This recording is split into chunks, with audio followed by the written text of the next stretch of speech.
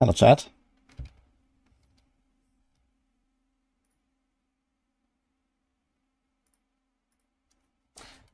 Welcome to the stream, everyone. How's it going?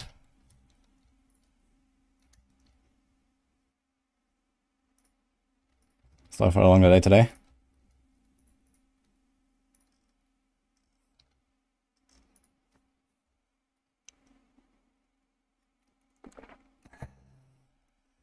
Wigglesly.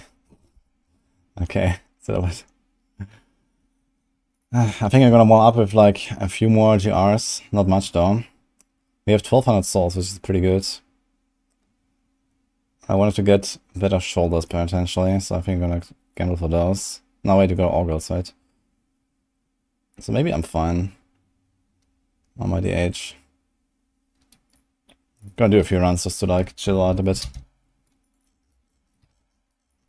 And then it's push time, guys.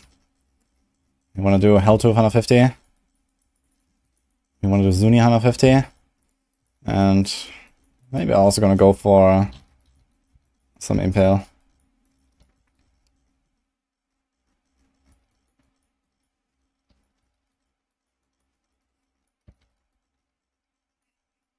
How's everyone today? Are you guys excited? 44? I hope we're gonna get a bit more than just like a little trailer. They didn't really say what and when.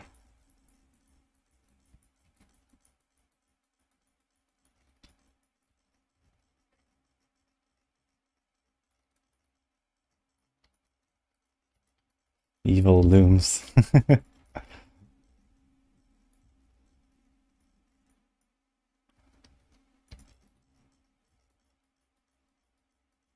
that tweet a typo? No, it was not a typo. There is something today. I thought it was a typo, but they didn't change the tweet or delete it or anything. They just posted another one for the 18th after.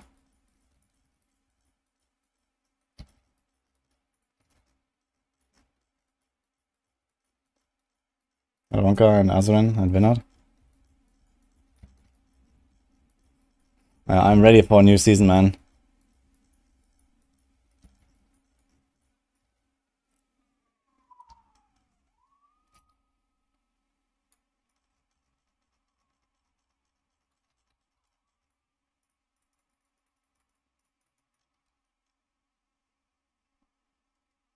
Do we have any gems to level here right now? I guess he's gonna go up a little bit and try to level these gems. Oh yeah, actually I need to level my main gems here. Forgot about that. So we're gonna go up a bit, do the Simplicity and the Enforcer. I guess we should do that. Also, how many embers do we got?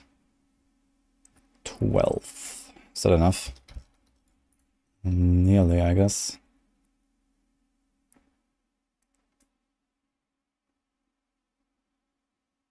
Okay.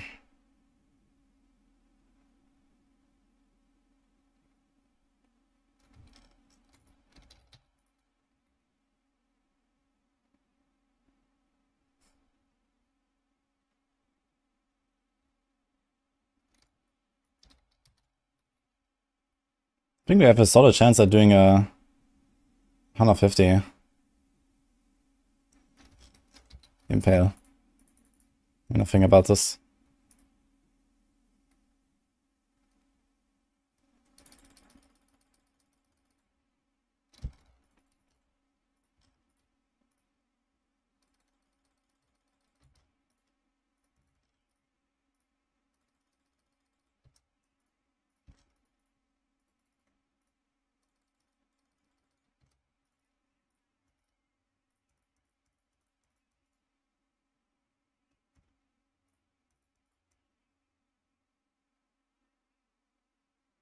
Yes.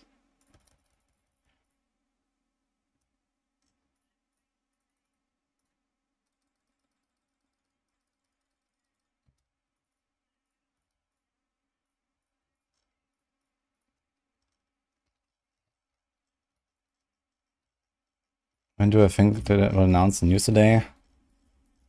7 PM CAT, maybe, something like around that. Usually I do everything at like 10 or 11 Pacific time. So 10 is usually 7 PM CAT. So we'll see.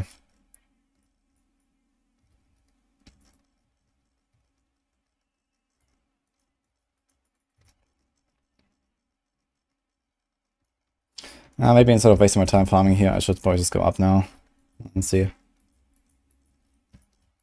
We're gonna switch to Natalia again a little bit.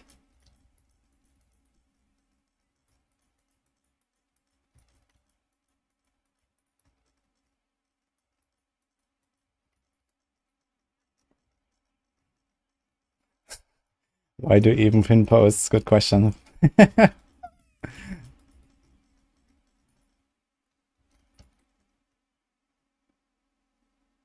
No music or in-game sounds. My god, you don't hear anything? What the fuck happened today?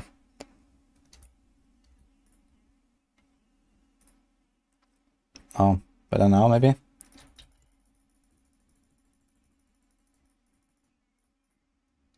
How did it happen? My scene changed for some reason.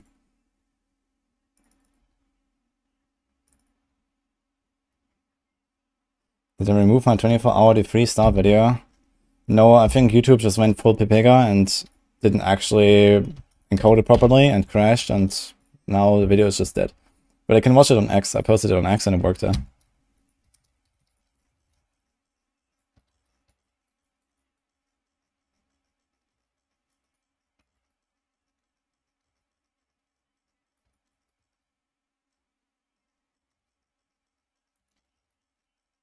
Will I be starting Season 3 of Diablo 4?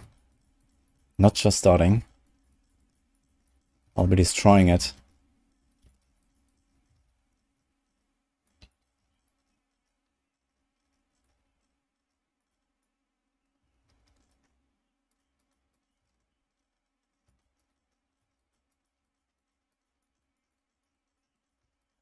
Yeah, I don't know what happened with my season start livestream. I guess it's just too long.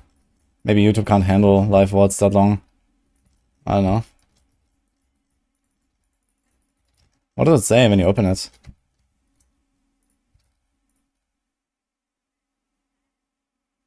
So it's like from 2 streams ago, right?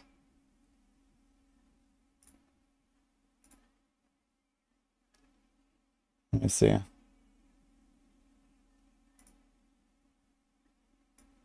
This one, right? Great. I mean, it says public. I don't know. I think they just fucked up.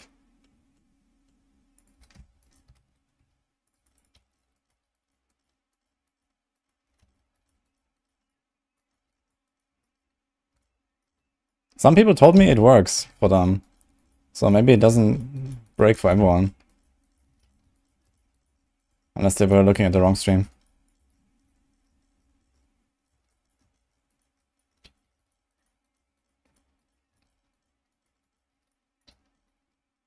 He's targeted 150 on Natalia. He died too easy. Well, welcome to Natalia. Can try to play with Esoteric.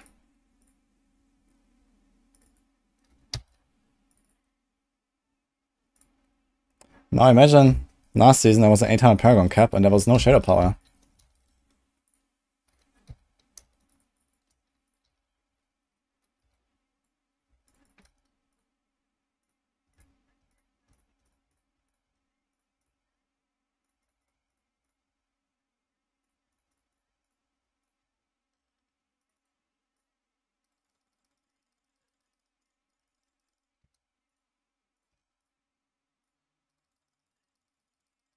Hi, Cold Ape.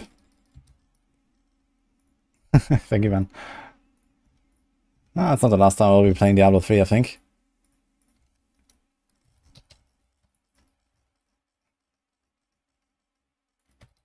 Cold Ape is just hoping that it's the last time. So he can blast in peace.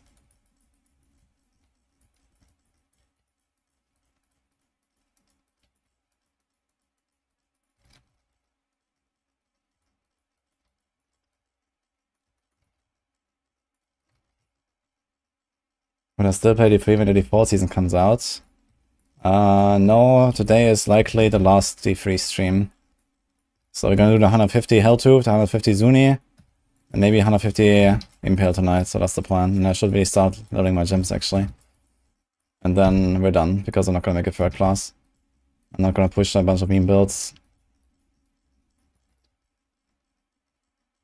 Maybe there's a slight chance for a bit more DP tomorrow if I'm not done tonight. Gonna do a bunch more videos, and that's it. That depends on how big the news are today. If you get patch notes today, then yeah, we're done.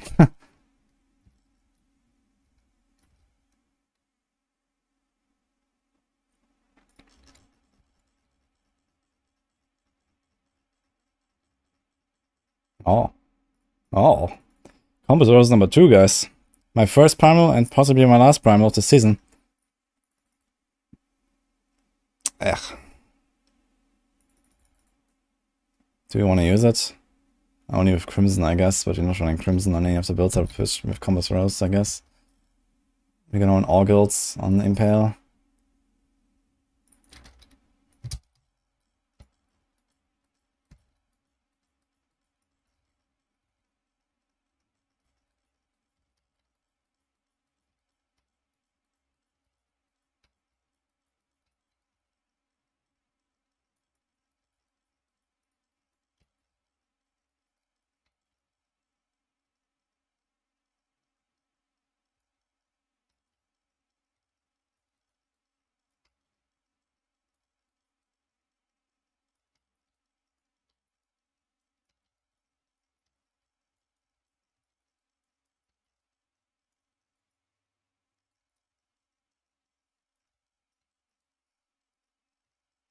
It's not my first primal drop.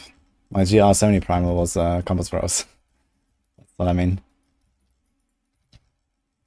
What is the other one, actually? 1 second, okay.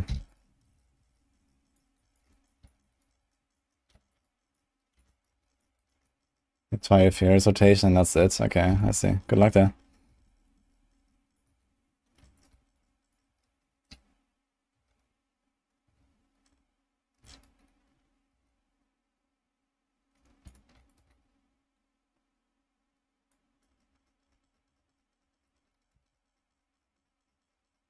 $14 million gold, I guess you can empower.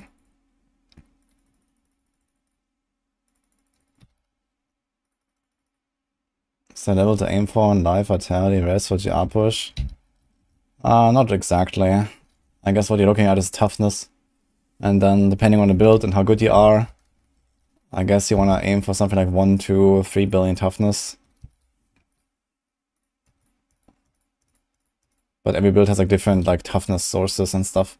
So there's not exactly a life value you're looking for, but yeah, usually it's worth adding a bit of vitality or so for like a push. I don't think we keep this or this. Let's go up. 119 in power. Let's go. Doing good in here. Average OW player.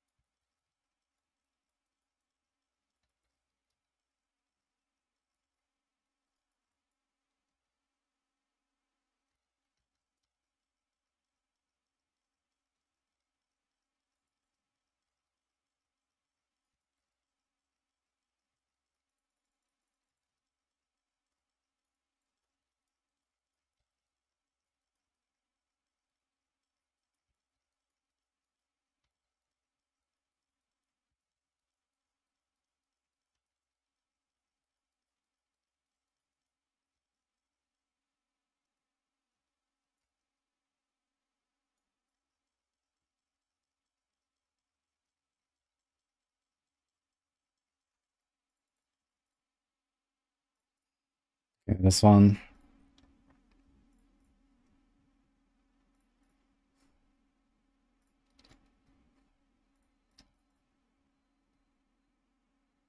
Ja, schauen wir's.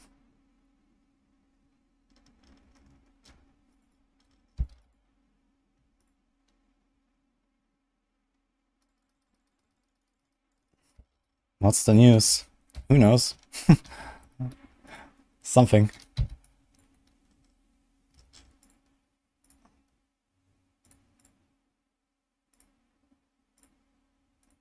Another Compass Rose, yeah. It's kind of usable if I need a cooldown.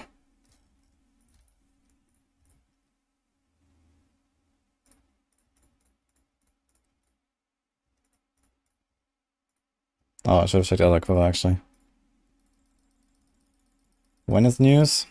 That's also a who knows, but most likely in around 2 hours or less.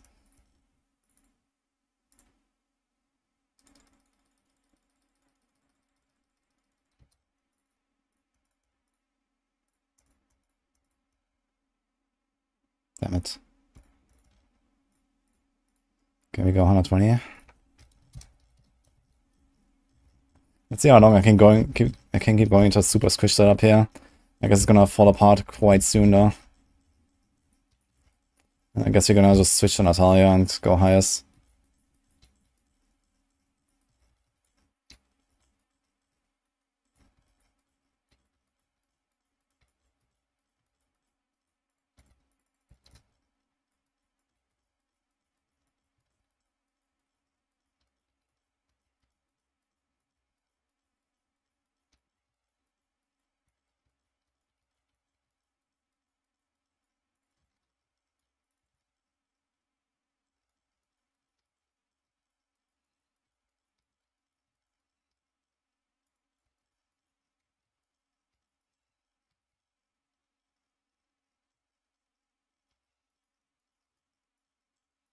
Ah, someone's running.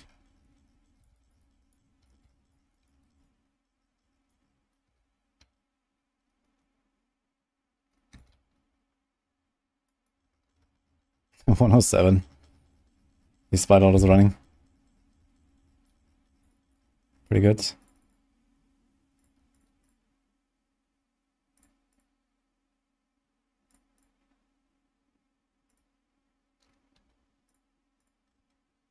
Maybe I should do the Tagok and the Gogok. I'm actually using Gogok. Wait a minute, I should level Gogok. Let's do another one on 120.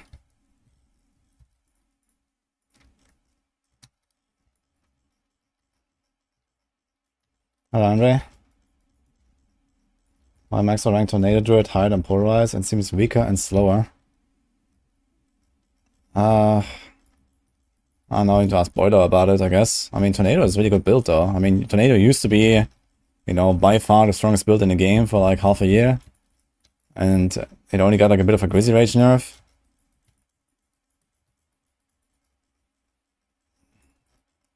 So it's still a pretty decent build.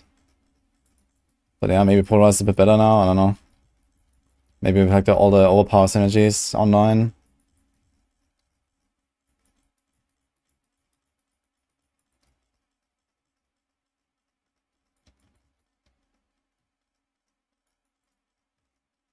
Is it viable to build a wizard with Star Pack this season? That's not just viable, that's actually the meta.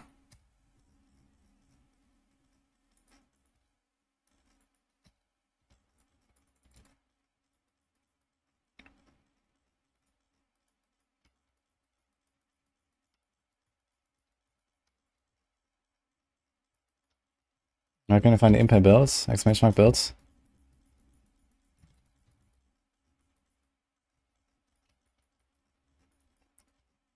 How silent I've been, you know, that's hyped for season 3, you're more worried. Why are you worried? They didn't, like, you know, reveal anything, they didn't announce anything, that's coming now. And since I didn't say anything for a long time, it's gonna be pretty big, I guess.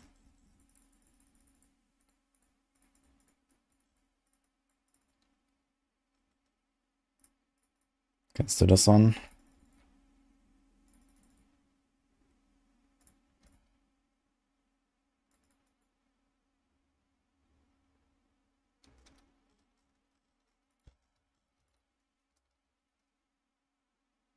Typhon Wizard viable for groups? Yeah, I see some people playing reverse Archon Typhon Wizard. Seems pretty good. With the Nova and stuff nerfs. Seems like Typhon is actually solid as well.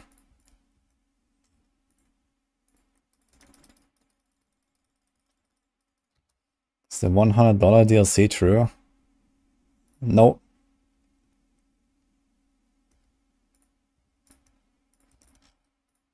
You got bamboozled.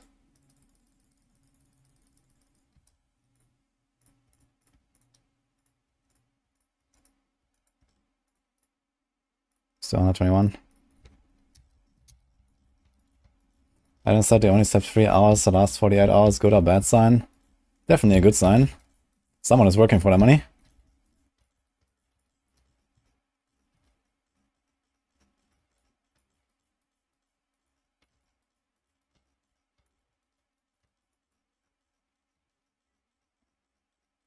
DLC after 2 seasons. Shizo. Or can someone give me a link for Shizo? Such a nice emote.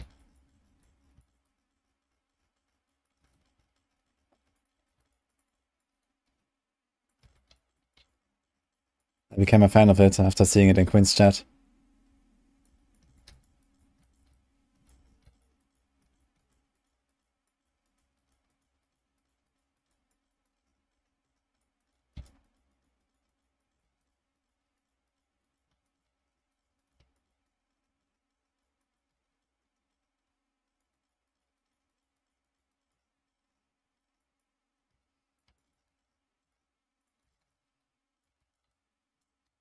Wow.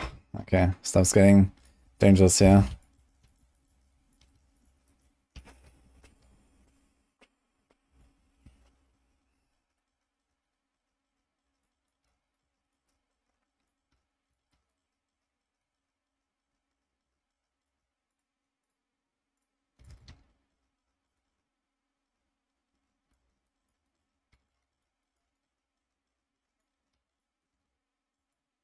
Let's go.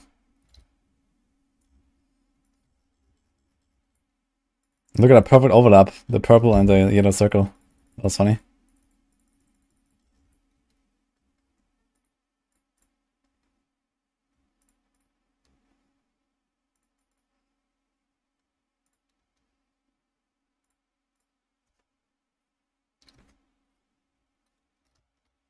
Thank you, Dofo.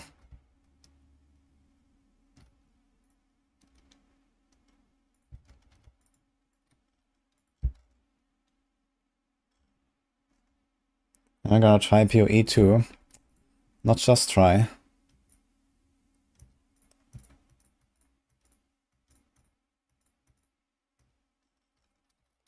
Look, we're getting so many embers.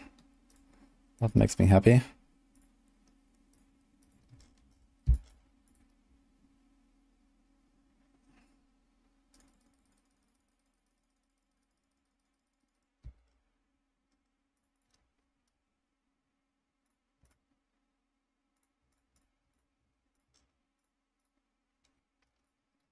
Uh, 122.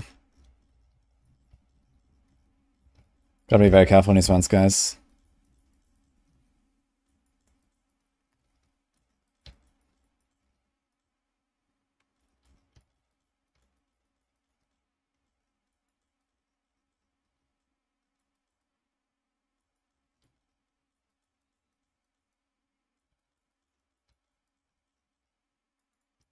Maybe not so much.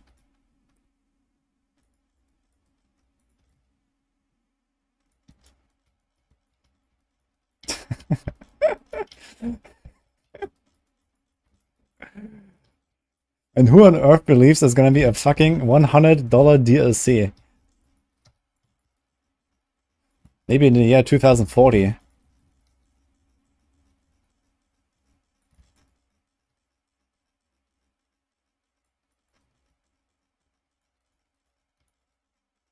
If civilization still exists then.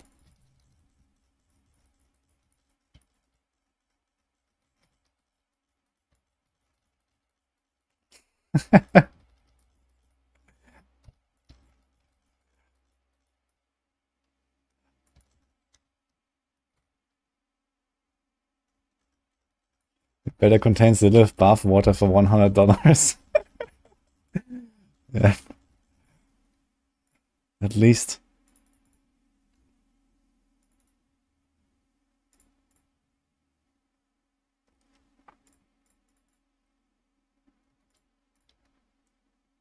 Oh my god.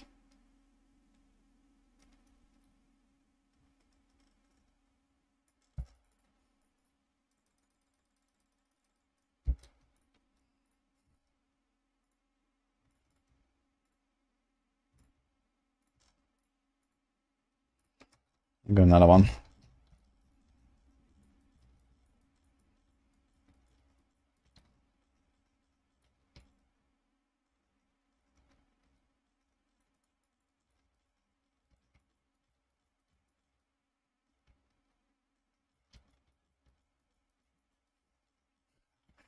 $100 DLC for a $70 game. Yeah.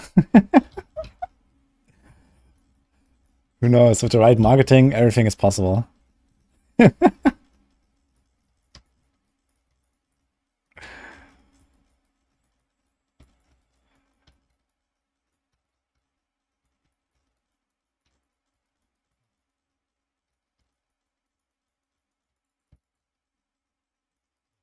Need more money for the Diablo TV show. Yeah, whatever happened to that one, by the way? Still waiting.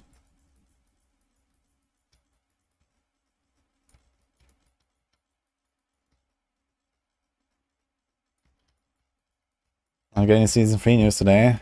We get something today, yes. The announcement, trailer, or something, I expect. Perhaps the patch notes? Who knows? And last time I did the patch notes after the campfire chats. But maybe there's a chance.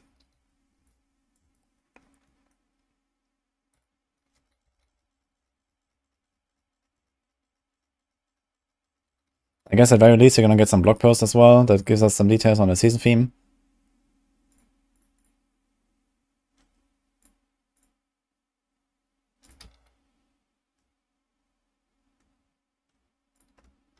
Okay, we move up.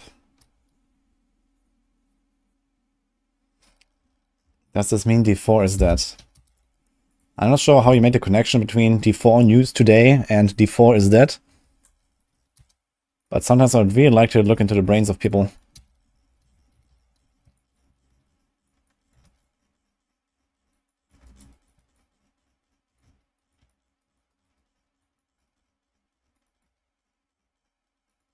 What brain? Oof.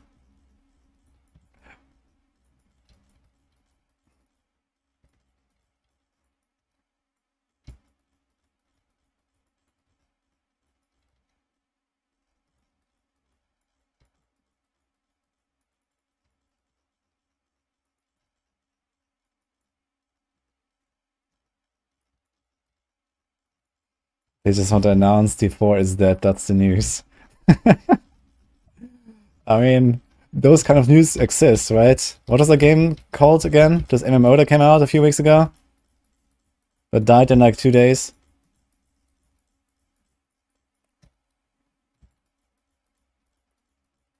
The day before?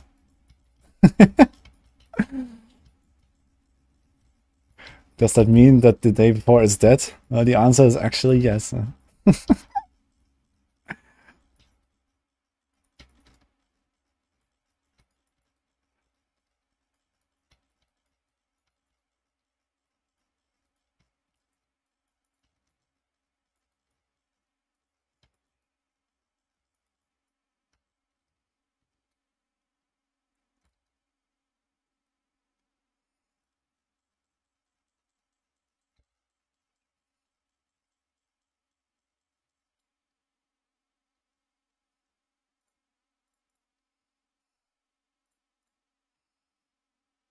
I'm actually 5 tiers higher already, and it's still going pretty smooth. I guess for Paragon farming, I should actually be aiming at something like 122s or so.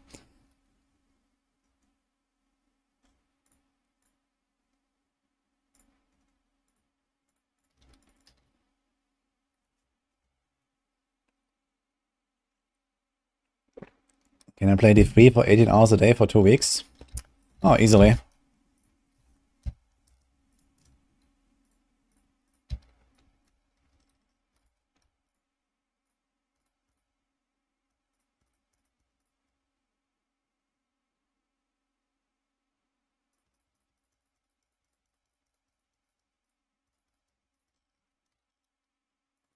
Yo, Sinski, thanks for the sub.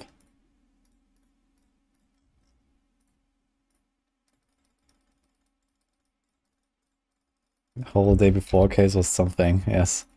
Yeah, I saw a few things on Twitter.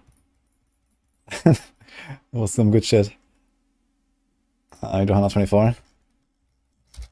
So far, going pretty well, actually. I think I'm gonna just like jump straight to like 135s or something on Natalia. After like 1 or 2 more tiers here. Do 100% upgrades all the way.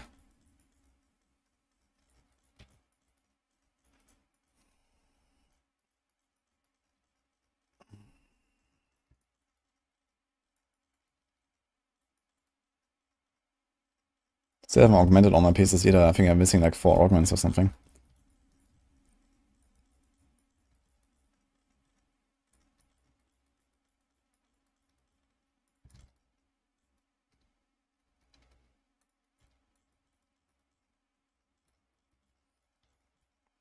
This turquoise ring is actually pretty nice when you stand still for a few seconds there.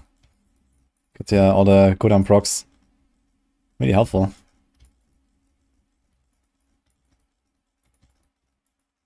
Above 125 is good to change that tire and trap belt. Yes. I mean, you can push like all the way to 150 with the second class builds as well if you want. But it will be much harder and much more effort and stuff at higher. I mean, a tire is hard to play. But in terms of grind, it requires much less. If you know how to play it, you can do on a tire 150 like day one, you know, I've done it. And, like, you can do that with Impale or God or something. God, you know, Impale. I mean, I might try 150 Impale and see how it goes. I think there's a chance I can do it at this point. With all extreme maps and everything. We'll see.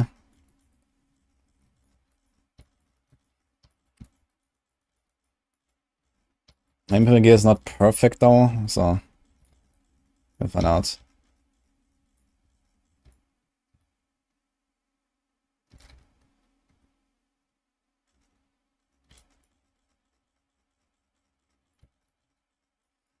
Getting in like 2-minute territory though.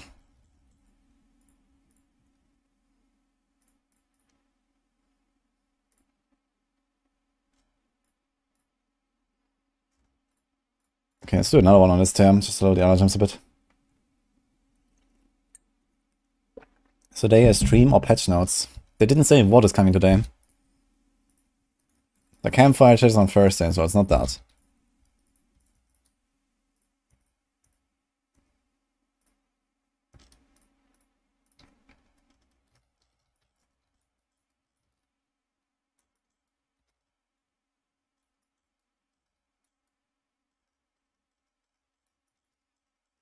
Man, no Arcane Fury, no powerful, no squirts. Ugh. Big fat spider.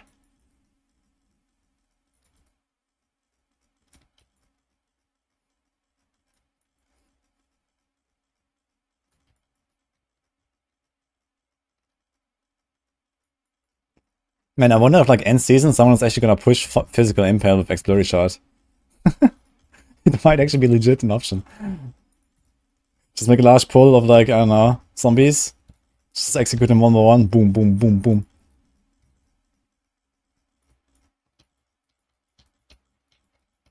Might be legit. Like 10k Paragon.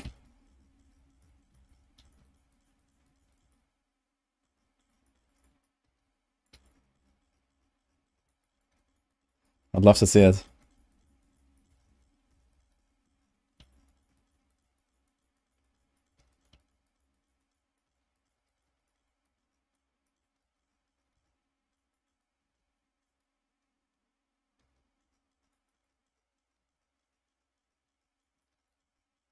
Hello, pardon. More pushing today.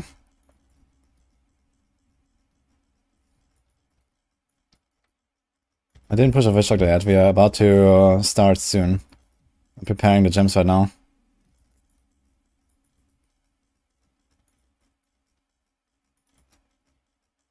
Ever ate milk soup? What the hell is milk soup? Sounds like a failed pudding.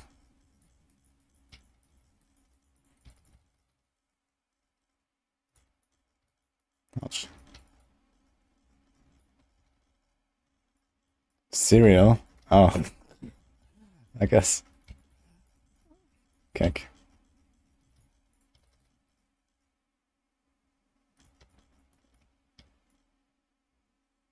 Actually, at this point, if I would replace my Shot of Hatred with a Sliver of Terror, could probably squeeze out some more tears without really going much slower.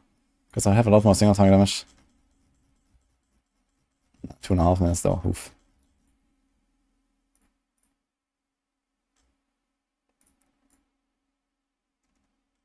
Okay.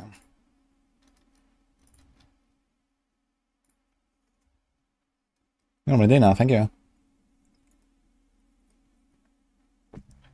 Campfire is on Thursday, but something else is today. Trailer, log blows maybe.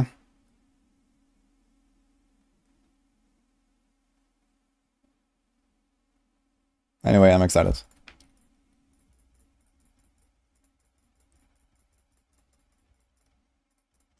Thank you, Medina.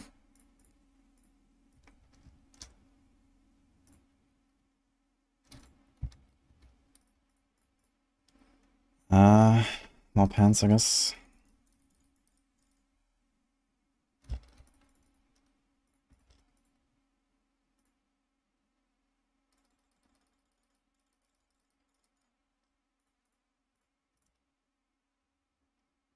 Actually, wait a minute. We have 2 Ancient Witching Hours now. We do have this one. Okay, so I can actually roll this to Dexterity later. I think I'm gonna augment Vitality on this. So I can use it for both builds, because I'm gonna use this on Zuni and on this.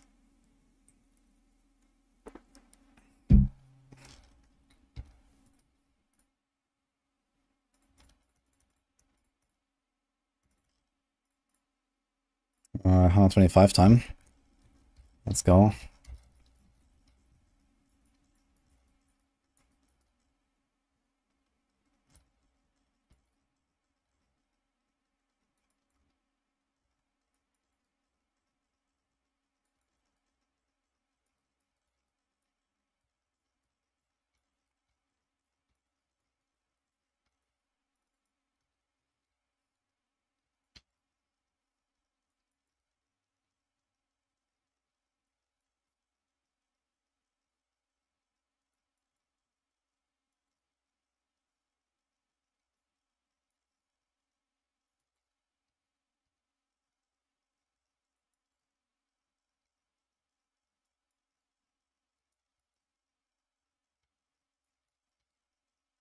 Man, boomers everywhere.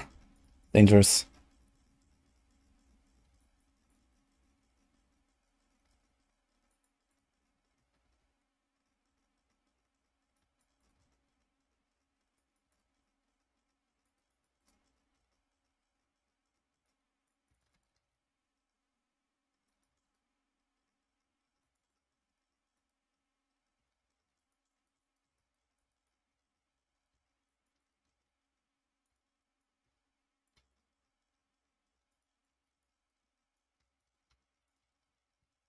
So what GR is it realistic to make the follower tanky? Doesn't really matter so much the tier, it just matters the speed. I mean, if you have an Enforcer in your build, you can always make the Templar survive, or like the follower survive without the relic. But it needs pretty good gear and augments and stuff. You need like a lot of like, combination of int and strength or dex. So they have enough armor and res, a bit of vitality, and then lots of life per hit and life per second. And then they can survive. So usually like Enchantress, you take Enchantress, put int gear on her, and like augment dex. Or like on a Templar, you equip strength gear and then augment int. Templar is a lot easier to make survive because he heals, but I guess the heal doesn't really impact him so much. Because he has a lot of HP. In speedruns, you can definitely make the follower survive without Enforcer. If you have like pretty decent gear and you go at a really fast pace. Like if you go at this pace, the follower will generally survive. But most of the time I just use the Immortality for convenience. Because it doesn't really matter that much.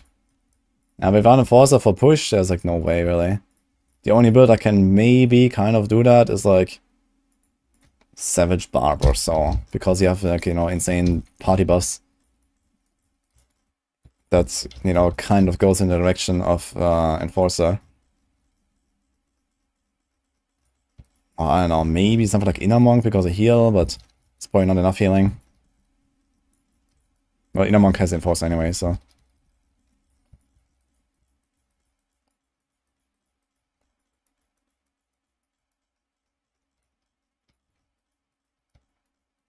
It's live stream today. No, there's no live stream today. That's on Thursday.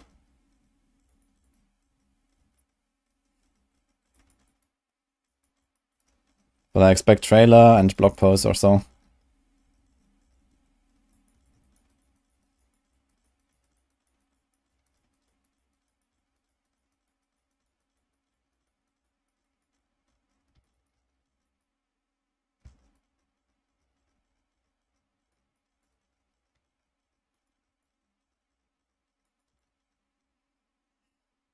Should definitely start using my potion on the elite packs.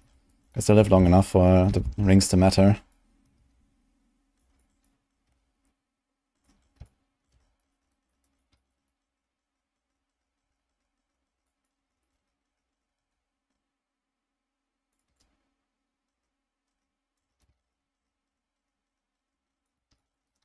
So my attack speed was just 4.13. Let's go. Is that with Fleeting? With Frenzy? Yes. Frenzy and speed and Echoing Fury. 4 knives per second.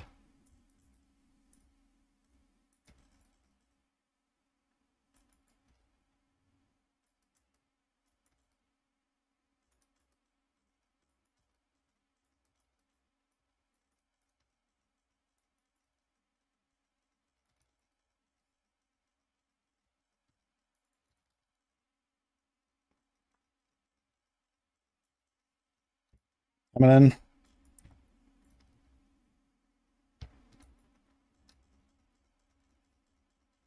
Two or 9.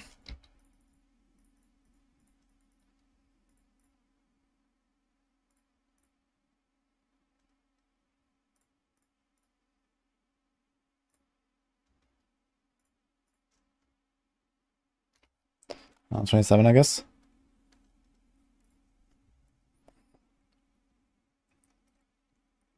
I mean, looking this here with that pace, it seems like the 150 will not be that crazy hard.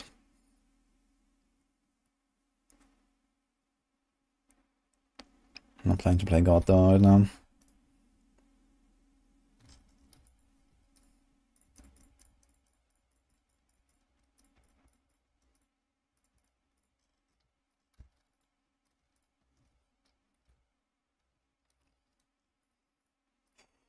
+1.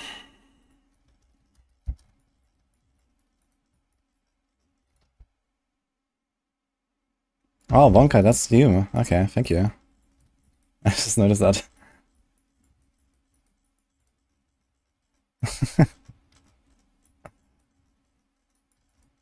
Okay, good to know.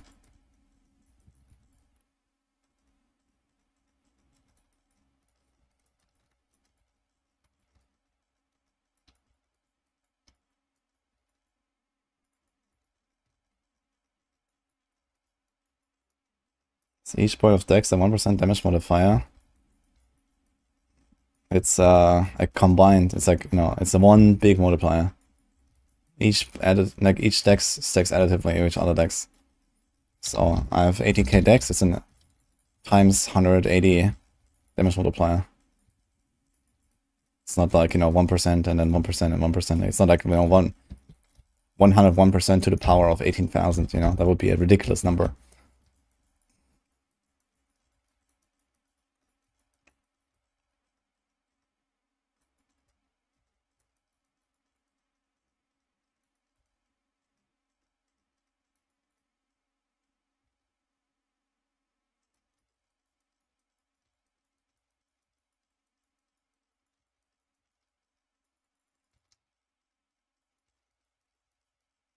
Where can you find a build for Impair Speed Jars on Maxwell? They're using Augurs. Wait a minute.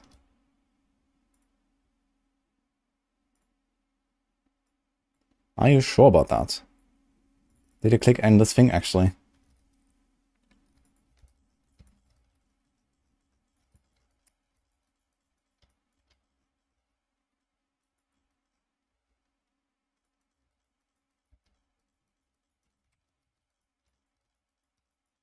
Any music or sound? You should be hearing game sounds on YouTube now. But music is Monka2S on YouTube, so I can't do that. Unless I somehow create an entire, you know, new playlist that may or may not get me copyright striked in the future. So I'm not really looking forward to that.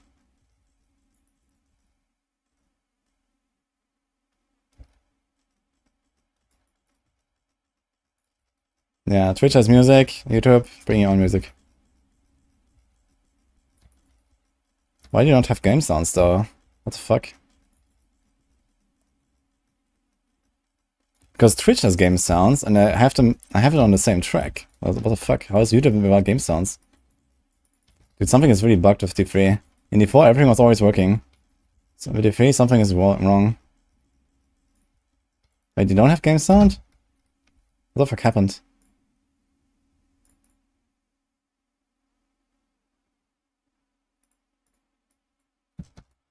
Now?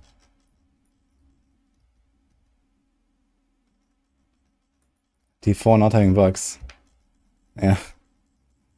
Yeah, and D4 is working fine with my setup. But you see here, I have 4 virtual audio cables. I have A, B, C, and D. Here it just says question mark, here it just says empty. This is B. This is where I usually have my games. A is my microphone. So I'm gonna put A, but you don't hear it.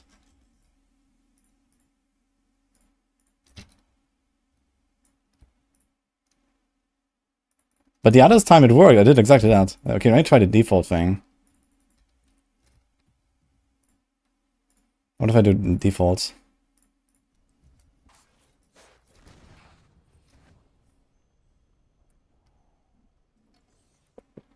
Wudijo number 1. Who knows? The answer is yes.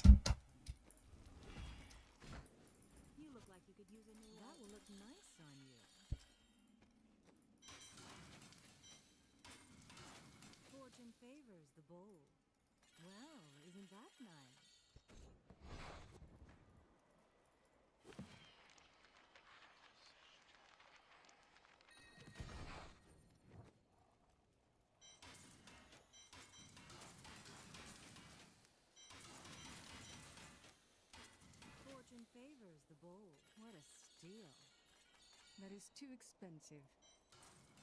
So do you hear the game sound now or not? Still nothing?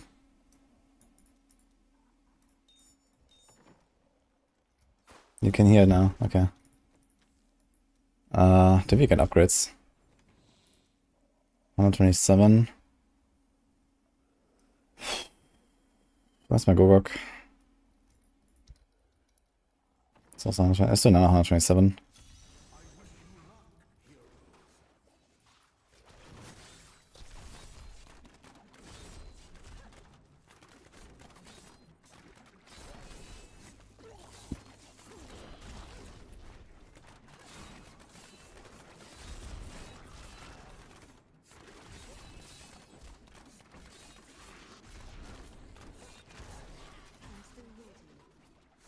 The best farming wizard build for rifts and greater rifts. I'm not 100% sure what wizards use for solo farm right now. I'll probably go Typhon. Or if you wanna go GR90s or GR100s, you can do like LOD Meteor with Walker, but you're not gonna get much XP. XP wise, it's probably Typhon. Oh my god, dude. That's getting too squishy, yeah. It's a shitty map. I think it's time to go Natalia now, go high tiers.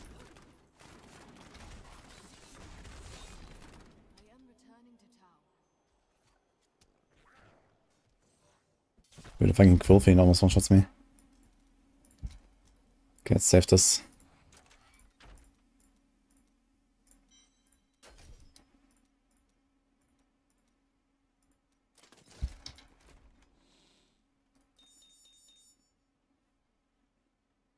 Let's check this on the other character.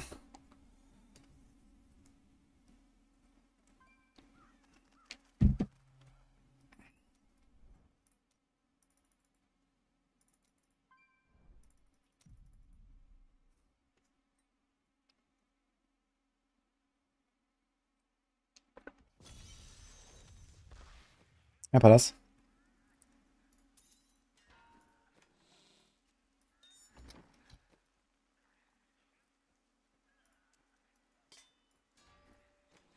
The fuck?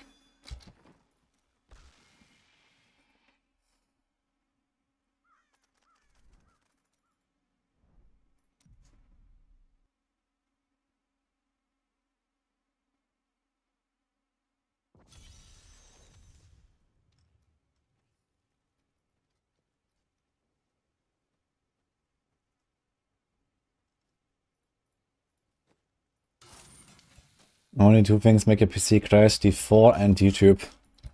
Oh man, if that happened to me, that would be a disaster. What the fuck? Do we have any upgrades here? Let me see. Natalia.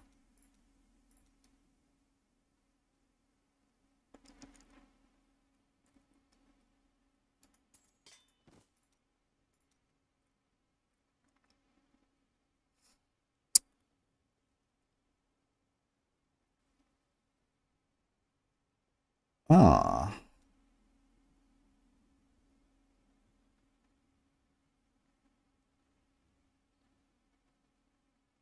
Uh-huh.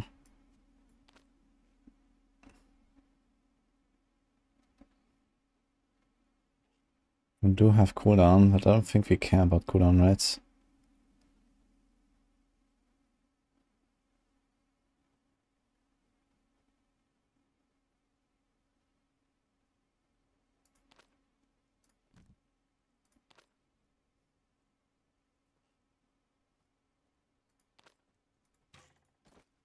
We also have these just in case. I'm not gonna go Natalia ring.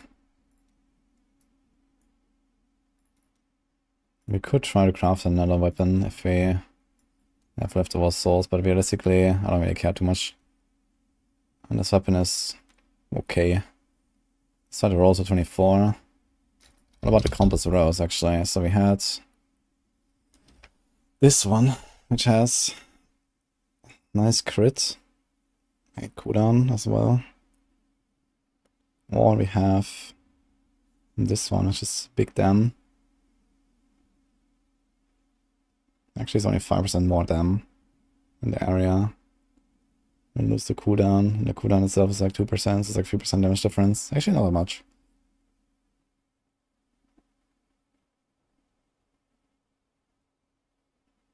And then the 11 area.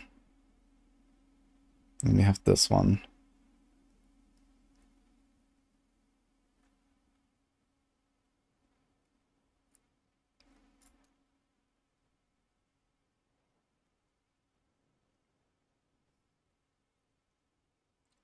Did I have too much cooldown still? Let me see the planner.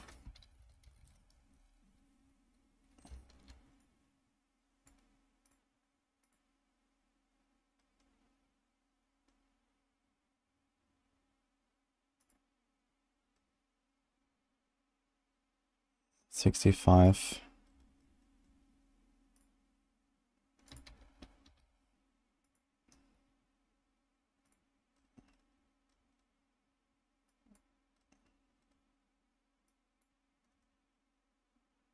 $54.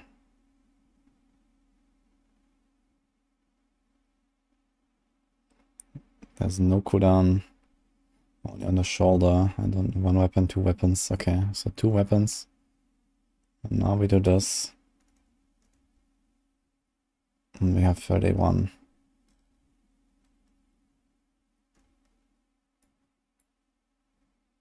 Now we have too much.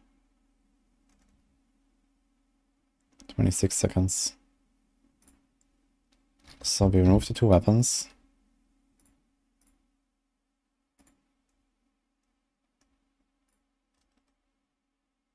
It's 32.3. Fuck. So yeah, ideally we don't want the ring, but we want a weapon instead. Right. We have this here as well, which I could roll to more damage.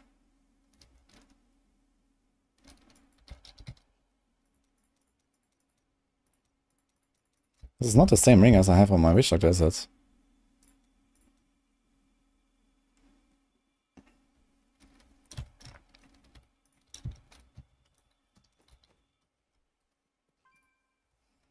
thing is plus 4.8% damage, and that's with Vitality Augment.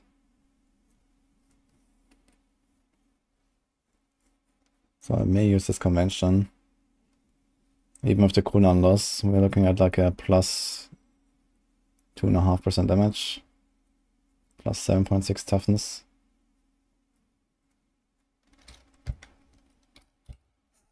Okay, we don't have the cooldown here.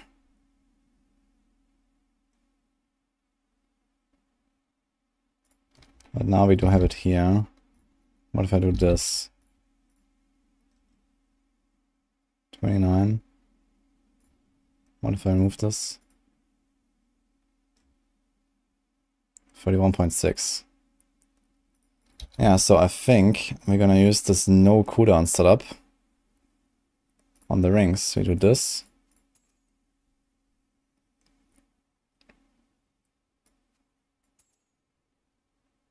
And we take the other ring. And then we just roll this weapon to cooldown. And we're good. Is that correct? 42.7.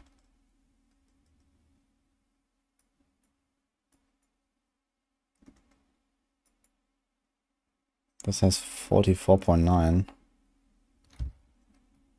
What happened? Ah, because it didn't roll this yet.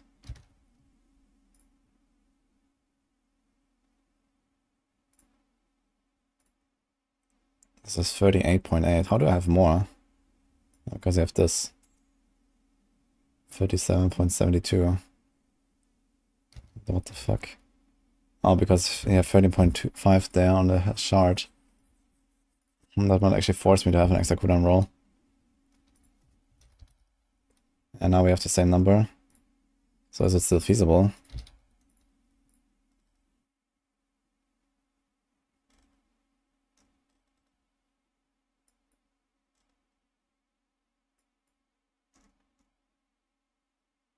No.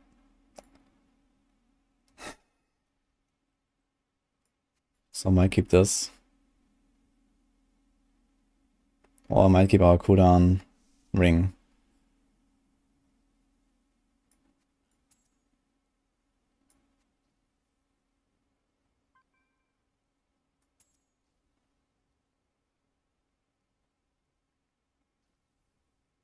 Or we take this one instead. It's more healing. Not much less damage.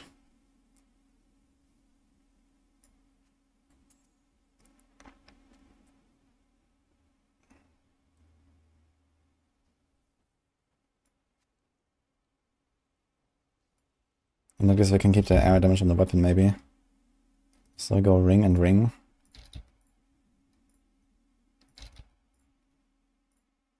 We drop this.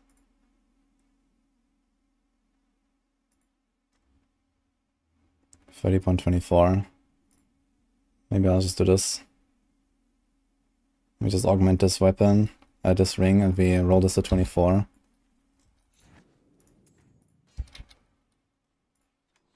So I save this. I don't think I care much anymore, but let's destroy this. And we get a dex augment here.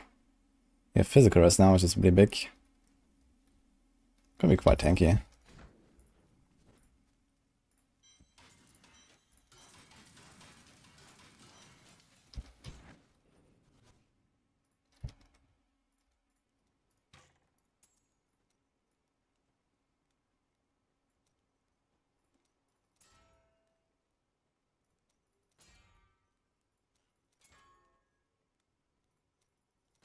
Will I be live to go over the news for Season 3?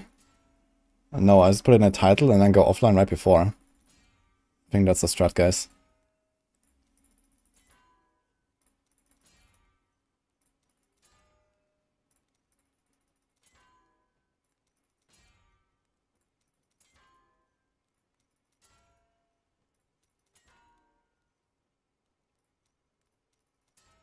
Of course, get 49%.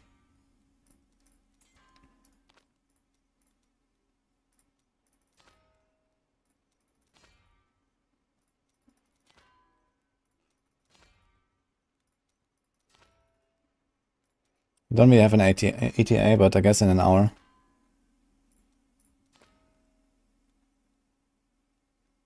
Okay, starting a little bit higher.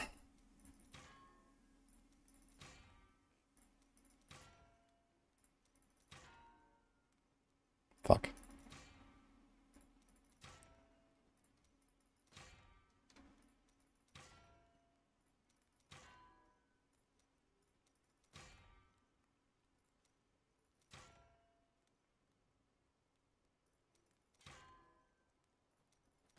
When is Foreign Liberty coming out, by the way?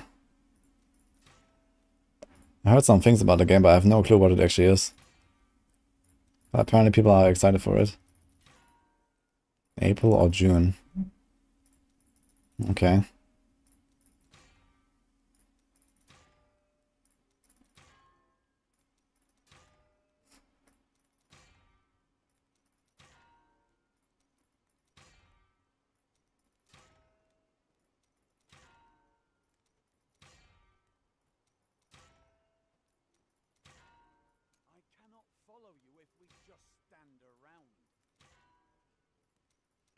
I'm just going with the 23 for now.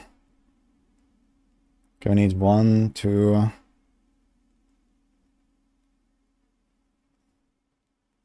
Only 2 elements. And also a different ring. Put this here.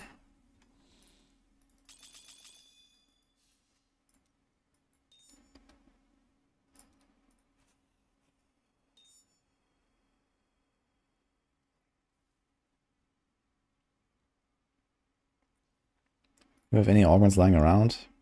Or we just take like some of the failed ones here?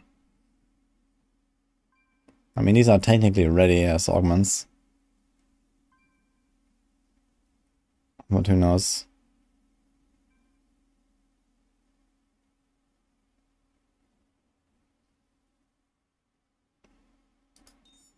Let's take this one.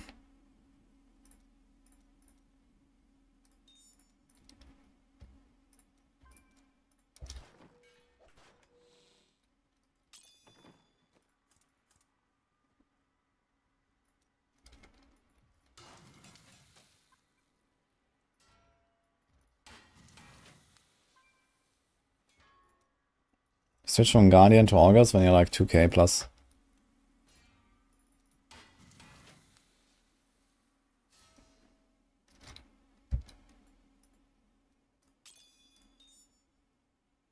I understand I'm not for everyone, but give me a try and you won't go back.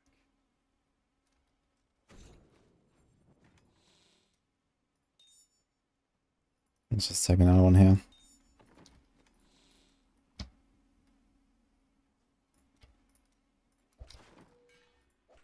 I actually try to upgrade a few more of these. You have access to a wondrous artifact of old, and that's what you want to do with it.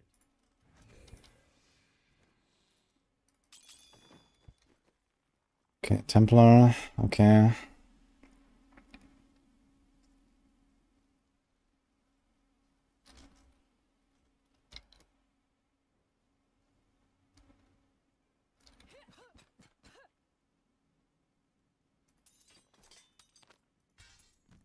We can make our life easier by just like changing this.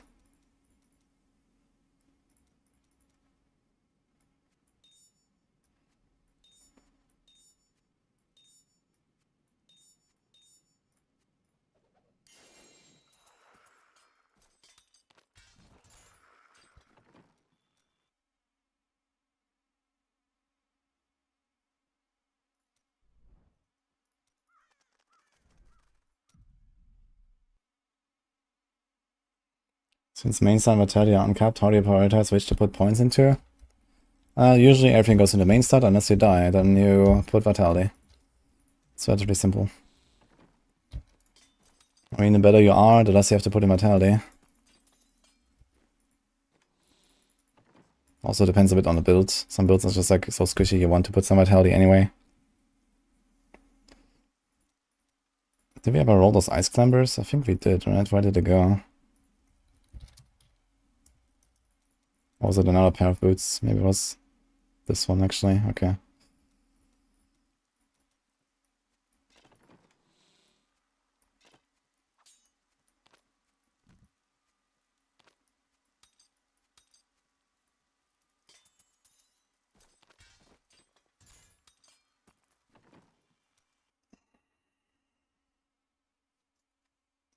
Best value farm Flawless Warrior Gems. Until the month ends, Darkening of Tristram, kill the Butcher and the Auric.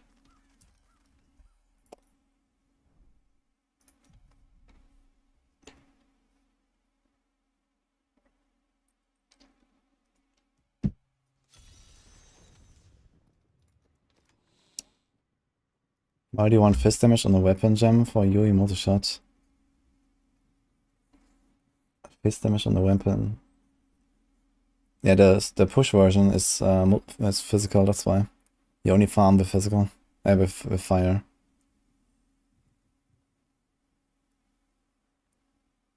Okay. Dude, I have 39 pettified screens, man, look at that. Also, we still have one shard here that I can use for augments.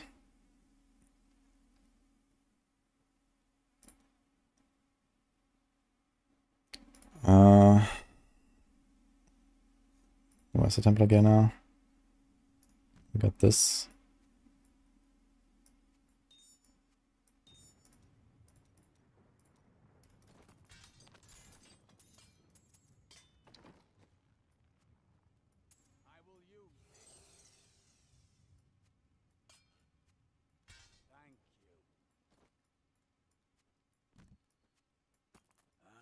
Good.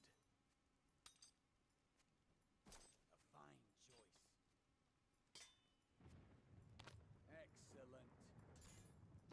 24k. That's okay. I've dug up some new things for you to take a look at. Alright, so what tiers do we need? Let's start with 140, I guess. 139. Let's do 139, then we go up to 149 slowly.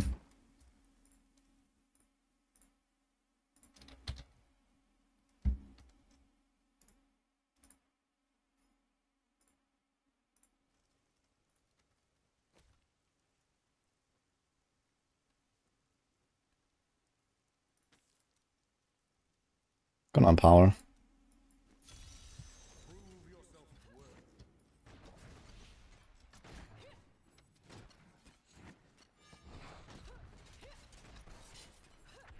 It's a bit of a warm-up. I might do like another push again, since we're like much higher Paragon now. We have like plus 500 Paragon, a bit better gear. Maybe we're gonna go for like some, you know, 8-minute clear or something.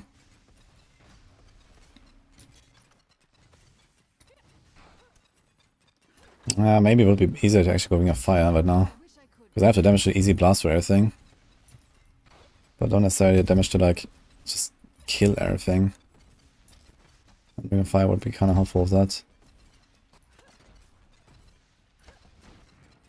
Seems fine though.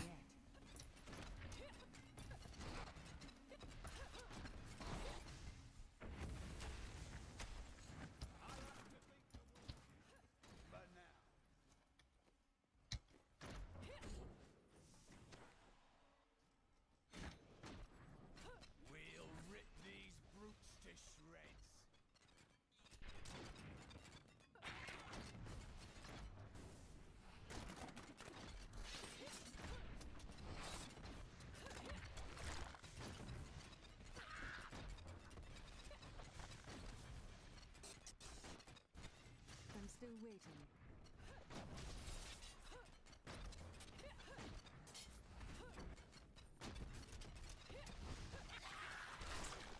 Not ready yet. Your fear betrays you. Toughness here is okay.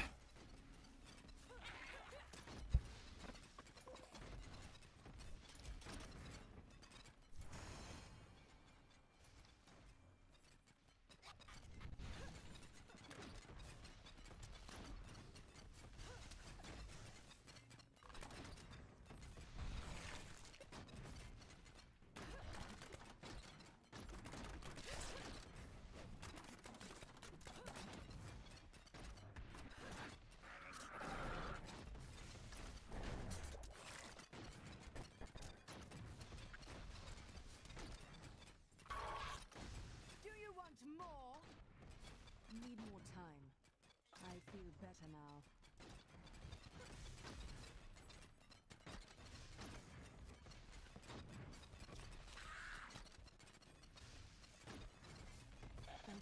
waiting. Okay, I'm melting.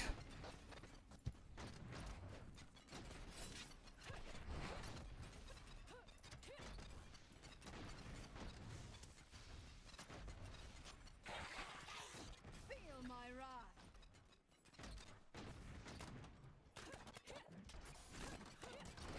Maybe not fight okay, single yellow here. Need more time.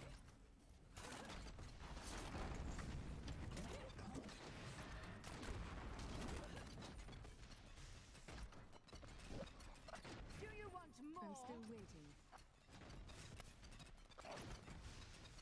Ugh.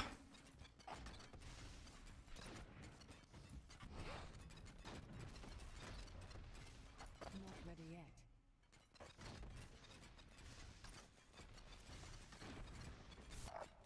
That was just a taste. Need more time.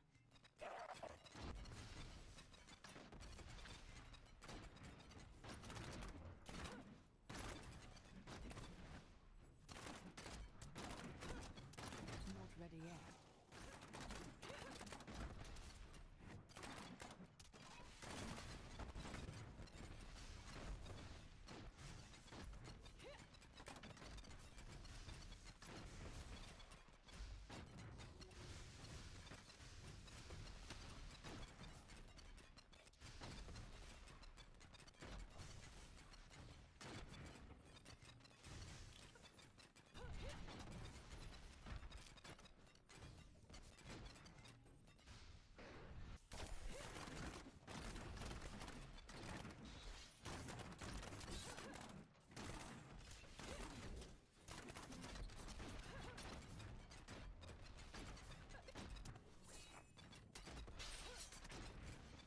I'm still waiting.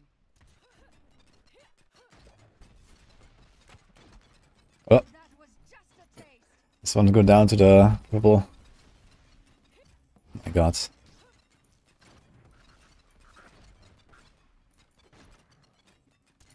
He's definitely a lot more comfortable now with 1800 paragons. That's also only 139, not 150. But yeah, definitely at the point where I can go with less vitality and get more air damage and stuff if we had the gear for that.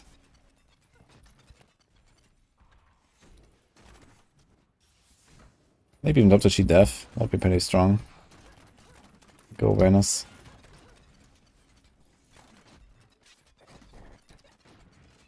Need more time. Vengeance!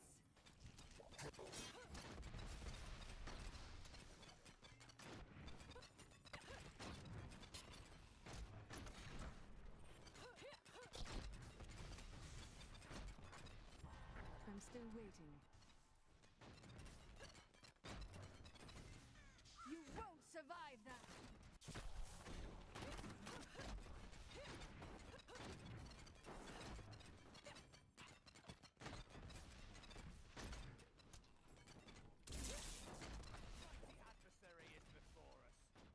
Master Founty 16 of God or Multishot or Impale? Definitely not Impale. Impale is only for jars. Although with Explodey Gem, I guess Impale is also okay. But not exactly a T60 build. Impale is the best for speed jars though.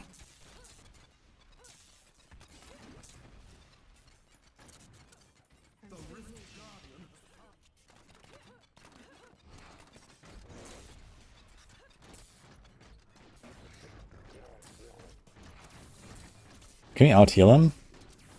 Ah, it kinda looks like it.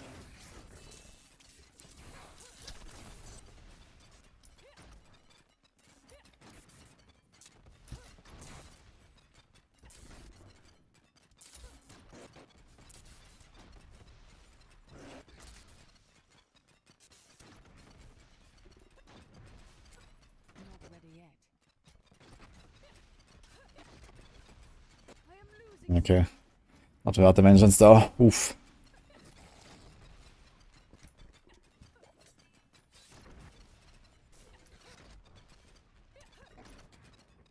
Need more time. Okay, it's pretty decent time I guess for just a random farm run.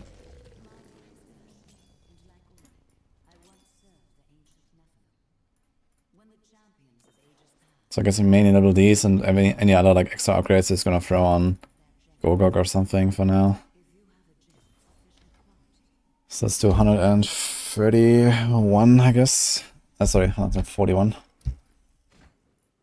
I've become stronger.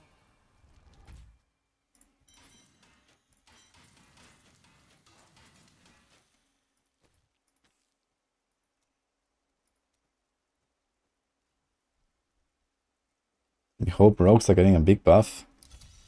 Well, I certainly hope they're gonna fix the Tables Will stuff, which I guess they will. Then they're gonna Omega nerf Close Quarters Combat. And then I don't really know where they would start buffing Rogue. I guess realistically it would be fine if they don't really buff Rogue much, as long as they nerf the other stuff enough. But then I guess they could buff some stuff like Exploit and Malice passives and some Paragon nodes or something. To like bring up the class overall, because pretty much every build uses those. Maybe buff the numbers on the skills a little bit or something. Need more time.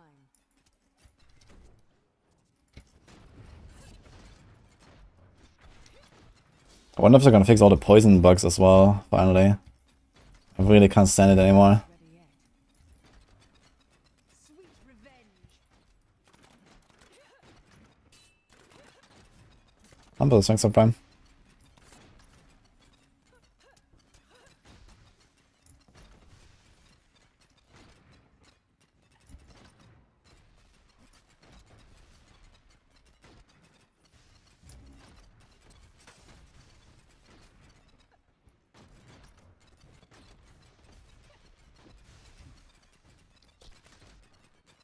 You won't survive that.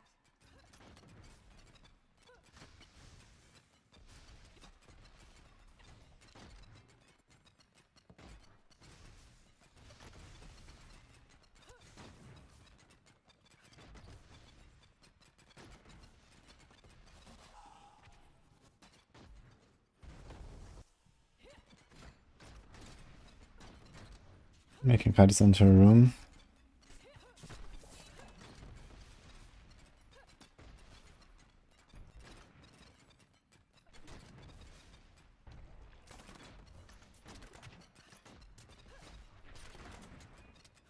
I'm still with.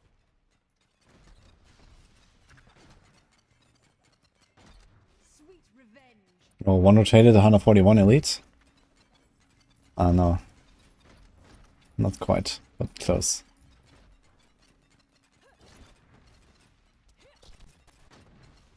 Oh man, this guy's like running away, what the hell? Maybe not gonna kill the zero.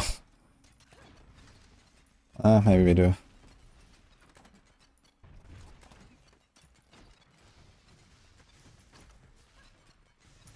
Need more time. Darkness awaits you.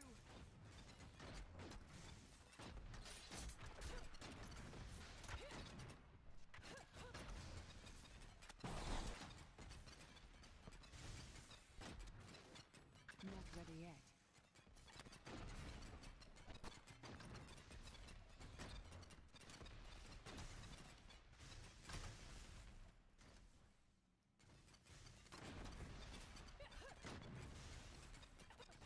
I'm still waiting. It's a really shitty pull here. Running out of stuff now to give me a Shadow Hater buff. Ugh.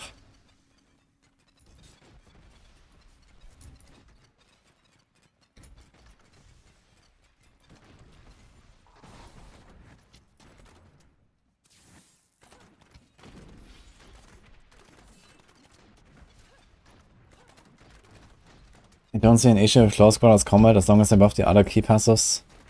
I mean, it could happen that they buff the other key passes, but I don't know, like how would you buff exposure or momentum to be somewhere close to the level of Close Quarter Combat? Like Close Quarter Combat is like, you know, a ×3 damage multiplier. Like, what exactly do you want to buff the other passives?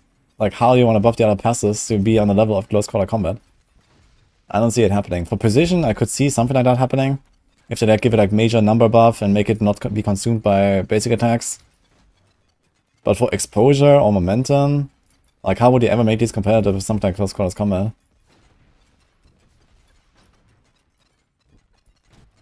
I think the scaling has to change a bit. It's just too much.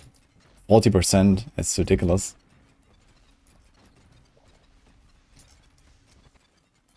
I think Close Quarters Combat was actually totally fine before Season 2. I think it should just revert it, because I felt like the key passes were all like interesting and strong enough in their own, you know, setups. Including Momentum. Momentum was actually used in Season 1. And now you'd never dream of using it.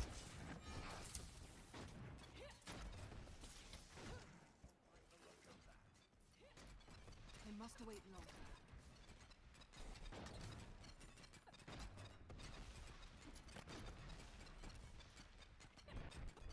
And since Momentum is clearly like the defensively themed passive, like they can't just like slap another damage modifier. I mean, they could, I guess, but that kind of destroys the theme of Momentum.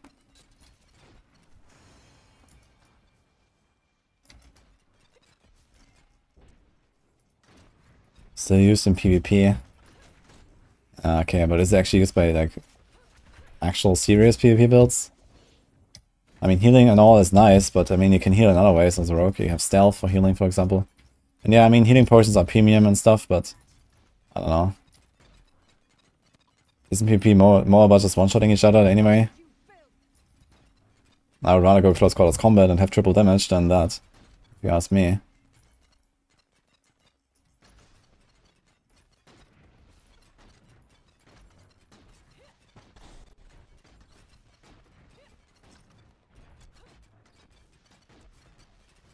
wish I could do that. Darkness awaits you. Do those rogues a healing fight? Really? They don't one-shot each other? If they don't one-shot each other, and then you reduce your damage by 66%, then I don't really see how you're gonna kill the Druid at all.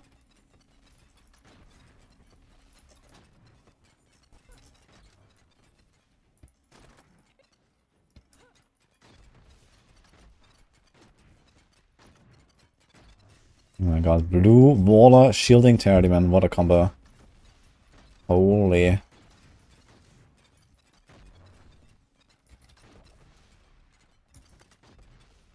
Not ready yet. Sweet revenge.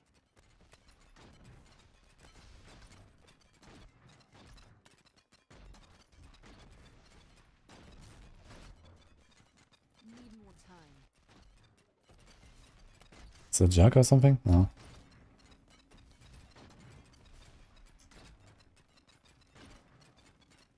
It's actually crazy how much tankier I feel compared to last time I pushed this.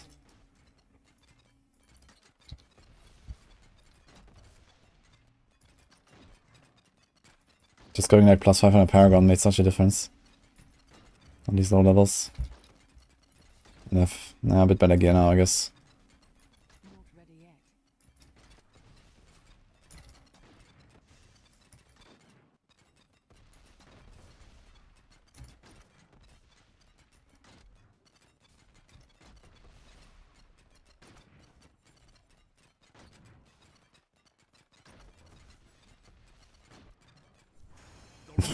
Kill both.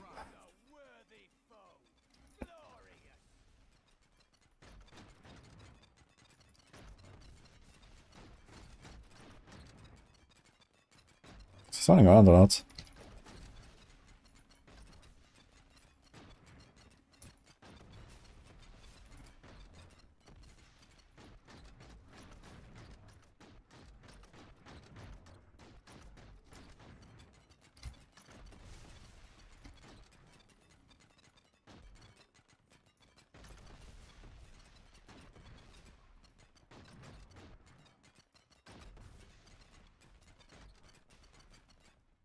Let's go. Wish I could do that.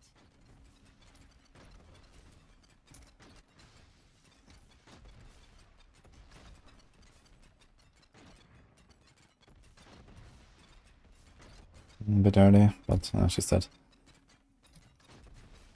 I'm still waiting. You have triumphed. You have a gem.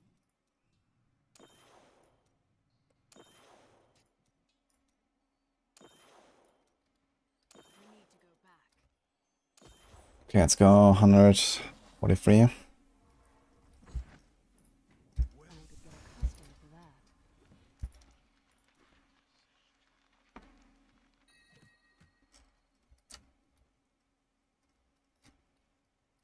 Flurry needs single target damage buffed. Yeah, I mean, I could maybe do some kind of like legendary or unique or something for Flurry single target that is like an option maybe to like improve your damage on single target somehow. Or maybe long term, if they add like third upgrades to every skill or something, they could give like a single target option for Flurry maybe. Or maybe they're gonna actually like, you know, rework one of the key passives or add a key passive that gives you like generally a single target option besides poison damage. That'll be interesting as well, I guess. There's many things they can do, and you know, right now Rogue is just like single target is always one of two things. Poison or rapid fire, or in some cases both. So it would be nice if there was like some more generic option. Just scale single target somehow on Rogue. Through like supporting skills or whatever.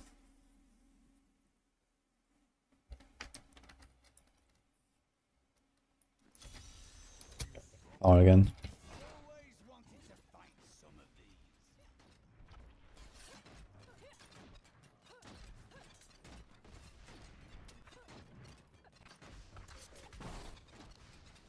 Need more time.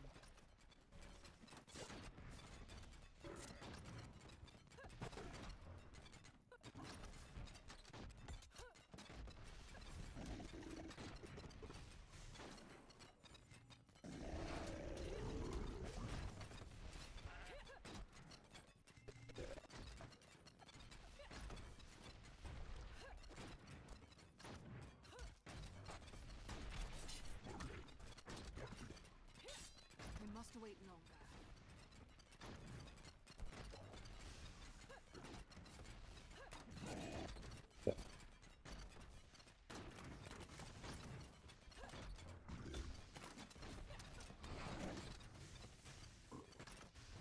Not ready yet. Darkness awaits you. Oh, yeah, Jonas, thank you for the prime. I'm still waiting.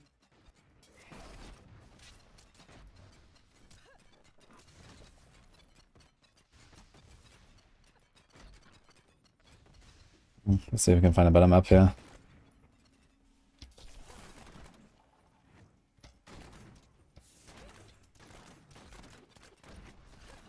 The sound is off on YouTube compared to Twitch. What does it mean?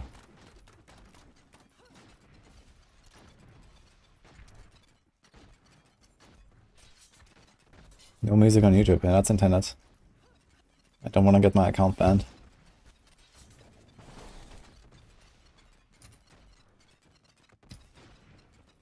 Need more time.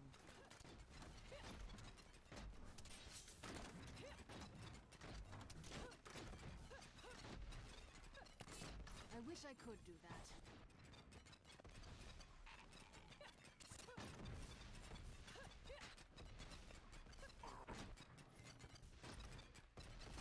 I wish I could do that.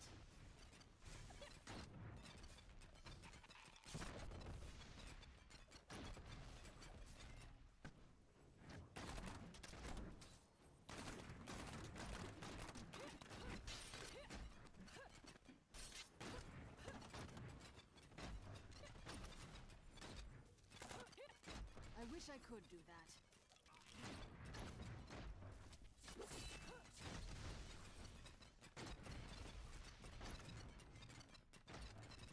Darkness awaits you. Nice overlap. But the guy flies out. F.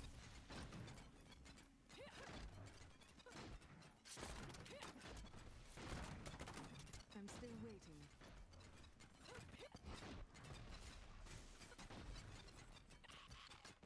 Do you want more?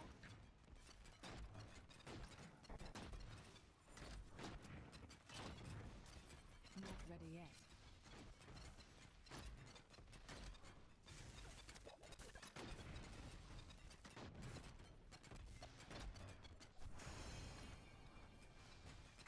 I wonder if at some point later in the season people is gonna go Sliver of Terror with attack speed crit.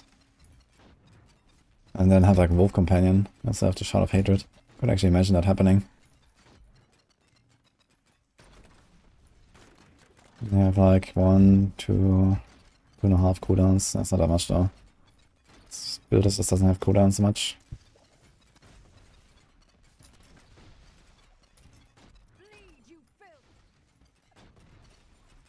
waiting.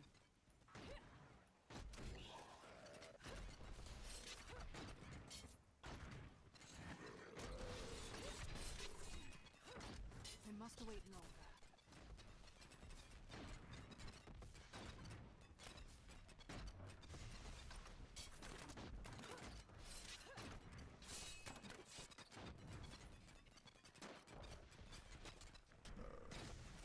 Darkness awaits you!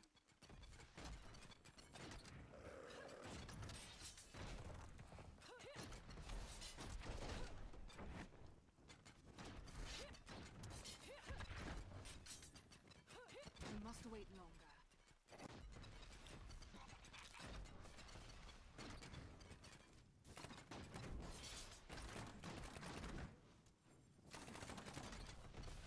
Need more time.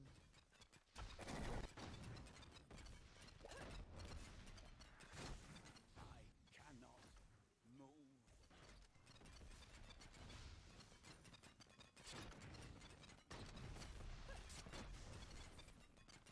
I must wait longer.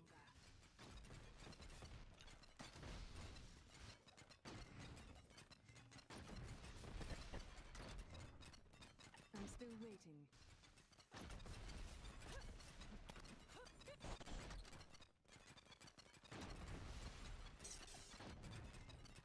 Not ready yet.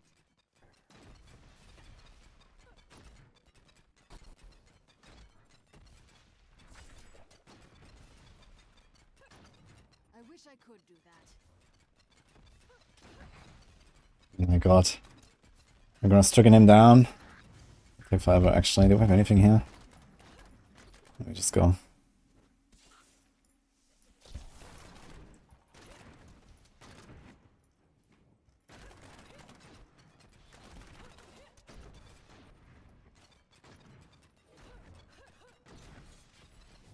more time. The dev stream for exiled Helltides. What the fuck are exiled Helltides?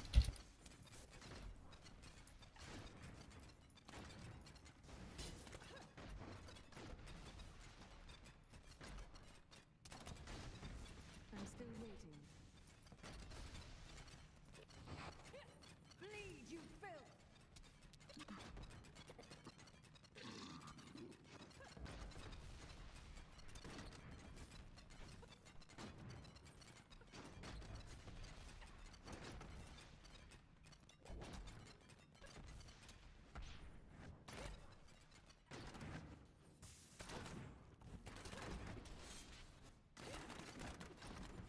I don't know if he must have seen his stream.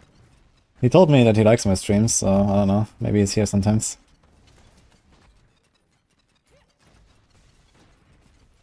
But I guess not during the free.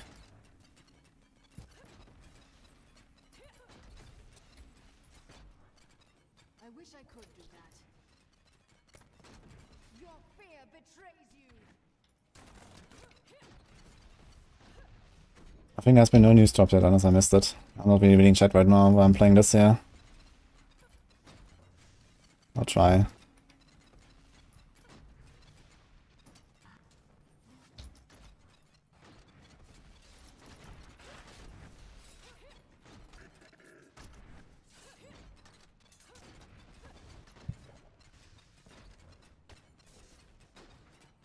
That was just a taste!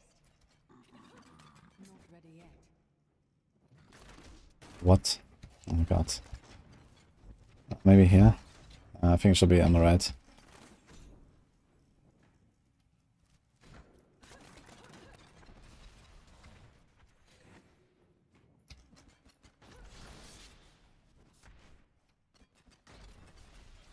I don't know if Elon Musk is here, you're probably not gonna know. I mean, the chances that he's gonna show up with his real name is equal to 0.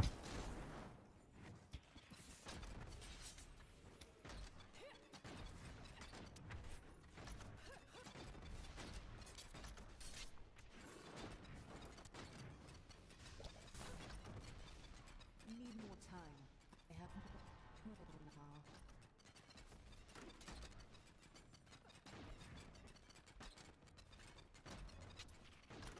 Our opponents may be strong.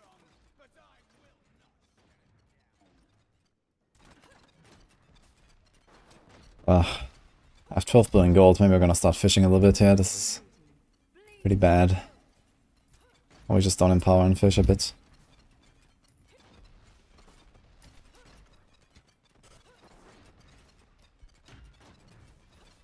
Need more time.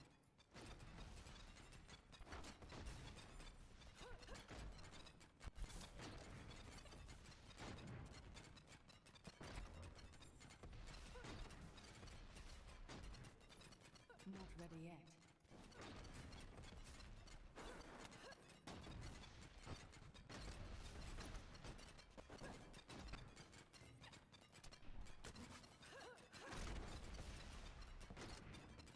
Need more time.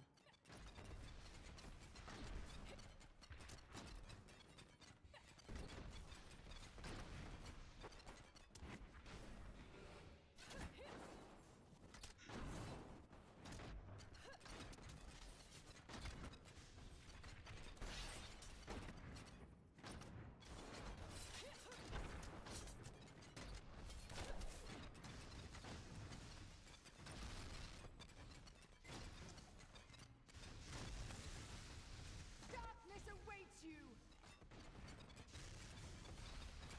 I am losing strength. Ooh, first proc. Better now. 5 Lightning Enchanted Buckets.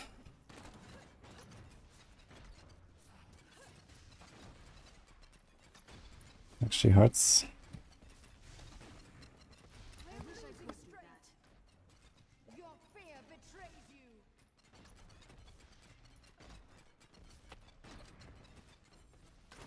Maybe a nice pylon. Okay. We can use that.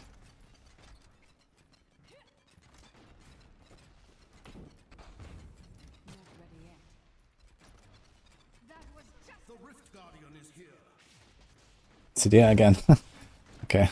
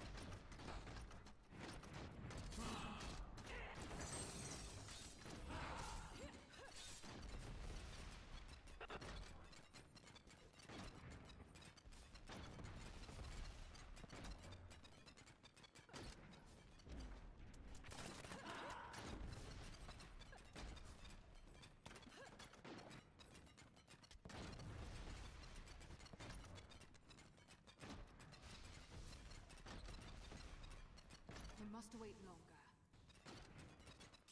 You have triumphed.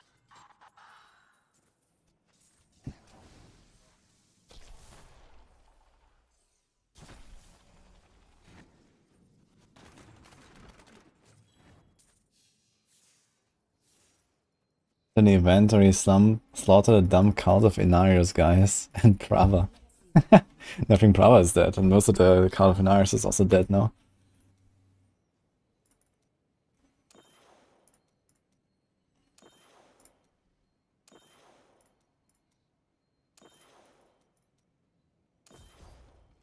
Okay, how slow was this? Kinda slow to be fair. Maybe it's gonna go 60% time outside now, should be pretty fast then.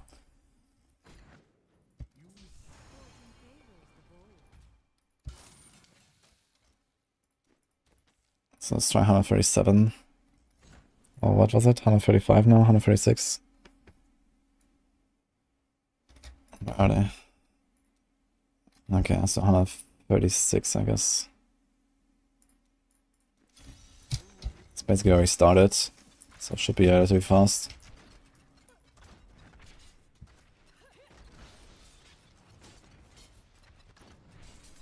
I'm still waiting.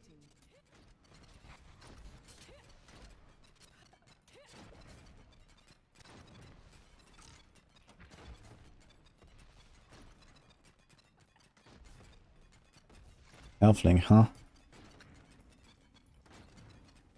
Need more time.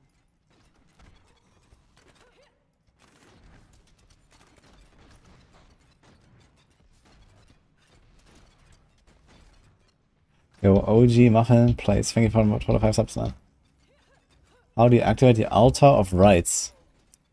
I guess you go to court and pray or something.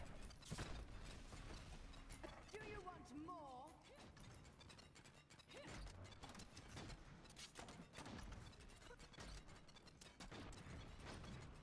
I'm still waiting.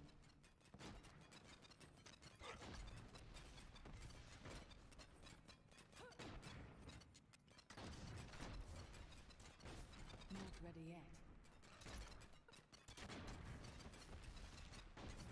Sweet revenge. I'm still waiting. The Altar is in season 30, yeah? Just to make a seasonal character. It's interesting.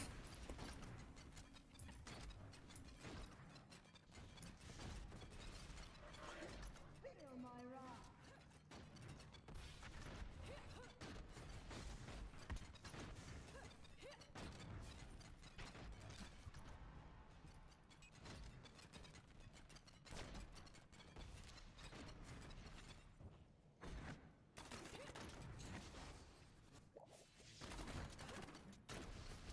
Are we gonna do this guy? We can probably. Do you want more?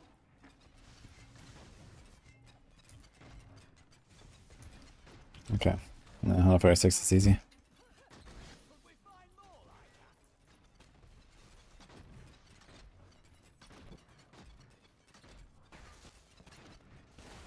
I wish I could do that.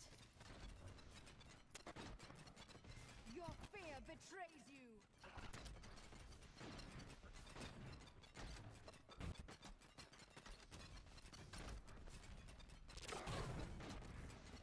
I'm still waiting.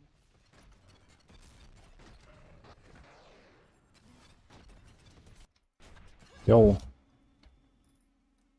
Wait, what the fuck? Okay, what the fuck is going on? Thanks so much. Is that a typo or something? Or I must wait longer. Sweet revenge. OG Muffin drops a big donation. Not ready yet. Thank you, man. How am I today? I am very good, turns out. Need more time. Thanks, Ethan. Maybe it's him. Oh, man.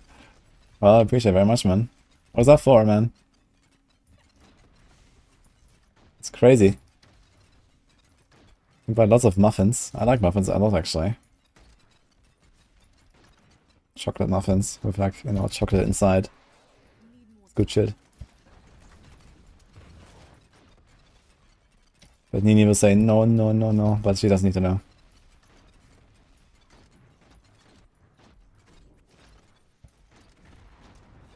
I'm still waiting.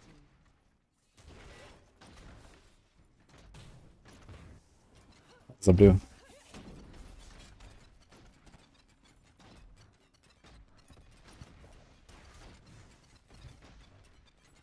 Need more time. Feel my wrath. I'm still waiting.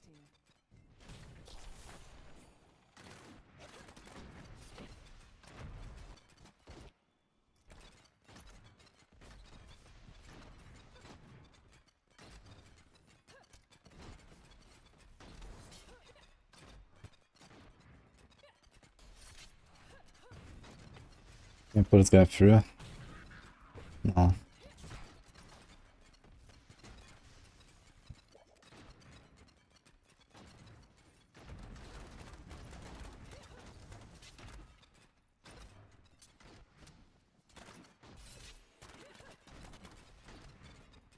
What's guy not getting pulled, man?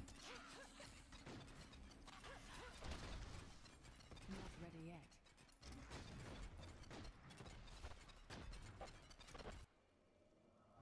Wait, this was 200 Australian. Are you from Australia, OG Muffin? Okay. Converted to that. Thank you, man. That was just a How does Devour help land with that cooldown? It doesn't. You just spam Devour so that you get lances.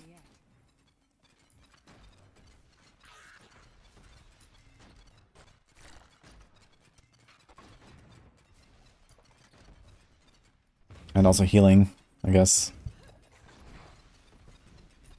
I must wait longer. Or resource or damage reduction.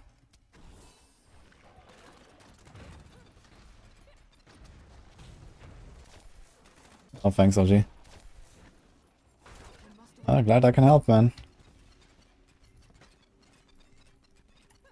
Always makes me happy to hear that people are actually like, enjoying the guides and having fun with the game.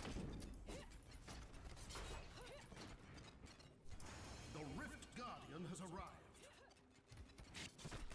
Need more time.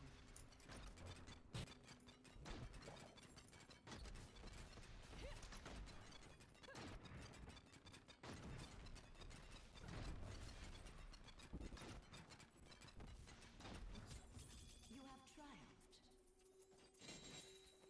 My pack is full. It's open convenient here. I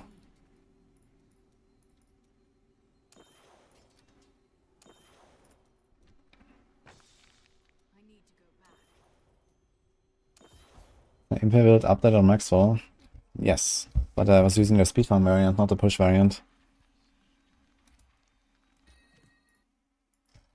There are different variants. We have to scroll down.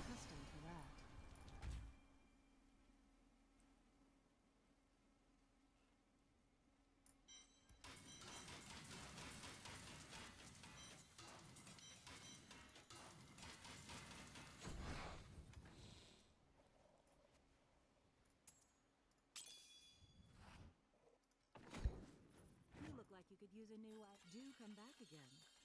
Raptors, thanks for the prime. Can't carry any. Appreciate that as well. Let's see what happens, shall we?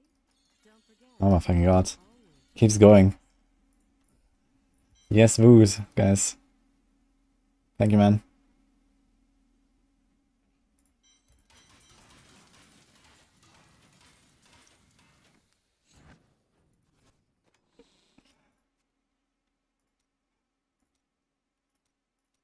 Some more yes, woos.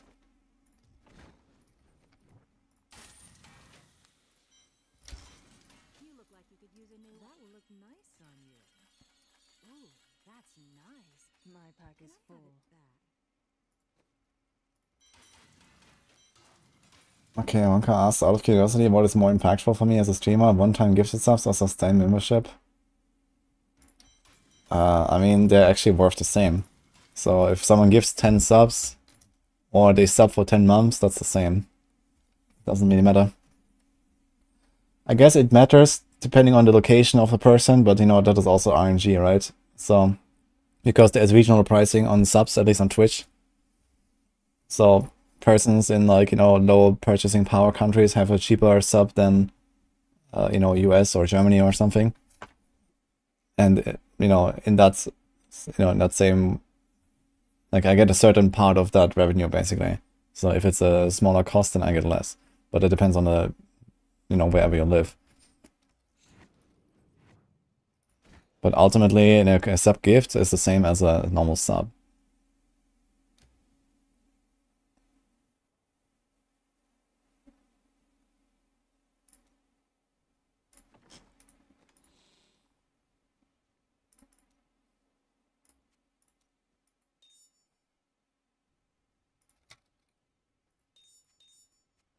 We do 138 now.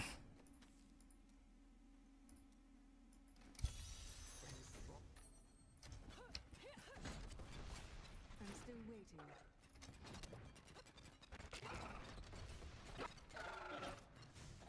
You only see 4 pieces. Let me count. 1, 2, 3, 4.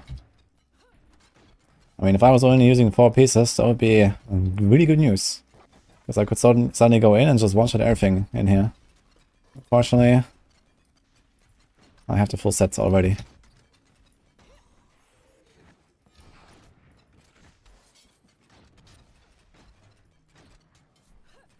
ready yet. Feel my wrath. where I post this build on Maxwell.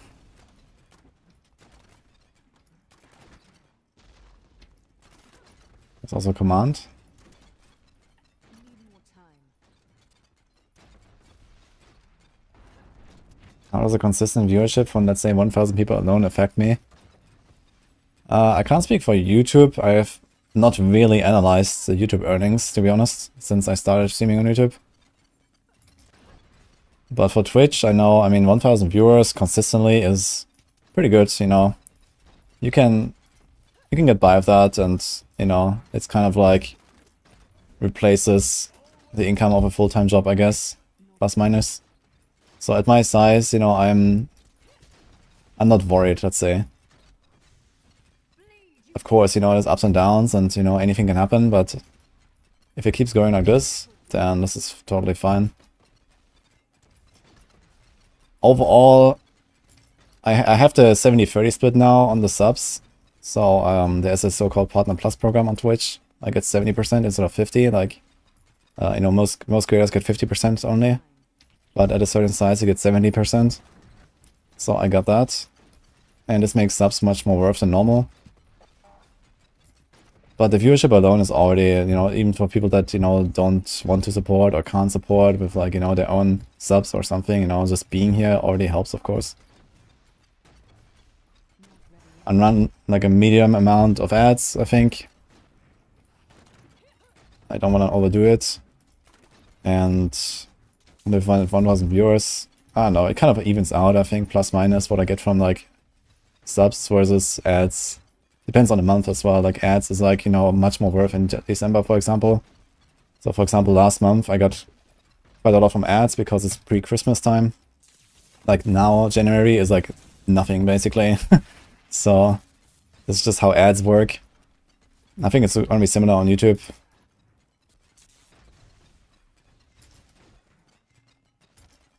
You won't survive that. I'm still waiting.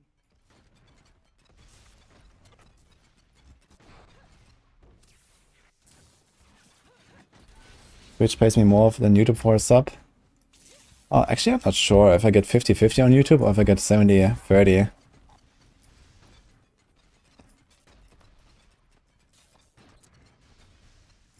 I have no idea right now, actually, on YouTube. More time. I'll have to check that. I think it may be 70-30 as well on YouTube. It was just that Twitch was always kind of like lagging behind with giving a higher sub split for their creators. Because they had like the market dominance. But I mean, things are changing a little bit, so Twitch is like more open to concessions.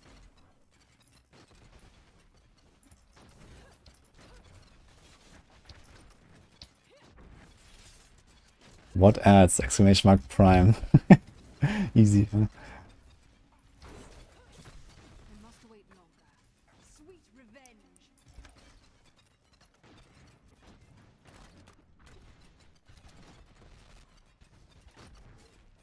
I'm still waiting. Yeah, I mean, I don't really have many people complaining on my stream about ads. I mean, here and there's people like, oh man, ads, but, you know, those people might just hate any ads, and, you know, I can kind of understand that.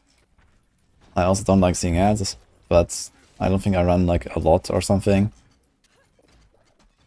So it's just like an extra income stream that I have to use, and I do. But I still want to keep like a good viewer experience.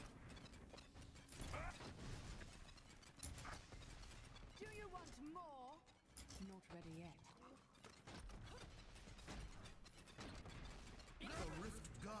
You know, and even when the season starts, you know, and there's like 10,000 people, I don't want to like just crank it up to like, you know, 10 minutes an hour or some shit. That's just ridiculous. So I keep it usually stable or plus minus the same.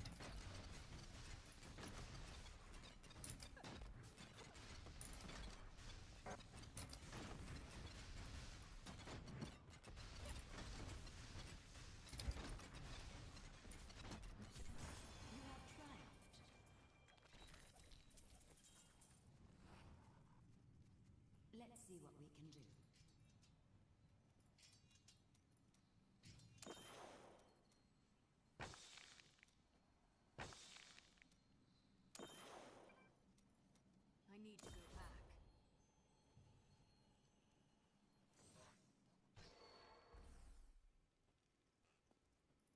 Twitch doesn't allow you to go ad-free for just one channel. No, if you subscribe to a channel on Twitch, then this channel will be ad-free for you. You can also get Twitch Turbo, which is like the secret tech, and you're gonna be ad-free everywhere on Twitch. And it doesn't even cost that much more than a sub. So if your only objective is to be ad-free, you get Twitch Turbo and you can watch anything on Twitch without ads. But then I think all the revenue goes directly to Twitch, not to the creators that you want to support. Like, I don't think I get anything from like people watching me with Turbo. So Need more time.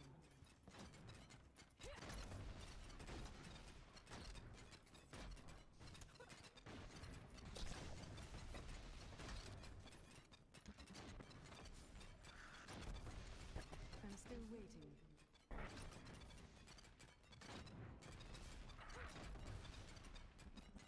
update submitted, 3 minutes. Wait, is it out? Oh shit. Okay then, let's check it out. Fuck this run. We just started.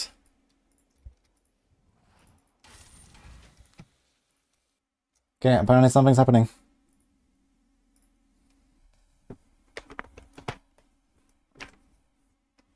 Where? Alright. Oh, we got a really nice blog post here, it seems. Alright. Check it out. Let's close this. Okay, does that work? Actually, can I just go full screen?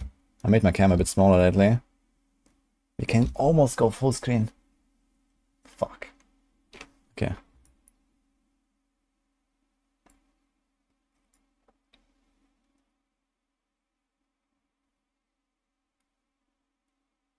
Alright. Let's make a command real quick. Is that a trailer in there? Any trailers? No video? No. What the fuck is this? It's a big ass scorpion.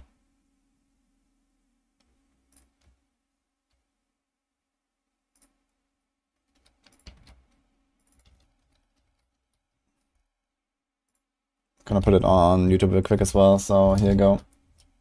Gonna put it in the description.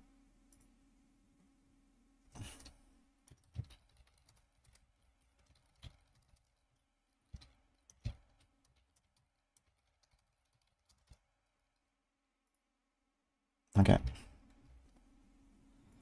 Alright. Ancient forces threaten sanctuary. Aided by your Seneschal?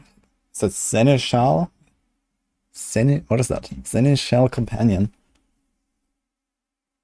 Hazard are many traps and devastating constructs beneath the desert of Kyrgyzstan. Deep beneath the swirling sands, elemental forces are amassing for malicious whims of the demon Malthus. Only by descending far below the surface will be able to cull this cursed threat from its root. Oh, are we gonna get Delph, guys? Seneschal? How do you pronounce this?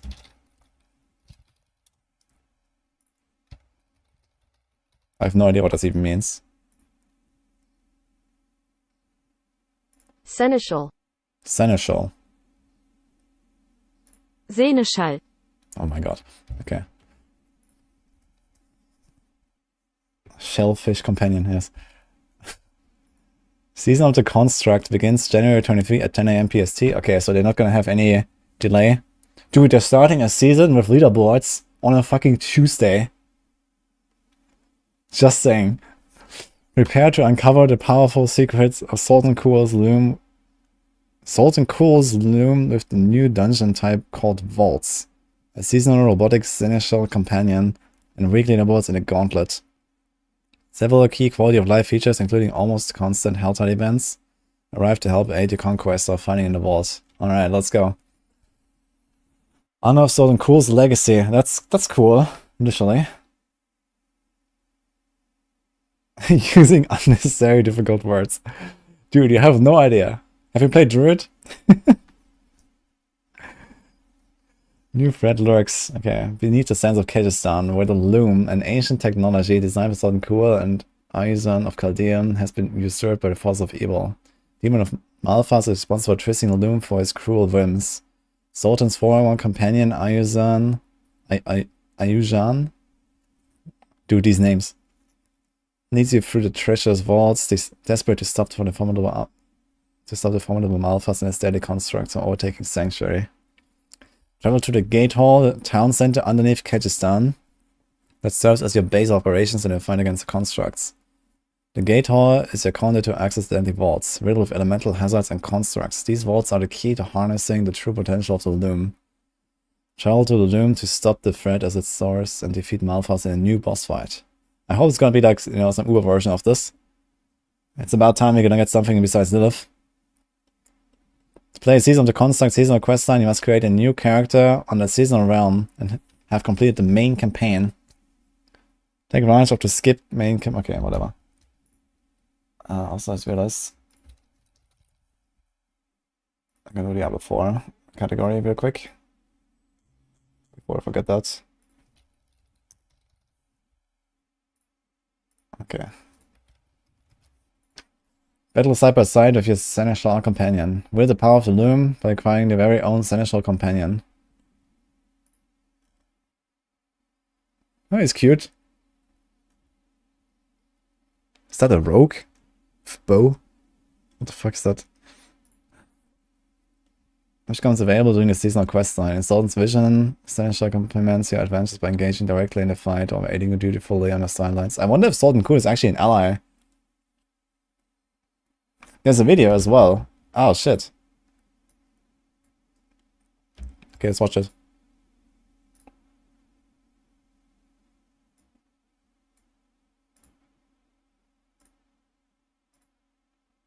It's loading very slow.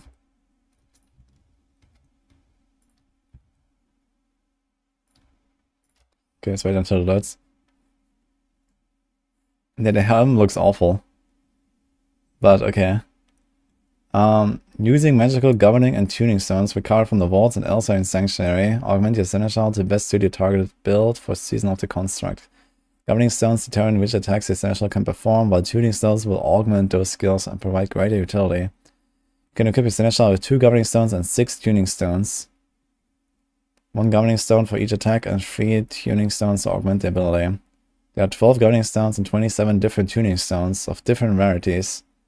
Seek out in a vault to unlock the full power. So it's basically a bit like vampiric powers again, but you can like min-max them a bit, I guess, or something. Protect. He protect, but he also impale. Okay. Tactical support. Genesis, Evernight. Okay, so I have like different colors here. Okay. Tuning stones, governing stones. What kind of build are they playing? Rapid fire and barrage. With some imbue. Puncture still the meta, okay. Oh my god. What? Okay. What about the video? Dude, I keep misclicking. Connect to the internet.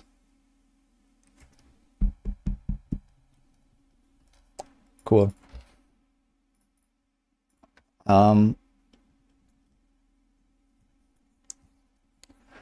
Tuning and governing stones can be acquired in a few different ways. Complete vaults to earn 1 random tuning stone and seek out a vault woven chest to earn additional tuning stones, both of which can be earned through various levels of the season journey. Both types also have a low chance to appear as drops when playing vaults and arcane tremors. Defeating enemy constructs within the vaults also grants Shattered Stone, which can be crafted into governing and tuning stones that jewelers found throughout Sanctuary. Okay. So you can actually like target them. Do you need like multiple of them or something? Why is it so large?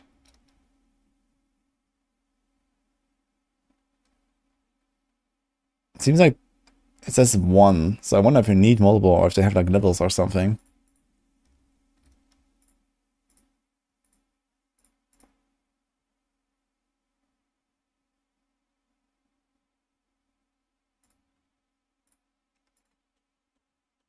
Doesn't work. Steering offline. Below is a full list of the governing. Okay, we have the full list here. Holy shit. Okay, that's good. This sounds sweet. It's actually active in support from PoE, but for your RoboPal. Yeah, basically like that. It's a bit like the PoE vibes here. Soul Shards 2.0 in platform. Did I pay my internet bill? Actually, I have, yeah. For 1 year straight. Oh, extra stash tab as well. Okay, that sounds good. Okay, to unlock the full power of the stones, to unlock increase the raw power by leveling them. Ah, you have to level them, okay. Oops. Collect or craft duplicates from the same stones, use them together to grant experience and eventually level up your currently held stones. So it's a bit like glyph leveling again. Dude, I really like experience in this game, right? Everything gives experience. It's always experience. I'm trying to watch the fucking trailer, man. What can I do?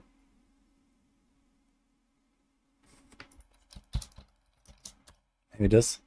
Aha. Oh my fucking god. Is there any other... Is this posted anywhere else? Is this posted on Twitter or something? Let's see if they posted it on Twitter, maybe.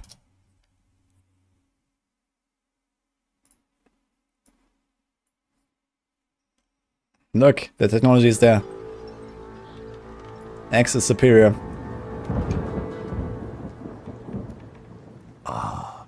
Welcome, Wanderer. I sense that recent events have brought you to me. These are strange times indeed. So many fear the inexplicable. I deal in it. And you seek answers. This will lead you to the knowledge you desire. Legends state this rune is the missing piece of an arcane construct. A mighty weapon capable of harnessing ancient power for the one strong enough to control it. But be warned, for the construct is buried deep beneath Kyrgyzstan in the ancient vaults of Zoltan Kul. Untouched for centuries, they are protected by deadly traps of Kul's own design, and guarded by his mechanical horrors. But the architect Zoltan Kul overestimated his cleverness. In his hubris, the mage abandoned his work, leaving darker forces free to corrupt his machinations and claim the vault's power for themselves. So this is Malphas, I guess. The answers await you in the depths. Take the rune, if you dare.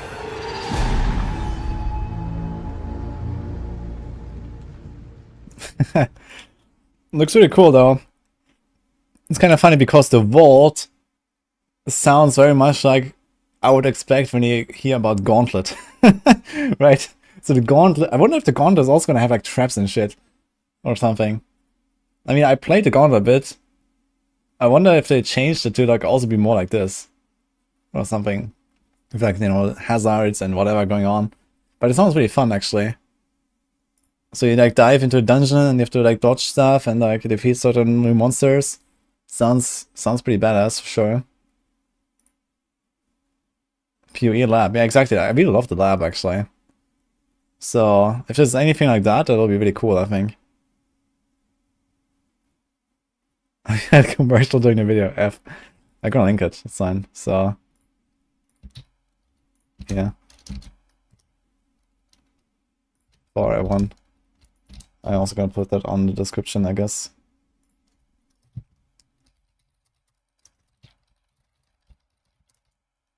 In YouTube. So you have the links there, I guess. Alright. Also,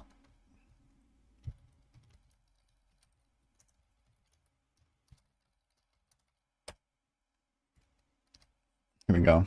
Okay, let's see the rest. Let's read the rest here. Since you watched it now, let's.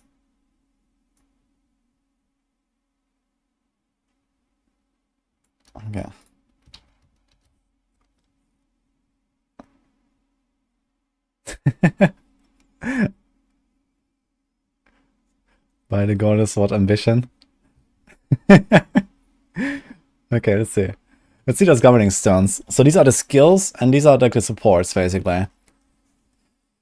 Auto defense. The seneschal construct activates an anti-material field around itself, shooting down enemy projectiles. Cannot shoot down boss or player projectiles. That sounds pretty good. Bushwhack.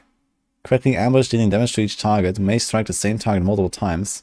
That's basically like Juggernaut ult. Probably does like nothing in endgame, but let's see. Firefly. Deploy a small construct that lands on the target and explodes 3 times, dealing damage. That sounds funny. Okay, focus fire. Seneschal construct channels a ray of fire onto targets, dealing damage to each over time. Okay. Gyrate? Gyrate? What the fuck is that word, man? Gyrate. Gyrate. What does that mean? Ah. It's basically spin. Okay, imp. Okay, what does that do? Seneschal construct whirls its legs around, quickly dealing damage to all the surrounding enemies. Impale. Perform a line attack to all enemies in front of the Seneschal construct, dealing damage. Lightning bolt. Launch a bolt of lightning at a target, dealing damage. Marks the other target, dealing a portion of the original damage. Protect. The Seneschal construct materials a protective barrier on the player for a portion of the maximum life. Reconstruct. Seneschal construct channels a reconstruction beam, healing the player for a portion of the maximum life over time. Slash.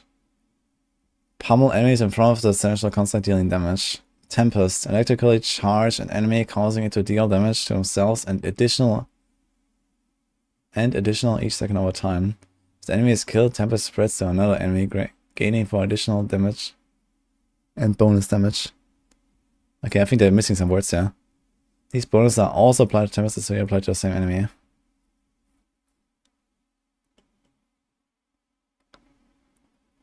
Okay. So it's basically like a melee, like a straight line, like a chain lightning, like an AoE, like a beam, like a single target thing. But I kind of have a feeling that most likely all of this is gonna suck and you're only gonna play the shield and the heal or something. So that's usually how this stuff goes, right? Of minions. But okay, let's see. Tuning stone. Voluminous support. The support skill effect sizes increase. Okay, area of effect. Swift support. Target skill against attack speed bonus. Okay, faster attacks. Breaking support. Damage from the supported skill instantly destroys enemy barrier effects. Ooh, now that's kind of cool. In addition, there's a chance to make enemies vulnerable for 2 seconds. That's very cool. Tactical support. Decrease the cooldown of the supported skill. Okay. Efficiency support. When the supporting skill deals damage, you gain crit strike chance to the same target's hit. Cool. Devastation support. Supported skill gains a critical strike damage bonus. Okay, so those probably go together for the most part. Safeguard. When used, the supported skill grants damage reduction to you. Okay. Frigid support. A portion of the support skill's damage dealt is applied as cold damage over time and applies chill. Interesting. I think this is the first time that cold damage over time is actually mentioned as such. Although this is not capitalized. I think shadow damage over time is capitalized, right? Blizzard is effectively a cold dot. I think it's the only cold dot in the game.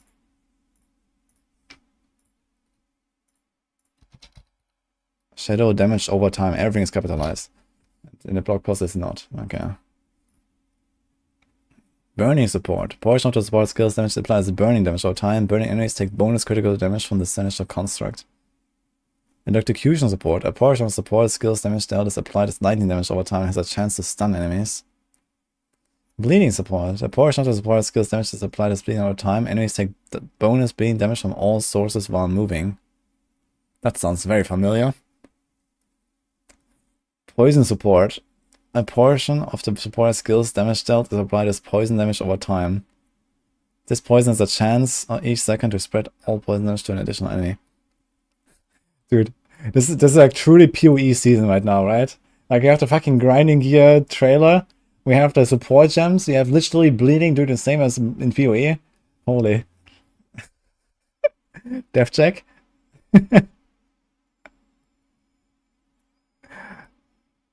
Oh man.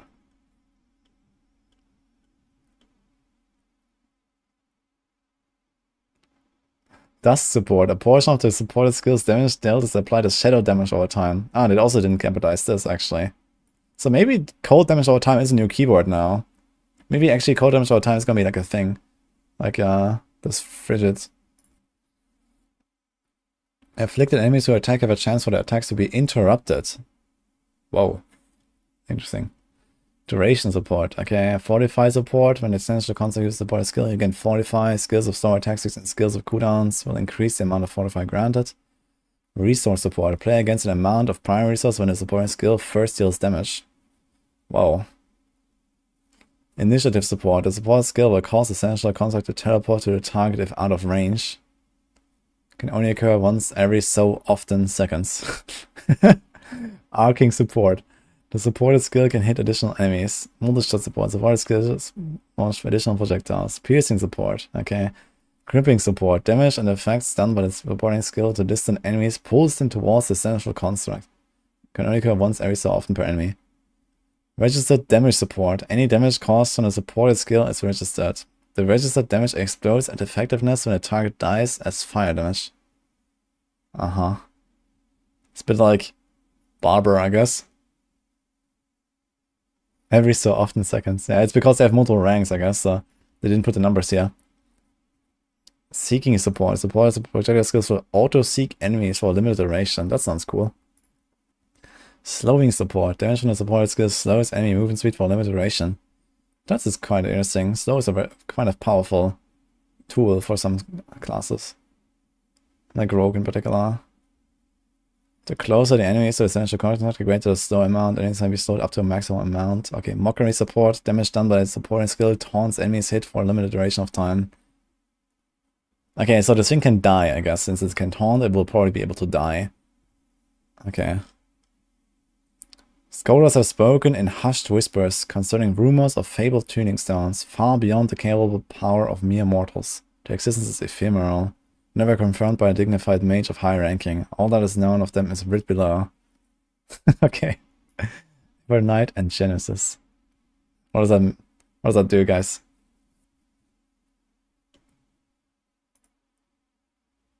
That looks cute. It's like a little spider robot, basically.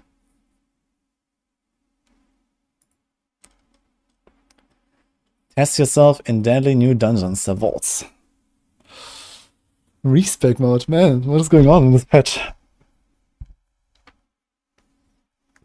But yeah, I mean, basically, like, my expectation right now is we're gonna ignore like 85% of these skills, and we're gonna ignore like 90% of this shit, and anything that deals damage, and you're just gonna have, like, you know, the resource, unstoppable, fortify, and movement or something, and, you know, and there you go, and the barrier, and that's probably what you're gonna do with like 90% of the build. But who knows, maybe this thing actually scales damage properly somehow. Yeah. Do this WASD movement, holy. It's gonna be interesting, I'm gonna try that. No new Uber Uniques. We're probably gonna see them in a campfire.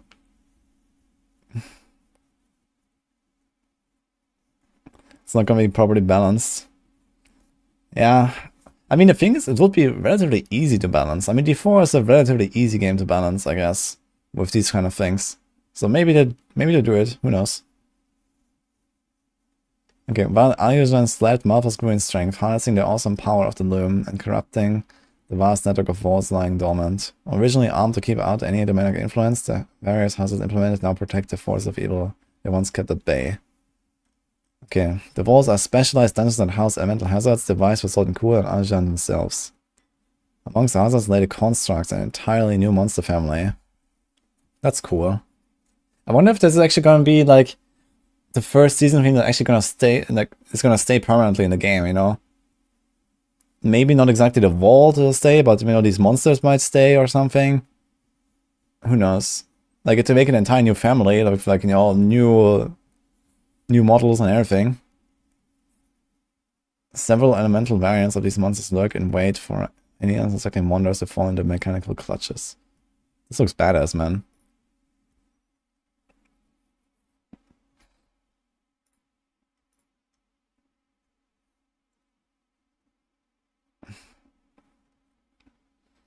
Upon entering the vault, after converting the required pearls of warding, you can be blessed by Sultan's warding. A special layered blessing which grants access to riches within the vaults. Sultan's warding diminishes stack by stack if you manage to fall prey to the various hazards. Okay, if you manage to keep Sultan's warding intact after defeating the vault boss, you unlock a ward-woven chest. Wait, how does that work? A special layered blessing which grants access to riches within the vault. Sultan's warding diminishes stack by stack if you manage to fall prey. If you manage to keep Sultan's warding intact. So it sounds like you just need one stack. So you have like X stacks and you cannot get hit more than X times. You unlock a ward-woven chest which has a higher chance of granting legendary items. Using pearls of warding can increase the risk by exchanging them for extra stacks of Sultan's warding at the vault entrance. Succeeding your route will increase as well. Ah, shit. Okay. So I guess you need to have more than one stack after all. You want to preserve them all.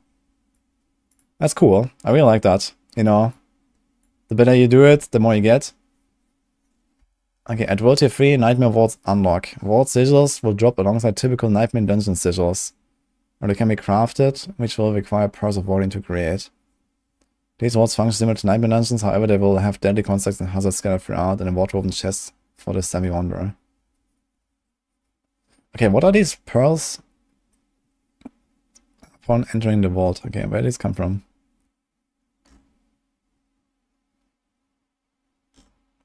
Doesn't say. After converting the required pearls of warding. So I guess you just find them or something. Alright, what else is here? Staunch the spread of arcane tremors. Malfa seeks to unleash deadly constructs upon Sanctuary, pouring from the underground vault to terrorize the innocent and sinful alike. Dismantle deadly traps, destroy lesser and elite constructs to earn Shattered Stone. Dispatching elite constructs grants pearls of warding, which can be used to earn higher valued rewards from replaying vaults. Negate the arcane trauma by defeating the vault's mighty herald construct, securing a tenuous piece to the distance above. Okay, it sounds like there's gonna be like random vaults all over the place that you can go in or something. That sounds kind of interesting actually. Like you ride around, you know, doing your whispers, and then the thing pops up. Or something like that. Okay, coming soon. Oh shit. How soon? Leaderboard arrive with the gauntlets. Okay, the new challenge arrives later in Season Construct. Fight through the gauntlet, a weekly rotating fixed dungeon that will have you competing for the top spot on the leaderboards. Only the strongest will emerge to claim their place on the weekly leaderboards. The top weekly scores will earn a permanent place in the Hall of the Ancients. More details on the arrival of the gauntlet will be available in a future blog. Fuck. Okay. Well, that means we're not gonna do 1 or 2 classes, we're gonna do 5 classes though. That's gonna be fun.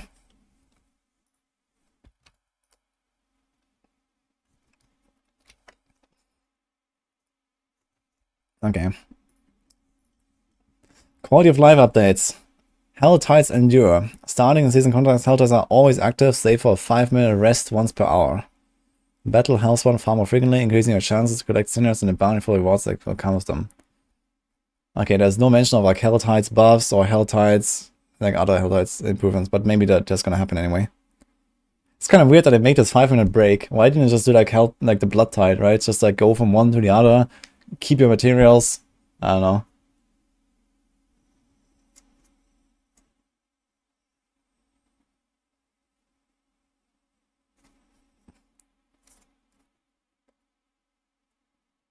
No Eternal Realm news.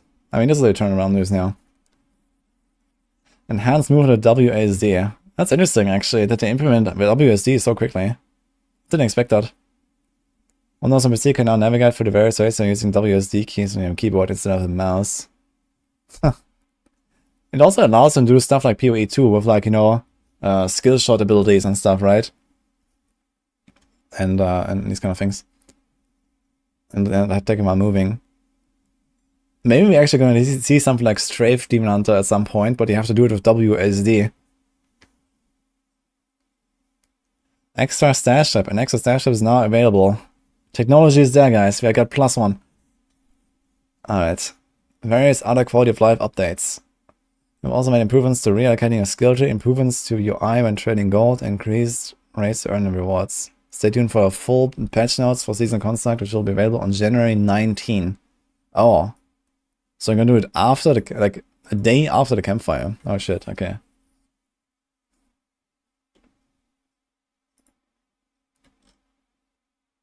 Alright. +1 every 2 free seasons. Okay, so what is this here? Various other quality of life. Okay, what is it? How does it work here? Respec mode overview. Refund nodes and past or re-add them. Refund all, confirm, exit respec mode. Oh shit, they did it, man. So how does it work exactly? Like this icon? I guess it shows you if this is like proper or something. Does it? Now the question is, does it work for paragons? Like, can I actually know, like, what I want? But okay. I mean, I have like only like one line about this, so who knows? Improvements to AI when trading gold. Okay, we know about that. Console players can now trade actually. Increased rates to earn the items needed to summon the beast in the ice and more. That's the Nightmare Dungeon reward. Okay, earn rewards, the season journey and battle pass. Okay. Anything new here? You get free scrolls of amnesia. Evoke an element hours unlocks across various higher tiers. Spot a free skill tree, Paragon resets. Journey Osmo's favor. Okay, so this is nothing new here, I guess. Let's host 90 reward tiers, 28 free tiers, and 62 premium tiers because he couldn't do it 30 and 60. Are you gonna see anything here? Defeat world bosses. Okay, whatever. Okay. If you get the Queen Battle Pass, not only will the rewards of the free tiers be yours to wield, but the Woken Armor sets, Platinum, and all more await you. Here's a horse, guys. Looks kind of cool. In one screenshot, you can see the end date of Season 3. I guess here in the Battle Pass. Ends April 26. Okay. Sounds expected. Oh wait, what day is that? It's a Friday. They're doing it.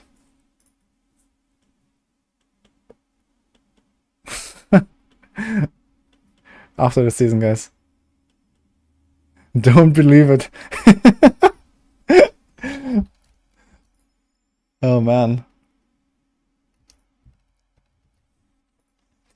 If you decide to embrace the destructive terror and get the accelerated seasonal battle pass on, you receive 20 tier skips and a spinning loom emotes. Spawning ashes earned from the free tiers can be spent on season blessings that provide helpful bonuses.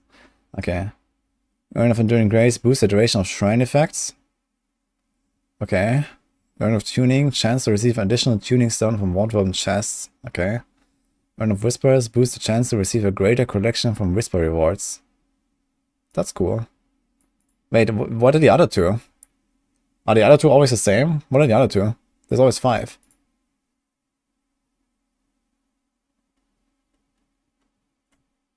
They almost had us with internal images that switched season 2 to 26th.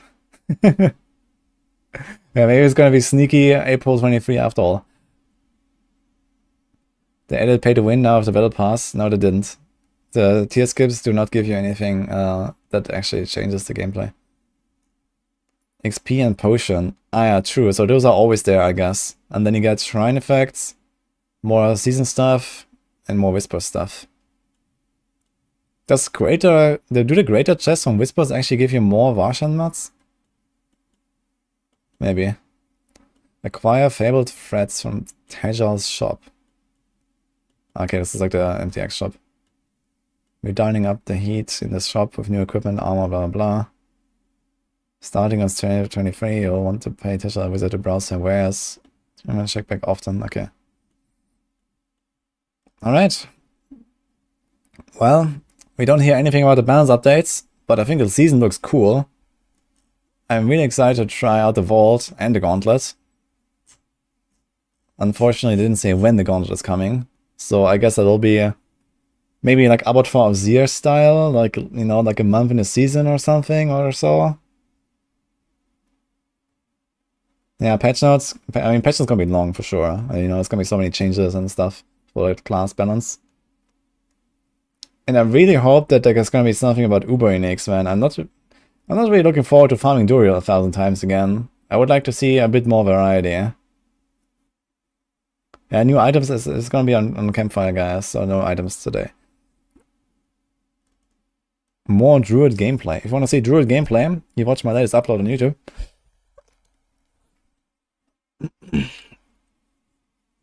Actually, is it out already? I think it's out.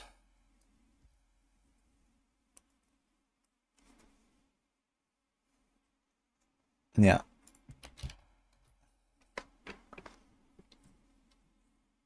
We need less exploits. Yeah. Yeah, I did like a Druid leveling speedrun.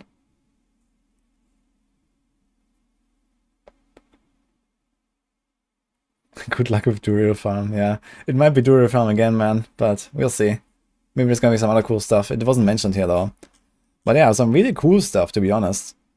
So the Hell Tides is a good change, but we knew about that. WSD is very surprising, and I think a lot of people will like that. Extra stash tab is nice. Bunch of other stuff. And here are the constructs, so... I think I'm gonna record a little summary so I can put that on YouTube right away, guys.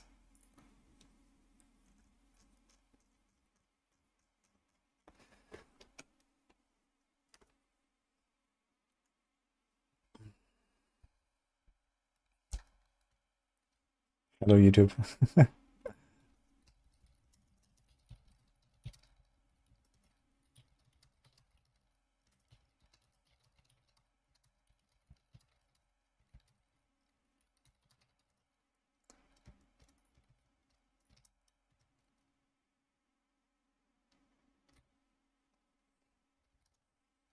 Alright.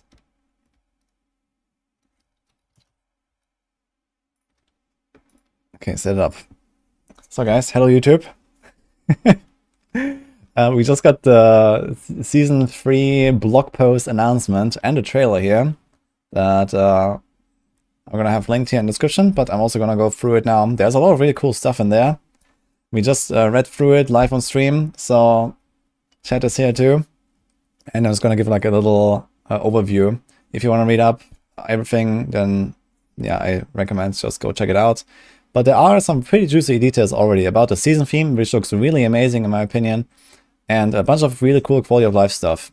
So what you need to know is the season is called the Season of the Construct, and we are gonna have some vaults to explore that are filled with these mechanical beings, mechanical constructs made by Sultan Cool himself.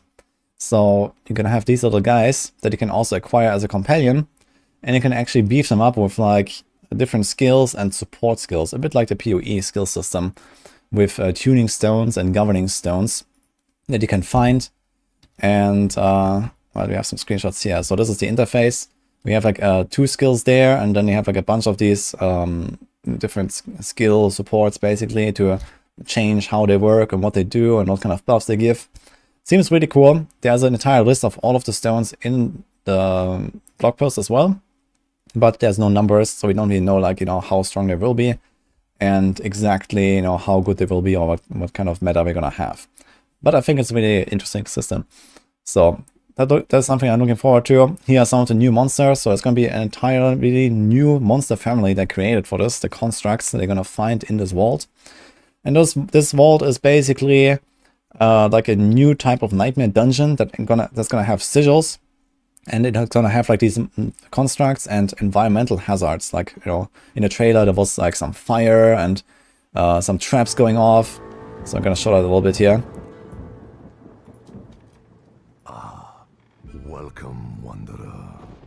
Here's like the trailer that that shows that it's like a cinematic trailer, it is. But it does show, you know, some stuff here with, like, you know, people getting trapped in, like, you know, darts and fire and this kind of stuff. So this is probably what we can expect here. And as long as you get through the vault, you actually get extra rewards. So the less you get hit by these traps, the more rewards you get at the end. This is how it sounds. There's going to be like some kind of stacks that you start with at the start of the run. And the more you get hit, the more you lose those stacks and your rewards diminish, basically. So that is the season. I think that looks really cool. So I'm excited to play that. And apparently it's also going to be like maybe outdoor dungeons or outdoor vaults you can find, and then you go in there and you can find them outside in the world as well, not just from crafting those sigils. At least that's what I understood here. So really cool stuff. And there's a bunch of quality of life stuff in there as well, which is down here. So first of all, if you haven't seen that yet, Hell Tides are going to be near permanent with a 55-minute uptime and a 5-minute downtime. So you can like basically constantly farm it if you want. They didn't say if there's going to be like improvements to how Hell Tides work, or if there's going to be if they're going to be more interesting or something. But I assume there's going to be updates to that as well. Then pretty big surprise here: the WASD movement is coming. So on PC you can now use your keyboard to move, which is very interesting. I think that might actually pave the way for like new skills coming in the future as well, like skill shots and stuff like that, and walking and aiming at the same time. That could be really interesting, but that is definitely something I'm going to be trying. We get an extra stash tab. The technology is there for +1. And a bunch of other quality of life improvements that they also mentioned in some points. For example, console players can now actually trade with gold. And there is going to be an editing mode for your skill tree and possibly your paragon tree as well. So that you can kind of like just reallocate everything you want and then, confirm the selection. And maybe you can do that with Paragon as well, but there's not much information about this, so we'll see. But yeah, my hope is that we're going to see something like here on the Max or Default Planner, for example, where we can like move stuff around and then lock it in as long as like some valid setup or something. And if they do something like this, that would be amazing, and would definitely help out with like playing different builds, and even without an armory in the game yet, this is really cool. Then there's also the season journey and battle pass overview. There's nothing really new here, so you get some new cosmetics. There's new aspects, etc. in the battle pass, just like before, but we don't know what they are. They haven't previewed any of the new items, any of the new legendaries, so we'll have to wait until Thursday, or they said the patch notes are actually coming on Friday, on January 19. So there's going to be another day later after the campfire chat, but on Thursday, there's going to be the campfire chat where they're going to dive into more of this, and they're probably going to see a few previews already, at least. Yeah, did I miss anything, guys? Is there anything else that is important to mention here? Yeah, we have all of the different abilities here. TLDR, basically for the construct abilities, I would say. A lot of like different types of like spells and attacks that may or may not do any kind of damage. And then a few like supporting skills, like there's a barrier that you can get and stuff like that. And those tuning stones, they're also, they can increase the size of the AoE, they can hit more targets, more projectiles. Basically all from like PoE, if you have played that. It's very, very similar. And different kinds of dots you can put on the targets, different kind of like debuffs. So it sounds kind of like they're gonna be there to like debuff enemies and buff you. And I'm not really trusting them to deal any damage in the late game, but maybe they do. So we'll see. Yeah, that's pretty much it for the blog post here. So yeah, I think we could cover pretty much everything in like a TLDR. As I said, I have it linked, so go check it out and read it for yourself if you want to see the full trailer and all of the stones. Oh yeah, right, the leaderboards. Okay, last thing. Yeah, this is something I glanced over. So leaderboards with the gauntlet is not coming on launch. So this is sometime later, and it's going to be detailed in another blog, they say. So we'll see. But I guess it will at least allow us to, gear up, get ready for leaderboards, and have a bit more of an even playing field, even, for more casual players. So that sounds really cool, actually, on that end, at least, for the overall competition. But yeah, we'll see how it works out. Yeah, I forgot about the leaderboards because they're actually not coming at launch, so we have to wait. Either way, I'm also excited for the gauntlet. So I've played that on when I was at BlizzCon already, and it's going to be pretty interesting competitive mode, I think. A little bit like challenge rifts in Diablo 3, but with your own build. So that could be pretty fun. And looking at what Upper 12Z has done, a lot of people are actually like here on the Maxwell leaderboards submitting their runs. And if you actually have like official in-game leaderboards, I think it's gonna be a lot more fun and a lot more fair. So let's see. Anyway, hope you enjoyed this little overview, and see you guys next time. Alright.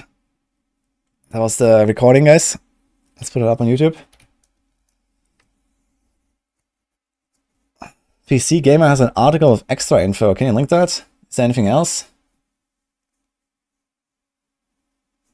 What do they have?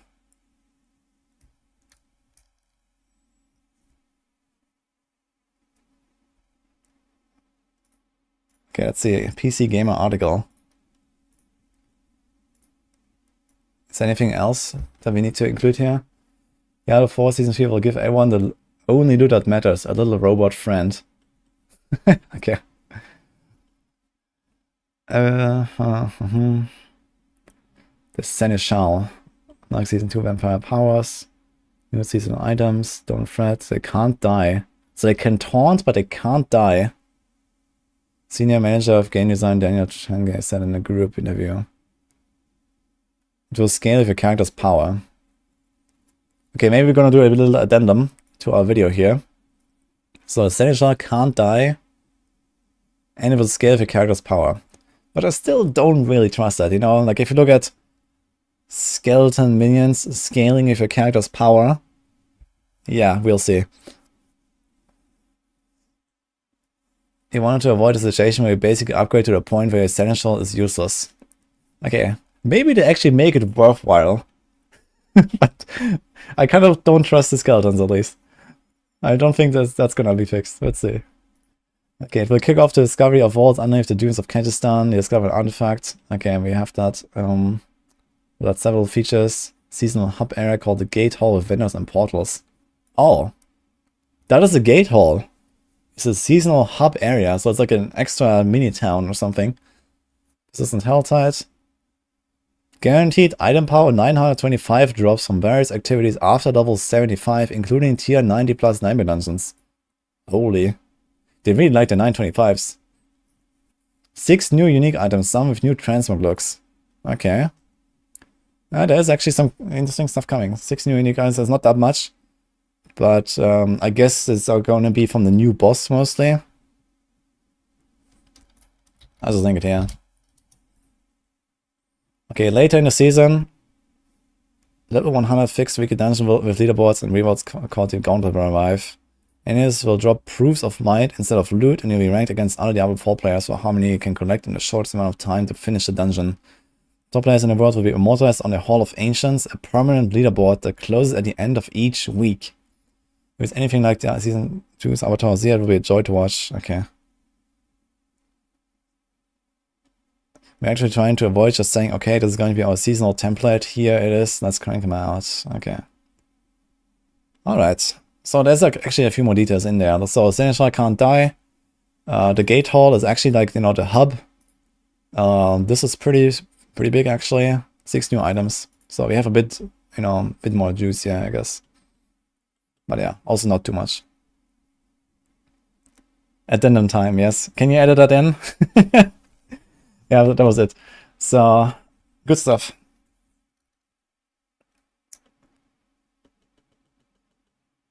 Okay, we can close some of these, yeah. Connect to the internet, guys.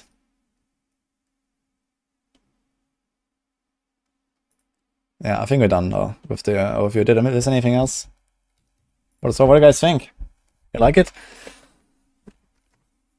I haven't really watched chat too much, so let me catch up a little bit. No SSF. Yeah, no SSF is sad, but eventually, I guess.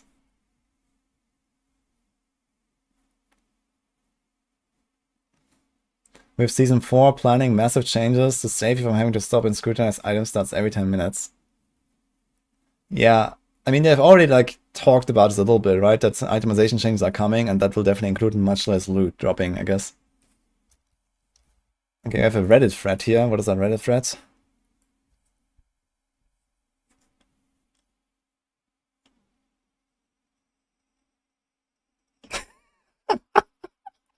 That's a top comment. Oh man.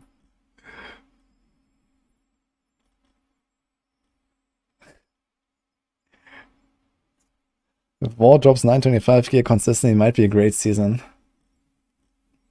Yeah, I guess there's actually one advantage, right? If you actually consistently get 925 loot and high-end content, then yeah, there's like one less thing to look at when you parse items, right? You don't actually have to look at, oh, did this thing actually roll high enough all res on my amulet? Or did this weapon actually have any kind of reasonable damage number? So that's kind of good, I guess. You know, it just makes item parsing a bit easier, and you know, okay, everything is 925, and you only look at the stats. So. A bit faster XP, they're gonna make it even faster. Did they say anything?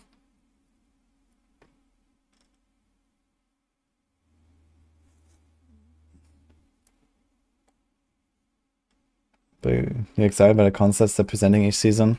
Yeah, I mean, this is actually the coolest season theme yet, I think, you know? At least from how it sounds. Like my personal favorite is this one. Like from the theme and, you know, the constructs, like the vault going in there, and you'd have like this extra dungeon, and it has like scaling difficulty, and you get like rewards. So there's actually cool stuff here. So, and it's also like actually adds new monsters. I mean, okay, in season 2, they added like new vampires as well, right? I mean, you already had vampires, but they added, you know, new types of vampires, and they gave them like completely new abilities and stuff, so that was okay. But we actually have completely new monsters now, and maybe some of those monsters will actually use those abilities that our constructs uses, you know, against us and stuff like that. So it sounds kind of funny.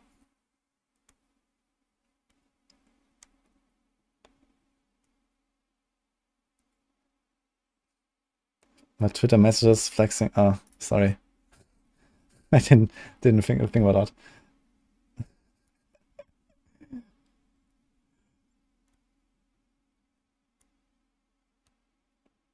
Zero dialogues were great quality. I agree. I mean, I didn't have any issues with Zero or like the theme or something. I just feel like season 3 theme is cooler. Like this guy looks really cool. I like you know, look at this shot here, for example. I like the overall theme. I like the constructs. I think it's gonna be really fun. I'm usually not so much a fan of like having pets and like, you know, followers and all that. And I really hope that this is not like, you know, a move towards actually having like a permanent follower like in Diablo 3. I really don't want a permanent follower in Diablo 4, if I'm honest. But it might be fun. Maybe it's cool. You know, maybe they're gonna be amazing and, you know, actually impactful and don't feel like they're like holding you back or something. So I think for a season at least, if they actually give you cool stuff, it might be fun. It will 100% come. I don't know. I think a permanent follower doesn't fit Diablo 4 at all. At least not a humanoid follower. Something like this makes a bit more sense, maybe. But I think a humanoid follower, I don't want that at all. Like, you know, the whole, like, you know, theme of the desolation and, you know, it just makes a lot more sense, I think, just being alone. Any PvP content, they didn't talk about PvP. I don't think the PvP is going to be a priority until at least the expansion. My shadow follows me. His shadow is humanoid.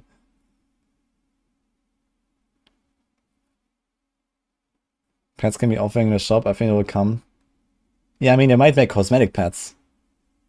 That's fine, you know, they can make as many cosmetic pets as long as those cosmetic pets don't do anything. I'm fine with that, you know.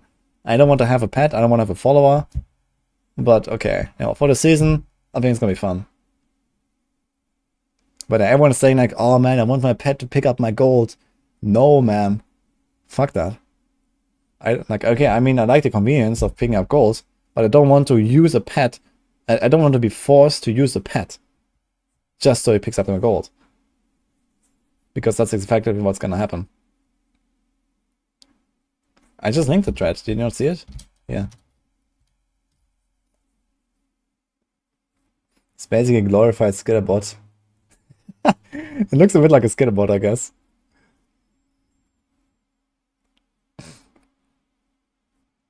You don't have to. If the pet picks up anything, you know, like in Diablo 3, you have to use a pet. I mean, what do you mean? You don't have to. You have to use a pet. Because else you're gonna just gimp yourself.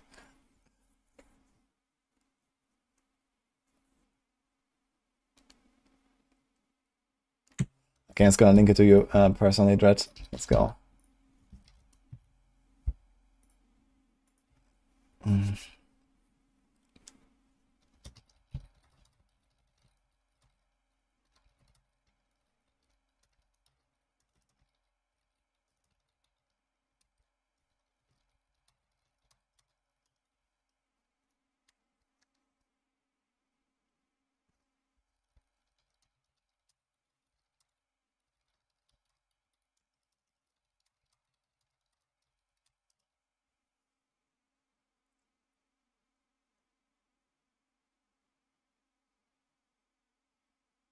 So leaderboards don't come after week 4.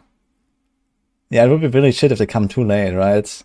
I mean, okay, it's like a weekly thing, so you're kind of like supposed to, like, if you want to stick around on the leaderboard, like, I wonder if it's gonna be like a season overall rank or something. Maybe not, because they said, wait, where was it in the PC Gamer article? So there's gonna be weekly leaderboards, and you're gonna be immortalized in the Hall of Ancients, a permanent leaderboard that closes at the end of each week. So this is basically like the Diablo 3 leaderboards, but for each week. It's actually crazy. Like, I wonder what kind of server costs they're gonna have just for that in like 2 years from now. But okay. So basically, you don't have to play the entire season to get a rank, right? Maybe there's gonna be an overall rank for the season, who knows?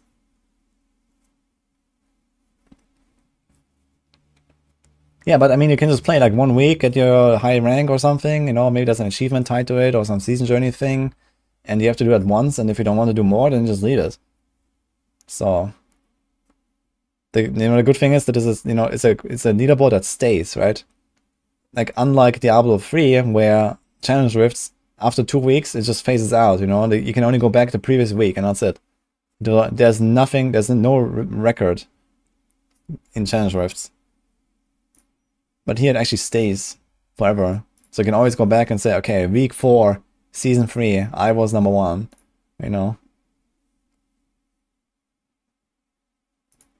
What's the point if there isn't weekly balance changes? But I guess the point is that every time you have to go in and make a new route and just show that you still got it. I guess that's the point. Or maybe like improve your build and then climb higher or something. Removes the prestige from being on the top if there's new ones every week. I don't know, it kind of gives like something to do, I guess, like regularly. So this is what I appreciate here. It's like, unlike, like a pushing mode like in the 3, where, you do your thing when you're geared up your character and then you're done and then you just like log off forever. We'll see. It doesn't have to be the only leaderboard mode, right? I'm pretty sure there's gonna be more stuff in the future. And like, I'm pretty sure conquests are coming. I'm pretty sure like, when AOZ comes back, we're gonna have leaderboards for that, etc. So sub 1 minute gauntlet incoming.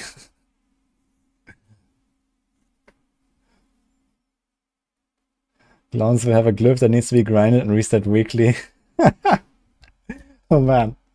Let's go.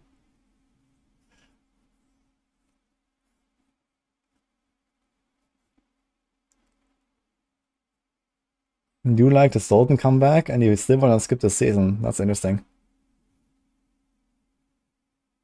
Will it keep AOZ in season 3? No, there's no AOZ in season 3. So AOZ is going out, vaults and gauntlets are coming in, and AOZ is probably coming like later again. Yeah, I mean, I kind of think it's not a bad move to like enable the leaderboards a little bit after launch, at least for this kind of leaderboard. If you actually give everyone like a week or 2 or something to like gear up and get to max level and everything, and then you open up the gauntlet and you let people compete, I think that's actually okay a move. But I would still like to have like launch leaderboards as well, like conquests and stuff like that. Like racing and all that. Like racing is really important for RPGs. The race at the season start is always like the biggest thing.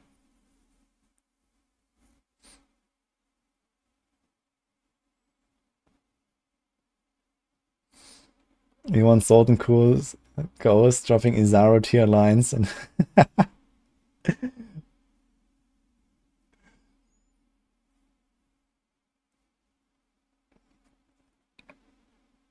let's make a poll actually. Let's see what people say.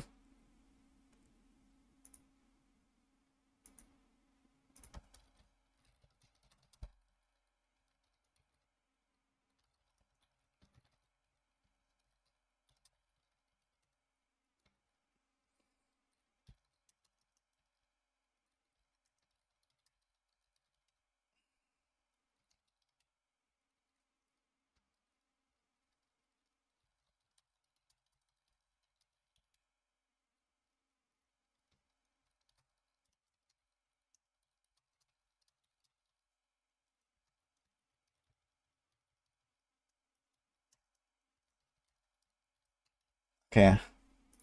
So 2-minute poll, 5 options.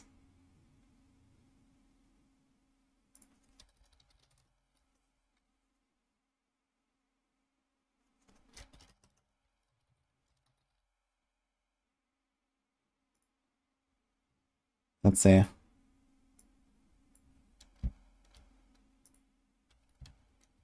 Can I do a poll for the YouTube folks as well? I can't take this link somewhere and let people vote, right? No. You can't select anything here. Okay, sorry guys. But let's see. Yeah, I can do straw poll, I guess, next time. I just did the Twitch poll now, but let's do this. I'm very curious here.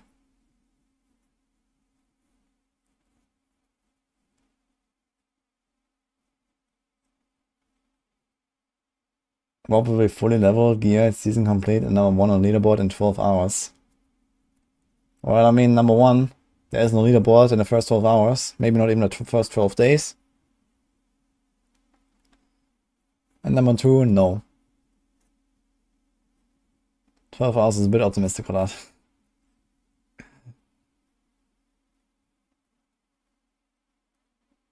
But I do wish that they would, like, extend the season journey, you know? I feel like the season journey needs, like, at least 2 or 3 more chapters for the blasters. You know, just make it finish for, like, you know, like, the main rewards at where it is right now. And then add, like, 2 or 3, like, extra tiers of the season journey with, like, some, you know, currency rewards or something. The follower is permanent, yeah. Follower is permanent and can't die, apparently. Kill 666 Uber lives. Yeah, exactly, that kind of stuff. I mean, like the end game, the end game grinds, like in PoE.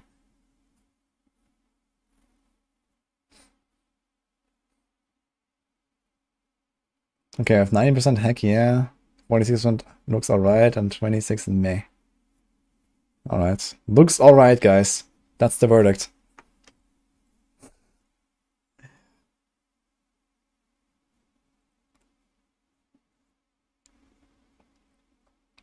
$69. Nice. Yeah.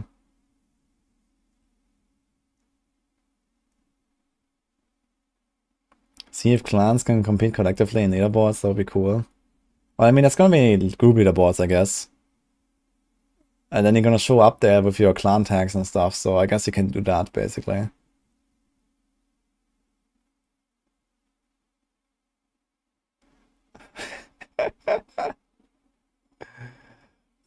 Last Epoch hopefully saves us. Well, I guess they have to launch the leaderboard right before Last Epoch launches, right? That's probably the strat. Or maybe right after, or maybe at the same time. You're skipping Epoch? Yeah, I'm not gonna be skipping Epoch. I'm gonna be playing Last Epoch. I'm actually already preparing guides. Looks really good. But yeah, I wish Last Epoch would come later. It's way too early for my tastes. Like, it's only 1 month into the D4 season. I usually don't want to do something else that early, but it's the launch, so I guess.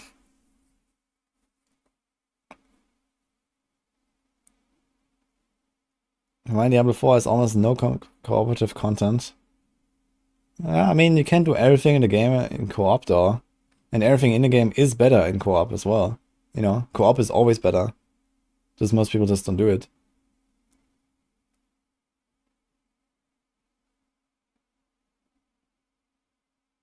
You have to dodge the PoE launch.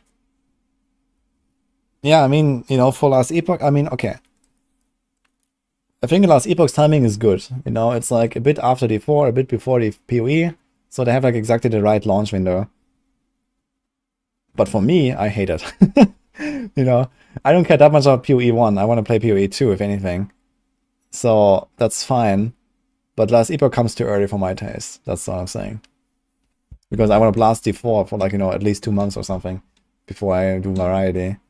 But okay, you know, I can still play Last Epoch for a while, go back to D4, you know, do my weekly leaderboard ranks on Gauntlet, and, you know, I guess, you know, at that point, whenever the, you know, Last Epoch comes out, my characters are going to be decked out to the max, and I don't have to grind anything. I'm just going to go in, do Gauntlet, you know, chill a bit, get some ranks.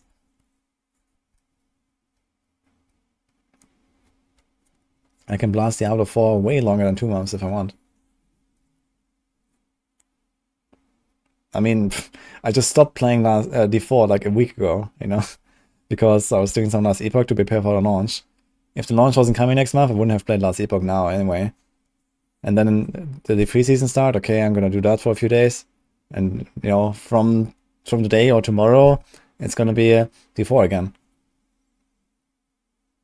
Maybe tomorrow I'm still gonna be pushing and stuff in D3, you know, finish some 150s.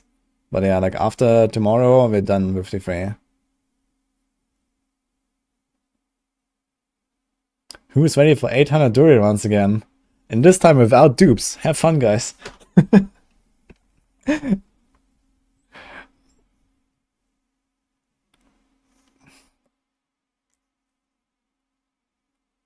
He plays Diablo 4 off stream. Actually, yeah, I did that once for a Druid thing that I uploaded on YouTube.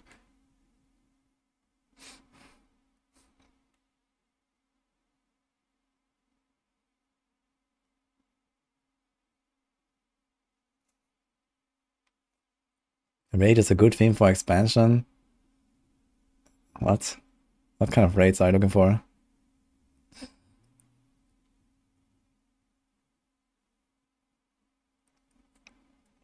Will you consider skipping the 4th season in the future if LE or PoE is extremely fun and good? I don't see myself like completely skipping any 4th season in the next half decade at least. But who knows, maybe if PoE 2 is going extremely well, then I will focus a bit more on that and less on D4 or something, but yeah, I don't really see myself not playing a season.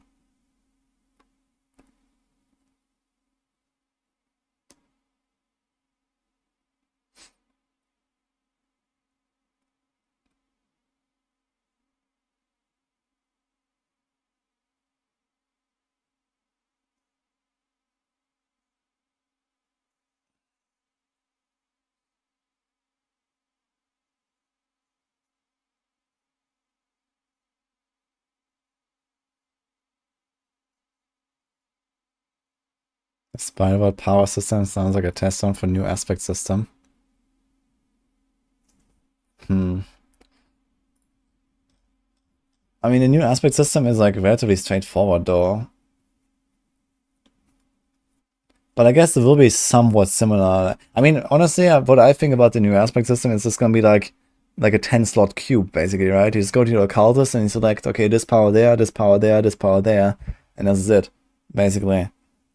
So it's basically more like the D3 cube, I think, than anything.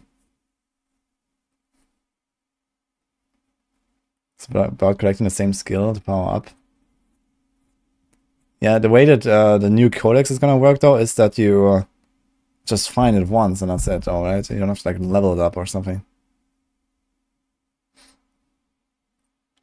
I think they made more dungeons viable for leveling instead of just tunnels. Yeah, I mean, this is stuff for the patch notes. I don't know. I'm realistically, even if they nerf tunnels, we're gonna go to, I don't know what, Uldur's Cave or some shit. And then we're gonna do that instead. So that's always gonna be the next best dungeon until they have nerfed, like, you know, the top 30 dungeons in the game or something. So realistically, they just need to buff Whispers more. You know, they need to give Whispers like some 50% XP buff or so. And then we would maybe not do dungeons. And the game would be better.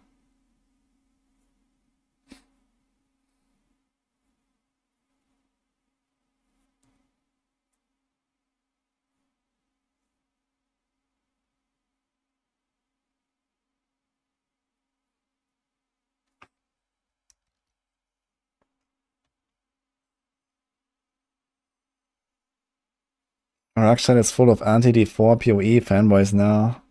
You say something positive about D4, you get jumped. Yeah, okay, I mean, Rex has been playing PoE for a full month. So, what do you expect?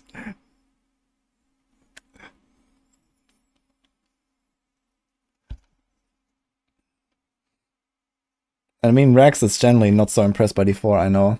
So,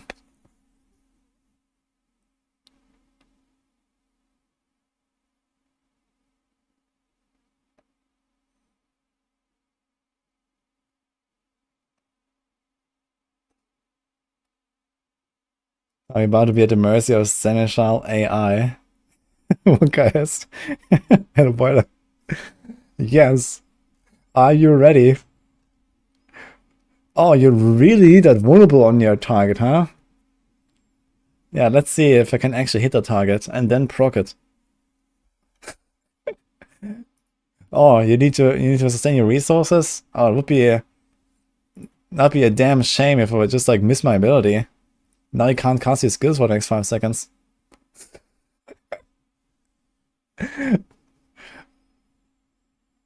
That's gonna be great. Watch out.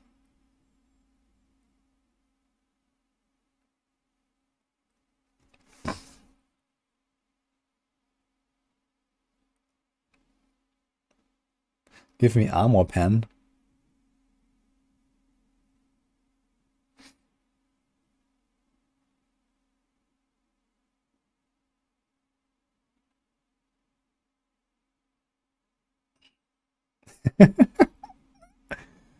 Tempest sounds OP as fuck. What is Tempest again? Electrically charged enemy causing it to deal damage to themselves and additional enemies, I guess, each second over time. If the enemy is killed, Tempest spreads to another enemy.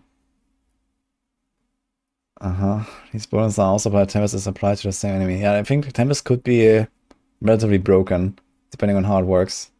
This definitely has the potential to be broken with this kind of mechanic. So we'll see.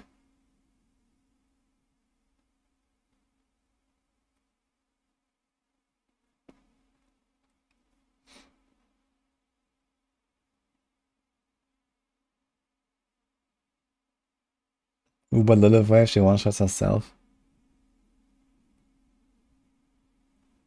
I thought you have 3 fallings in D4. It's 2, no? It's 2. Sorc is gonna deal poison and shadow damage now. Well, it's your pet, so I kind of doubt that this would work for your Tarasha ring, but if it does, that would be relatively strong.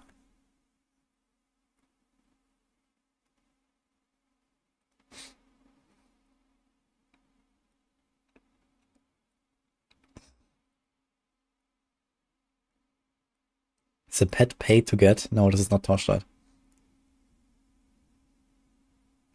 Some of the Voltar's gonna one-shot and ruin hardcore runs. Hell yeah. Let's go.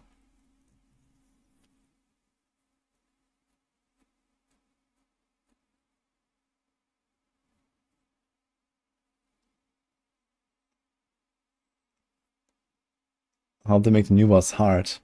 Well, but they don't need to make the boss hard per se. What they need to do is they need to make a hard version of that boss, right? Like Zir was just kind of like a, you know, yeah, okay, you know, one of these other bosses that no one cared about. They just need to make like some actual harder version of the boss that maybe has extra drops or whatever. Do we see him somewhere? I guess we don't see the arena or something, but it's this guy here. He seems large, by the way. What the fuck? Very large.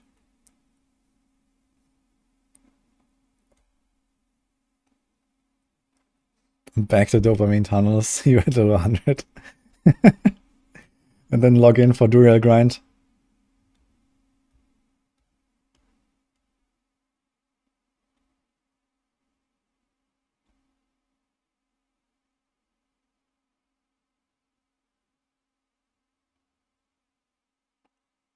And when a bunch of actually new cool Uber uniques that actually enable like 1-2 new builds per class.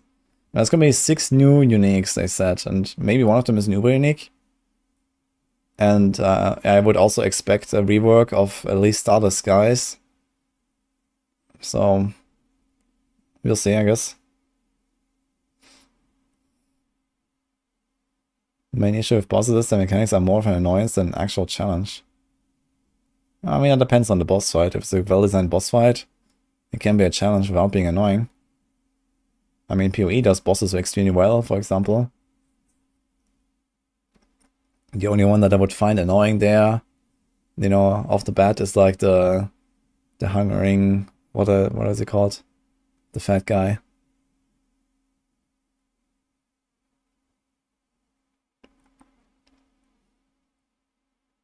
Wudijo Season 3. Yeah, we'll see how much time we have for memes like Wudijo. Like, if I actually want to, like, you know, deck out 5 different classes, farm Uber Uniques, etc., you know, that will take a while. So, I'm actually not too unhappy that the leaderboard is not on launch. If I want to compete on all 5 classes. I think Escape Death Poison is going to be nerfed or gone. I mean, I wish, but I doubt it. Did Blizzard fire too many employees to make a trailer? Nah, there's a trailer. It's right there. You watched it earlier.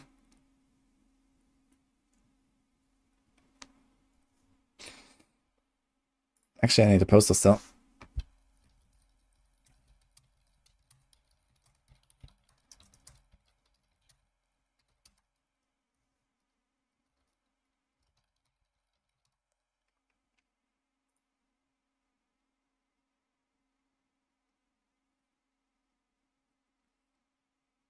Blue DJ in Season 3 with Taunt and Pat. We do White DJ. Watch it again. You can watch it again.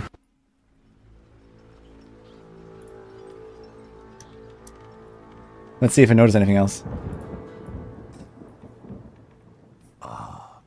Welcome, Wanderer. I sense that recent events have brought you to me. Can I skip in the 4 when? Times indeed. So many fear the inexplicable. I deal in it. And Oh, Lex. you seek answers. This will lead you to the knowledge you desire. Legends state this rune is the missing piece of an arcane construct. A mighty weapon capable of harnessing ancient power for the one strong enough to control it. But be warned, for the construct is buried deep beneath Kyrgyzstan in the ancient vaults of Zoltan Kul. Untouched for centuries, they are protected by deadly traps of Kul's own design. And guarded by his mechanical horror. Like this. But the architect Zoltan Kul overestimated his cleverness. In his hubris, the mage abandoned his work, leaving darker forces free to corrupt his machinations and claim the vault's power for themselves. The answers await you in the depths. Take the rune, if you dare. You got a new weapon type? I mean, they're probably not gonna make like a new weapon type for players, but yeah, it looks like a Warden glaive from the Warcraft. Yeah. This is like the glaive from Wardens. Not a war glaive. Warden. You know, the hero Warden. And also he has like... He doesn't have legs, he has like these... what is that, man? Tentacles. Mechanical tentacles or something. Look at that. Fist weapon. Very interesting fist weapon. Some demon shiz.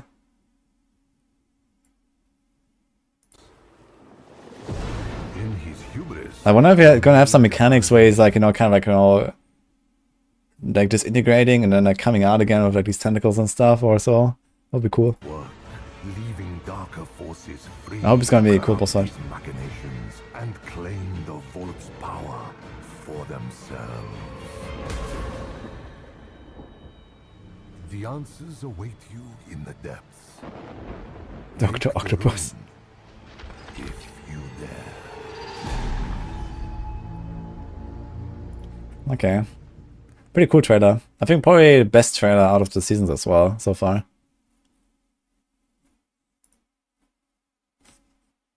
He's gonna be a giant. We have a... Yeah, he looks very large. Look, yeah, that's the banner, and you see, like, you know, compared to the player, he seems much larger. So I think this guy is gonna be huge, yeah. Is it gonna be like Belial? Who knows? Maybe it's gonna be tuned down in-game a little bit, you know? But it seems large. Too many dislikes for the best trailer? I don't know. I didn't like the Season 1 trailer at all. Season 2 trailer was okay. But I like this trailer. I think people are just disliking because it's Diablo 4, you know? I don't know.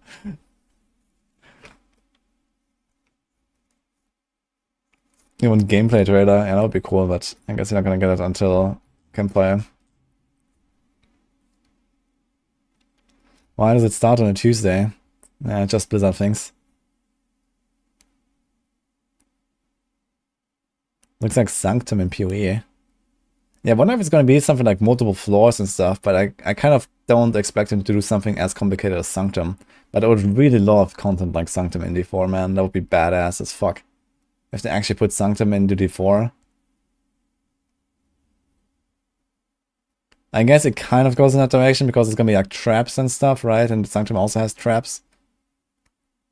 But I guess it's not going to be like, you know, it's like kind of a long-term project type. It's just like a run, you go through there in like 5 minutes, you're done or something, and that's it.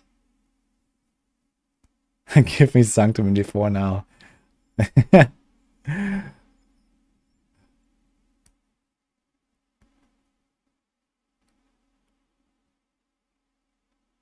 The season ends on a Friday. Yeah, apparently that has happened in the past already. That a screenshot from the blog post said it would end on a Friday, on the 26th of January. But now it's actually the 23rd. And maybe the same happens again, that the season ends on 23rd of April. It's going to be a Tuesday instead of a Friday. But who knows, maybe they got their shit together and they're actually going to start seasons on Friday in the future. At least that's what reasonable game publishers will do, I think.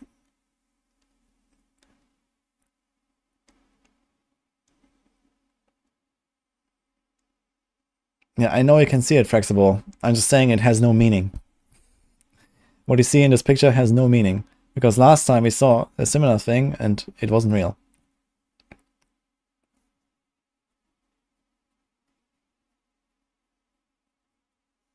But Dreadset was here. I mean, Dreadset knows the shit.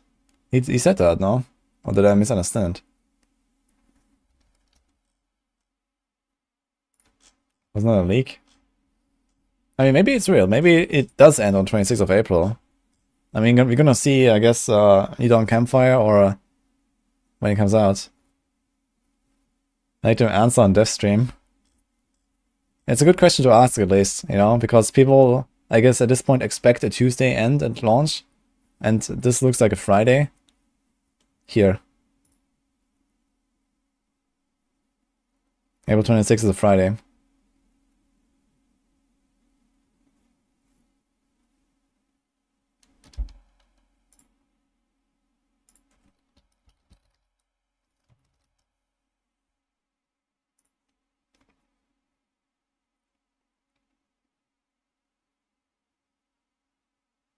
Dennis mentioned something about this. Oh, maybe you can find some stuff here. Perhaps.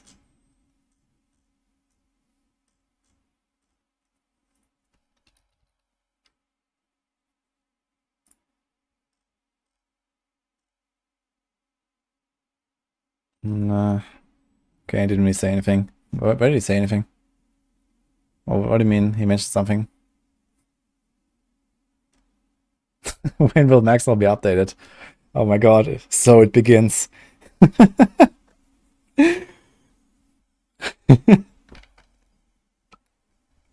Oh no. Well, our internal deadline is Sunday. So, since... Okay, we might have to push it back to Monday, I guess. We'll see. All this information we have to work with, yeah. I mean, the patch notes are not coming as usual right after the campfire. They're gonna come a day later. So we expected the first day we're gonna have the patch notes, and then we have 3 days to do the guides. But now we're gonna have 2 days until Sunday. So that's pretty awful. But yeah, I guess we're gonna aim for Sunday anyway and hope for the best. Whole pet interface. Yeah, I mean, Riff knows how to do stuff though, and he has the screenshots to go with and stuff, so Construct, glyph, tier list, when? 3 days is plenty. 3 days is not plenty, dude. You know, I also want to stream. I also want to, like, you know, default plan. I have to default planner all the builds and all that stuff, right? So it's not just. I have to make like 1,000 videos. Why did someone say Barb was ruined? Because they just like spitting bullshit.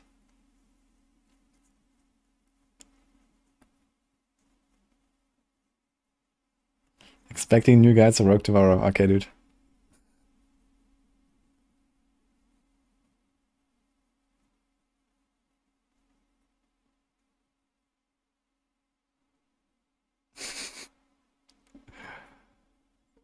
Yeah, Chronix is one of our new Necro writers, by the way. First time. First time.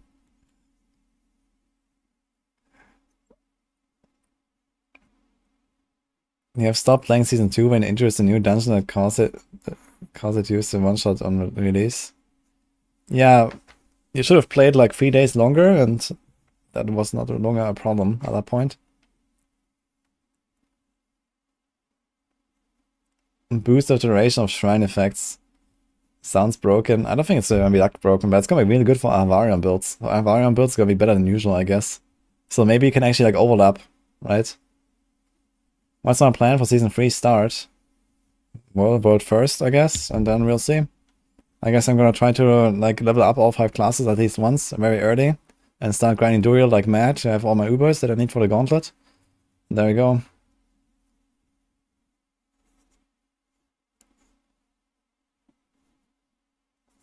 First time, don't F it up. I hope they leave the companion as core mechanics. I mean, first of all, I want to see them, you know, in action. I mean, the concept sounds cool, you know, and, you know, playing around these things, but who knows, you know. It's very likely we're gonna end up with, like, the Barber situation again, right? Where everyone just runs the same shit. So...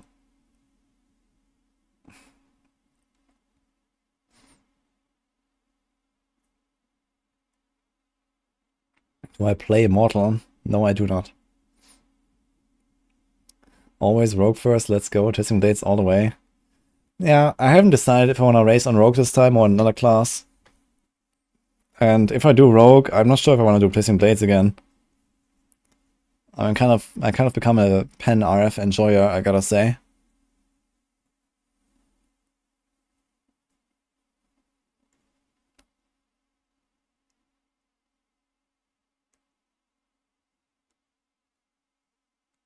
What the fuck, no Rogue.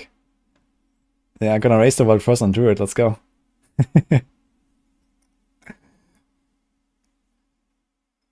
does feel like the seasonal theme will be 100% about the vault.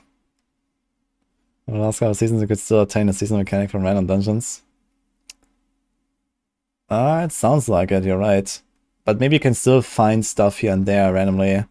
Or maybe there's gonna be like, you know, similar to like Season 2 with like the Bloodseekers coming after you sometimes. Maybe there's gonna be like, you know, the constructs coming out somewhere and attacking you, and you get some drops there or something. Like a mini-boss.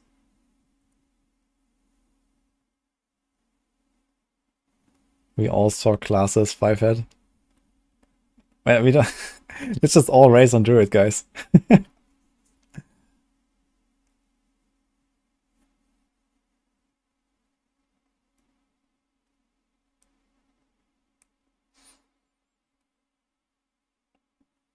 Rogue is always the best class. Yeah, I mean, Rogue is the best class, for sure. In my heart. We'll see. Maybe I race on Rogue. I'm gonna see if there's potential for like a non-Twisting Blades rank 1, basically. And I guess there might be. Especially if they fix poison bugs.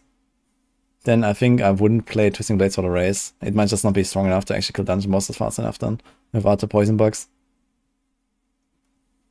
And in that case, I might just do like Pen RF or something.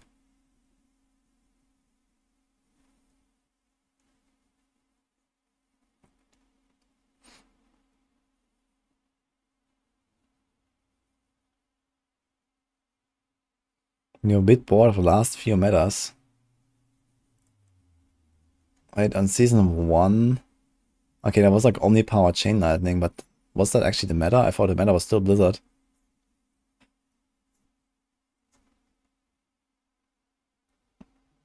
I felt like season 2 kind of made Lightning somewhat decent because suddenly, you know, you didn't have this downside of not having vulnerable anymore and stuff like that.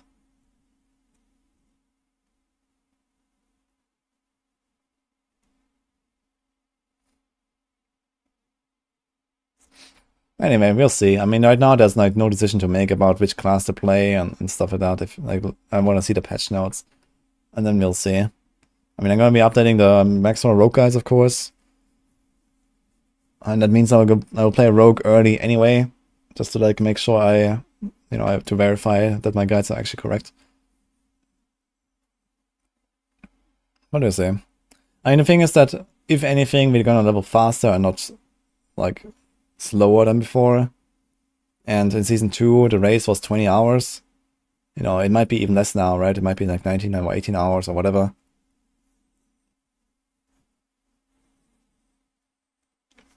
And in that case, I can just, I do like day 1 my Rogue, and I do day 2 my Barb, and I do day 3 my Druid. And, after 1 week, which is done with everything. And then we're gonna start farming Duriel.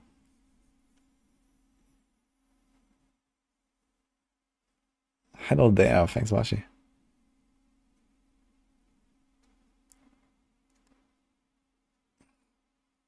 Mage Tower and WoW. I think I should introduce Torghast, man. I have not played Torghast, but the whole concept really excited me. But I didn't play the expansion, unfortunately. But I think something like Torghast would be amazing in Diablo. Like a roguelite mode, basically, where like, you choose certain power-ups or something. And then you go deeper and deeper.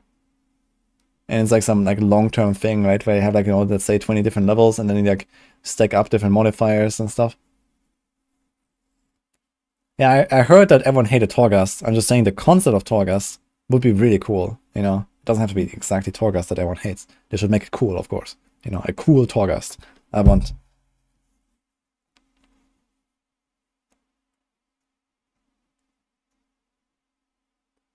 Torghast is amazing. If you're good at the game, all the baddies hated it. Okay, maybe that explains why so many people hate it. I mean, as I said, I didn't play it.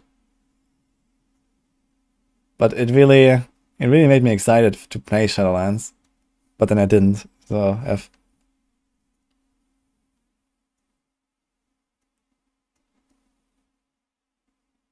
Which class do I like the least? Well, that's a good question, actually.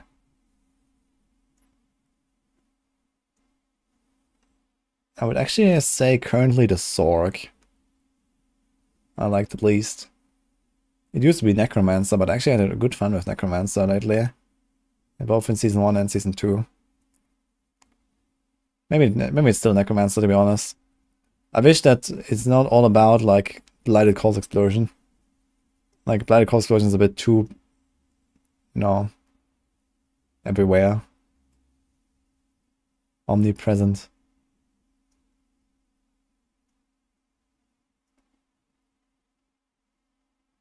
Join us, Necro.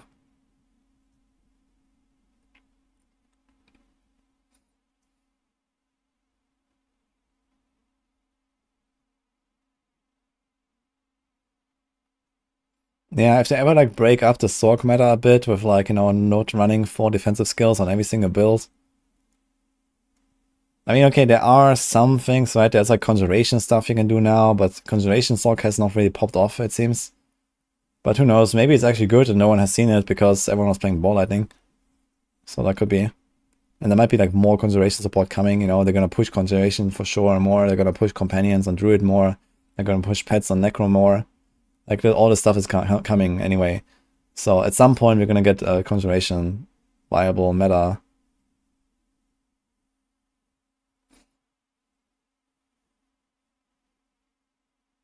Necro Bone Spear plays like a Motor Shop build. Yeah, Bone Spear is like, very straightforward build. It's fun. It kind of like just works. It has like this cool shotgunning mechanic, which feels amazing.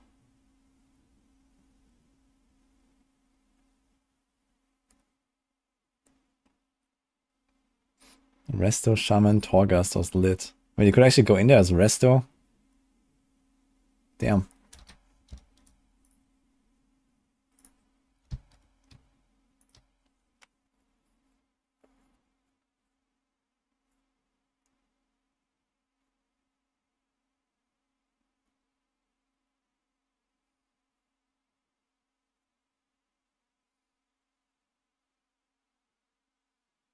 Healer, Shaman, and Monk were the best of Torghast. Interesting. Yeah, I mean, I have no idea what Torghast, you know, like was actually the meta or anything, so I didn't play Shadowlands. I only leveled like through the campaign ones, basically.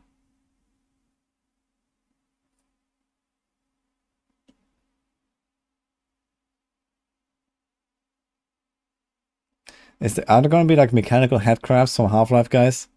What do you guys say? Are these guys gonna jump on you and then your screen goes dark? Oh man. Monka S, man, I hated these things. Like when I played like Half-Life 2, when I was like 10 or something, or 12, I was fucking scared of these things.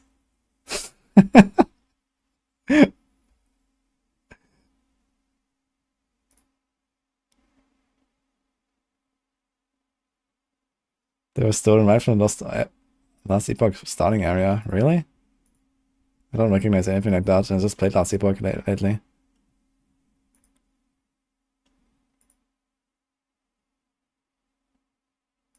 Half-Life 2. Yeah, when is Half-Life 3 coming, man? It's been fucking 2 decades.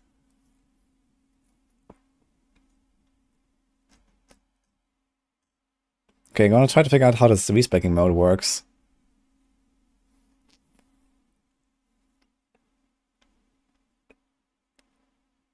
So, for example, why is there... Like, what are these points... Like, why is this blue here? Is this like something you remove that you had? Does it mean you had this and you removed it? Because it can't be what you have available, because that's already highlighted. And this is not highlighted here right now. This can't be taken. So this might be like, what is your original versus what do you have now, I guess, or something. The explicitly stated is just skill tree. Ah, shit. Well, then it's kind of pointless. Oh, it's not entirely pointless, but it's mostly pointless. At least it does prevent this problem of like, you have to remove like, you know, 7 points here, put them very far up on a tree, so then you can click on the other stuff, and then you have to remove those points again. So that's kind of nice, I guess. Because yeah, like the skill tree is much more rigid with like, you know, you have to have 2 points in basic, and then you have to have like 7 points to go to the next category, and then you have to have like 13 points for the next category. So I guess it helps with that.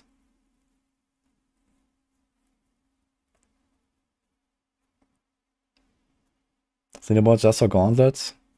Just for Gauntlet right now.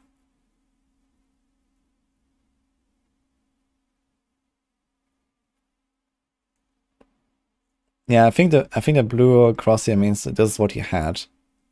And then, you know, this what you see right now is what you will have if you confirm. So it just shows you like your old selections basically. And if you exit, I guess it just goes back to what it was. But it's like not really enough information. Like it doesn't tell you how many points you had here. It doesn't tell you how many points you had here. Like there's no progression, it seems, or something, right? It's all the same color. There's no numbers. So it's a bit weird.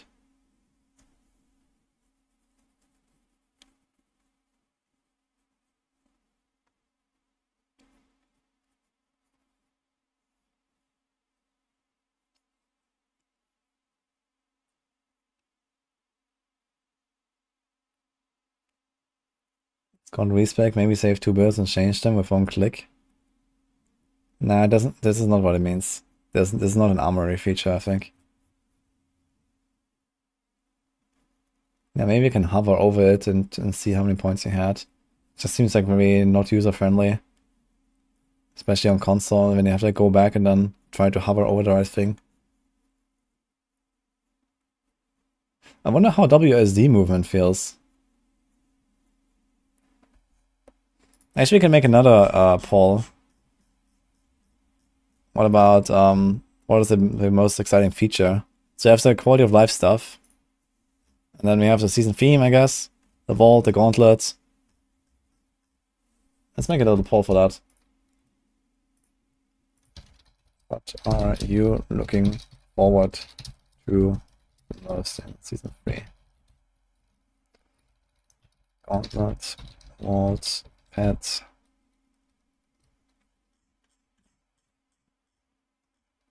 WSD. I can only have 5 options.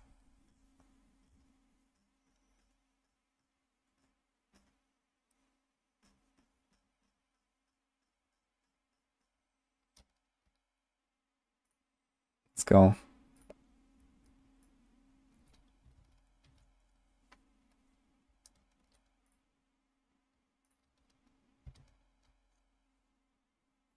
Look forward to Hoda is set unnerved. Yeah, that's also.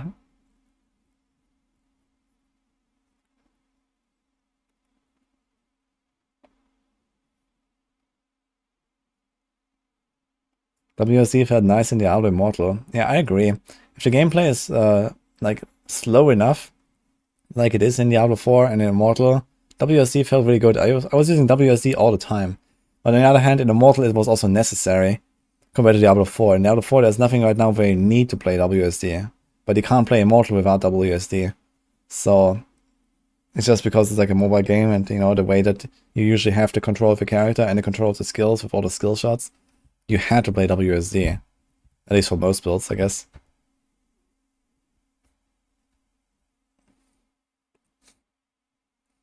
Look forward to much more spells and the classes. Yeah, I guess in an expansion. A lot of people say Vault.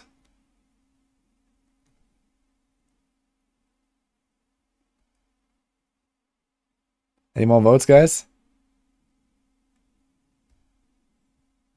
WSD for the boomer with the weak wrist.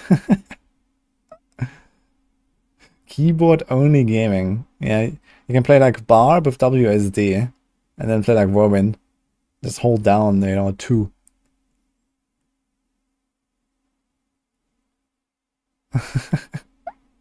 And then when you do it with numpad, you know, you have like your numpad is your skills, and you have WSD for movement, and then it's just like, you know, use your right hand on the numpad, and then, you know, 1, 2, 3 is your shout, shout, shout. 4 is the wrath.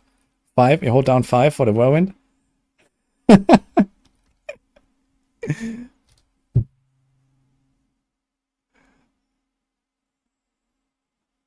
Look forward to the keyboard only builds. I mean, maybe they would actually allow you to have like auto targeting. If you, like, there could be like a keyboard only mode or something that has auto targeting, just like console. And then it's like, you know, some button to switch targets or something. I don't know how this works with the controllers. Maybe. Okay, it seems like a lot of people like the Vault. I think Vault is also for me what I'm looking forward to the most. It sounds pretty fun. And I hope they're gonna start actually leaving content in the game, right? I think Vault actually has the potential to become like permanent content, the way this sounds.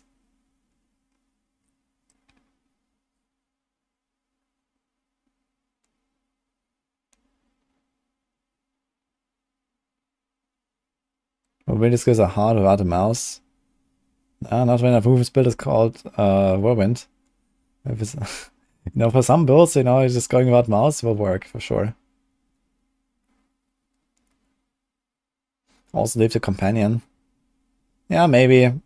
I would be surprised though. I mean, like, as a permanent feature, this construct is a bit kind of, it's a bit weird for a Diablo game, you know? Usually there's like no, like, you know, mechanics, like mechanical beings and, you know, this kind of stuff. It's like not really a thing, you know? It's like quite like steampunky almost, right? That doesn't really fit the Diablo universe.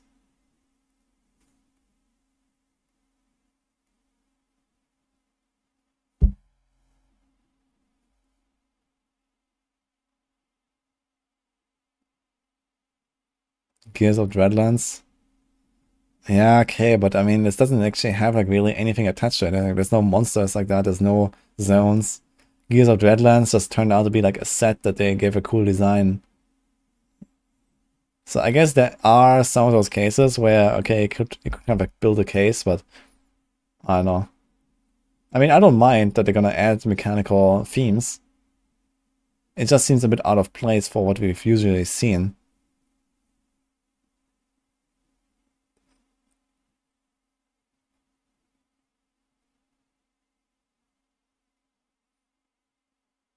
I never like pet builds in any game. Yeah. That being said though, it would be cool if there was like some active ability you could use with the pet, right? If it had like an extra button or something that can press. That could be interesting if you could actually like command it in some way, like or command it to go do your special ability on this guy or so. A bit like the Diablo, like the Druid pets. You know, I really like playing with the Druid pets, like the wolves and stuff. It's really fun. So it would be nice if the pet wasn't entirely passive and just doing its thing, and you hope for the best.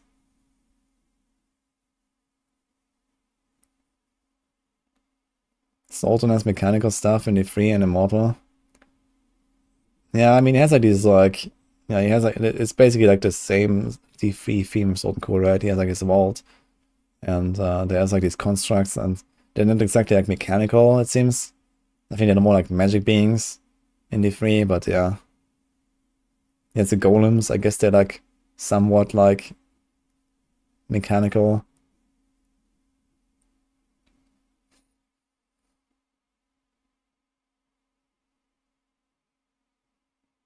All the Diablo games is full of mechanical traps, buildings. It's just weird that it's not the environment. Okay, maybe there's some stuff. Yeah, I'm not saying they can't expand it, you know. I'm not saying I dislike it. Personally, I think so far it's the coolest theme, actually. And just wondering if, you know, like this kind of steampunky direction, I guess, is gonna be, like, it's gonna stay in the game. Maybe they're gonna do more, you know. Maybe they're gonna go down the PoE route, you know. PoE 2, that's just when like full, you know, shotgun and Gatling gun mode with the mercenary class, right? It's like, you know, this kind of stuff. And he's shooting grenades and everything. So, you know, that they went really far, you know. For like usually like medieval, like fantasy type game.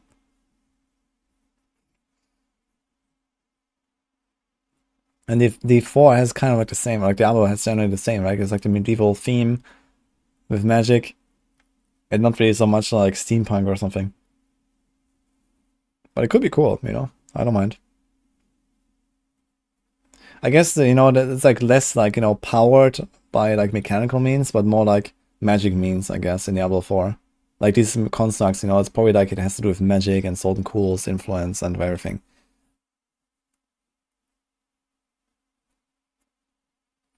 I think Season 3 character power level will be less than Season 2. Who knows? I mean, it depends on the balance changes a bit, and if they're gonna do anything to like the current leveling. I would be kind of surprised to see like a change to the leveling like meta or the leveling experience, or you know how much certain things are worth it. But maybe they would at least buff whispers enough to play whispers instead of domain tunnels, because I think that would be a very welcome change. And that would also mean that we're gonna level slightly faster, because if we get something new and they don't nerf domain tunnels or other dungeons, then yeah, then you're gonna be slightly faster up to nightmare difficulty at least. But ultimately, I would expect the same leveling speed.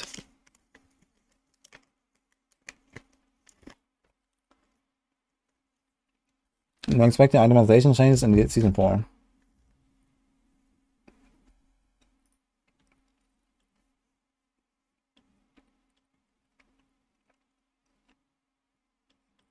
Thank you, Evil Dead 81.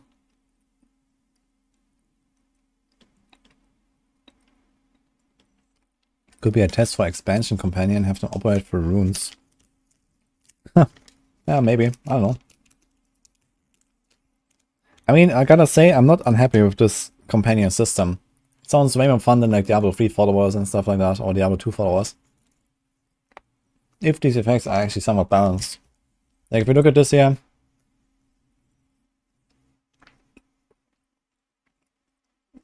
you know, depending on what you want to do with them. I mean, most of this is like relatively basic stuff, but some of these have interesting effects, you know. Chance to stun enemies, you know, those stuns can trigger certain other things, you know, like on a barb, you deal extra damage to stun enemies with maces and stuff like that. Double swing wants to stun enemies. You know, rogues, you have like, you can spread poison without actually playing a poison build. So now you can benefit from poison modifiers, like debilitate toxins and stuff. Yeah, the bleed stuff for like rend build or so. Critical hit, critical strike damage. So it kind of gives you like some of those effects where, yeah, afflicted enemies have a chance to have their attacks to be interrupted. Like, that sounds interesting.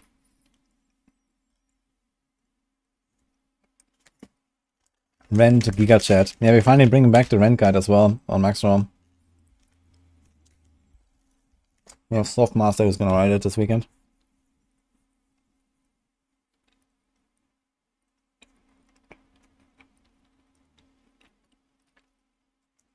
Can play Poison Mill for bot doing the poisoning. Isn't that also like a... Wait a minute. It's like a Druid legendary node, right? Because it's time to Fairy Craft.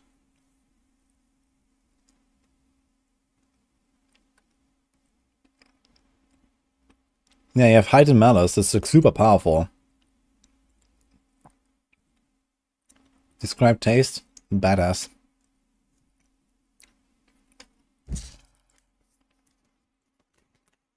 This is chocolate mousse Ritter Sport.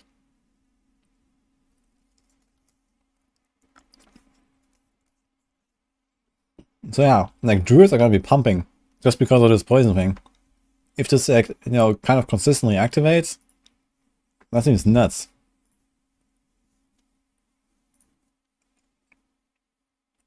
What else? The registered damage explodes at effectiveness when the target dies as fire damage.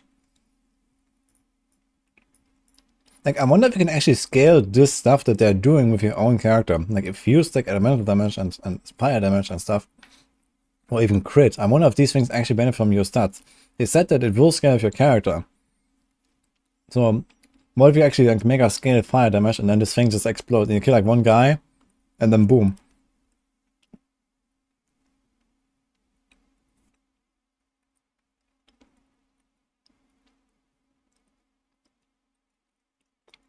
Polarized Druid Poison Bot. Yeah, exactly, man. I mean, it doesn't really solve the main problem that Polarized Druids have, which is the boss. But yeah, you can do stuff like the extra crit damage here, right? It's a burn. Like, this might actually be crazy for like, staggering builds.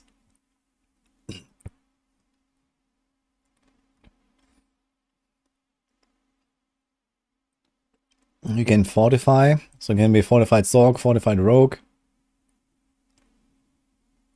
Like, this might just be like free 10% damage reduction basically for Rogues and Sorcs. Resources could be useful, especially now that Metamorphosis is out. With Tibbard's Will, for example, you might actually just use this as like sustain, or at least partially sustain. There's also a direct buff to like Starter Skies, for example. Because you spend less resources and you gain a certain fixed amount from this thing, I guess.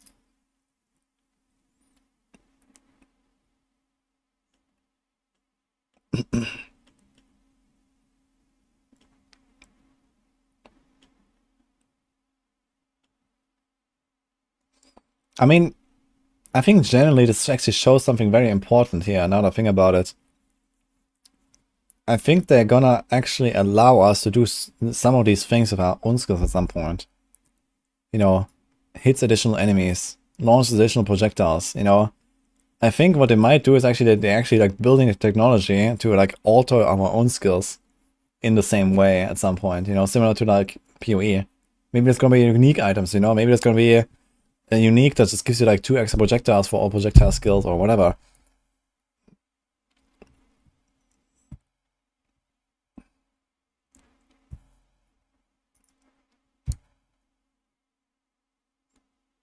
The last Epoch tree system as well. That could be fun, actually. I mean, they already have a bit of potential there anyway. They just need to, like imagine if they added, like, 2 extra layers on, like, a skill, right? Or something like that. And, like, if you have the skill tree, and then, you know, you have, like, the enhancement, and you have the upgrade, and then imagine there was, like, an extra layer here and an extra layer there. And it kind of, like, branches out, and, you know, maybe there's even different paths, you know? You can, like, choose one here, you can choose one here, you can choose one there. You can choose one there, or something like that.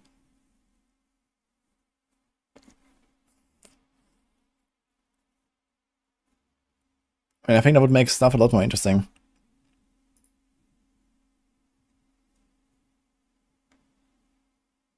They said it's going to expand for expansion. Did they say that? I mean, I would expect something along those lines to happen. But I don't think they said that. At least I haven't seen it.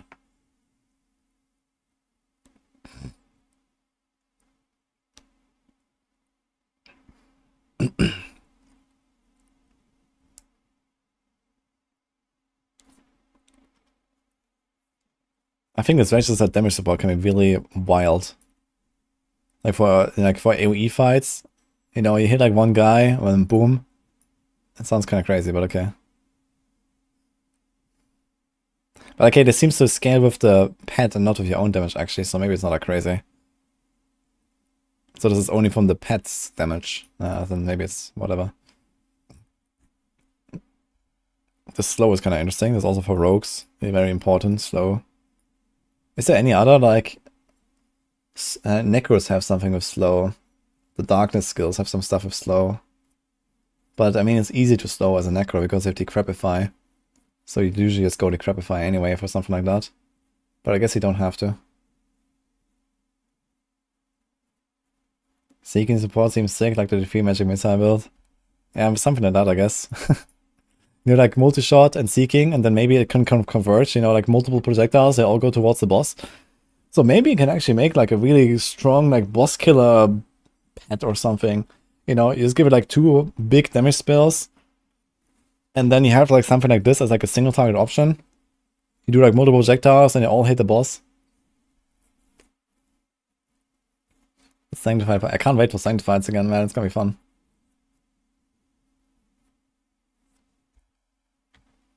Everyone can slow with pain and grifts. No, that's chill. That's separate. That's a different effect. Like some effects require slow specifically. Like rogues, for example. You have a cheap shot board. And you get like extra damage reduction from slowing enemies, for example. And that's really powerful. Okay, mockery support. Damage done by the supporting skill taunts enemies. That could also be pretty insane, actually. Like, you can actually have your pet as like a tank, you know? It's like walks in, it tanks everything. Like, I wonder how the AI behaves, you know? Like, if you can actually like make it like more aggressive, like walking in versus staying in the back and shooting. I guess it depends on the abilities you give it. Does it actually do anything during the cooldown of the abilities? I think they have cooldowns, right? Does it say anything about that? Increasing the level of these stones increases the potency and ability of these attacks. Increasing the level of the tuning stones can add additional projectiles or augment the damage type they perform. Yeah, so...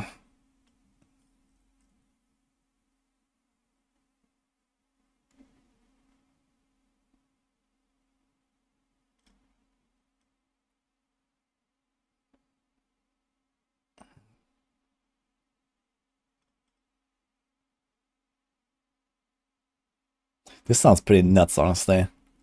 Like, auto defense. Essential construct activates an anti-material field that surrounds itself, shooting down enemy projectiles. It's like Diva, man. You know, that's like the crossbow blasting you, and then pff, gone.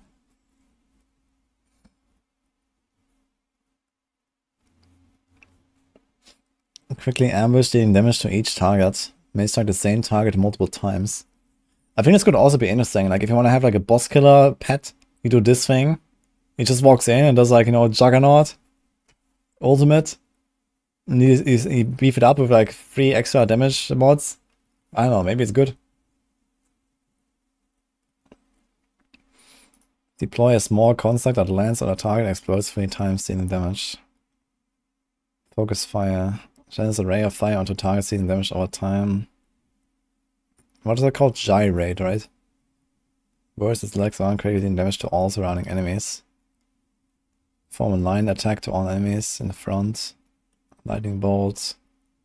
I think this would probably be like the overall best choice. Yeah, lightning bolts for like, you know, it kind of like spreads and jumps around. So I guess for most combat purposes, this is probably the one you want to choose if you just want to have like support option. But it might have a longer cooldown than other skills. Yeah. But without knowing the number of jumps and the cooldowns or something, I guess this is probably going to be like the most consistent one. And maybe the next one will be Gyrate for AoE fights. You know, if you just want to apply debuffs, you're probably going to use this and this or something. Protect. Heat protect. Have a barrier. Okay, reconstruct. Healing the player for a portion of the maximum life. It's gonna be a big PvP thing, I guess. Palm enemies in front. I guess it's like a melee, like AoE. Tempest. Activate charge an enemy, causing to deal damage to themselves an additional each second. If the enemy is killed, Tempest spreads to another enemy. So this might also be really good. Actually, Tempest and Lightning Bolt, maybe. Like for the big AoE fights, you have this, and it kind of like spreads throughout the entire thing. And you have this. I guess it depends a bit on like how you deal damage with your build as well. Like if you kind of like, you know, fight your way through a pack, then this Tempest is gonna be really good because it kind of keeps jumping. But if you go like Pulverize and you one-shot the entire pack anyway, then I guess you want something like Gyrate.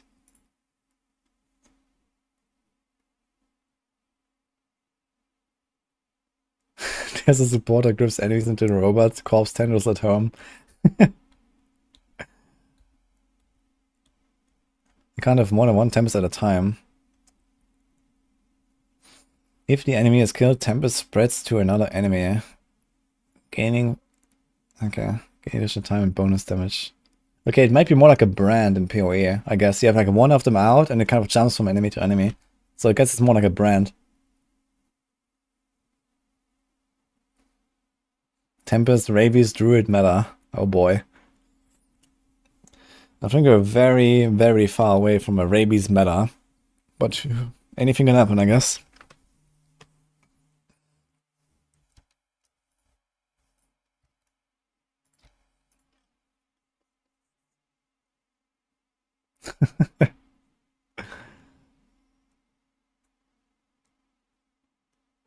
Support a skill gains an attack speed bonus. Okay, so this sounds like only the robot is going to be faster with the attack speed, right? Only that spell that you support with swift support is going to be faster. So it kind of sounds like it's just going to spam it, right? So is it going to continuously like alternate between the two, or maybe some of them have cooldowns and others don't? You know, it could be something like Slash maybe doesn't have a cooldown or so. But Firefly, for example, sounds like something that would definitely have a cooldown. Right? I don't think it's gonna just like deploy these things and they're gonna fly everywhere and everything explodes all the time. So I guess it might depend on the skill you use.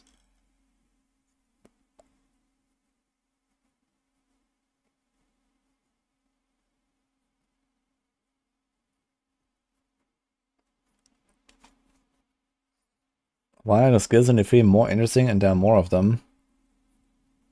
Well, I mean, they're only more interesting because of the sets, I guess, and not by themselves.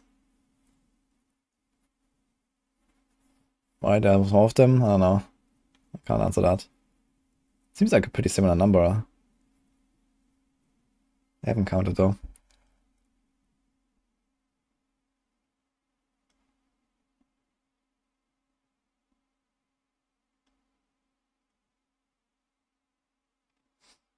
Okay, what else is like interesting? That's the duration. Support skills have the durations increased. What would that actually be important for? I guess the auto defense of the projectile deletion. You know, this is definitely a thing that has a cooldown as well, right? So I could, for example, go auto defense as a cooldown defensive spell, and then you can have something like Slash as like something that it spams all the time, right? So you can make a combo like, okay, it has like this one cooldown spell and this one attack. And I guess there's probably never going to be a way where you're going to combine two separate attacks because it has to do them in a sequence. But maybe it can have like different supports, right? You can have like one, like the Slash here, and you do like bigger AoE, and then you do like, I don't know, burning support and execution support. And then you do like, I don't know, Impale that shoots in a line. And then you do like, I don't know, resource support for resources and Fortify or something. So it still spams both a bit. It actually says here skills of slower attack speeds, all skills of cooldowns will increase the amount of Fortify. So I guess the different skills have like their own either cooldowns or certain attack speed like scalars.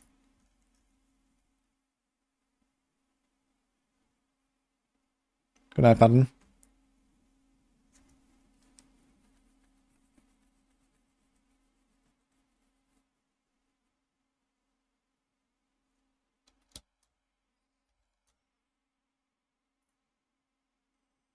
Immortal has skill synergies when you combine two, it makes a third. Wait, is that new?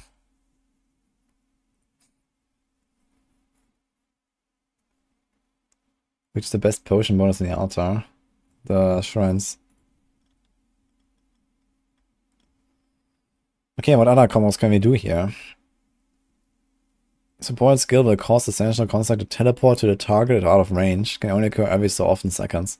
So if you use like a melee like skill like the slash or like the gyrate, I guess that's what you're gonna do. It's gonna like teleport around, you know, like flicker strike basically. The gripping could be kind of interesting. Damage and effects done by the supporting skill to distant enemies pulls them towards the construct. That could be pretty nuts actually. Damage and effects done. I wonder if there's like a range skill that it can spam. Maybe something like this. Or this. Or this. I guess. So lightning bolt might be one of those cases. It just hits like 5 targets and they all just fly in and you kill them. Sounds kind of nuts.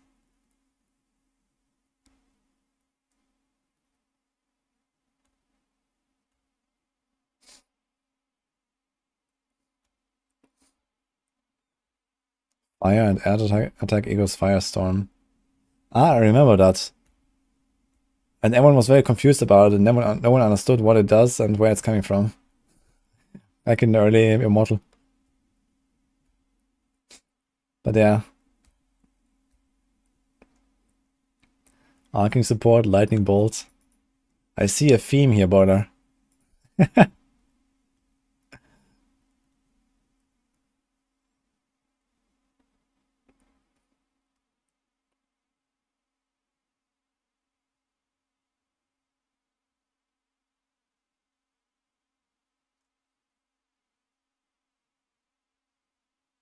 No mention of any of these things being able to apply vulnerable. I mean, vulnerable is not nearly as important as it used to be. But also there is a mention of vulnerable somewhere. Which one was that? One of them does give vulnerable. Yeah, the breaking support. Damage from the water skill instantly destroys enemy barrier effects. In addition, there's a chance to make enemies vulnerable for 2 seconds. Okay, I mean, it's like not crazy, but I guess if it's like, you know, really fast attacking, maybe you can kind of keep it up.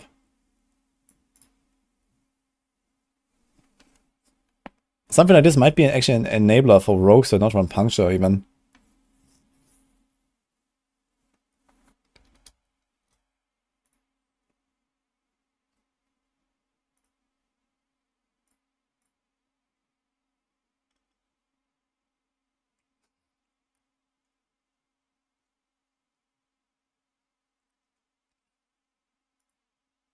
Yeah, I don't know a chrono trigger.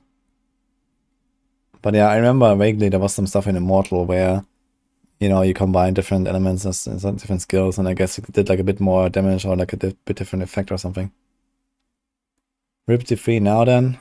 Yeah, I'm still gonna do my pushes. So right now we don't really have anything in game to test or something. So I guess tomorrow we're gonna finish most of the D3 stuff at least. Maybe gonna log in again later. Actually, I've been just chilling here, and I guess we don't have to look at this all night now. Gonna go back to playing.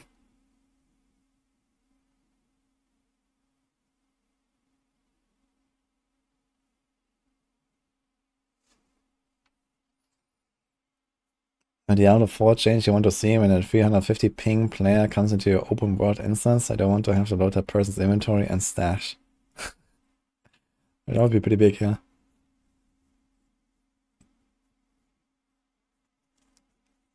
Curious if Flicker Step will suck without the Metamorphosis dash. I played Flicker Step without it, and yeah, it's not as easy to make it work. But it's, I know, especially here, you can like pull enemies in with like the grip and stuff, right? So there's some combos you can do.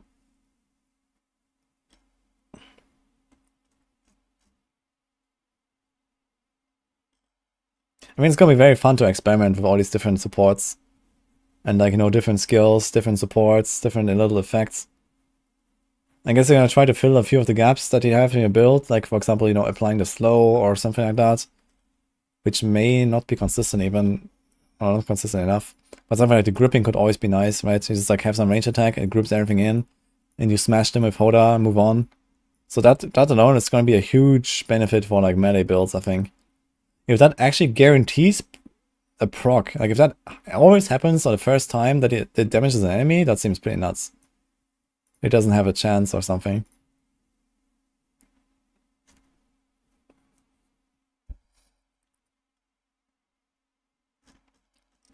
The auto-seeking effect. What would the auto-seeking effect actually be useful for? Is that even like a projectile attack? He's a line attack. Barrier, construction beam. Like what exactly would actually benefit from the seeking support? Support projectile skill with auto-seek enemies.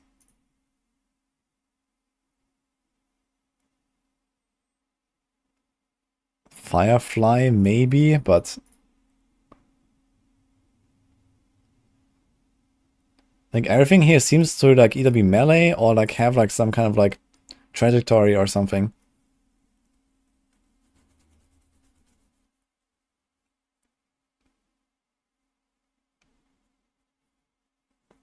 That sucks though. How fun is Barb these days? Extremely fun if you like being completely ridiculously overpowered. But in general, it's pretty fun. So you have another week to enjoy that.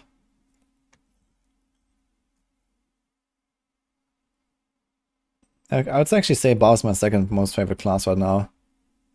Outside of Hoda. 13 aspects, not a problem.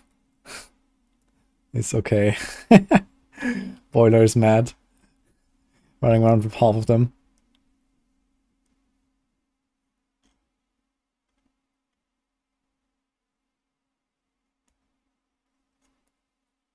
Yeah, I'm a bit confused about some of the stuff like piercing support, multi-shot support,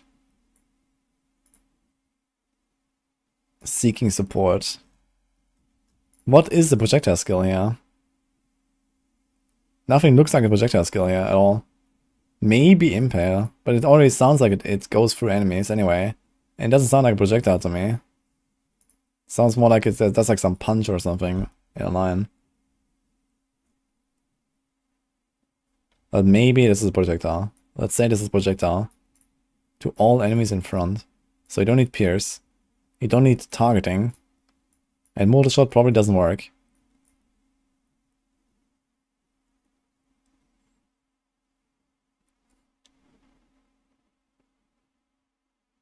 Six unique, 7 aspects, I say. Firefly. It doesn't seem like a projectile. I mean, it sounds more like it seeks out enemies anyway. Like, you know, it targets a certain thing and it flies there and then goes boom.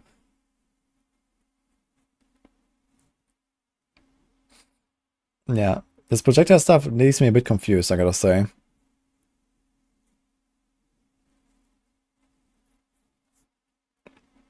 I wonder if this will actually work with something like Tempest though, like the multi-shot stuff or like this arcing stuff. If you can actually have multiple Tempests out just because of this. And then I wonder if you have multiple Tempests out, if they can actually then all go on the same target. That could potentially be something pretty crazy. If there's like a boss fight that has ads and then it spreads to the ads and then it spreads back to the boss.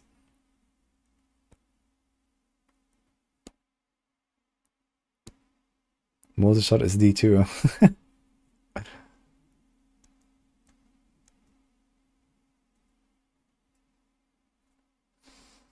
Tempest, login.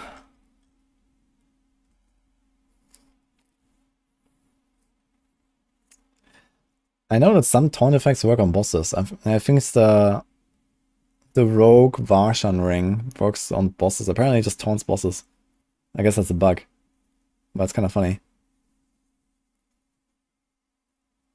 Wonder if Focus Fire will be available for boss fights. Channels a ray of fire onto targets dealing damage over time. Yeah, something like that, I guess. It sounds more like it's like a smaller beam though. And maybe like targeted on a certain target. So that, you know, like it's not like a beam that enemies walk through and they get hit, but it's like stuck to a target, I guess. This is like what I would expect, yeah. You know, like this beam hits one target. Or like, you know, 5 targets individually and nothing in between.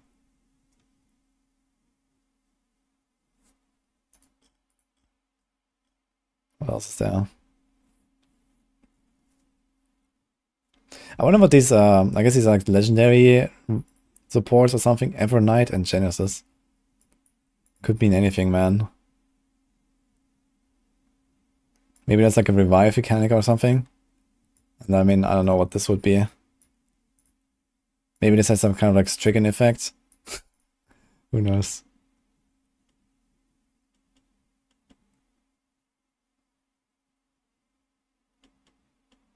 New page on Battle.net. What's there now? Yeah.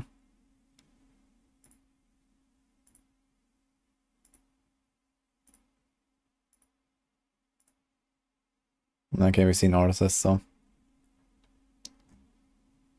Wonder when auto loot and salvage comes to D4. I kind of doubt it's coming, but who knows?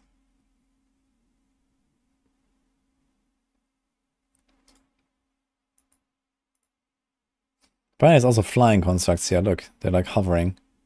There's like the scorpions, there's the spiders, there's like whatever that is. In D5. If the chest bug fixed, what is the chest bug? You get Pokemons this season? No, you only get this pet here, no Pokemon. It's one pet, looks like this. This is the guy. He protect and the impale.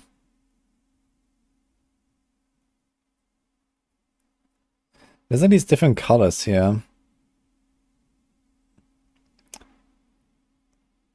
Does this mean like this is like projectile stuff? And this is like, I don't know, these like damage type stuff? And this is like all the other stuff or something?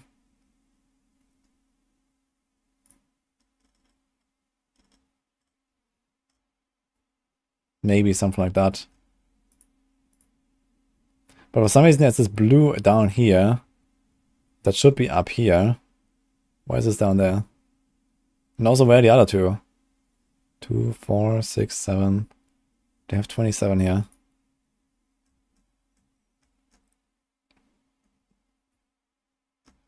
I think they said 27 tuning stones.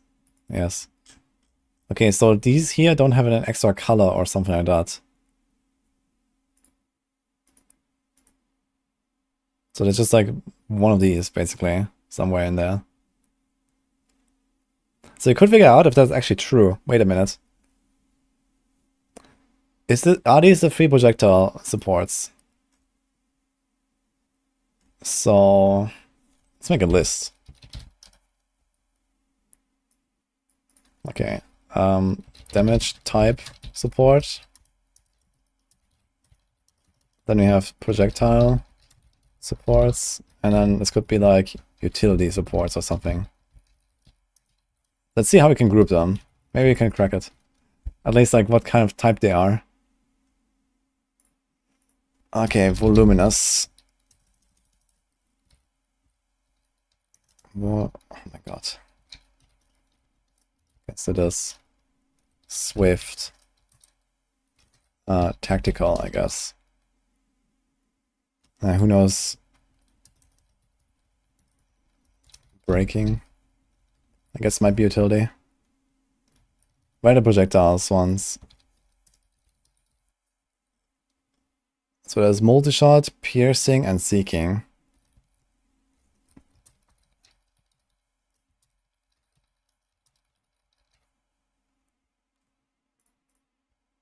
I mean, that's probably not the pet gold for you. Nah, why? It has to do with the attack it does. I don't think it has anything to do with like, you know, it collecting gold or something. These are combat pets.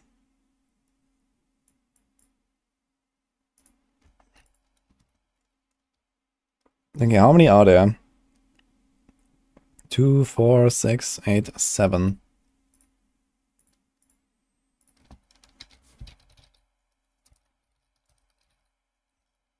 One, 2, 3, 4, 5, 6.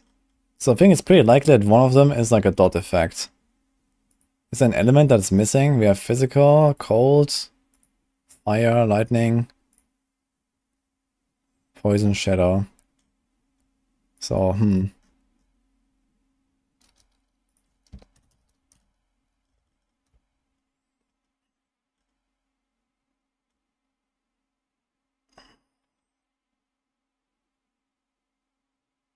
Yeah, bleed is physical damage, but it could be... I don't know what this would be, honestly.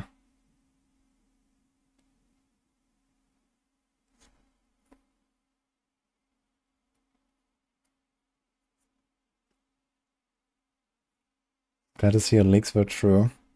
Nice. Yeah, some people messaged me about some of this, but I was like, okay.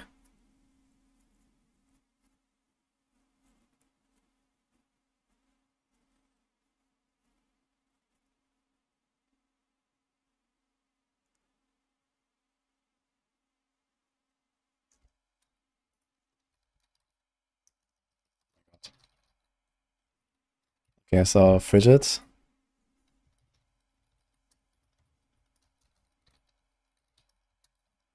Burning. Electrocution. Bleeding. Poison. Dusk. So this is 6. And the screenshot has 7.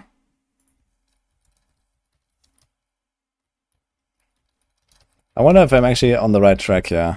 It's gonna be curious to see if I was actually on the right track. And then this will be the entire rest here, basically. So, efficiency, devastation, safeguard. The thing is that some of these like interact with the skill of the thing, and the other stuff also like that's like stuff like vulnerable procs. Okay, not really actually. Duration, okay.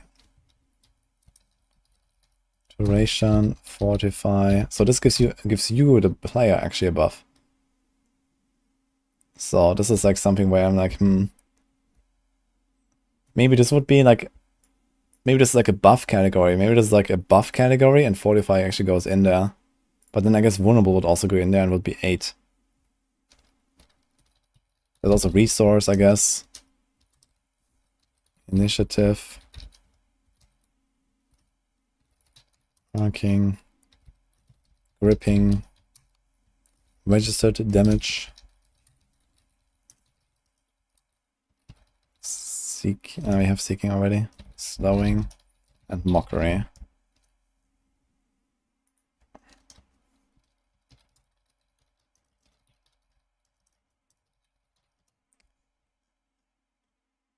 How many are they? So I guess one of the Genesis or the Evernight might be one of these. So this is 2, 4, 6, 7, 14, 15.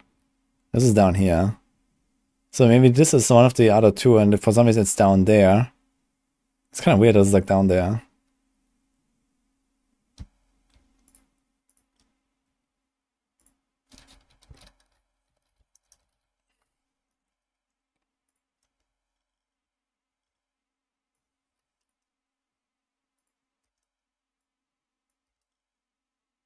We have breaking still.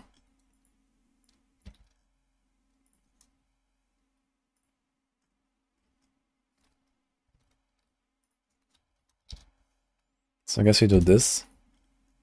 2, 4, 6, 8, 10, 12, 14, 16. Okay, I have one of them is wrong.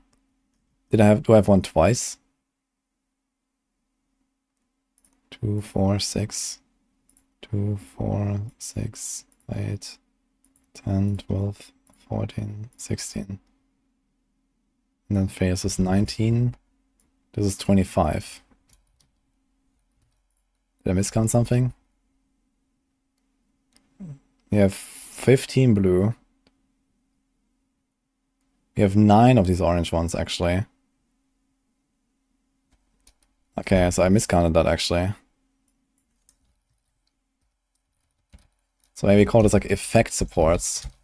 And maybe this includes the breaking that gives you vulnerable. I think that's kind of likely.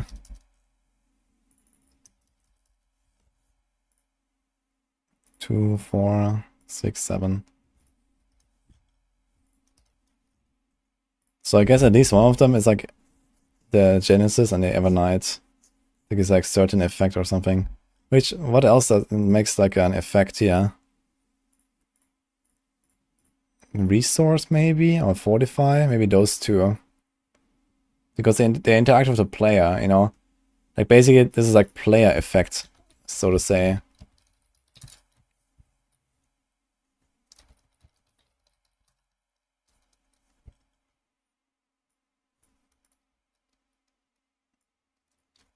So that could be.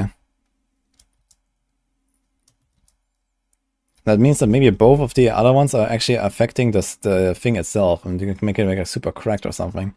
Whatever Evernight does, or whatever like the Genesis does.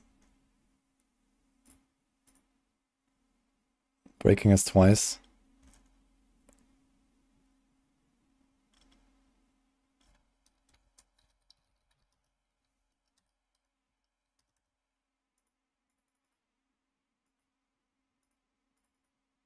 Okay, we fix it. I don't know. We'll see, I guess. Oops.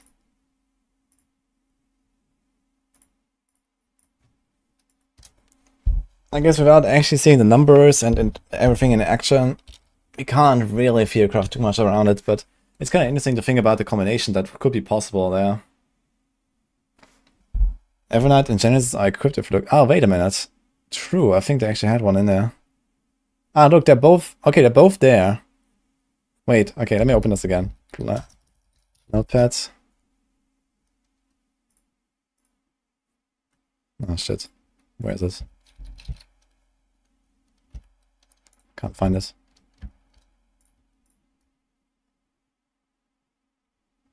Where does it save it? Oh shit. It's the first time I used it.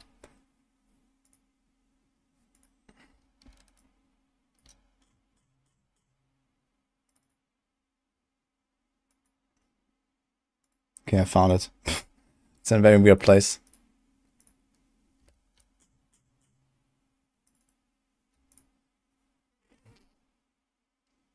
Two, 4, 6, 8, 9. So that might go down there again. Then we have Genesis, Evernight. So I'm pretty sure they're gonna have some effects in that case. It's probably also like the most interesting to actually give you like something to a player, something that they actually want to like, you know, grind for or something that like changes, you know, your build or whatever. And you actually see that your tactical support is like one of the blue ones. So is that accurate? We have tactical here. So I think I'm kind of like on the right track, and there's like the projectile stuff.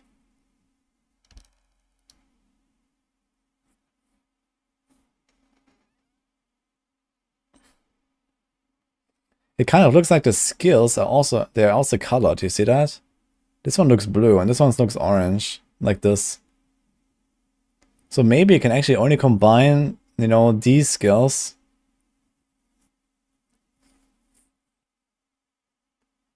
Oh, interesting. Maybe you can only combine these with the melee skills or the range skills, and you can only combine the blue ones with the utility ones. And then there's like one projectile skill that has like 3 of its own supports. And you just do exactly that, a combo of the 3. So maybe it's actually locked by colors.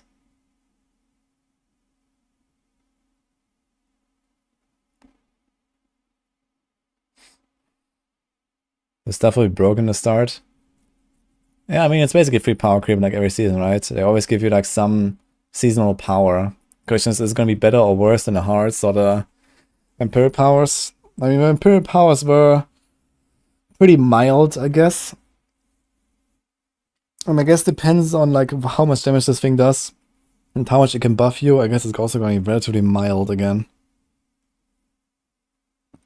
And as long as it's mild, I would also not be too concerned of the AI.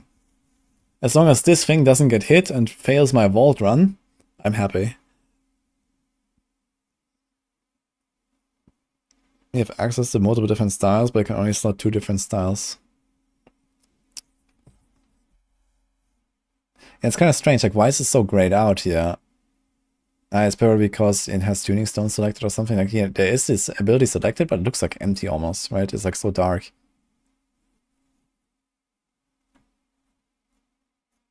Lots of dot sources in this. You think X-Files could be strong? I would be surprised if this interacts with X-Files somehow.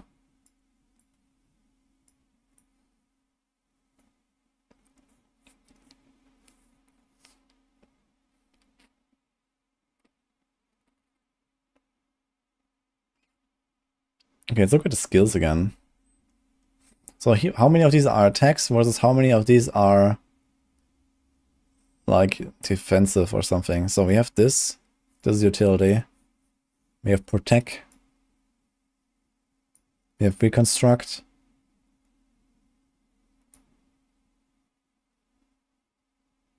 And honestly, everything else I would say is probably just like attacks. Maybe Tempest is not. I guess it's a bit special, but it deals damage. Like all of these are defensive. And then you have, you know, attack with TP, you have the Firefly, you have the Focus Fire, the Gyrate, the Impale, the Lightning Bolts, the Slash.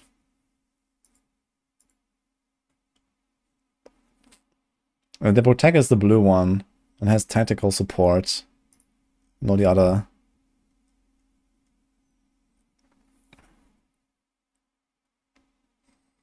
Decrease the cooldown of supported skill, and then you can increase the AoE. But there's also stuff like the attack speed bonus. And the attack speed bonus should clearly go to an attack ability. Like, you know, any of these, yeah. I guess like this one as well. Like something like Lightning Bolt, even if it may have a cooldown, it's not a utility skill, but it says utility and this says melee. And I guess another one will say ranged. But it's green.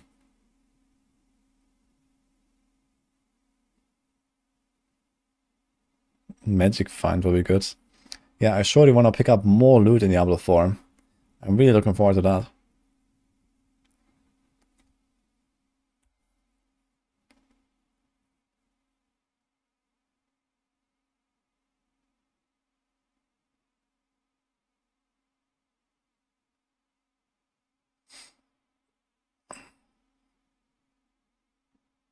Would I prefer Twisting Blades or Rapid Fire Flurry for AoZ? Twisting Blades is way better than AoZ.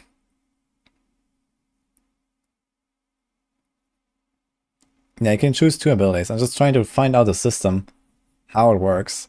You know, gives me like a bit of like stuff to think about ahead of time.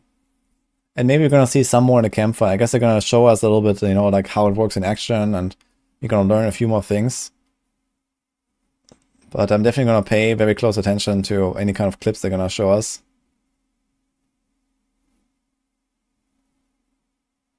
Do our characters get any power at all? No, it's for the minion. It's not for player abilities, the tuning stones.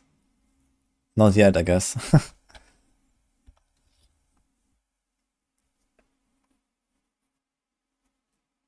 I'm going to miss Metamorphosis though. Yeah, Metamorphosis is going out. I mean, seems like there's nothing here that gives you unstoppable. So Tubort's Will is definitely going to drop out from a lot of builds that don't have the natural, you know, consistent uptime. And they actually have to regenerate resources again.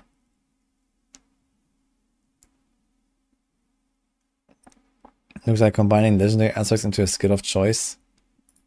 It's more like you select a skill and you like kind of alter how it works or what kind of effects it brings. So, you know, you can use it more often or bigger AoE or something like that, or you can have like a debuff on an enemy.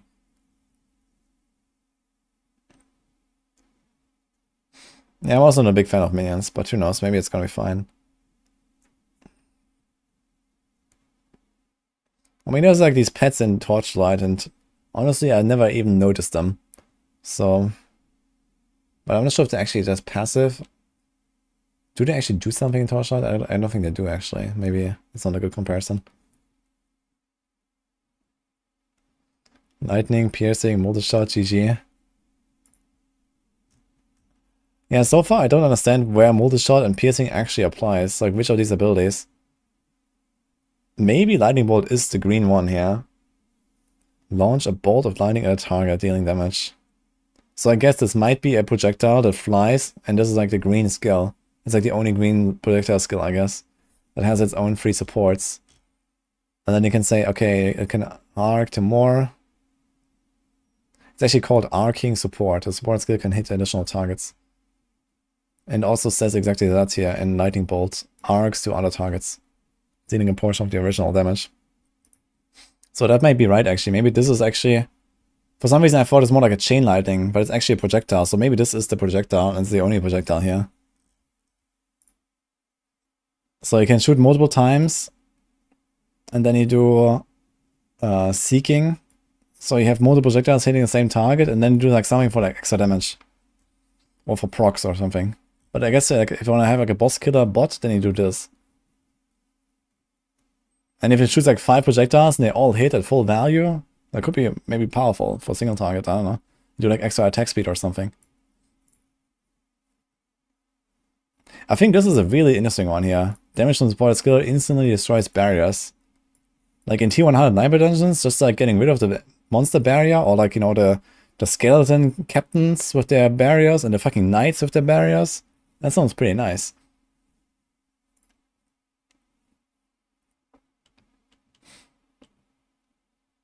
I mean, I think also Warstand, for example, has a barrier, right?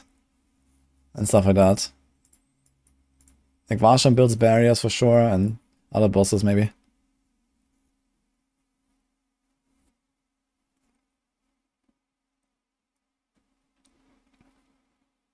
Butcher, yeah, Butcher as well. It's gonna be nice. If you just like instantly destroy Butcher barrier.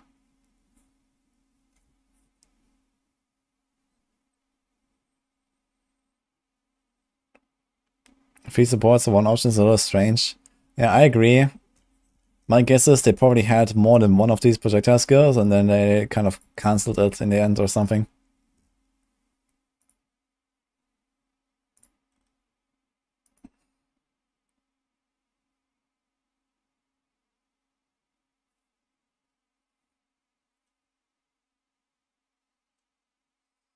Some people don't like having pets to do a lot for them.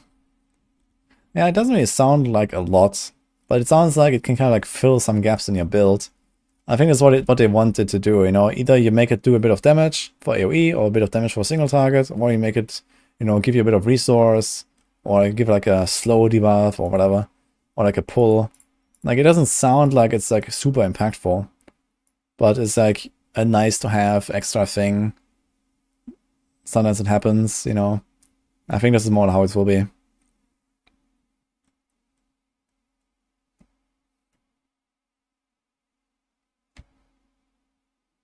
I mean, I also would prefer not to have a pet, but it might be interesting enough at least.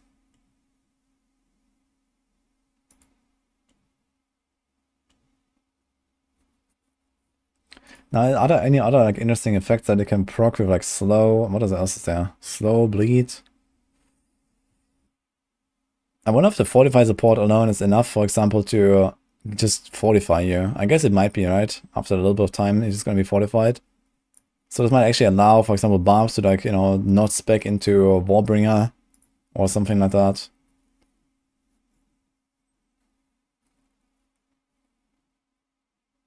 I had to tune up the HP of seasonal bosses because the pet was super powerful. Okay.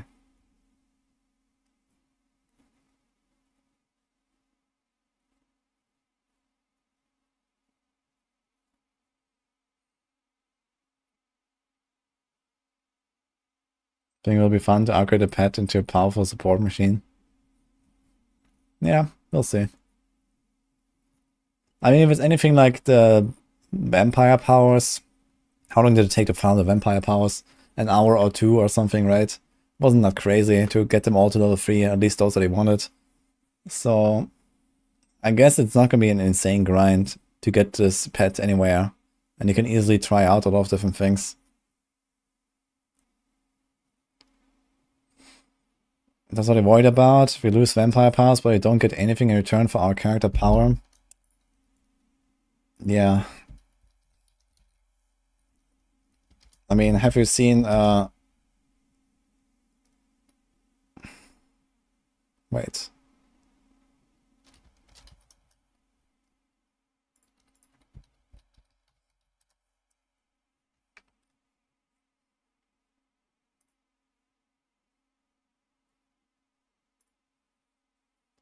Are 3 fair builds considering all 5 classes? Good question.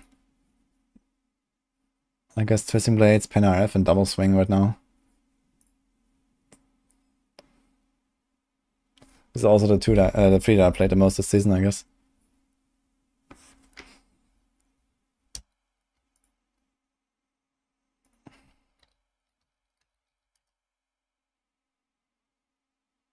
Dude, my YouTube is fucking cooked.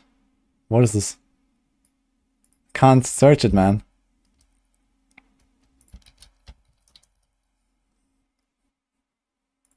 Here. Speaking of losing character power, yeah? I don't think it's gonna be such a problem being a little bit weaker in Season 3. That's all I'm saying. So. Is that actually adblock like fucking with YouTube right now? What's going on? That sucks. Yes. Okay. YouTube is fucking with adblock. Okay, I guess I can look into that.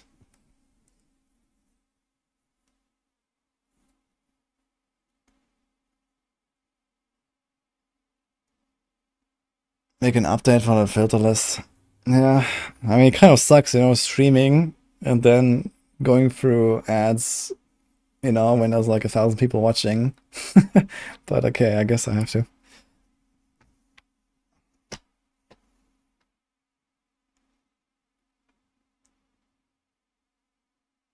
Thanks, Extra, by the way, for the Prime. Appreciate it.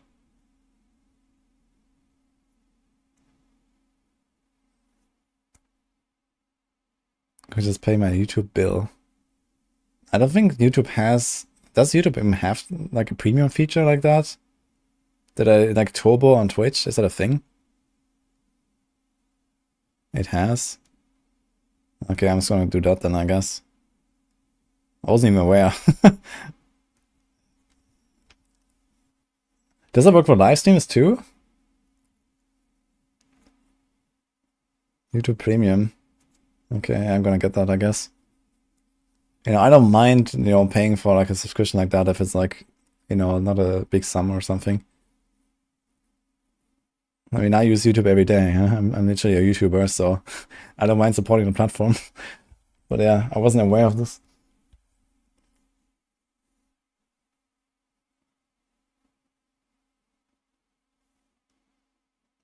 You must get it with YouTube Music.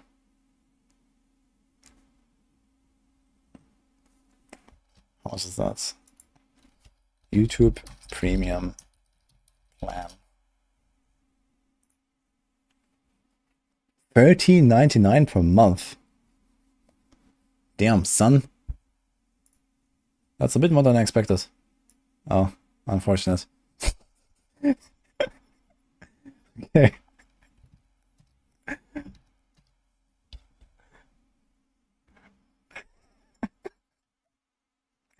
Good job, man.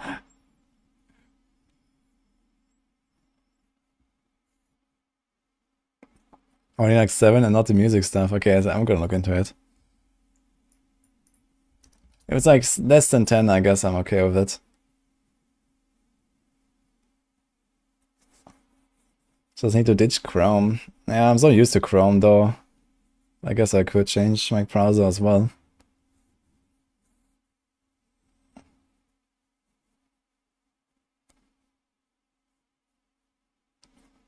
You pay $22.99 for the YouTube Premium Family Plan.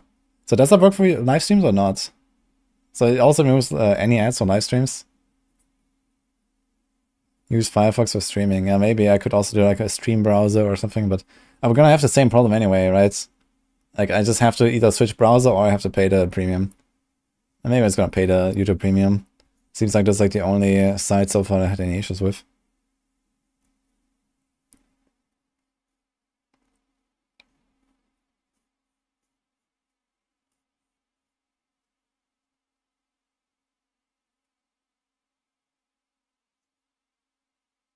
They're hitting me far harder than they're hitting you. No, probably because I have my own YouTube channel. They're like, you know, you should be a role model, and I kind of agree with that. So I guess I'm gonna pay YouTube Premium after all.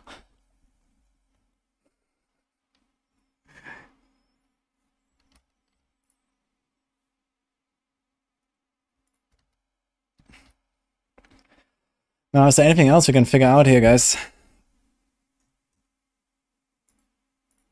Probably not. We're kind of done here. Now, is there any other, like, important synergies that would be good to know? Actually, I think what I would rather look at is the solo tier list, or just like the build tier list.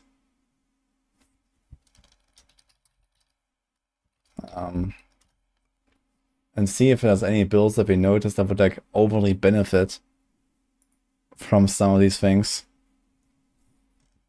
If you just go through it a little bit. Resources, for example, like what is resource hungry here? Definitely this. This wouldn't hurt. This wouldn't hurt, I guess. This definitely. No, no, no. No, no. I guess these Sorc builds are usually fine. Lightning Storm, maybe?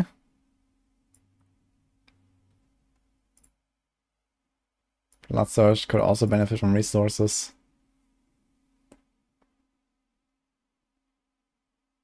Not sure about Boulder, maybe Boulder.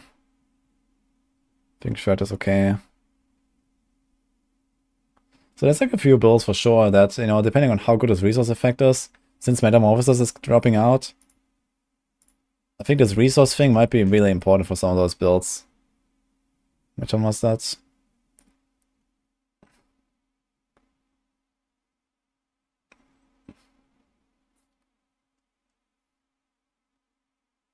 Fuck. It's literally called resource support.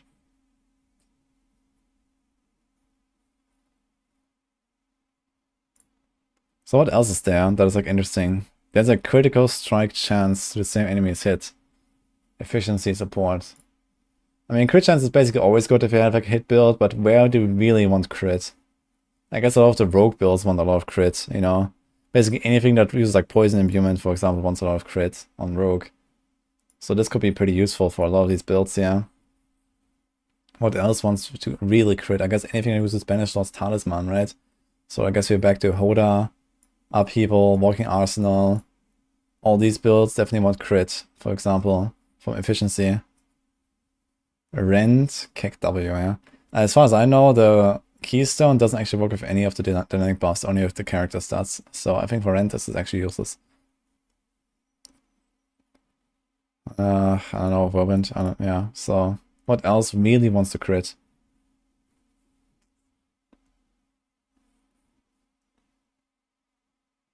I guess it's mostly the overpower builds and the poison builds. And maybe some lightning stuff actually, right? Lightning actually has a bunch of like on the Sorc. I think there's like some passives with crits.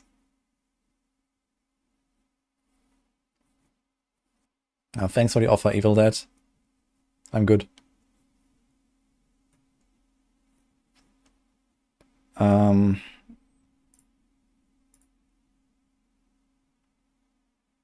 What else is there? Where is vulnerable important?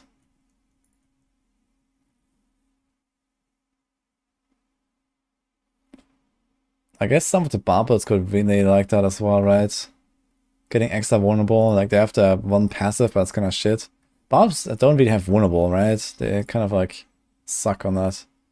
So they might actually want to go for vulnerable a bit. Especially they have like this one legendary node, what is that called?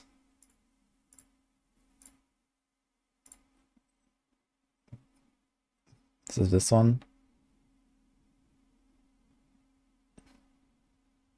Decimator. Each time you make an enemy vulnerable, damage is increased by 10%. Overpowering a vulnerable enemy grants an additional 10%. Oh, this doesn't even work, the first effect, because you don't make it vulnerable. But you might want to combine this with the passive. Where's that? Pressure point. I guess they have vulnerable here from like Steel Grasp and stuff. So you can make something. You have vulnerable. Okay, you have exposed vulnerability. You have Steel Grasp. So yeah, if you use Drift Blower, like Walking Arsenal Barb, or this here, I mean, you can fit this into any build. I guess you do have some vulnerable, but it wouldn't hurt to have extra to like get this consistently, but it's not the biggest deal.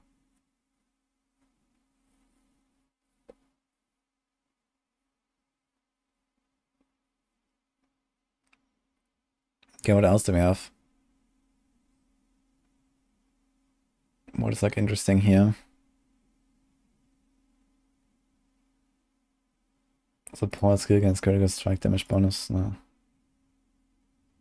Grants damage reduction to you. Oh shit. When used, the support skill grants damage reduction to you. I think it's gonna be pretty useful for like, especially rogues. Safeguard support. That seems nice. Rogues are like, I guess Necros maybe as well. But especially rogues, I think this is gonna be nice. Then we have chill. Now that is actually pretty strong for rogues as well, right? Also for Sorcs. Sorcs also have some chill synergies. So any rogue build can now go Frigid Finesse and go with the Frigid thing. There's a lot of damage. 15% extra damage. So if you have some points to spare, this might be really worth picking up for any rogue build.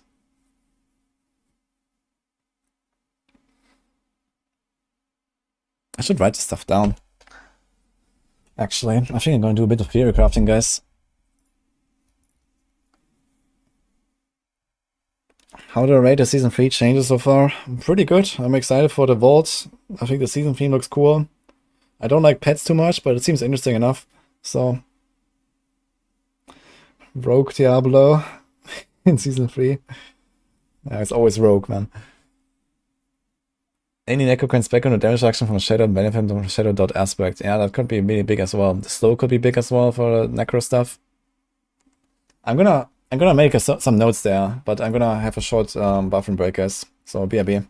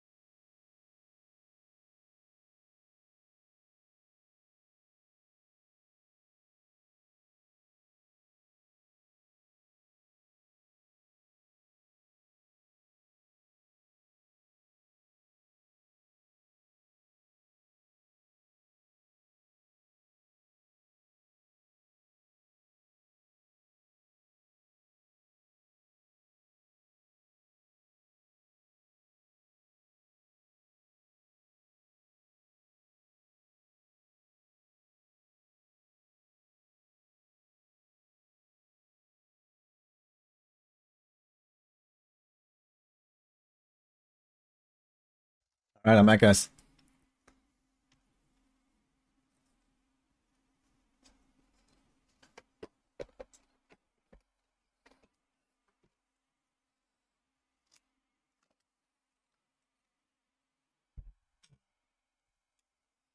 Alright, so I wanted to write down a few things. Let's go. Possible combos. Resource. So that was like, okay, which builds? Ball lightning. Hold on. Double swing. Is Tornado like resource hungry? I guess it's somewhat. That's probably fine for the most part, because whenever you're Tornado and whenever you're transformed, you're fine. What else? Not sure about Lightning Storm, maybe. Lightning Storm? Blood Surge. It's also somewhat resource hungry. I think the Sorc builds are fine. Maybe Ball Lightning is also somewhat fine. Boulder, maybe? Sever.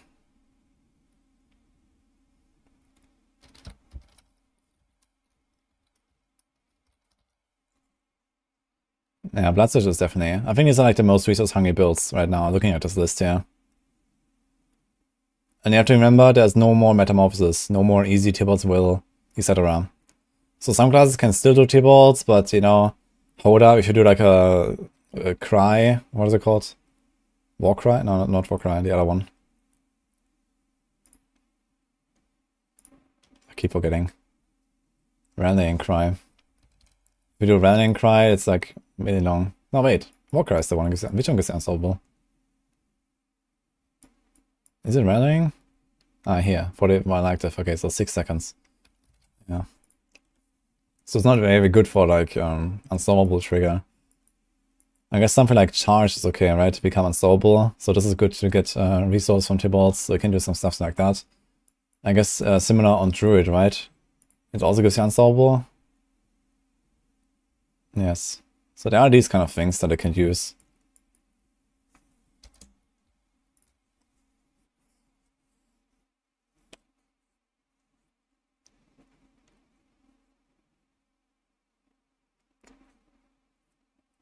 Most Sorc are resource intensive, but they use a resource aspect on ring. Yeah. You usually just go Prodigy or something like that, and you're fine on a Sorc, so depends a bit, I guess. This is not a build. We're not making a build right now. I'm just trying to understand which builds want to use which effects. You know, what are the combos? You know, what is something you're looking for? You know, on these builds. So that's what we're going for. I want to get a bit of an overview. It's going to be good for theory crafting and also like to give people some guidance maybe. So there's like the dot stuff. So wait, which one is that? Electrocution, bleeding, poison, dusk. I think dusk is the one, right? Shadow damage over time. Trigger enemies who attack have a chance for their attacks to be interrupted. Dusk. Okay. So there's basically Necros. Any Necro build can go with... What are these passives? Reaper's Pursuit, 15% movement speed. I think most Necro builds actually go for Sacrilegious Ring anyway. And have Reaper's Pursuit. But even so... Many damage enemies with darkness skills to take increased shadow damage. So this doesn't work. This also doesn't work. But you have Terror here, who are slowed or chilled. So we have to slow Necros with Terra.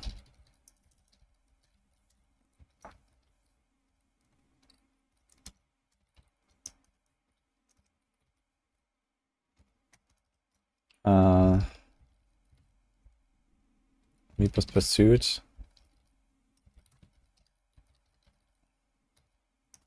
And the shadow dot damage reduction is also going to be good here.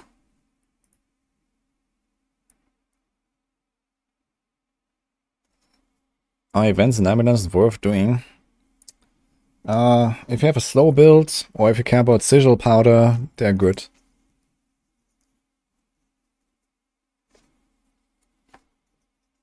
No way they get WSD in the game. They have WSD in the game, yeah. Hopefully robot attacks procs lucky hit effects. I guess I don't think the robot attacks will count as your lucky hits. I would be surprised. But on the other hand, I mean, scaly minions do count for your own lucky hit, right? So maybe. Are the tuning stones basically gems on PoE? Yeah, basically. I mean, the whole season is basically on PoE. Have we seen that intro last time? That grinding gear games intro? Yeah, WSD is coming, yeah. Okay, what else is here? Poison support, so let's go with that.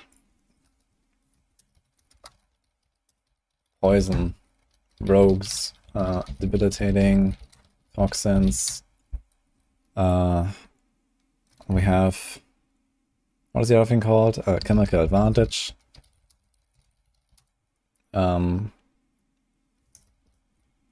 Anything else that really requires poison shenanigans? Actually, there are like some of those aspects. Wait a minute. The double imbue aspects. Maybe you can do it with only one now. So it's basically the same synergies that Andariel's Visage has. That's an offensive one, I guess.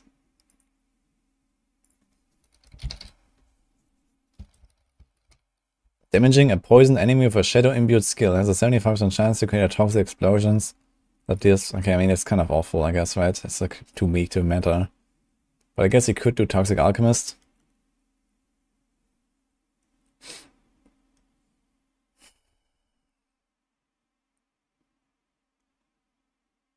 Yeah, I guess Toxic Alchemist, but I was gonna write it down. Who knows, maybe I'll above it.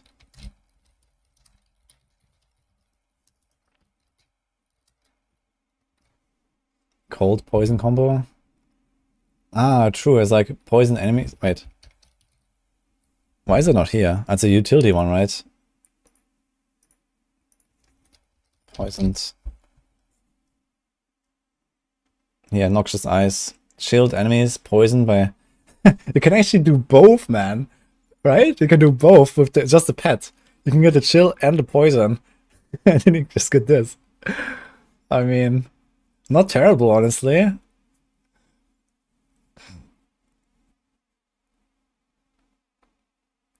Yeah, Noxious Ice might actually be legit. Ah, shit, no, wait. It has to be poisoned by poison imbued.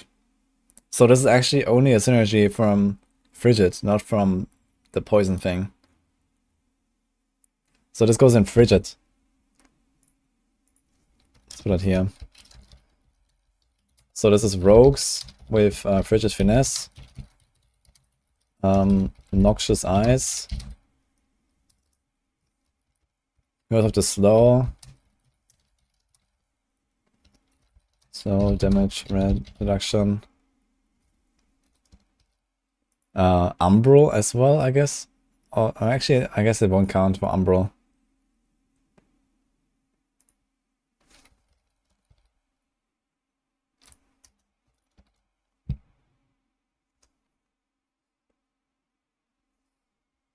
This one's going to flip about the WSD. Yeah, maybe.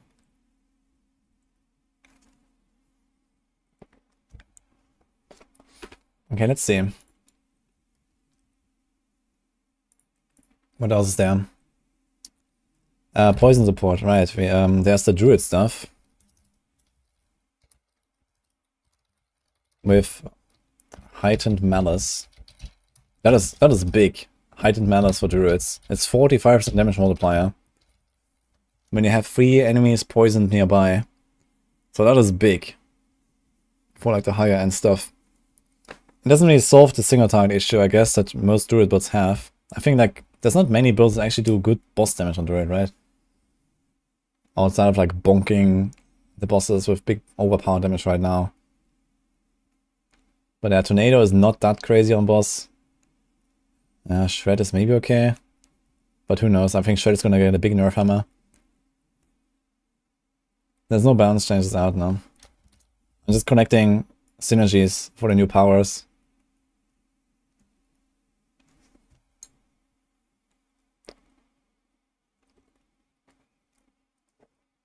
Which impale build do I recommend for hardcore pushing?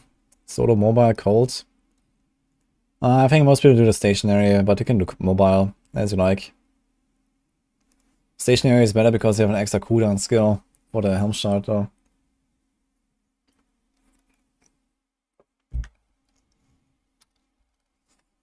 Both are good for mage, 30% damage with Tarasha Ring. I don't think Tarasha Ring will work with this. It could, maybe, but I kind of doubt that Tarasha Ring works. For each type of elemental damage you deal. Yeah, I kind of doubt it works.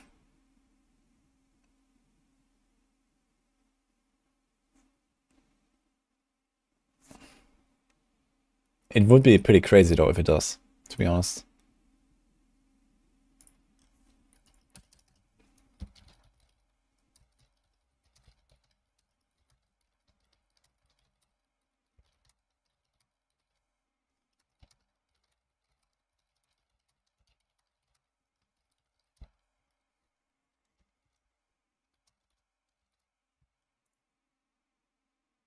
Presents will be out January 19th, yeah. So on Friday. After the campfire chat, man, it's gonna be so late, you know. We're gonna have like 4 days or something until season start with the patch notes.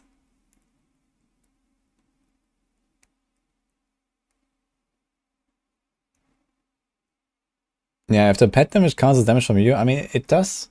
Like, Lucky Hit works with like skelly minions, right? And it also works with like the Druid pets. So there is a chance it does Lucky Hits, at least. And that also gives a chance for it to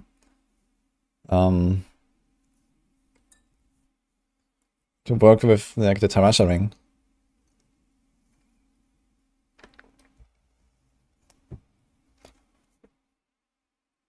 Is there like any support for taunting? Is taunting like useful for anything? Just outside of staggering, maybe.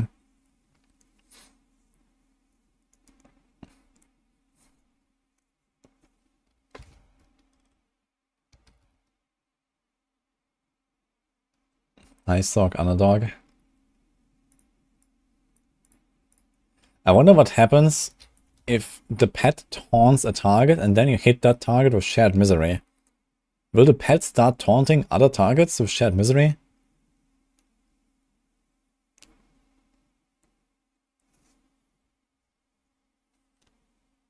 Sanctum in the fall again.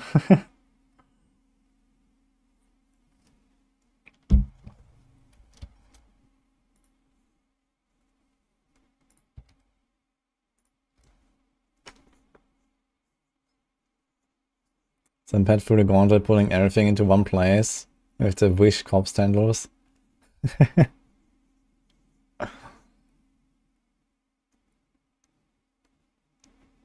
Just hope he can't be one-shot. The pet is actually invincible, it seems scary. Yeah, not sure if you saw that because of the ad, so...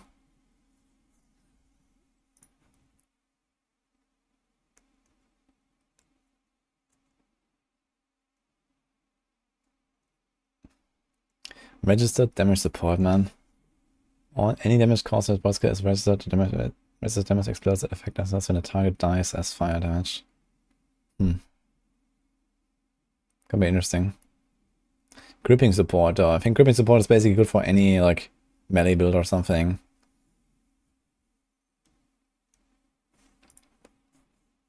Which builds would really profit from gripping enemies to them? I guess Hoda. Double swing.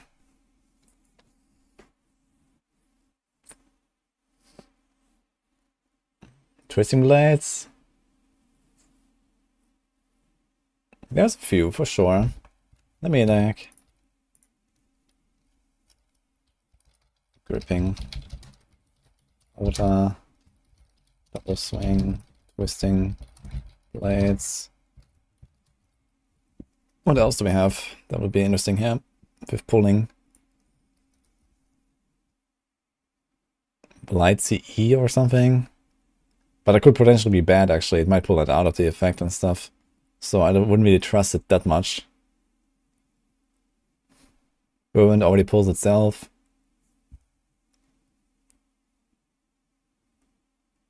Flurry RF maybe?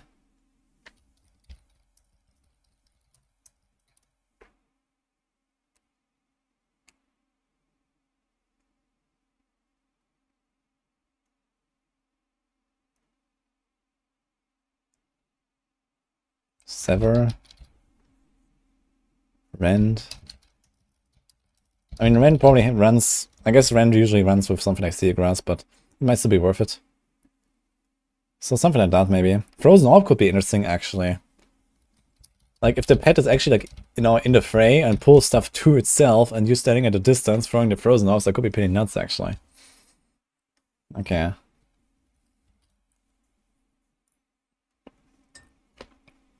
Any melee build, yeah, not every melee build really needs that, but yeah, a lot of the melee builds at least. I guess Arclash as well, right? Maybe we should put Arclash here.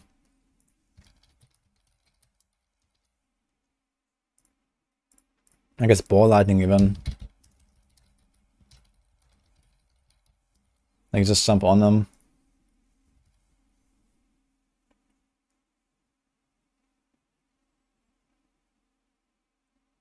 Dig level 50, new to Diablo 4, don't know where to start after level 50. Well, congrats. Make sure you finish your renown. All of it. Because the new season is starting soon and you will have it all unlocked then. And then you start doing Helltide, Sniper Dungeons, some Whispers. I think a Frozen Orb, this could be very fun with the gripping. Like you have the pet standing in the middle, gripping everything to itself, and you just stand there and throw Frozen Orbs. I think it's gonna be really cool. For landslide build, yeah, maybe as well. But I think it doesn't matter that much, right? Landslide actually has like a really huge AoE coverage. I think it's not that important. Like the trample slide, I mean. Shotgun, Lightning Wrist. Charged bolts. Yeah, I don't think it's that important for charged bolts. That's fine.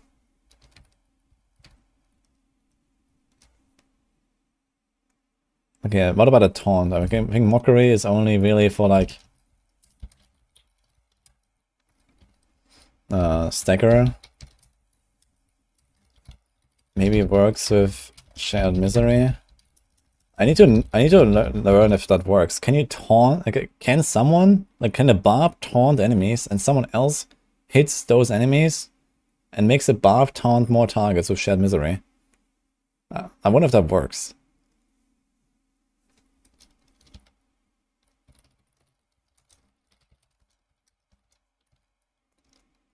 Okay, what else? Slowing support. Is there anything else where we need slow? Druid has the poison slow stuff. What is that again exactly?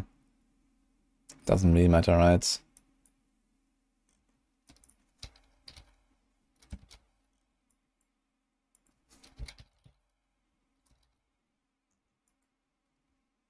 There's a lot of crowd control. What? Is there anything I'm missing? Like slow synergies? Not really, I think. Gripping and Mockery from range builds. I mean, it's definitely a good combo.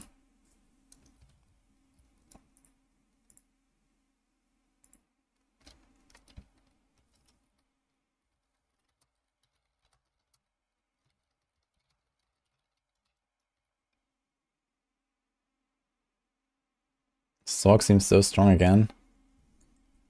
Yeah, Sorc is not that powerful, I'd say. When Ball Lightning is dead, I think Sorc is not gonna be that crazy. They're just pretty tanky.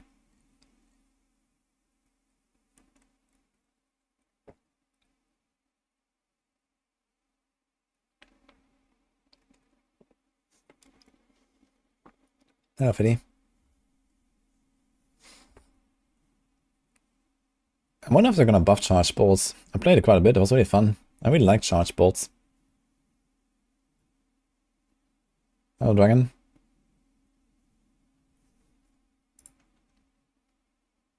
Okay, what else do we have here? Resource Fortify. Fortify support, I mean... That's like for rogues, Sorcs. Kind of free up points on other classes. So this could be really nice, just having Fortify support. If it's good enough to fortify you relatively quickly, I think Fortify is gonna be like a pretty much staple, at least in Rogue and Sorc builds. Although, not necessarily in Sorc builds actually. Because Sorc builds usually rely on barriers, and Fortify doesn't actually apply while you have a barrier. It only protects your life, and not your barrier. So I guess it's not useful for Sorcs. It's only for rogues, really. Yo, Cosmo, thank you for the numbers.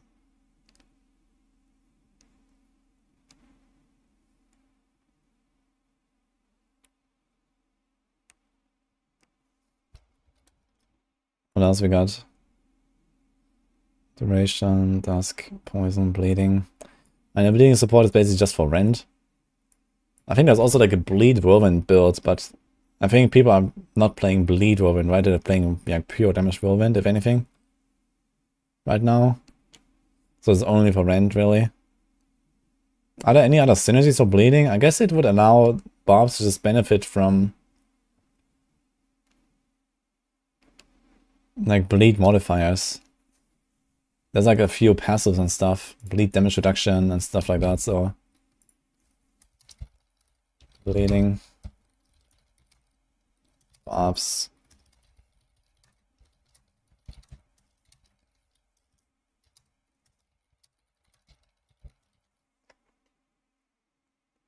Nothing related to Unstoppable, yeah.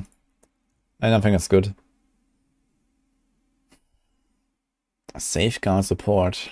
Free damage reduction. That seems pretty strong, the safeguard support. We also had like this crit one.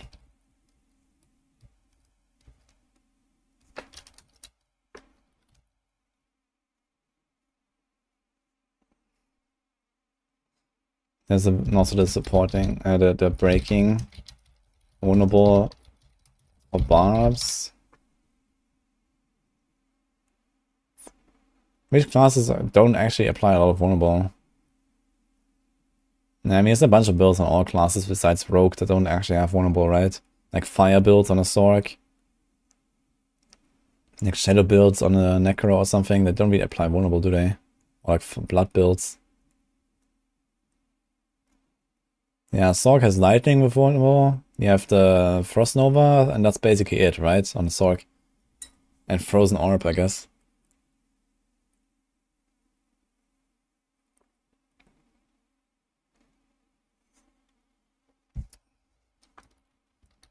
Fire Sorcs, Blood, and Darkness, Necros.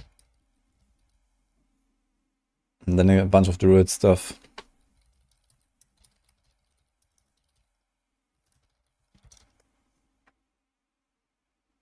Ice Blades, yeah, true.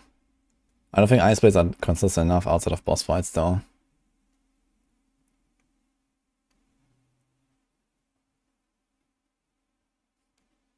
Would be nice if Tarasha works. I mean, if Tarasha works with like 2 or 3 extra damage types, that would be insane, right?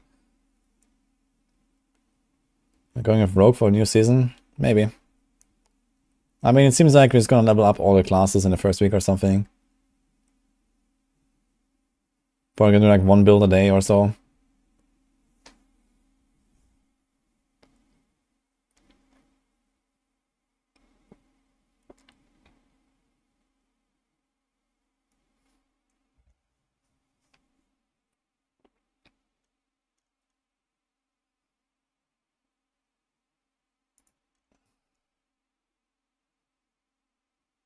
We have to stun stuff.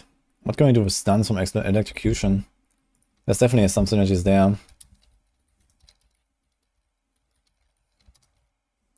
A portion of the supported skills damage is dealt as lightning damage over time and has a chance to stun enemies. Okay, so this doesn't work for like Umbral, for example. But it will work for the Necros. What's that? Terror, I guess.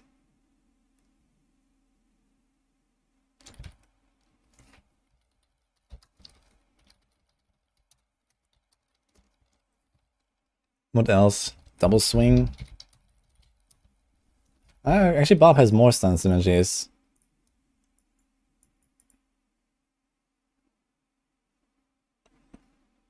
Yeah, skills using bludgeoning weapons deal increased damage to enemies stunned or vulnerable.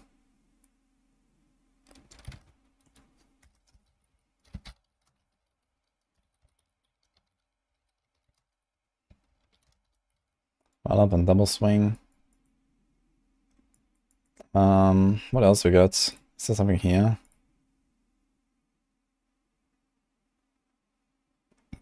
Not really.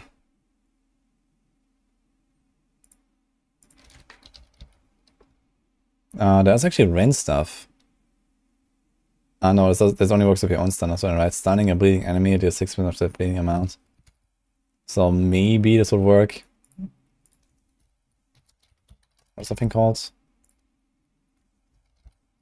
Maybe Skull Breakers.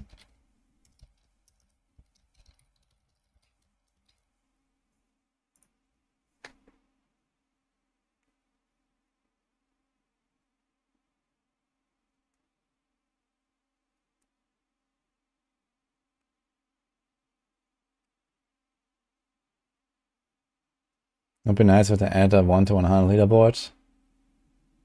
Yeah, I mean, something like that would definitely make sense, I think. People always like to race on season starts and these kind of things. We don't know the balance. Yeah, it's not so much about the balance right now. It's just like trying to figure out like any kind of potential synergies and combos that we could do.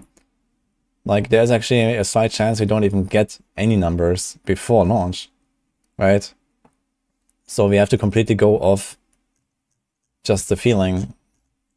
And this means that, yeah, we kind of need to have a plan. Imagine a 1 to 100 leaderboard out of nowhere. Yeah, maybe.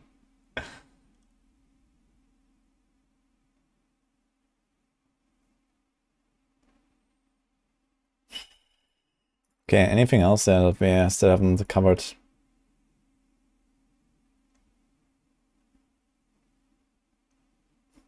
The crit stuff. Where's the crit stuff again?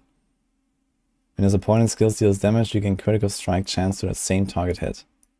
But that is only really affects like poison rogues more than other builds, I guess, and some stuff on lightning sorcs maybe.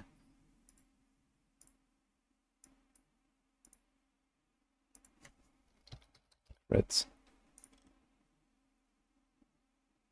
So Arclash.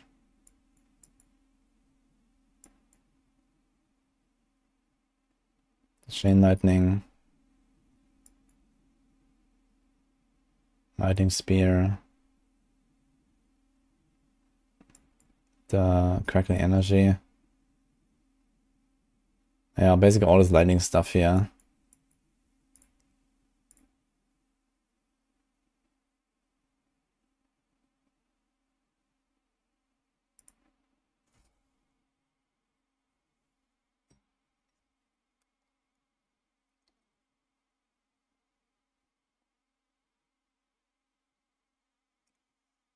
They said they gave us a season of leaderboards, but gave us a season of the pet.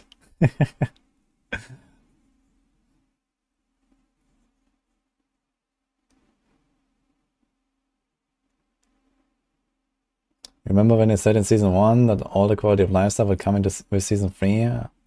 Though suppose I didn't see like a lot of the quality of life stuff from D3 got into D4 at all. Yeah, I mean, I have been adding a lot of stuff though. If you like list it all up, it's probably like a whole page of features, I guess. At this point that I've added since launch. It's just not everything that we want. So I just need to keep doing it.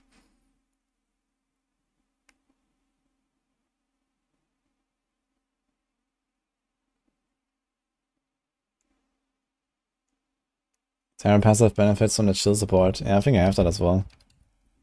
Okay, Necro, Terror. Yeah, other chill synergies. I guess it was maybe Sorc. There's like a bunch of passives and stuff. Paragon. Also, like, you know, freezing for ice shards enchant and these kind of things could be interesting on a Sorc if this thing actually has a potential to freeze stuff. What else can we do? The crit stuff. Efficiency support. Poison rogues.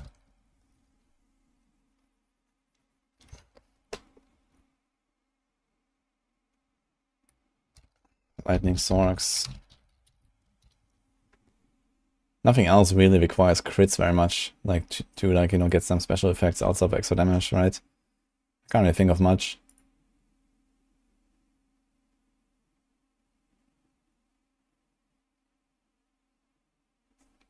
Yeah.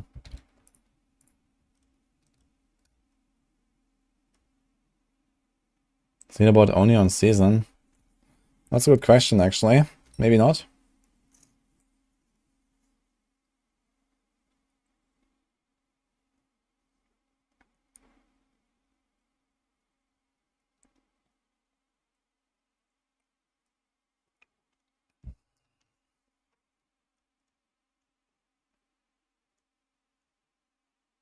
Wouldn't Poison Creeper and Shred benefit from the efficiency thing? Poison Creeper. Oh, maybe. Wait a minute. Does the thing only reset on crits? I mean, Pack Leader. Critical strikes have a chance to reset a cooldown of companion skills. Yeah, maybe actually. I guess also like some of the lightning druid stuff that it benefits from crits, right?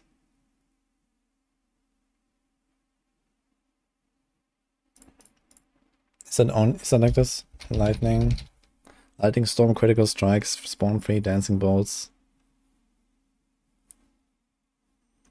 Is this actually used? Lightning dancers? Is it actually a thing? I have no idea about like endgame lightning storm. Critical strikes of storm skills that you cast charge the air around you. I guess this is probably used, right? It's a bunch of crit stuff. Okay, let's add it.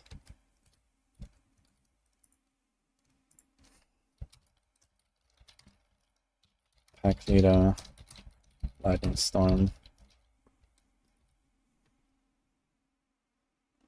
It's used for AoE. I'm actually quite curious. Like I did this like Lightning Storm speedrun to Nightmare without like really like looking at the actual endgame build of it. Maybe I should just continue that. Like maybe tomorrow or Thursday or so. I'm just gonna like keep playing it a bit. It'll be interesting. I'm like level 39 or something.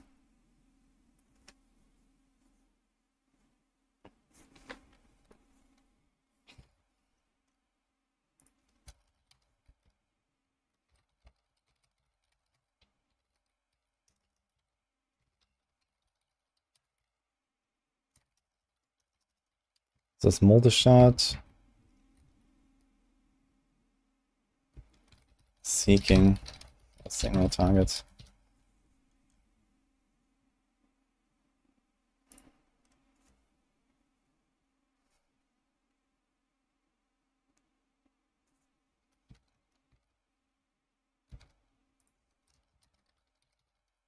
What is the damage? It can be scaled. This damage could be pretty nuts as well. Like you kill like one small thing and then boom. Like if this damage can actually be scaled, you know, in some way, and you just kill like a small target and the entire screen goes boom or something. That sounds nuts.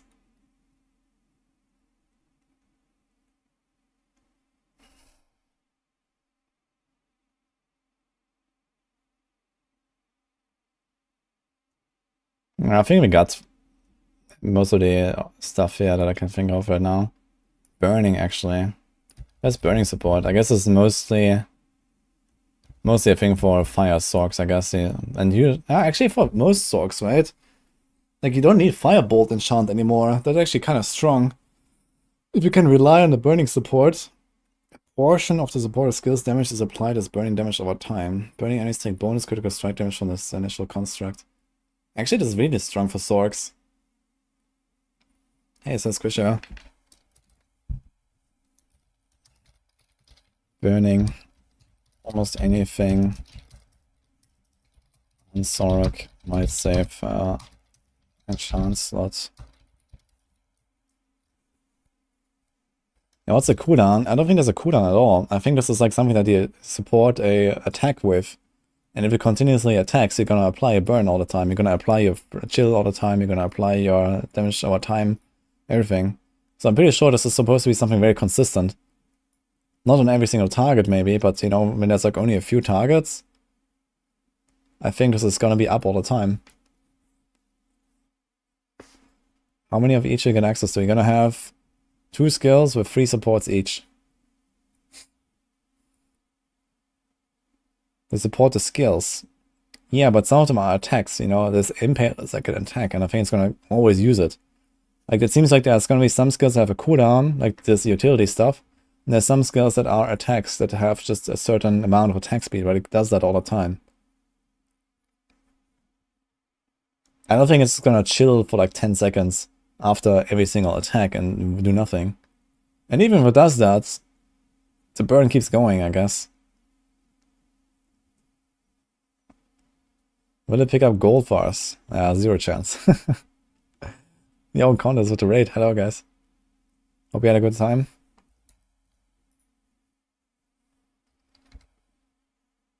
How's it going, everyone?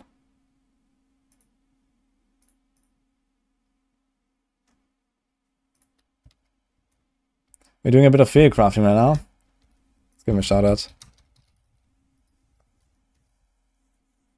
Are you excited? What's your feeling on this?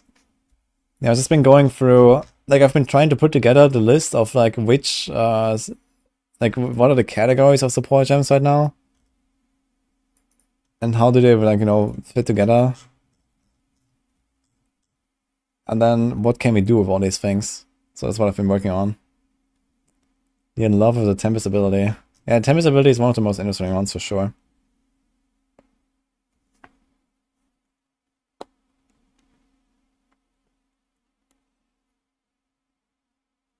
Control is good for chill or slow. Ah, true. Control glyph, we can actually add that.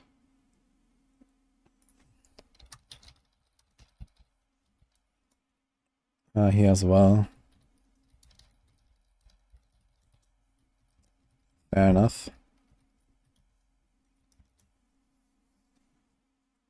Tempest is giga nice. Yeah, it depends on like how much it does. So yeah, it might be really OP because it kind of like stacks up more and more damage, and eventually like the boss just melts or something. So if you have like really shitty single target, maybe just do like a beefed up Tempest, and the boss is like guaranteed dead after a certain time.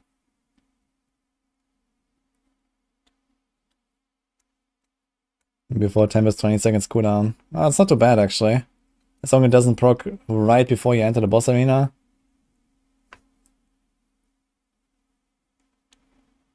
Got a Blasting Gauntlet pretty well, maybe.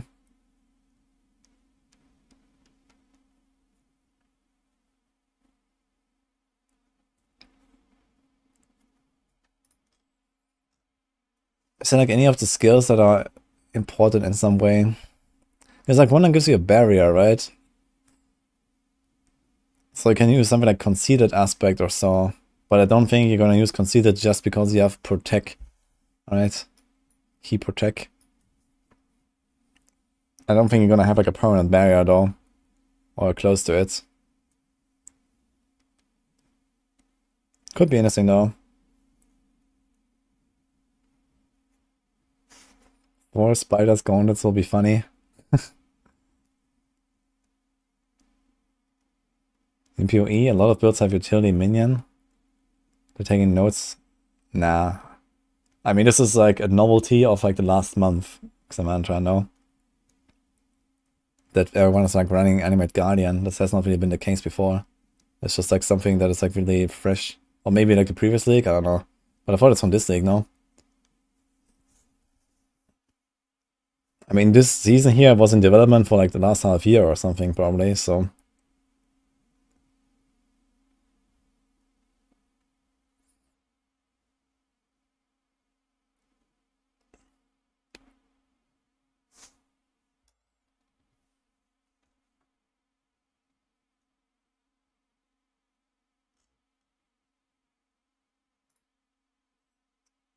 You're jealous that the little companion gets more fairy crafting than Barb's had since June? I don't know. I had a lot of fun playing Barb without shouts.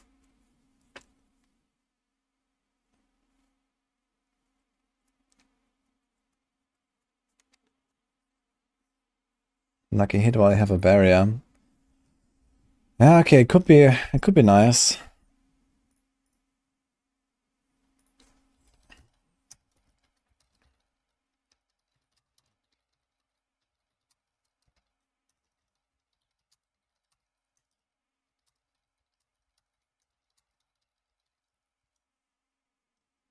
Guess I can add it there. Sounds good for ninja builds, depends on cooldown. Yeah, I don't really expect that this is gonna give you like a permanent barrier. Like we had a barrier mod in season 2, and that one required you to stand still for 3 seconds to proc it for 6 seconds, and it had a 20 seconds cooldown or something. That was absolutely horrible. So I kind of expect this one to be horrible as well. I wonder if it's actually like smartly uses it, like when you take damage, then it applies the barrier or something, or it just like does it randomly.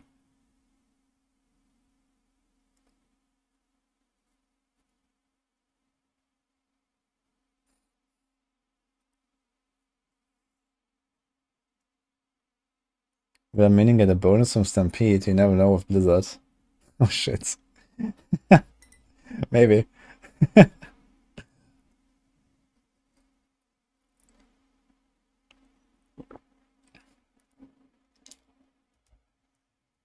You're 50% uptime on Barb with Iron Skin. Yeah, maybe you can do some stuff like that.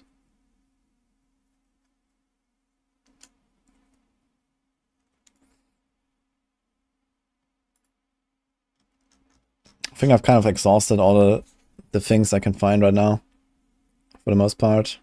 But I got a pretty good list here. I think this gives us a bit of like something to get started basically on theory crafting these things.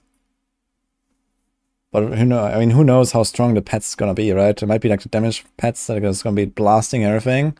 Maybe the damage pet's gonna be absolutely shit and he's gonna go for only support and he's gonna like, throw resource and fortify and taunt into every single thing and that's it. So we'll see, I guess. It'll be easy to sort the pet setup. Yeah, it seems like you can just swap it at any time, right? Maybe we can do like something like an always good combo. Always good. Fortify. Yeah, Fortify covered all both already. But what is that thing called? Safeguard. It's just extra damage reduction, I guess.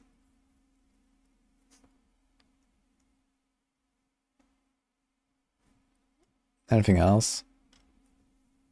Supported skill will cause the essential construct to teleport to the target if out of range. I would definitely consider that to be relatively useful. Just to like apply your stuff more easily. Kind of like flickers around from target to target.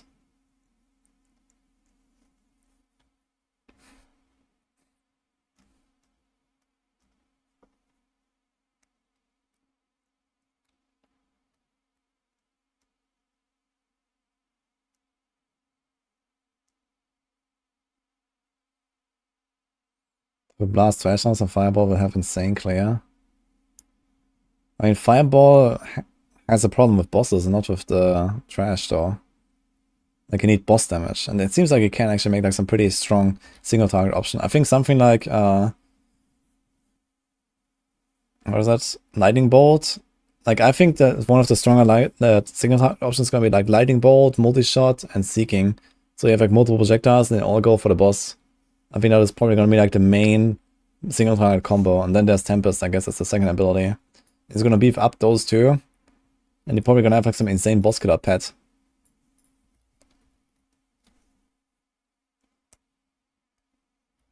Thinking more about Gauntlet. I see.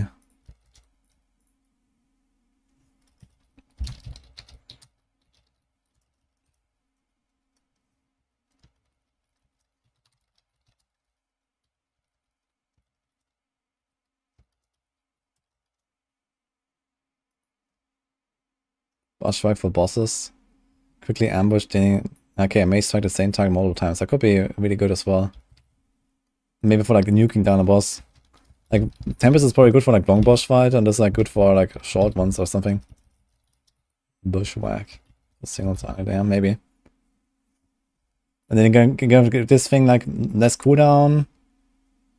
Or I don't know. Just like 3 of the support things maybe. Like you could literally just have this thing do like, you know, like dot dot dot or something.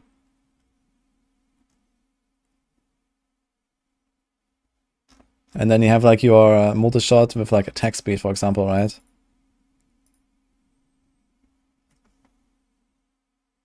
Meteor with meteorites, or seeking could be something. Yeah, the seeking does not apply to your own meteorites, instead to the pet skill.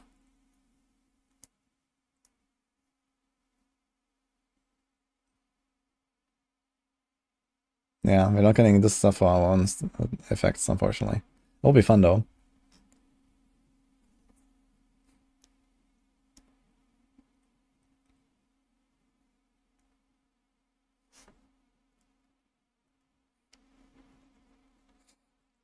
Just put any skill of fire, poison, shadow, and scale dot. They need to do cold, poison, shadow, then they can use elements of that. But yeah, I mean, who knows, right? If this thing actually does some damage.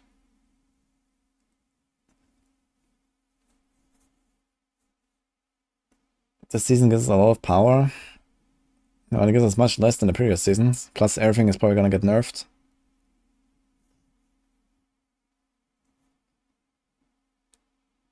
When were they fixing resistances? Resistances were fixed 3 months ago. Itemization is gonna be fixed in 3 months, most likely.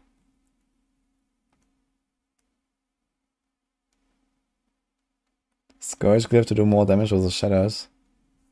Oh yeah, X-Files. You talked about X-Files earlier. I forgot to write that down.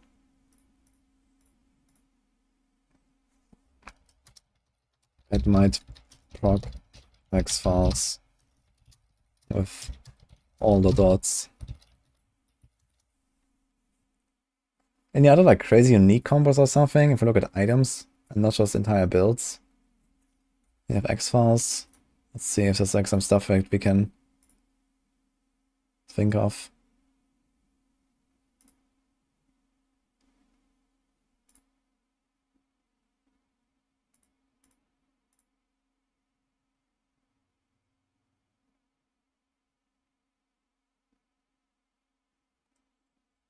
Flash render, guys.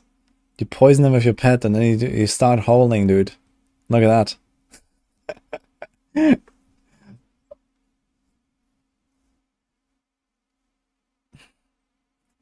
Kick. Okay.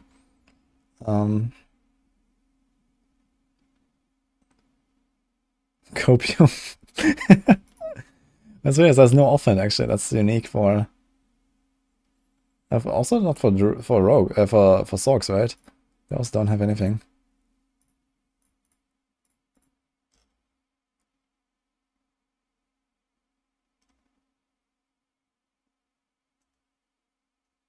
Is there any other class specific uniques?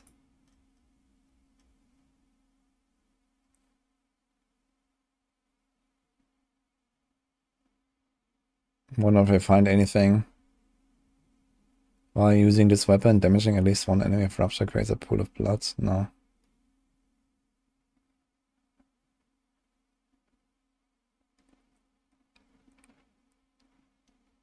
There's Hellhammer with burning synergy, but it already produces burning anyway. So it's not very useful.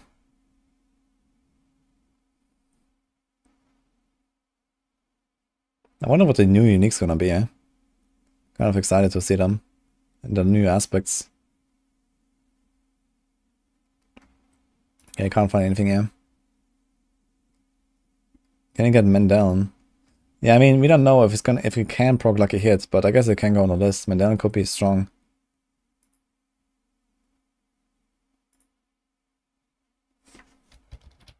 Mendel. Yes, please. Double swing unique. We already have Ramaladnis.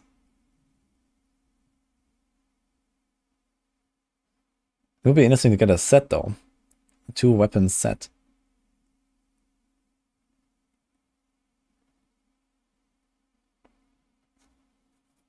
Darkness skills chill. Darkness skills have chance to get generate essence against frozen targets, but I mean, Blood of Screen is kind of shit.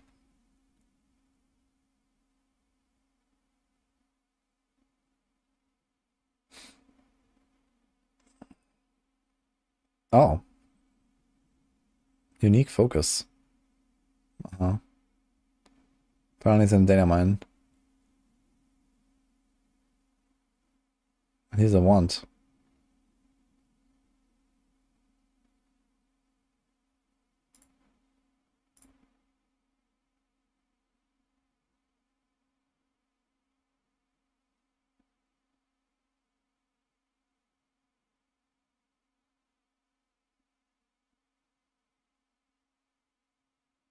What if they're ever gonna buff Inner Sight again? I feel like Inner Sight is like pretty bad after they nerfed it so much on day 2 of launch in June.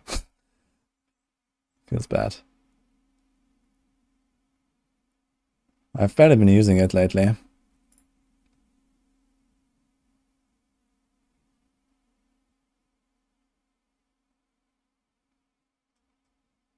Yeah, I don't really see much in terms of like uniques or so. So there might be like a few more things, but I think we kind of got most. I mean, data mine from where?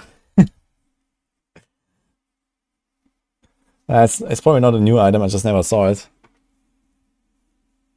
I don't think this is a new data mine. I'll be surprised at least. So it was probably like there all along.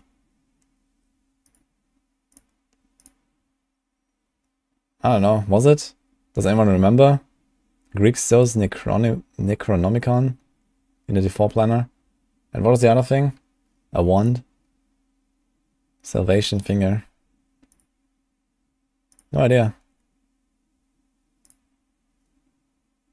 It was in. Yeah, okay, so it's probably like, maybe these are gonna be the new uniques. Maybe they already had them, like, you know, without stats in data mine or something, and now they're coming.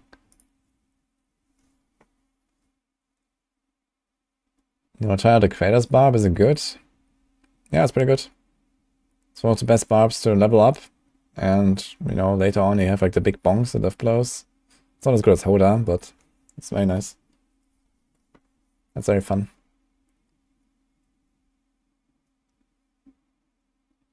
Is it confirmed that Lineage Ring will stay? Yes.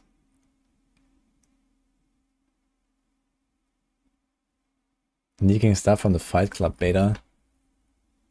I don't think this has to do with the Fight Club beta. This thing doesn't even have stats, so...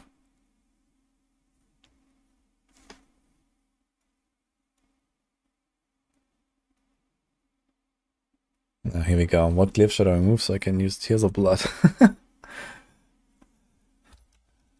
You're asking some questions at this point. What is Bob Blizzard? Landslide. Okay, Landslide is like one of the builds I have the least experience with. But usually just like remove any of the DPS glyphs that is like the least important. So that always comes down to the build. I guess this is like one of the stronger ones actually, the Spirit. I guess you can remove Earth and Sky, for example. Because they only buff magic glyphs, and okay, if you need the res, then I guess you can't.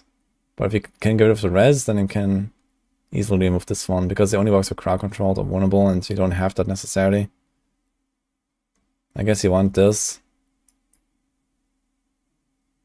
Probably Undaunted or Earth and Sky is something I would remove.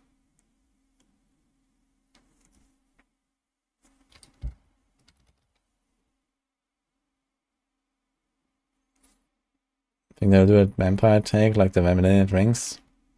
It's likely we're gonna see something for the vampire powers coming back. I mean, the Vampire Rings worked out pretty well, I think. And vampire powers, they could also just become new aspects. You could even literally have like an evade mod on the boots now, you know, like another option instead of the evade charges and the movement speed and stuff.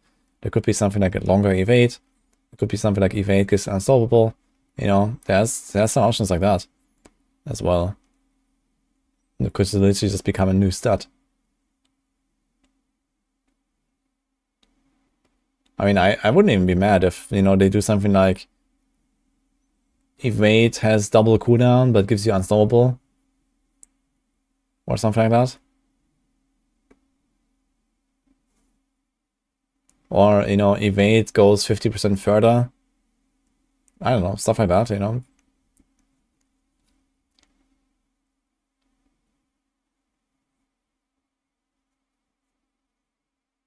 What's the best way to get gear for Enchantress? Random defeat question. I'll usually just roll it on a level 1 character to int or something, and that's it. Or you just play an int class.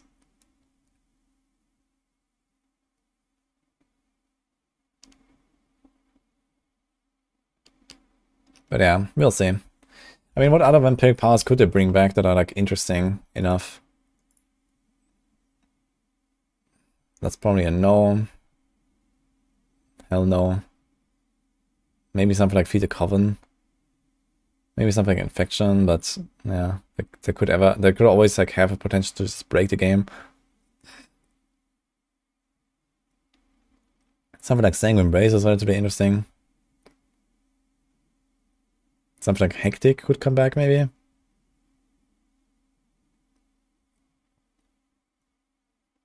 think something like Rampart could become an aspect. Ravenous could become a unique or something. Terra, I don't know. I mean, I don't really like it very much, but it definitely has potential to stay in the game. The Bathe in Blood could be interesting, but maybe in a different like format.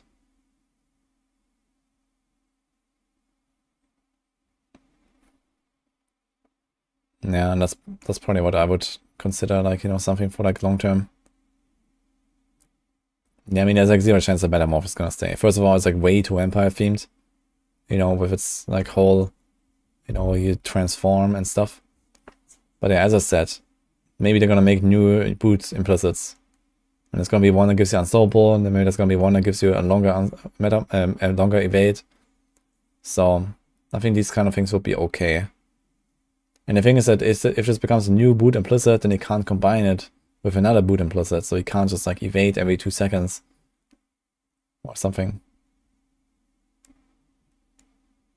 Did Blizzard ever fix the elimination bug? Nope.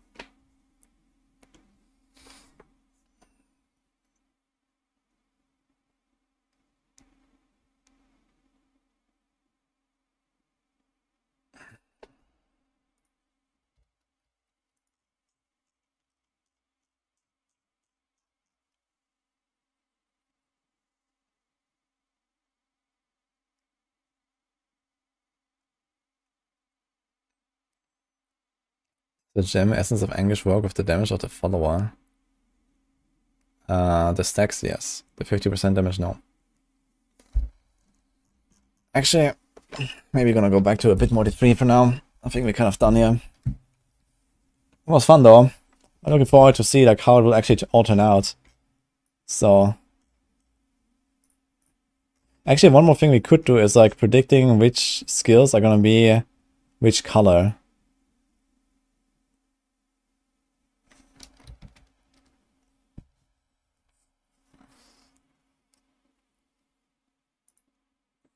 And actually, maybe this is completely off here.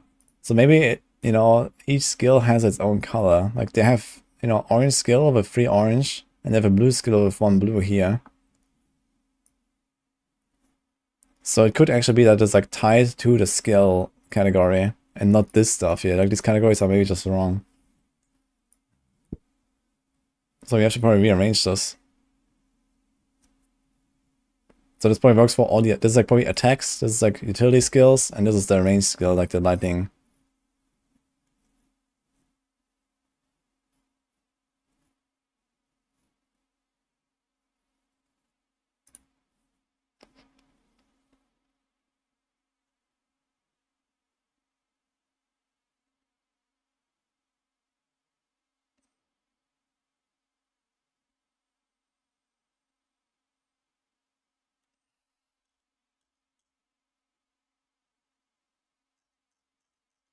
Okay, let me try this again.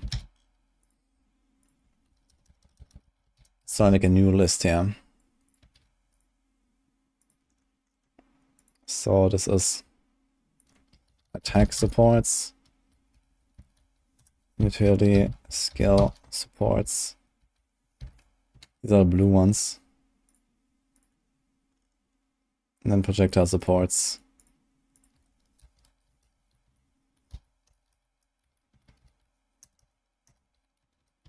Green. Like this. So I think this is accurate. This is blue. And this is orange.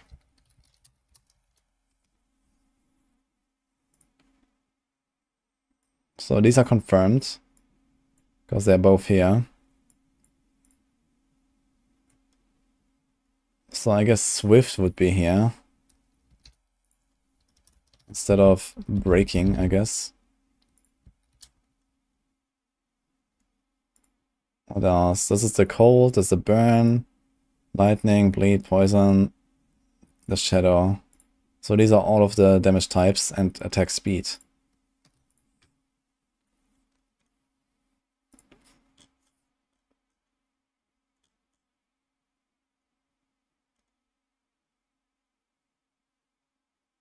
Damage and effects done by the supporting skill to distant enemies posted towards the essential construct.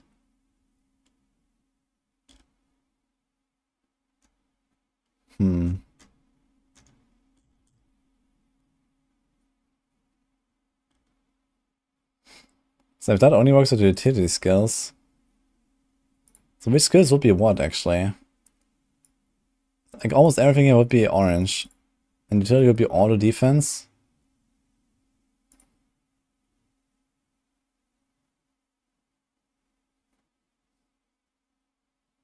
Protect, reconstruct, and everything else is like attacks basically. Maybe Tempest is like... It's really hard to say how this works.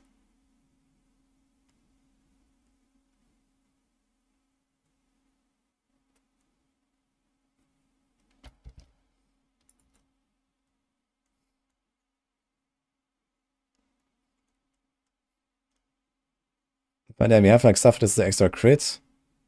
I think this is like a bigger AoE, this is the vulnerable and the barrier breaking. This is oh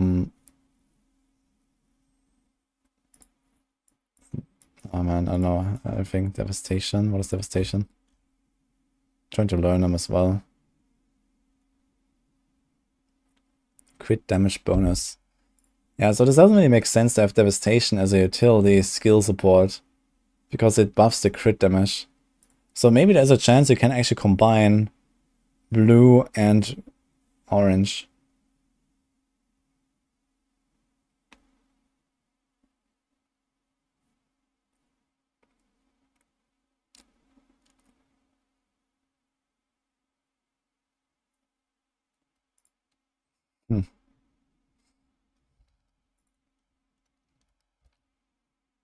Well, devastation one is a green one. I mean, I could be off on this. Maybe the projector is not those three. So I could be off on that. And green is just something else. Maybe green is like some other utility stuff or something. But we see it here, blue, you know, there's tactical support. It's confirmed. Decrease the cooldown.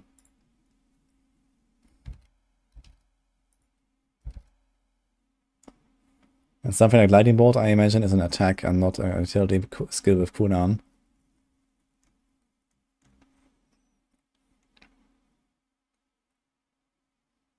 This is the extra damage reduction, duration. This is the teleport. This is the jump. This is the pull. Registered damage is also... Yeah, this would also have to go into like an actual attack skill, I feel. Like this only makes... This is like the one where the skill deals damage and then the target explodes when they die. So this would actually be more suited to an attack. Then there's slow, there's a taunt, there's a fortify, there's a resource. So all this makes kind of sense to be as like a support thing.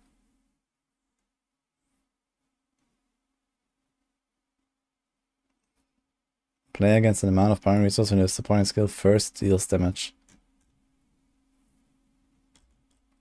So it sounds like it's guaranteed to get resources, which means it's most likely on a cooldown skill, which means it's most likely on utility skills. But again, none of the utility skills actually deals damage. So it's very confusing. I don't think you can just like have the pet like punch stuff all the time and you constantly get resources. And it's like very little.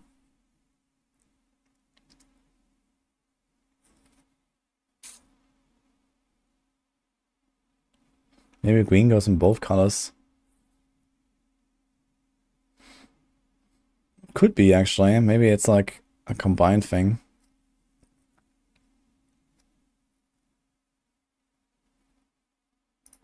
I guess we're gonna learn more on Thursday, so it's a bit of a question mark here. Not that it matters too much right now. I think what matters is this list here more than anything. So, and this here.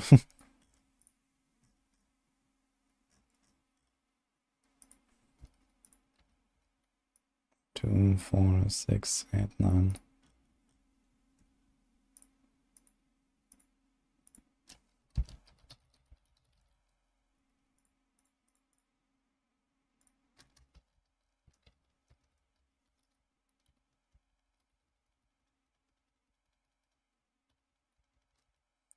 Was Devastation? I think Devastation is also kind of a question mark here. So yeah. We'll see, I guess.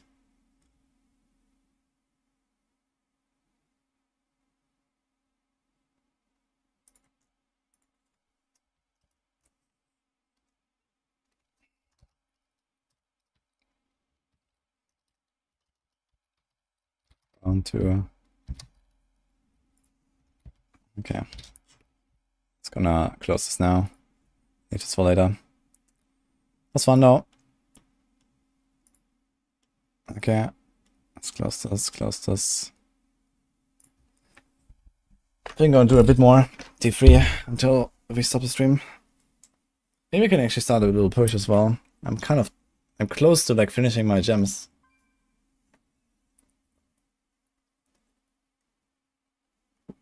It'll be interesting if there was some paths that could be on both. Yeah, maybe the green ones can be on both and they're just not what I'm thinking. Or maybe the whole system works a bit differently than I think, who knows. Maybe we're gonna see more. There might be like a few more screenshots or some clips or something on Thursday.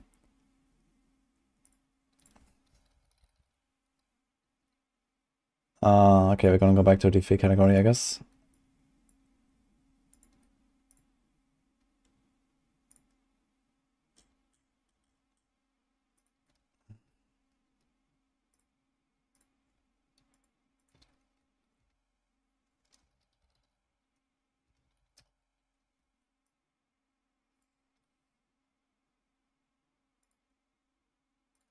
Okay.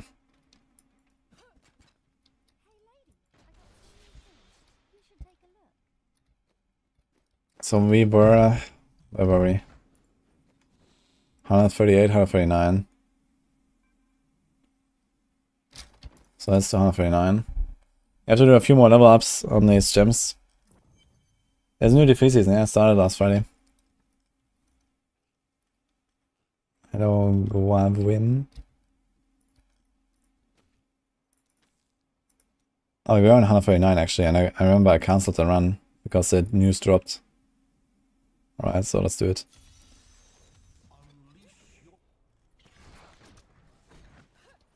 You don't even play Diablo. Oh, glad you enjoyed it, man.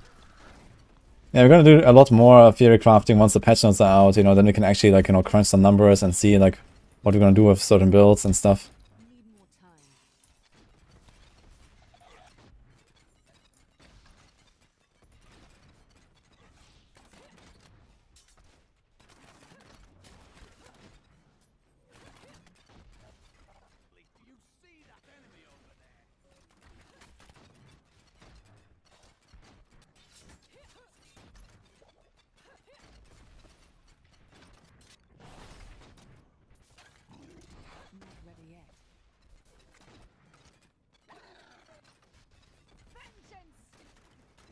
More guest crafting than theory. I mean the combo stuff, you know, that I tried to like, you know, find synergies for different of the effects. I think that is like definitely consider theory crafting. But yeah, the first part is guessing, and also doesn't matter all too much, so I kind of just leave it there now until we know more. Because we don't know, like, can you maybe combine different colors? Maybe, you know, maybe not.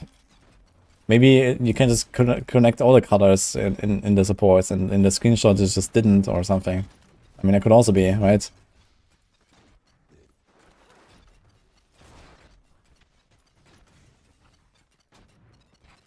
Not ready yet. Feel my wrath.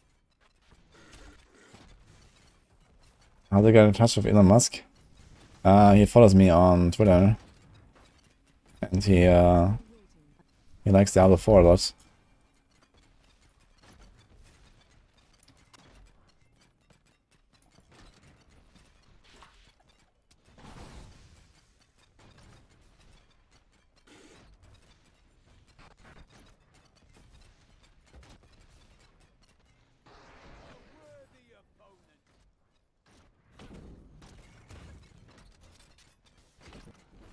I need more time.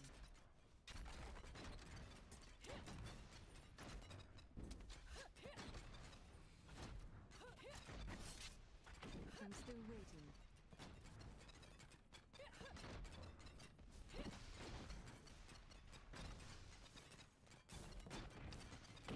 Bleed, you filth! Barbarian seems to be a really good speed build for Crusaders. Yeah, it's one of the top speed builds in the game. People use it in Foreman as well a lot. Foreman is really popping off. But even solo is good.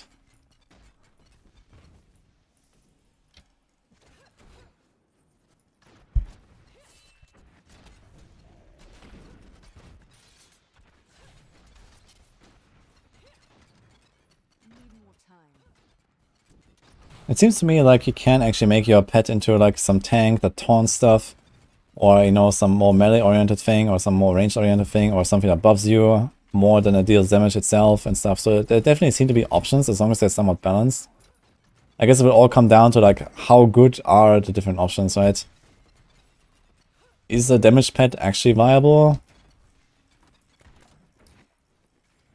Who knows, right? I mean, if they make it scale with your character completely, like, you know, it has like X weapon damage. And, you know, similar to your character, you have like X weapon damage when you use a skill, right? And as long as you make it scale properly like that, with like all of your damage modifiers, you know, like imagine like every single aspect and every single, like, you know, main stat damage bonus and everything applies to the pet, then it will remain relevant.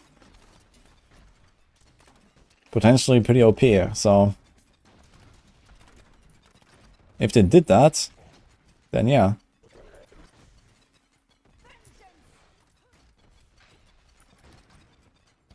Did you find out if Taunt and Shared Misery works? No, I've not tested that now. I hope that maybe someone knows the answer to that.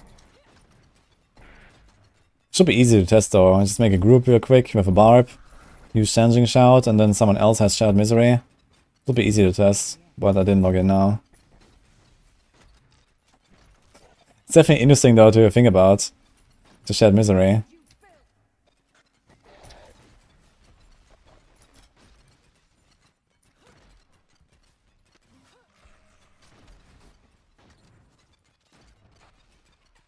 Does it need to work if only the follower use it? No.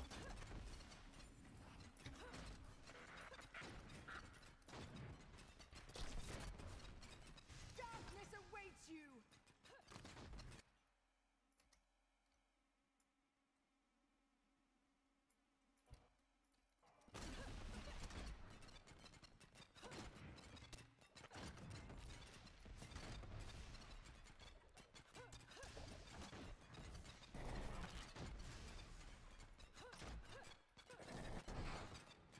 That's one blue still. Yeah, what the? Full HP.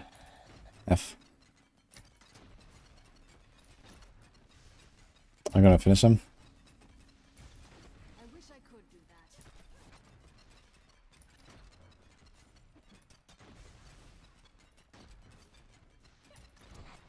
that. Yikes, man.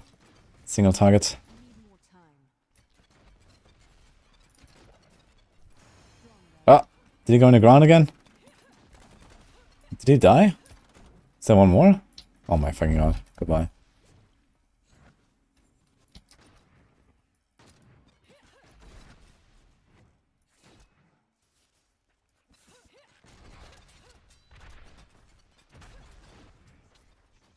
So manage my playlist. I do it. I make it. I play it.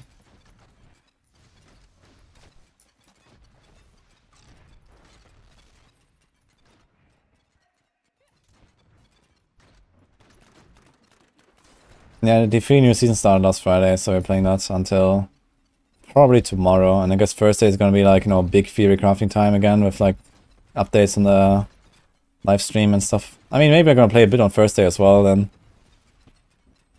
Or maybe I'm gonna knock into D4, we'll see. Sweet revenge. I must wait longer.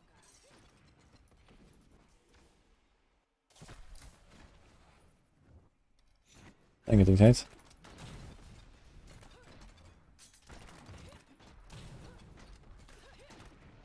If I see in hardcore as F second placement on Hunter, he has no crit chance, he has done 146. I mean, 146 doesn't mean very much, but sounds funny. On the other hand, I mean, if you're talking about Natalia, and you want to try to free stuff from the limit of pain to get 100% crits, that doesn't really work very well, I guess, because you constantly knock them around. So you diminish the monster crowd control a lot. Unless he's not playing Natalia, then maybe. Yeah, he's playing God Age. Okay. Yeah, I mean, that is nothing really special.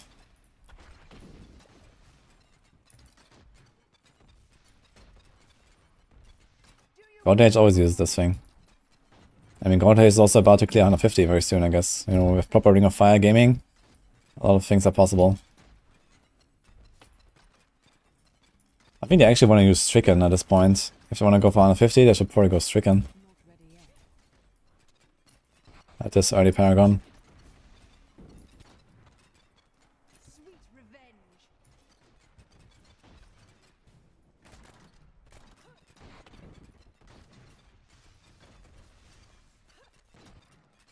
The Rift Guardian has found you.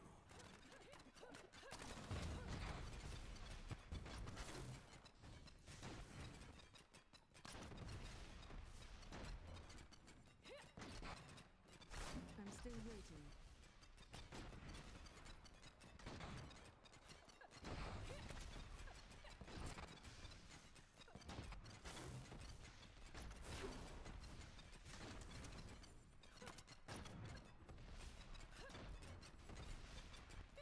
How about Bila Glitter? I think I might have that in my list actually. I have some songs on Bila.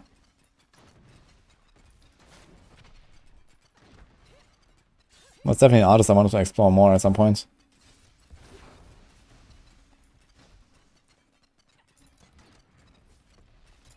I must wait longer.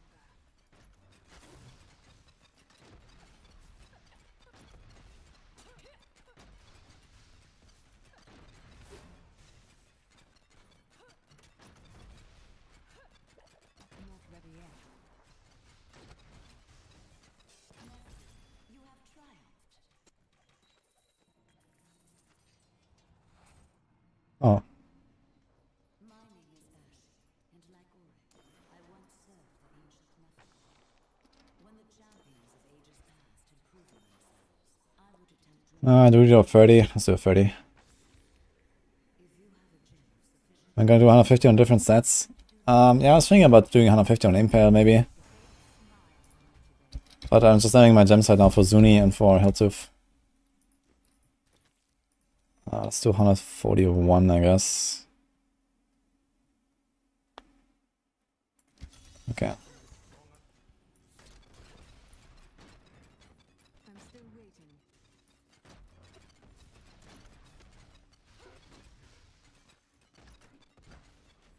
Alexi side.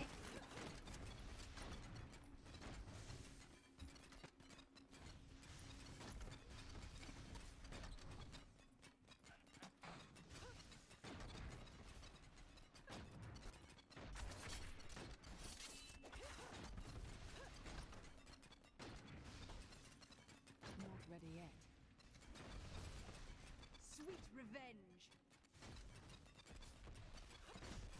Most of Bruce is pretty tanky still. Hey, these borrows.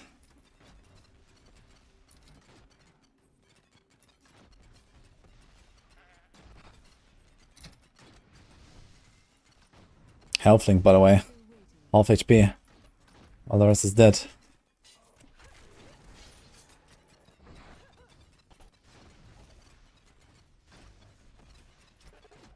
Okay, we got him.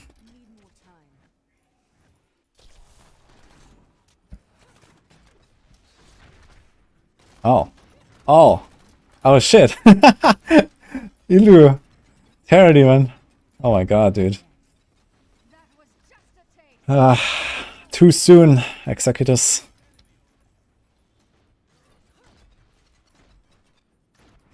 Should we do it? Let's try it a bit. Why not? Let's go. There's like almost no space here though. It's gonna be like very yikes.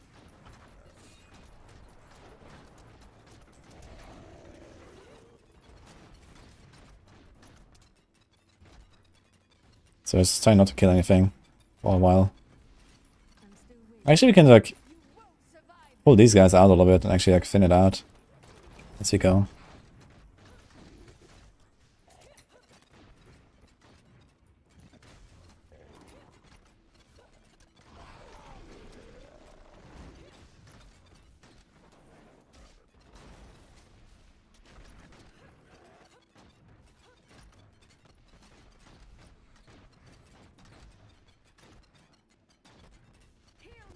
Ouch, he procced.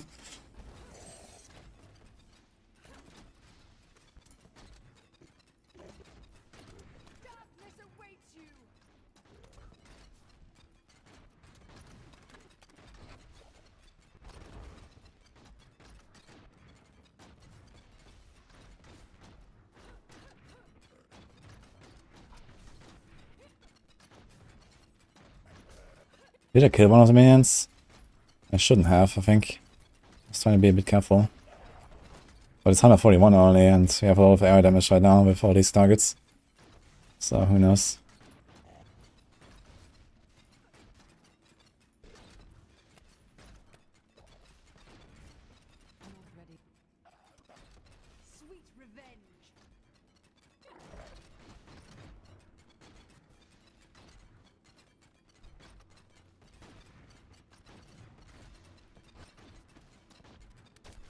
Can you just go? Or at least like finish the yellow a little bit now. You don't have to like milk this all the way to 100%.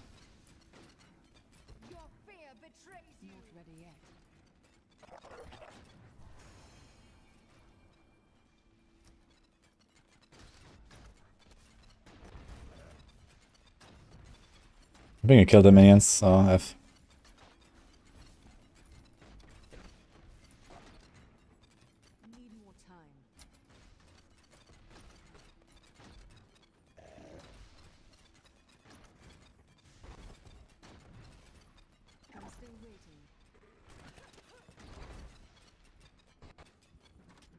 That was fun.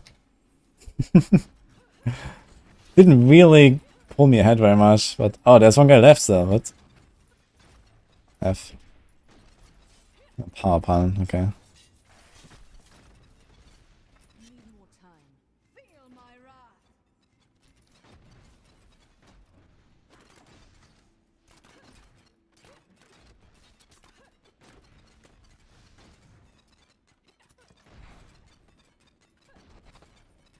My god.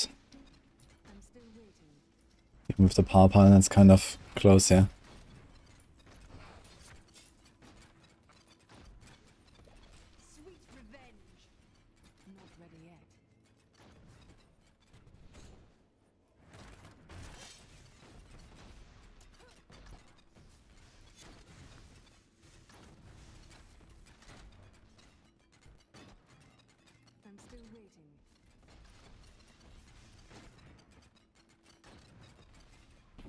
Okay.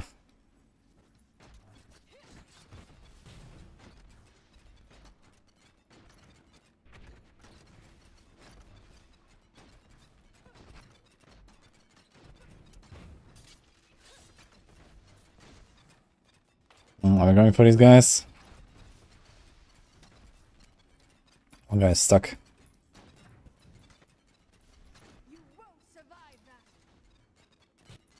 Oh, they're health link, right? Oh no, they're Illu. Oh, what's the worst? I'm going for it. Let's go.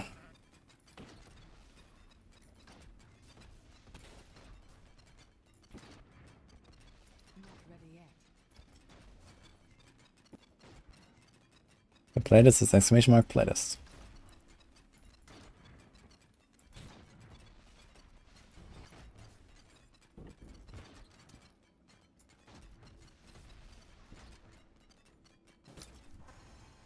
I'm still waiting.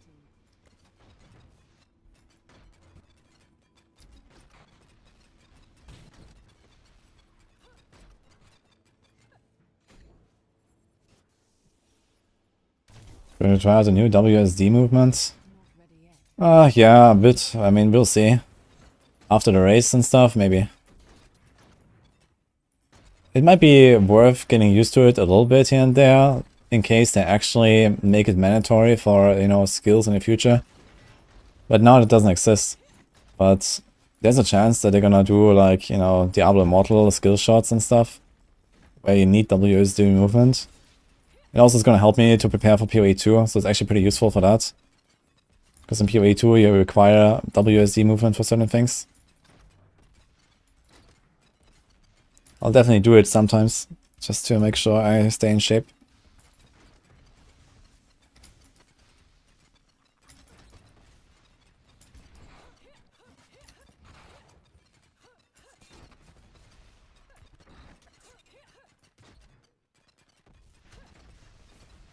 Just gonna finish these guys here, I guess. I wish I could do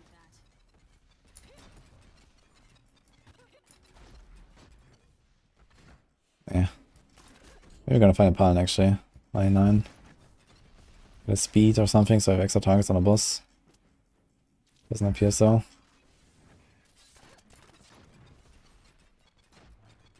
still waiting.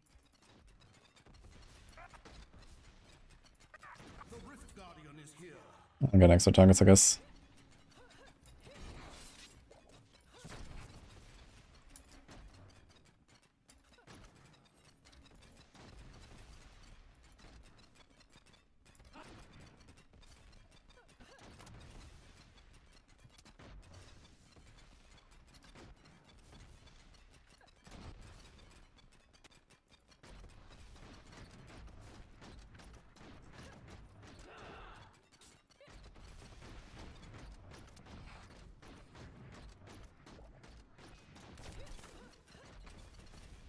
Need more time.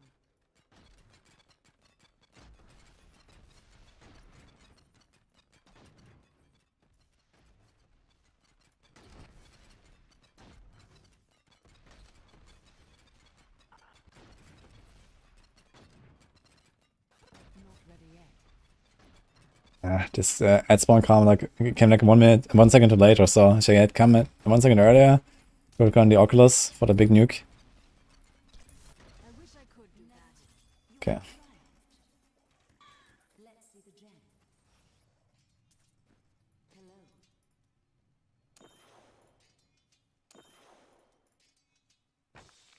I need to go back.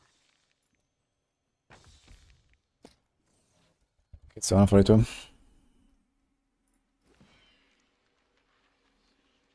Is PoE 2 a separate game? Yeah, it was intended to be a Overwatch 2 style thing, but then they actually made it a separate game. It's kind of cool.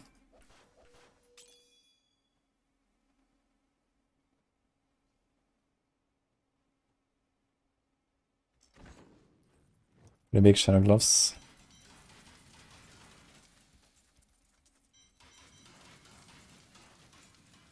Anything could happen. See you soon. Don't forget. PoE 2 only releases next year. Yeah, I think there's zero chance of a 2024 release.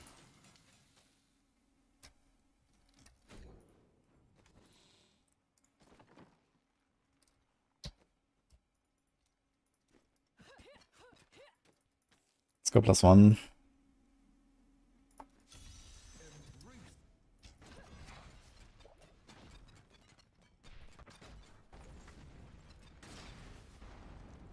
Great map here. I'm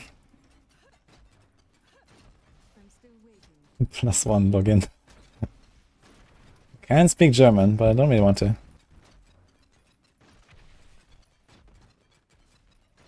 more time.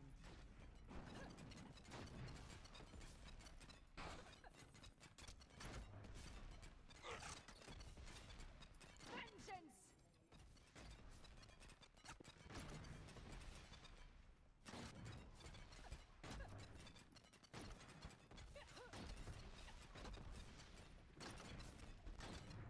Need more time. Depends on the build, Wusa.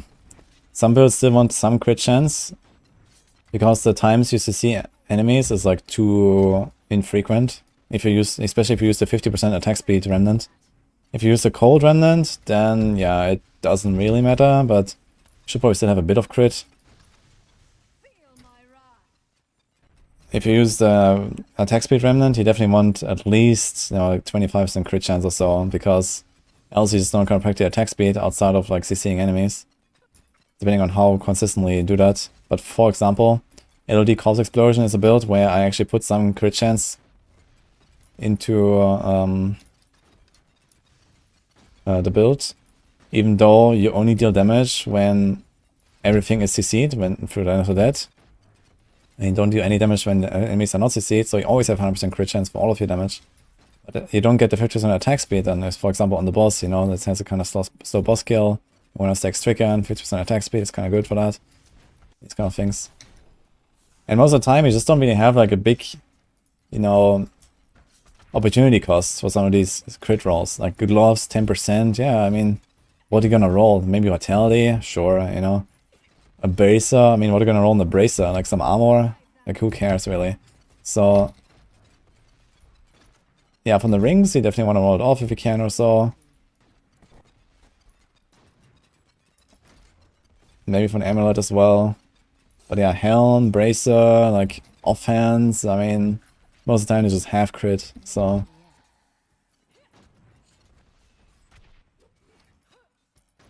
Season buff is soul shards this season. Season 25.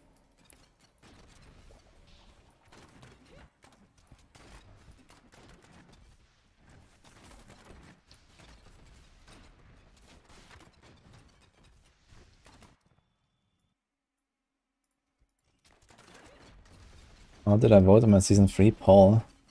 How did I vote? And which poll? I did a few. I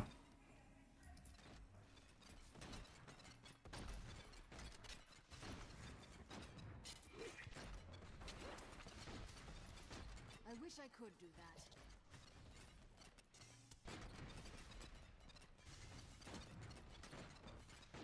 And a general excitement, that's the first one. Yeah, I mean, for me, I'm pretty excited.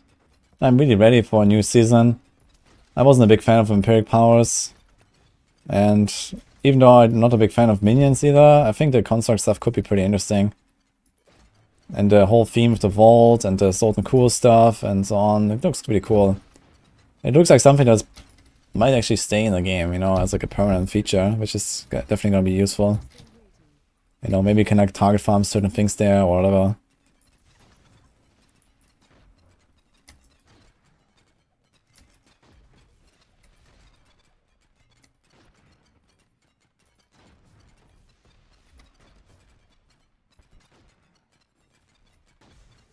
I'm gonna kill this guy.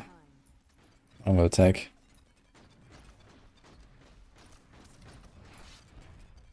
Shouldn't be too bad, I think. Maybe get a purple ring. We did. Not ready yet.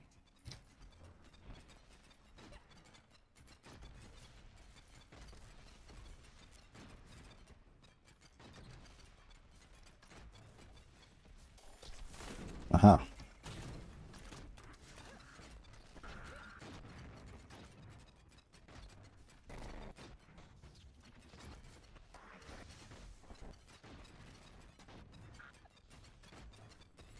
I'm still waiting.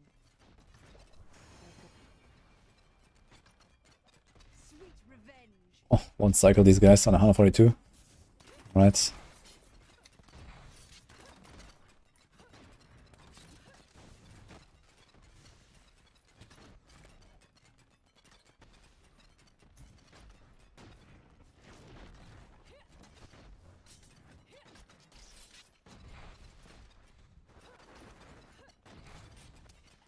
must wait longer. Oh. Bleed, you filth!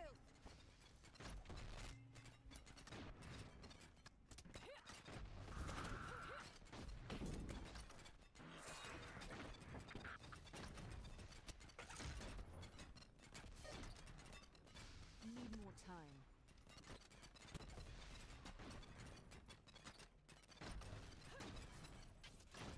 No Boompa. Thank man. Yeah, Typhon is actually a really good build now. With the Meteor nerfs and everything. I see some Foreman teams even playing with Typhon. And I think it's probably like the top Wizards XP build as well.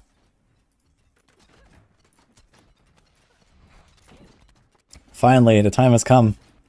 Not only that, but time is gonna be forever pretty much for you.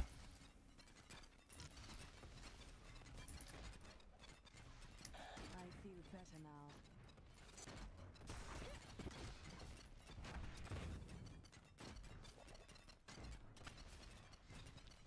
Sweet revenge.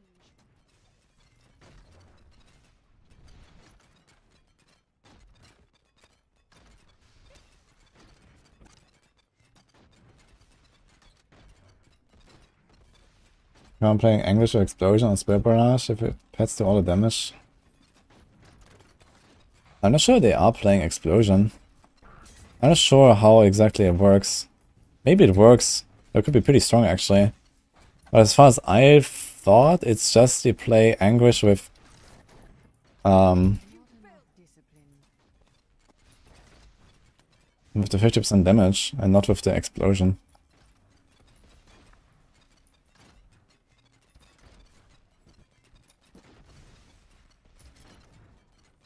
Not ready yet. The Rift Guardian has found you.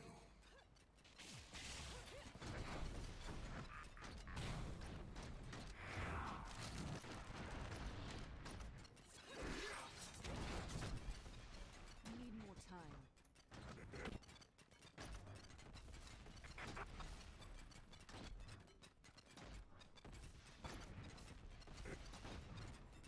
Not ready yet.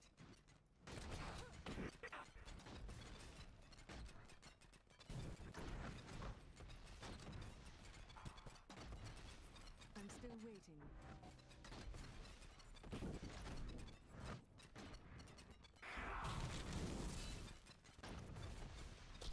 Oh my god, where is it going? Salt and cool, come back. Need more time.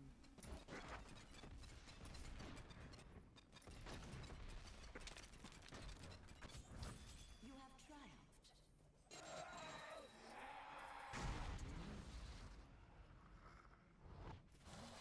Yeah, maybe Drew did a mistake there. Or maybe he forgot that it doesn't proc with Spirit Barrage. Yeah, don't run the explosion. I think the explosion doesn't work with Spirit Barrage. I am returning to time. Because the damage comes through the Barber, and the Barber doesn't proc it. I've become Don't forget, luck always. What else should you run? You run the 50% extra damage on Anguish.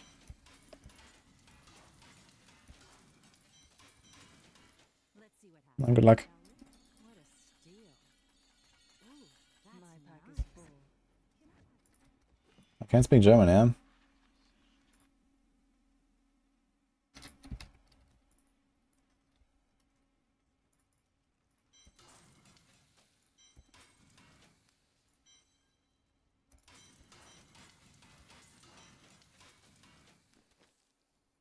Oh, what did we get? Not much, to be fair.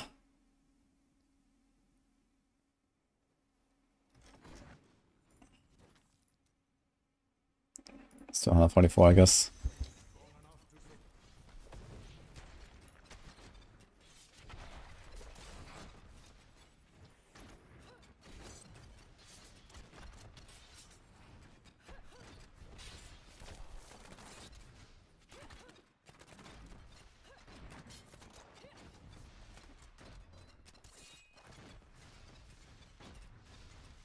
Not ready yet.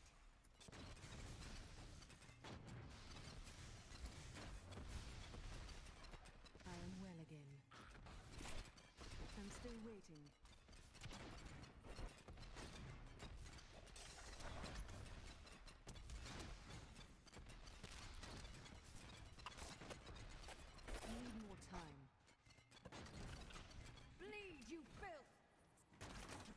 Kind of funny how we're close down to 15, we're just farming these tiers, yeah.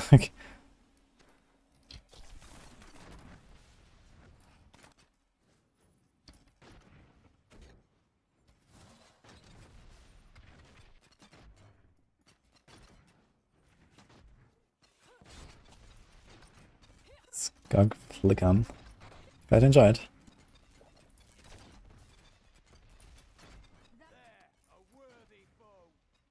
I am well again. I'm still waiting.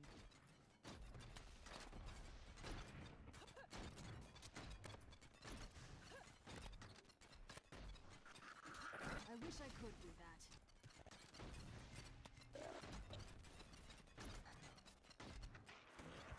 Ooh, ah. I must wait longer.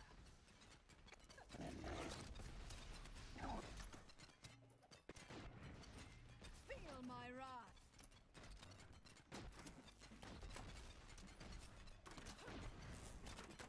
Not ready yet.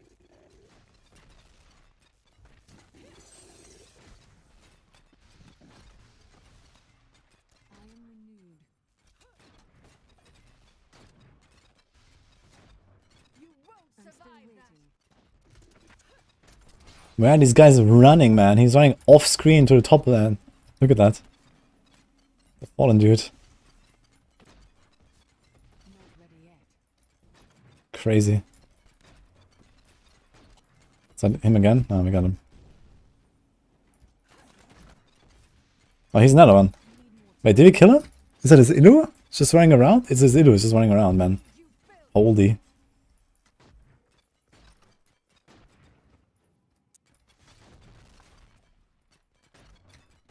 Oh, nice wall. I wish I could do that.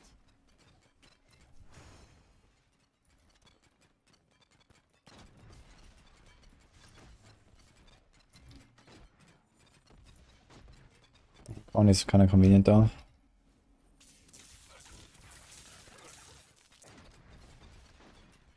Feel my wrath.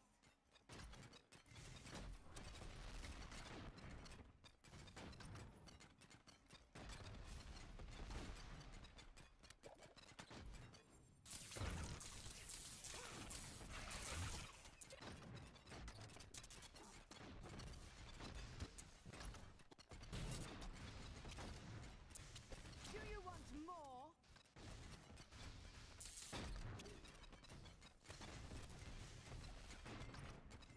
I'm still waiting. See if we can finish them. I think they're Ilu. One of them.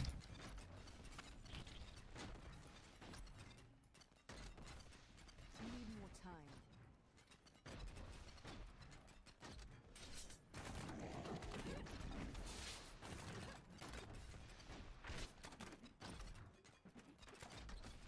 Teleport or Shaman? I don't think so. Oh, they're blue as well though. Maybe. I'm still waiting.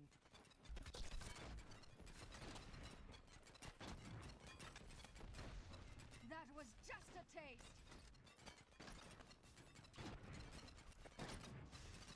Need more time.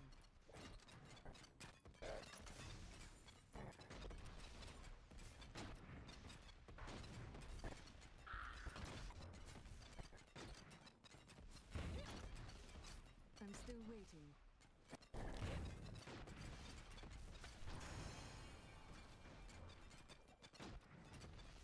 But to our Shaman. Could have killed him for the 100%, but maybe get a Paladin.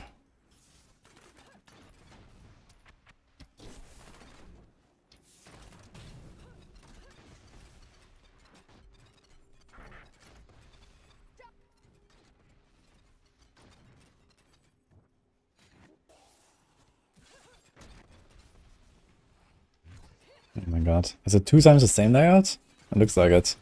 2 times no Paladin. Time. Actually this is not the same. Got speed, okay. This one has a Paladin spot. Yeah, the previous Hell Rift doesn't have a Paladin spot.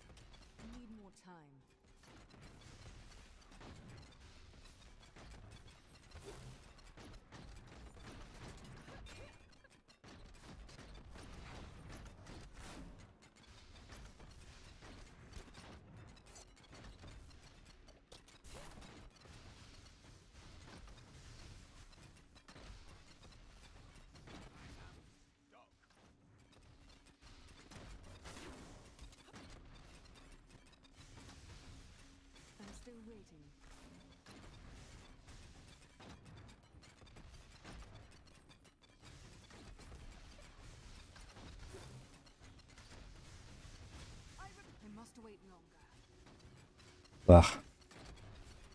Active fight melting me. We gonna have to rhyme attacks.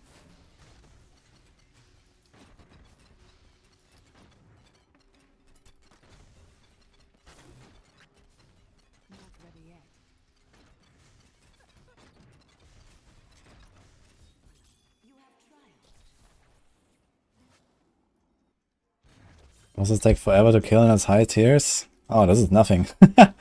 This is absolutely nothing. Can get much worse. Like, have you seen Uliana?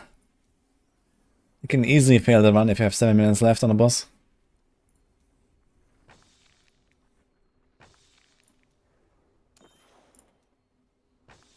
Oh my god. I think I'm gonna do another 144. Which new player-friendly class is easiest to get 150? Probably Crusader or Necro. Crusader is really nice because they have a good farming build. Necro doesn't really have like a super chill farming build, but it has a bunch of good builds to push with. And Arcan, I mean, once you have the playstyle down, it's not that hard, I think.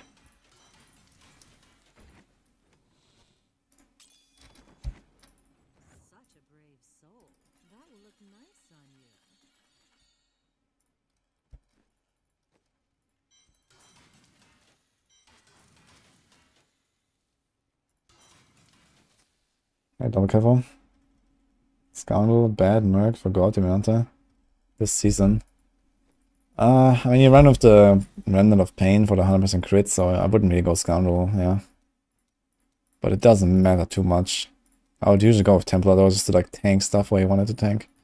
Especially with the Ring of Fire, it's nice.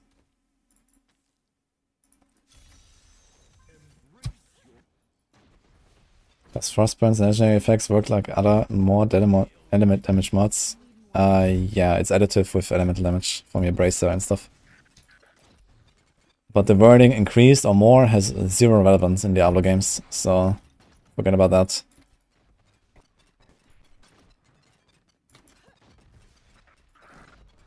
It just happens to work that way. Oh, it's an all extreme as well as wise swamps.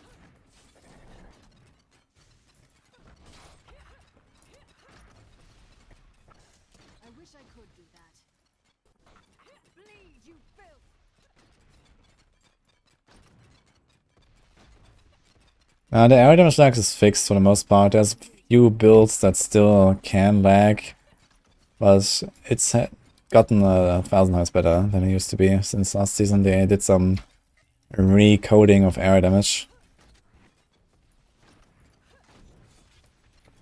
Only took 10 years.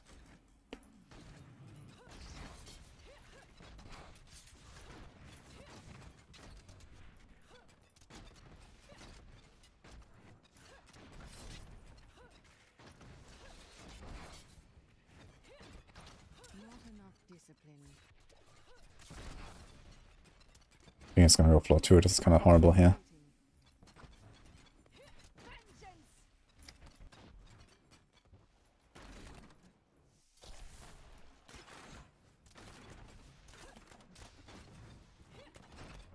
Juggernaut.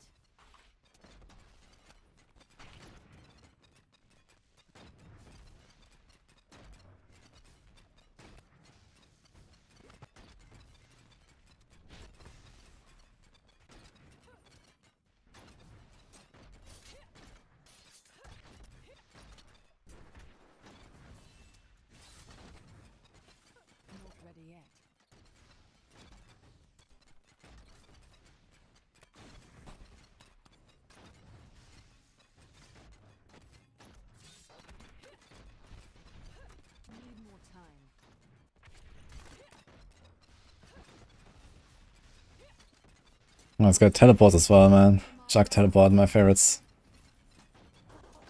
Ah, man.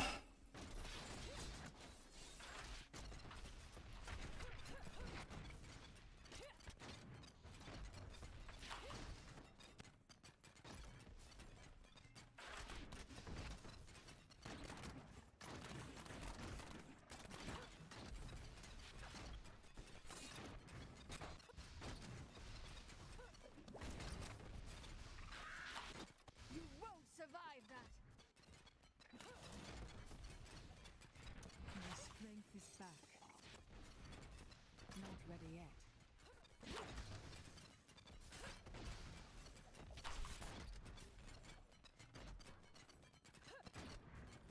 I'm still waiting.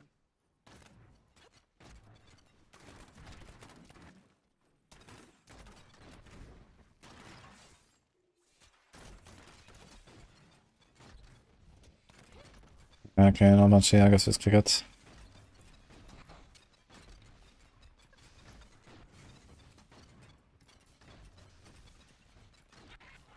You won't survive that. I wish I could do that.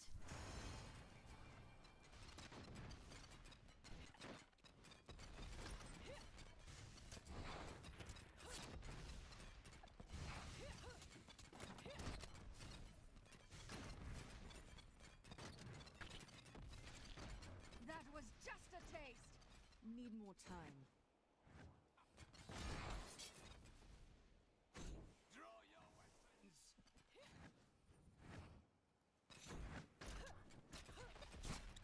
Not ready yet.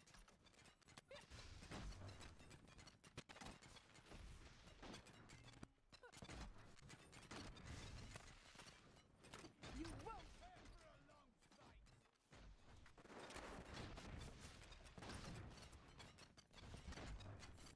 I'm still waiting.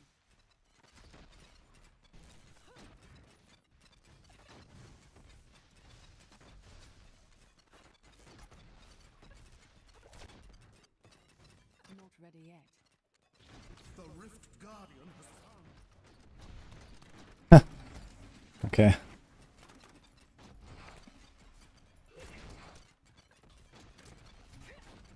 Where's Diablo 4?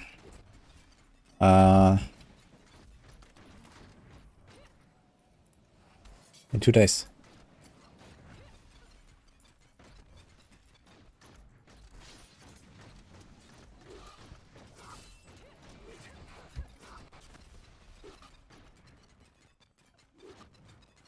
Skills in the Bardo have its elemental property added. What do you mean with that?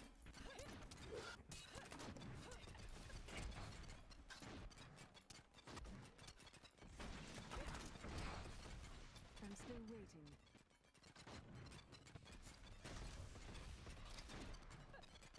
Your fear betrays you. Need more time.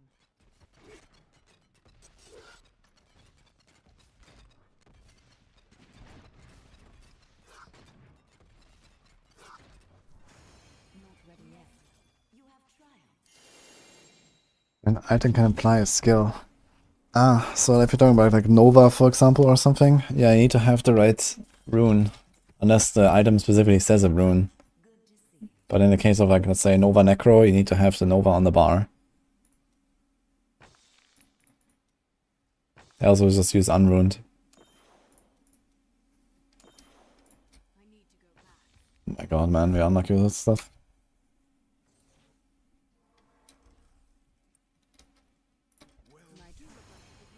Okay, go 145.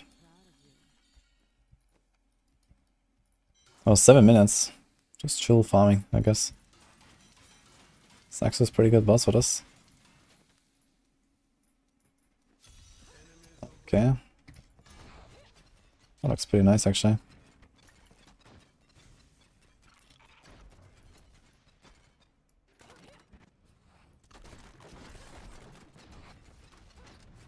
If any beginner guides, I have like around 2,500 videos on Diablo 3 or something. And like 400 on Diablo 4. And yeah, there are a lot of guides in there. Not sure what exactly you're looking for.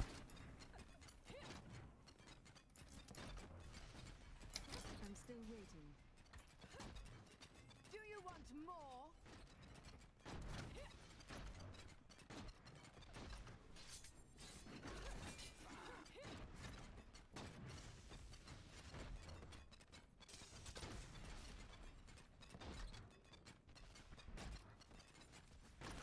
The channel border's in the cube. We need the channel border. I don't have Dawn here.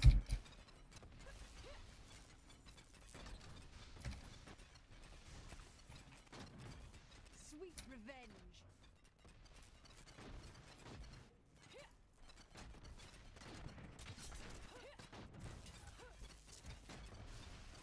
Need more time.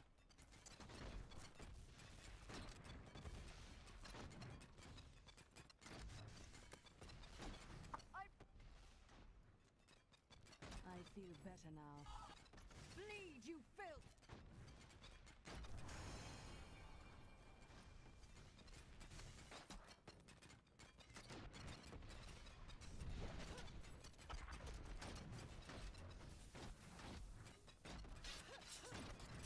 I have to explain the mechanics. I mean, I can suggest you just read up on mechanics, like how the game works. You have a bunch of resource posts on Maxwell. There's a lot of stuff about, you know, how damage works, or like all the different activities work in general and stuff like that. Gives you a good overview of what you can get and how, and you know what exists and how stuff works. Need more time.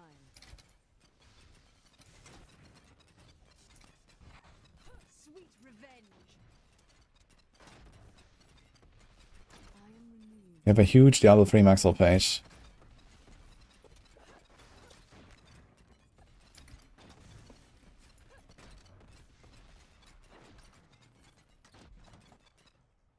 There's 2 more of these guys.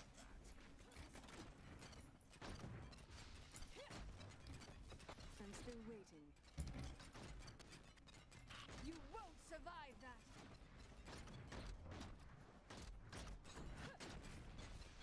Think you ever get Paragon mods in D4? I mean, we have a system called Paragon already in D4.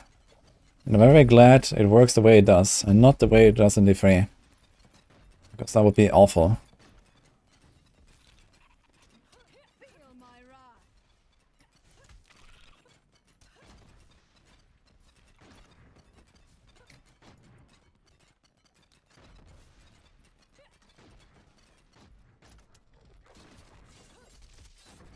Yeah.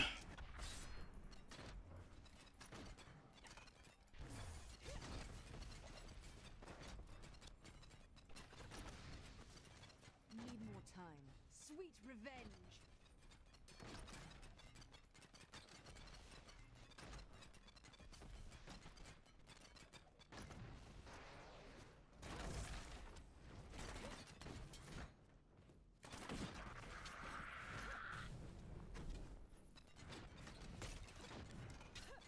I'm still waiting.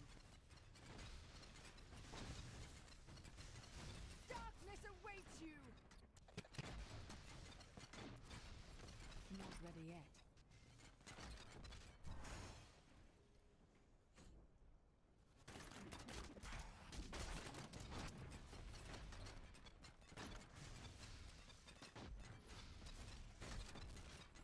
Need more time.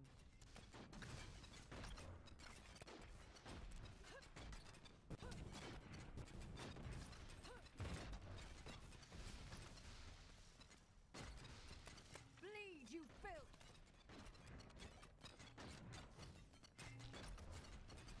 Not ready yet.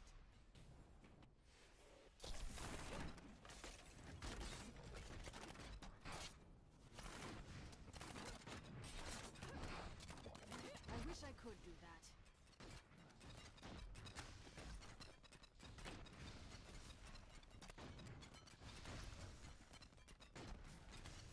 I'm still waiting. Darkness awaits you!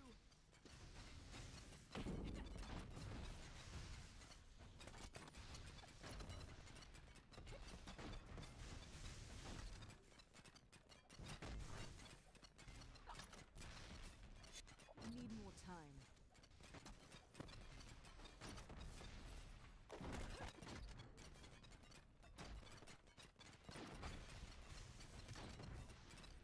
Not ready yet.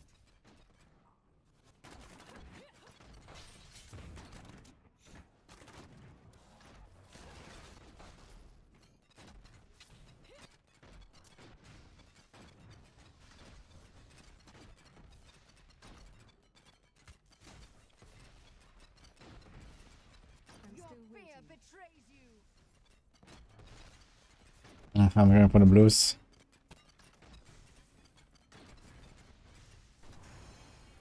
They're probably gonna die exactly when they spawn. Or... Oops. Oh, Hammerlin.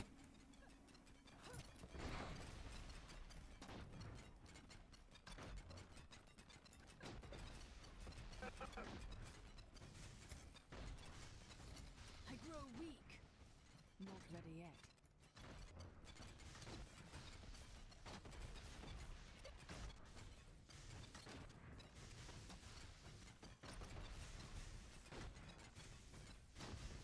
I must wait longer. Darkness awaits you. Ouch. I feel better now. Holy.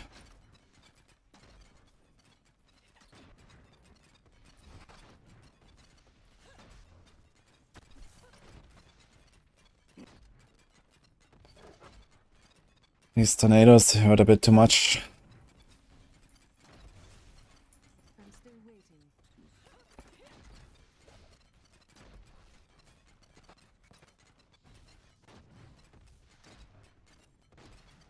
Sweet revenge.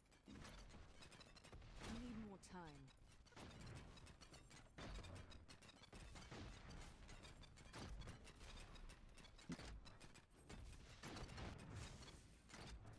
Never. You have triumphed.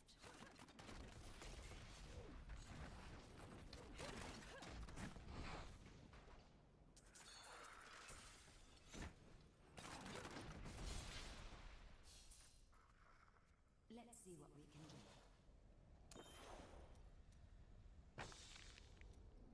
I need to go back.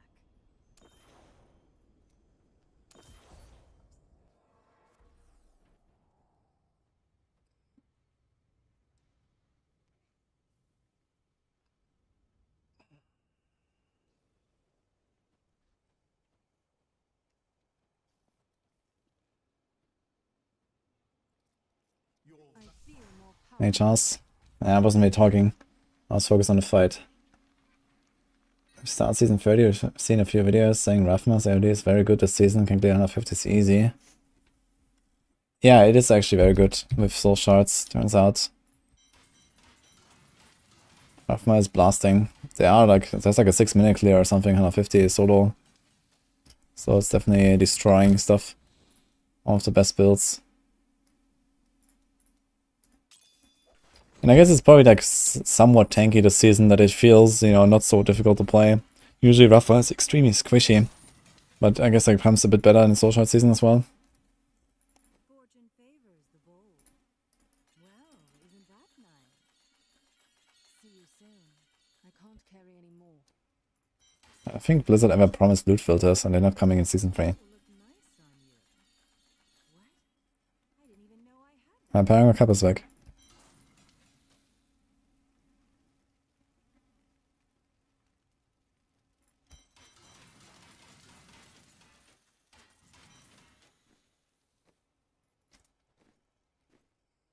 Can we go 147 now, I guess? Yeah, maybe if we're lucky, 2 more runs and we're done here. So gems. That was a 7.5 minute clear. Okay. Can Imber clear 150? Yeah, I wanna do 150 with Imper. We'll see if I can, but I think there's a good chance I can actually do it on a good map. Oh, Illusionist. Ah, okay, it's not a Doom Guardian.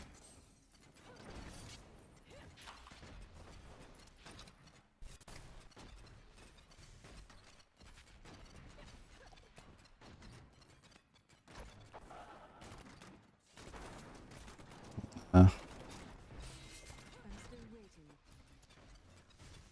Blazing Guardian map. Bleed, you filth! How many keys do we have actually? Oh, 62. Need more time.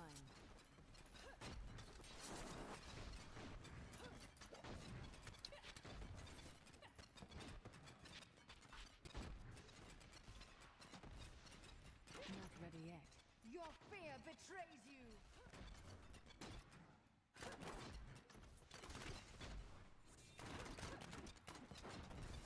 Gonna try to kill a Juggernaut in 147. Probably not, actually. There's a bridge.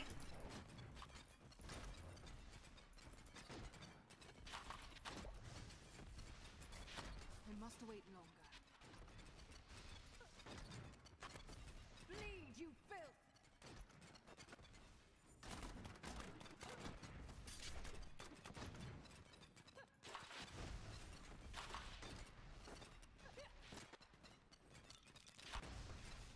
I am losing strength.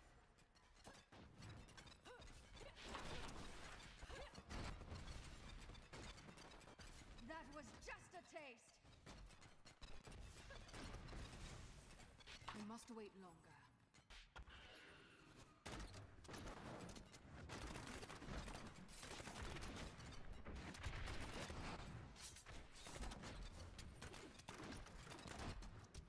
I'm still waiting. Such a bad map. I'm gonna get out of here.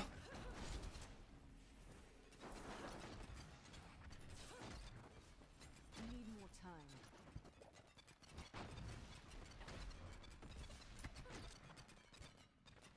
Your fear betrays you.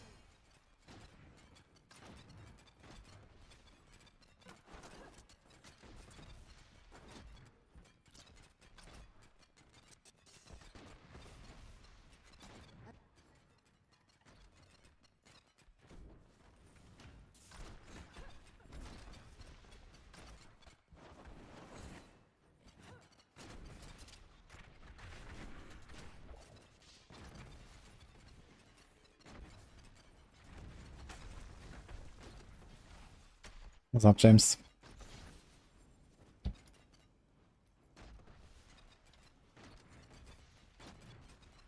Not ready yet.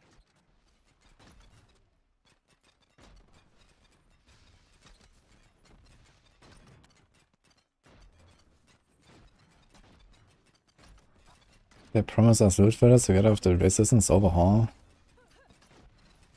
Really? I don't remember anything like that. I think they're trying to develop the game in a way that doesn't require loot filters. But maybe gonna still get them in the long term.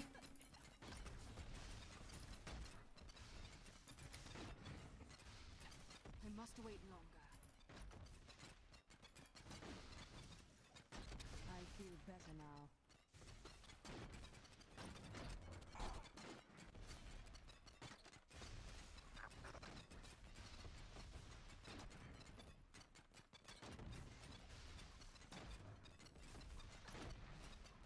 Not ready yet.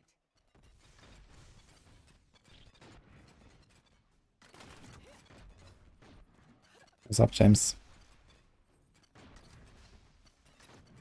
I need more time.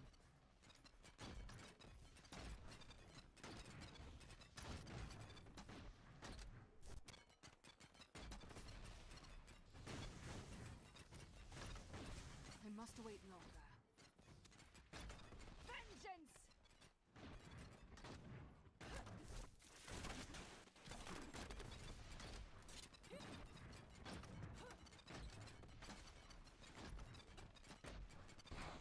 Not ready yet.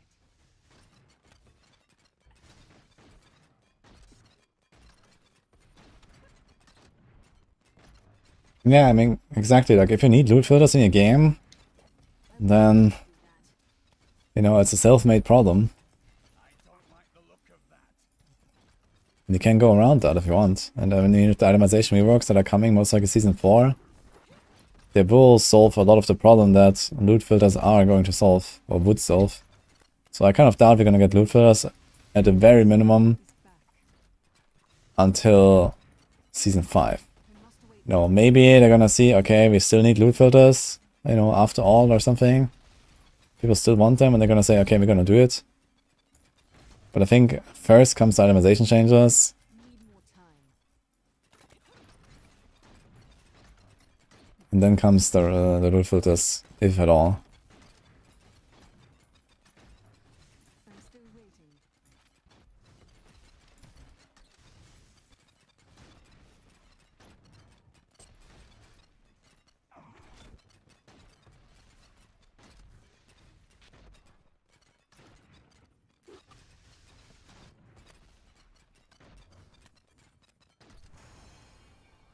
Oh my god, I wouldn't mind a Coney, man. These fucking Illu oppressors is crazy. And he's another. Oh my god. Same thing. They're so fat. Can't pull anything.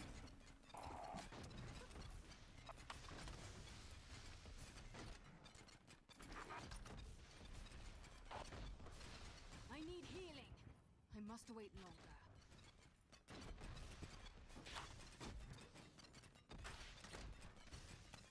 Darkness awaits you. I need more time.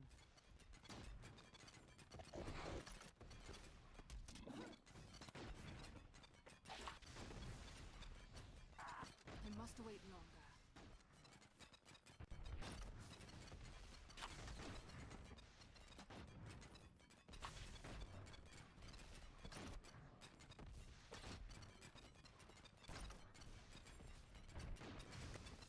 I instantly teleports out. Darkness awaits you.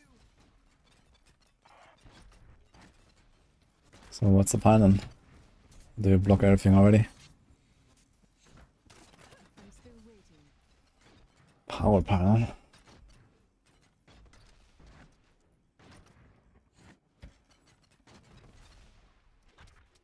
The guy didn't follow me. I've Not ready yet.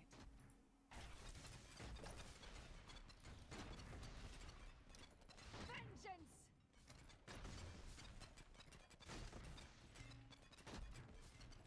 I'm still waiting.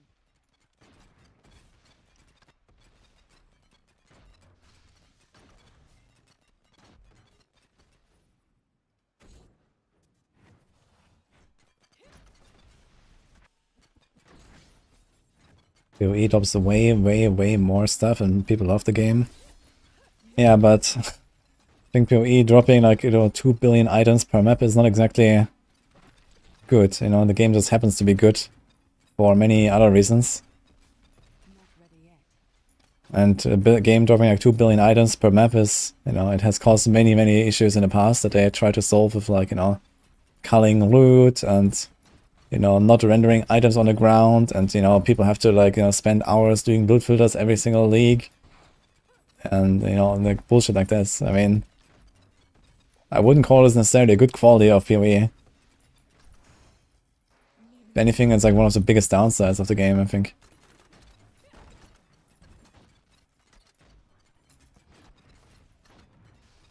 The good qualities are the, the build making, the crazy stuff you can do, the different strategies, the different contents, the, the theory crafting.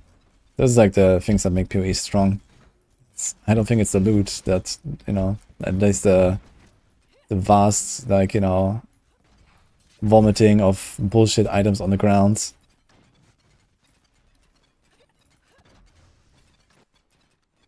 I need more time.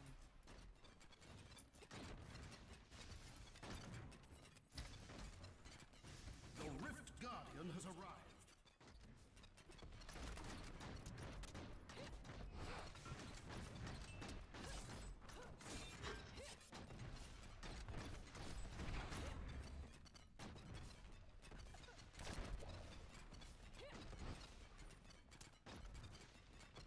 See how long a boss fight is, yeah. Single target. I'm still waiting.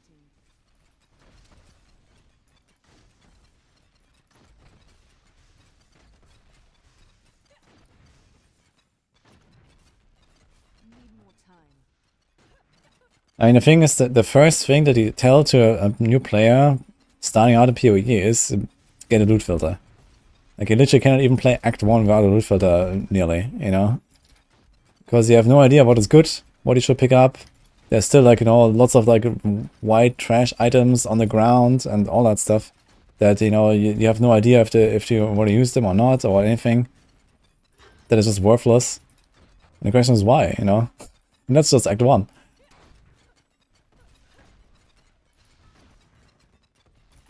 ready yet.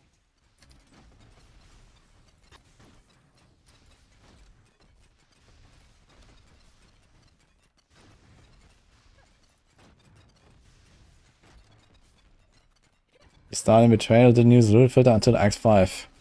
So how did that go for you? I'm still waiting.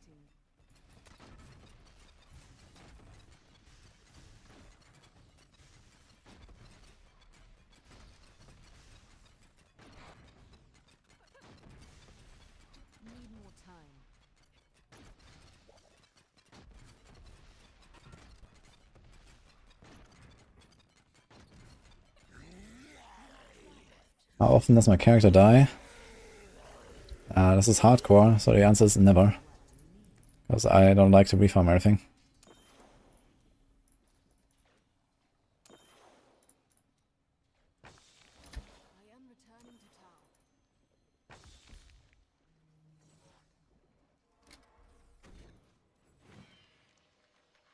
Then switch to Roofless or SSF, it's like a barren desert. I mean, SSF is not a barren desert.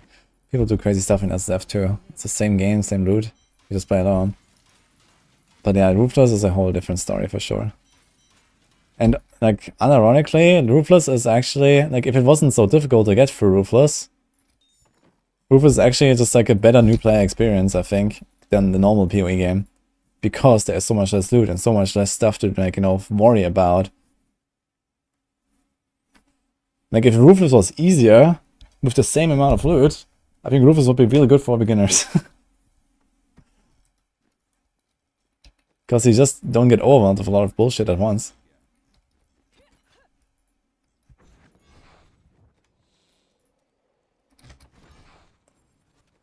I guess we're gonna do 149 now.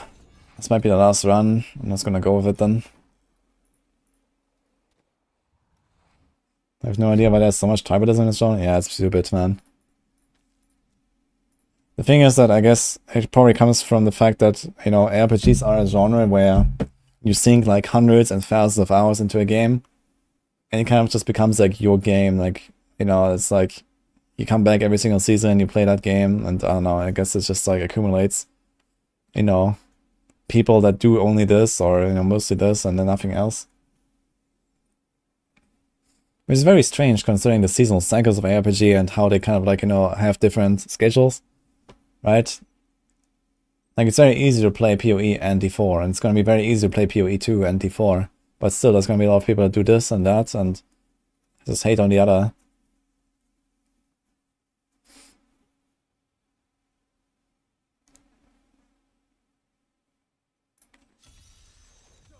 Okay, we're empowering 149, let's go. How much time do we have? 3.5 minutes on the previous one. Okay. I think having bad loot is important. I mean, there's nothing wrong with bad loot. But there's something wrong with loot that shouldn't exist, you know, in the first place.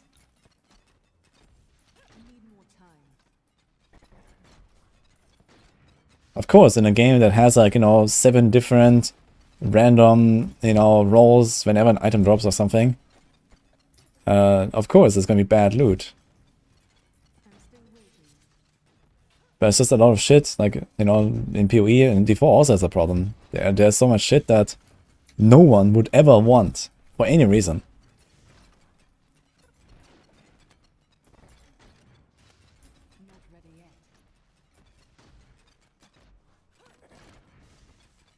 And, you know, you can prevent that if you want.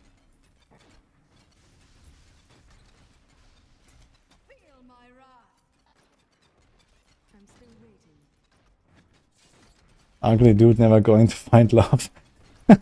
Yes. Exactly, man. It's true.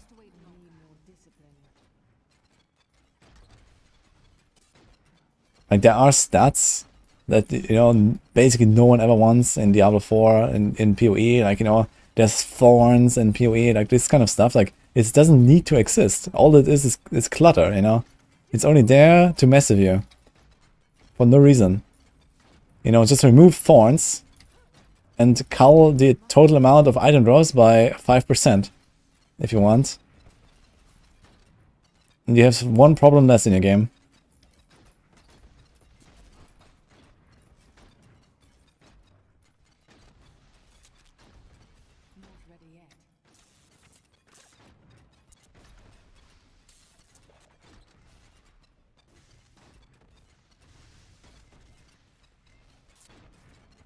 Like, has an actual, like, viable Thorns build ever existed in PoE, by the way?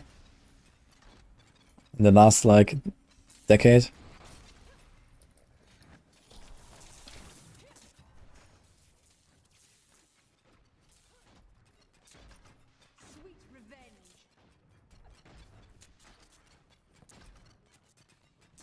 I literally never heard of Thorns in PoE.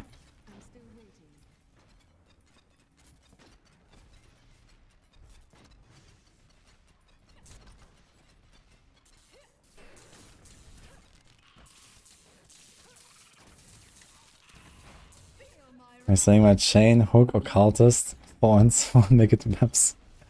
You can make it to maps with anything.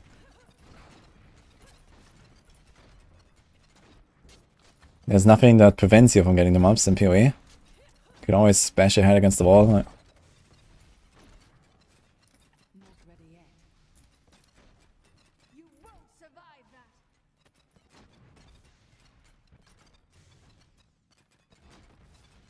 that. The question is, are you Giga Chat enough to actually do it?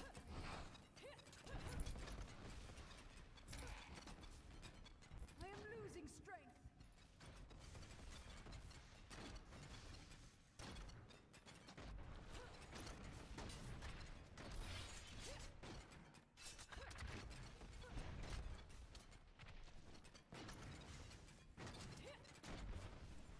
I need more time.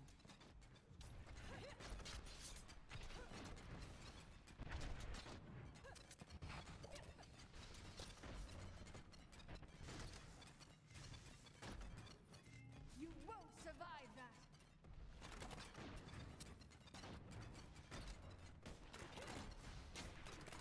I'm still waiting.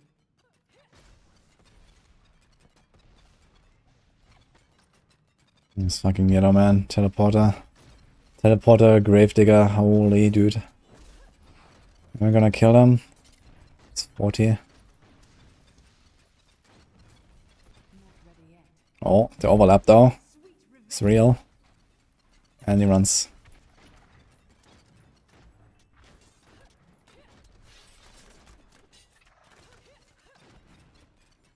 I'm still waiting.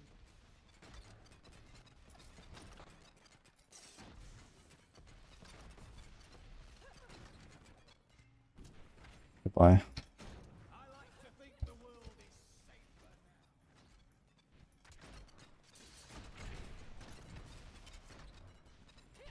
Sodenku is like a degenerate uncle of Diablo. That's great. I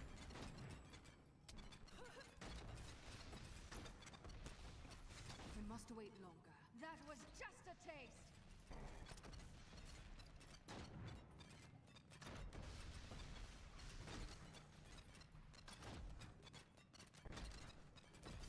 Not ready yet.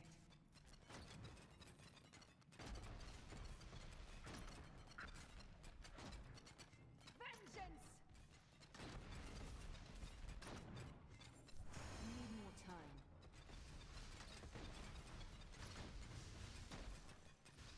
I require aid. Yo, overlap and pauper. Let's go.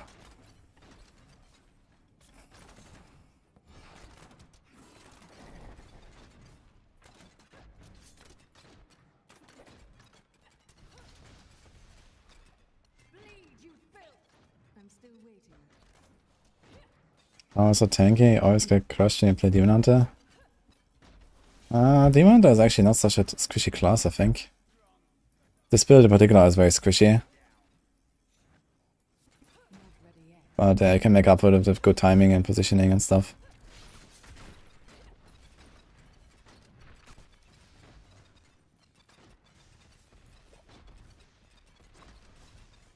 Need more time. Heal me!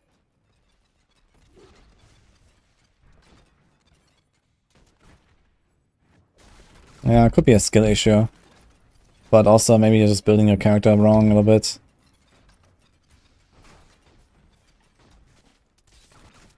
One option you always have on the H is you go elusive ring instead of a COE or something like that. At least some builds can do that.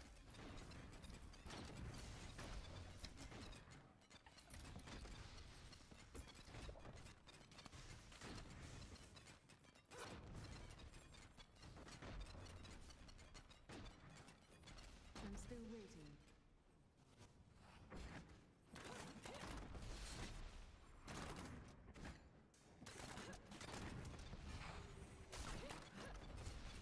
SZF easier than normal hardcore.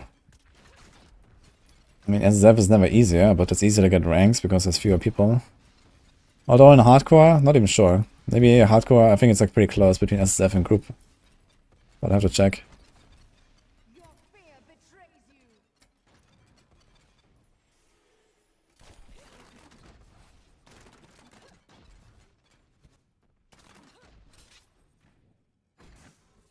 get this dude there.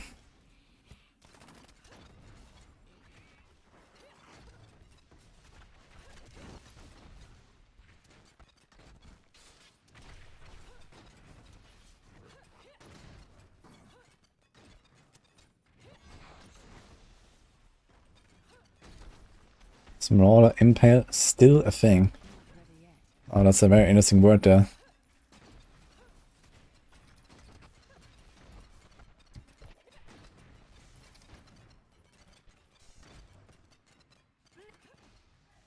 I must wait longer.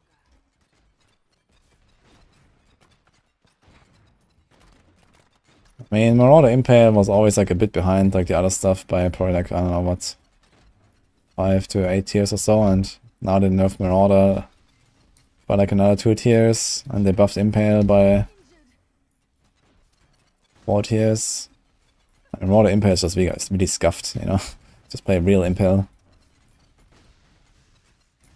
That was just a taste. Need more time.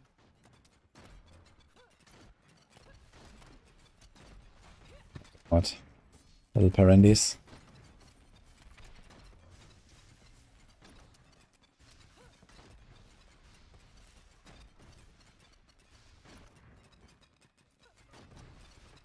That was just a taste.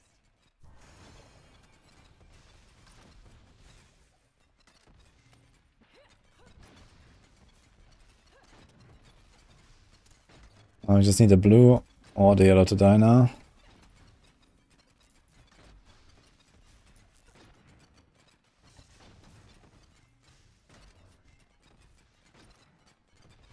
They're both dying at the same time. Great.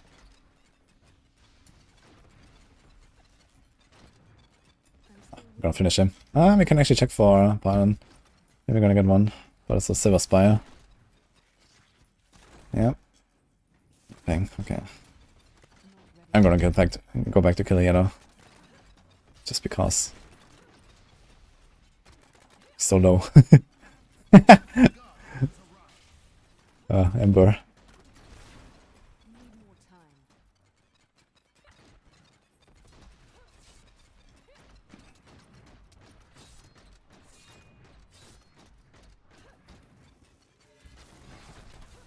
Not ready yet.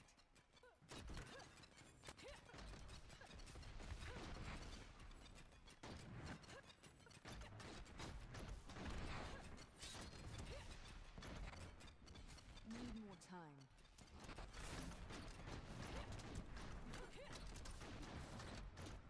Where's LD Rapid Fire Push? I'm afraid that is not happening.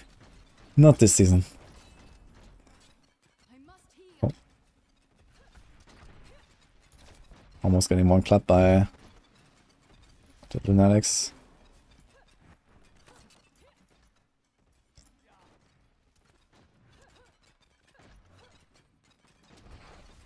I'm still waiting.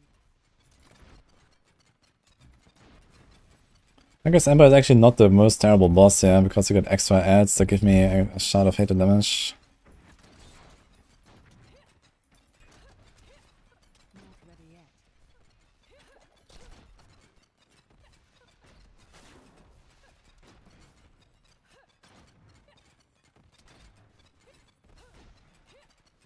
I'm still waiting.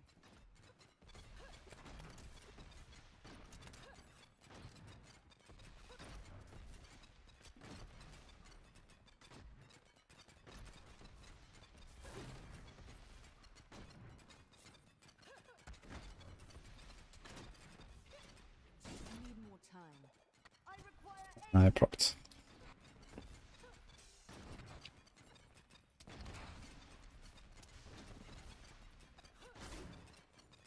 not ready yet.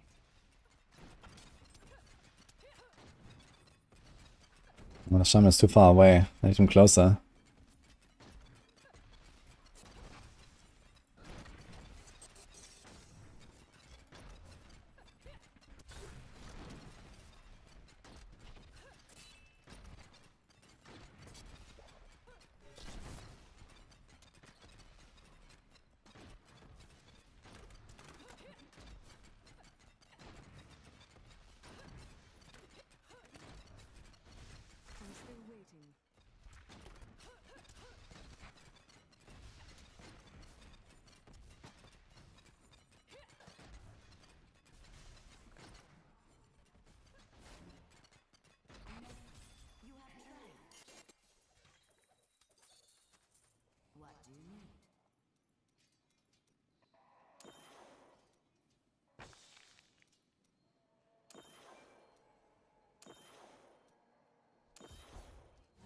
149 and 150.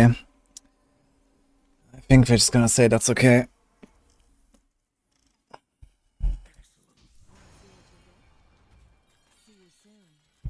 Missing one jump on the Enforcer.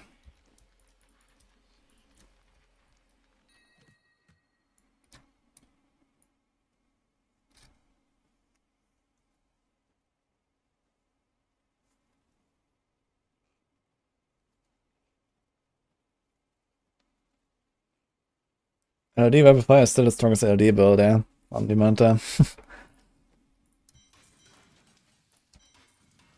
I think only in Sanctified Season there's like a bit of competition with the Cluster Bombs build with Strafe.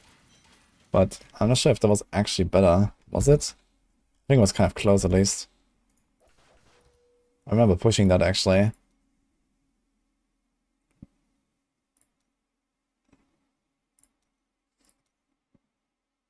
I think... Here, 128 I cleared. Let's see, this looks like Rapid Fire. Here's another Cluster Arrow Gamer. Yeah, I think it could be competitive in Sanctified Season at least. But these clears are all somewhat low, so...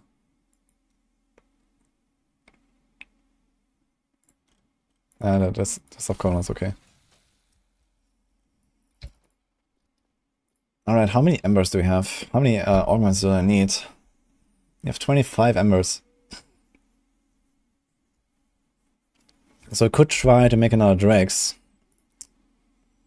And also have to start counting how many augments do I need. I need a lot of augments to be fair. 1, 2, 3, 4, 5, 6, 7, 8, 9, 10, 11. So it's basically my Zuni set. 12. Okay, it's a lot more. It's 18. Actually, let's go on the Witch Doctor and check it there.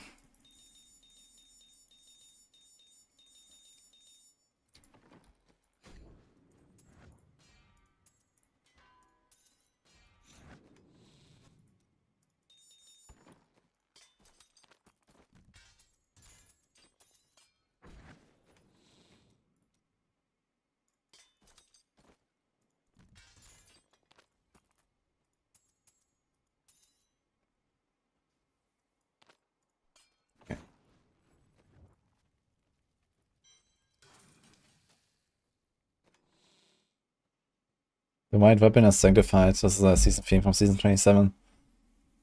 That gave like some... It's like basically a primer roll and it gives an extra power. Season specific of that season. Oh shit, wait a minute. We still have to craft a remnant of painters, realize. Or Impale Hush. I don't think I actually made one like ever.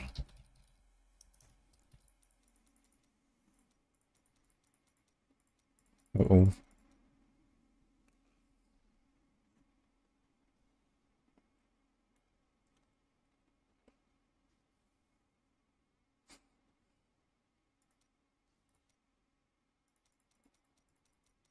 Okay, let's hope we get damage or attack speed or something.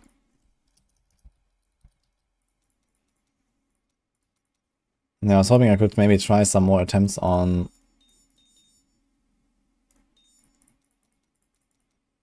Objects of Lies, but I don't think I can, so...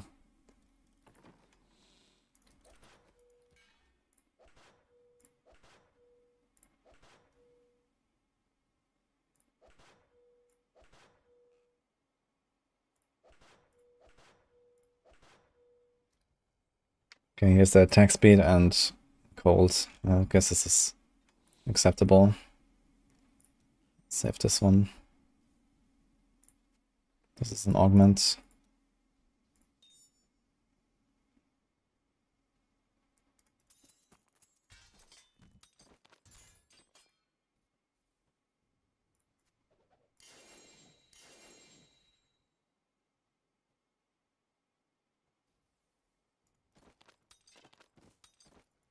Just get rid of these items.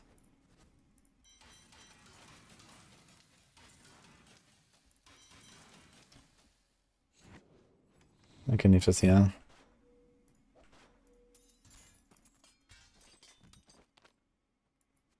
Okay.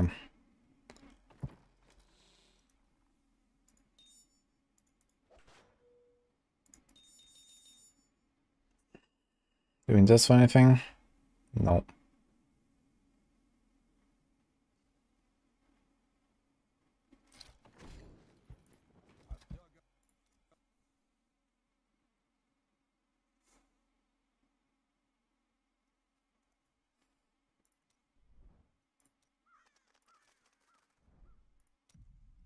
That's a good breakpoint for impale push.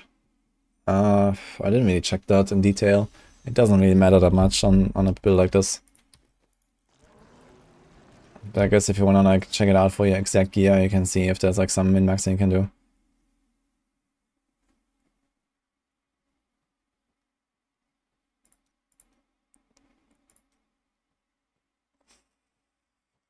Okay, how many augments does this Helltooth still need? Actually nothing, it's full augmented. Okay. So how is it Zuni? Zuni I have nothing augmented, so this is 5 pieces. 6 with the helm. 7 with the weapon.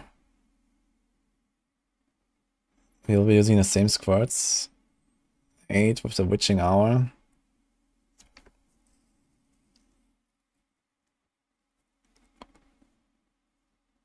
9 of the death diggers.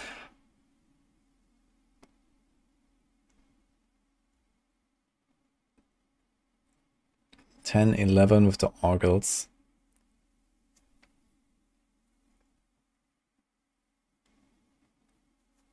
Actually,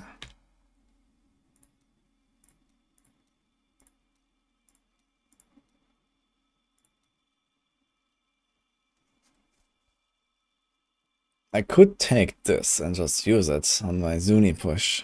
This Dex and Dex augment, 50% life, 20 area. I can roll as a fetish army damage. I mean, that's kind of scuffed, to be honest. I'm not sure if I want to do that. I might just do another augment on this. So we look at 11. We have the ring and the amulet done. So we need 11 for Zuni.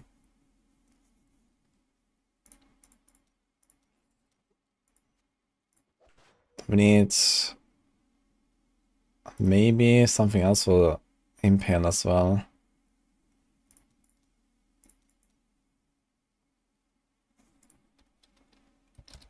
Where's my orgles for Impale?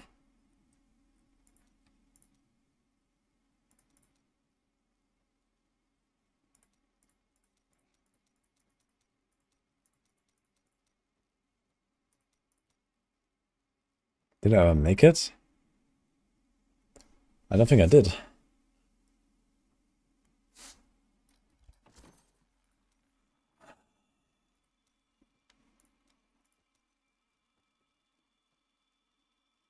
We can take this and just roll it, I guess, since it's primal. And I guess I can take this and roll it as well. I mean, the Impale push is the last thing I will do this season anyway, so I'm not gonna go back to Natalia stuff anyway. So let's just take this and roll it. Which means you can just as well take it now to roll it. So we were at 12 augments, right?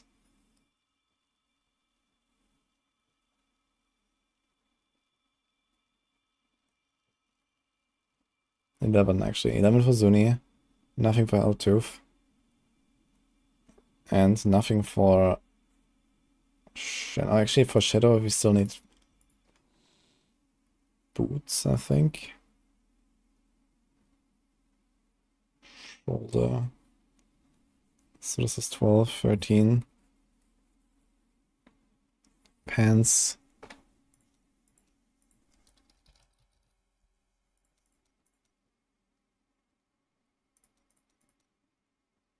Oh shit, did not save.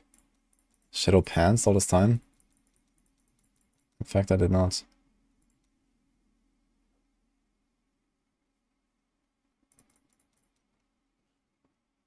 So I have to gamble them for a little bit.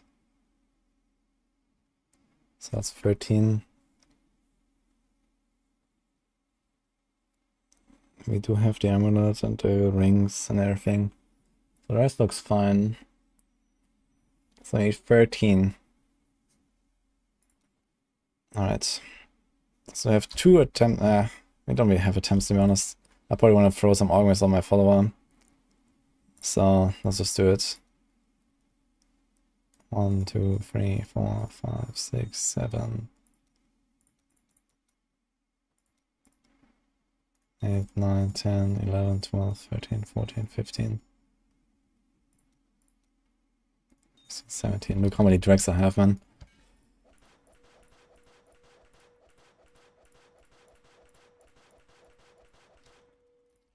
Okay. Let's put it somewhere where I will remember.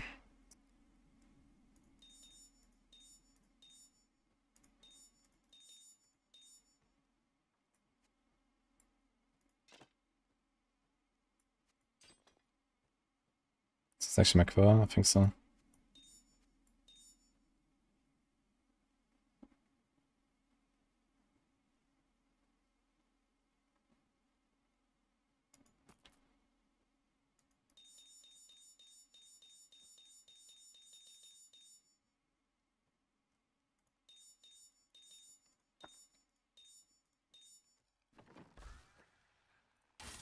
Wonder if I have enough gems for this. I think I might have to go and farm the Darkening of Tristan a little bit, if I look at this.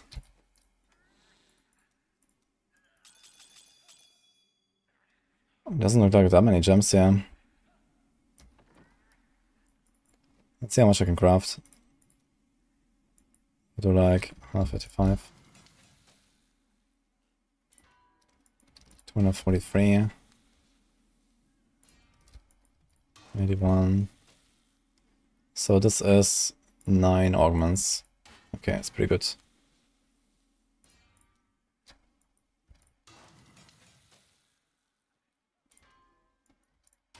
This is 3 augments.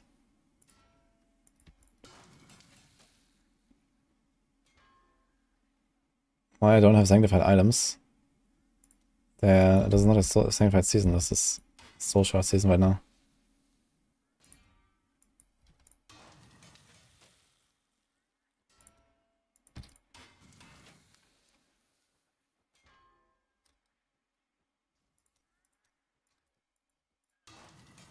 Okay, so there's 9, 3, 15 augments. Okay, we might be just fine. Probably save this for the enchanters here. We're gonna convert this to int. Okay. Force and WSD coming. That's kind of funny. I'm gonna try it. Came here from Tristram. My family came from there. That place has had some very bad luck, hasn't it?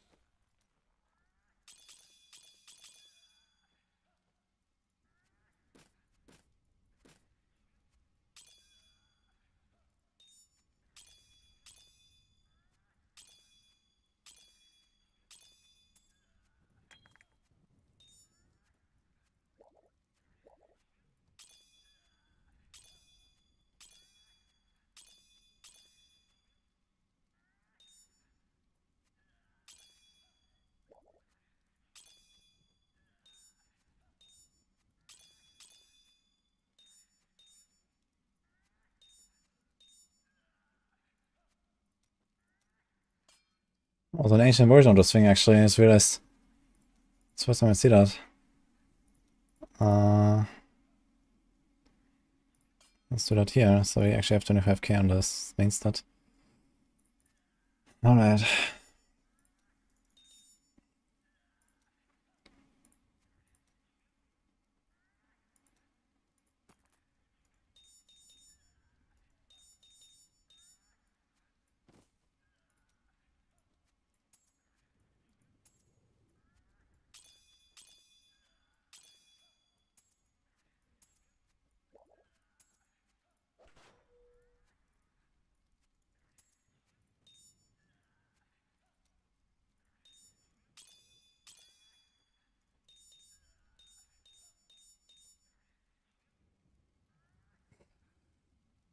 It's funny.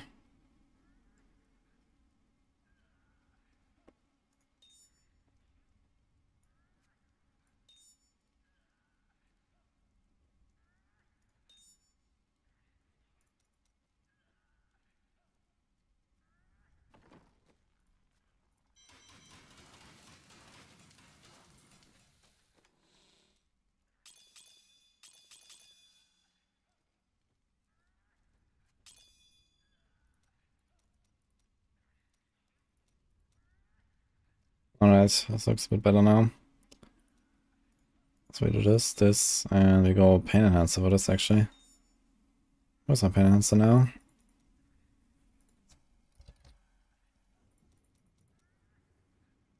It's already socketed.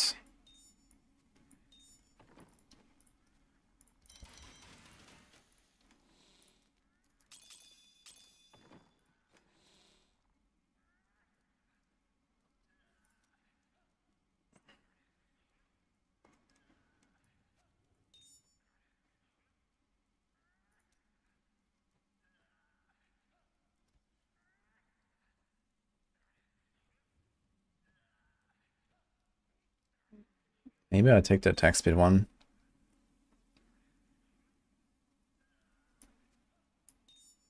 I have a lot of attack speed. It's gonna feel really good. I wonder if I'm gonna run out of mana. But if I have a lot of attack speed, I will hit a lot of targets and I'll get a lot of mana back, so it should be fine.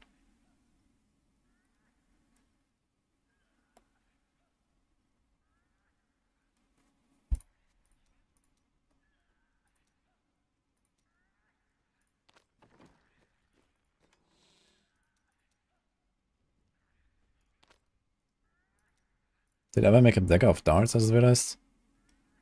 I think I didn't yet. Let's make it. Since we're done with the grind anyway.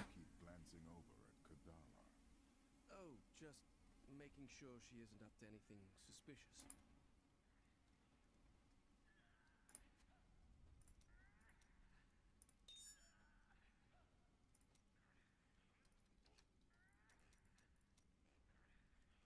We have this actually. Okay.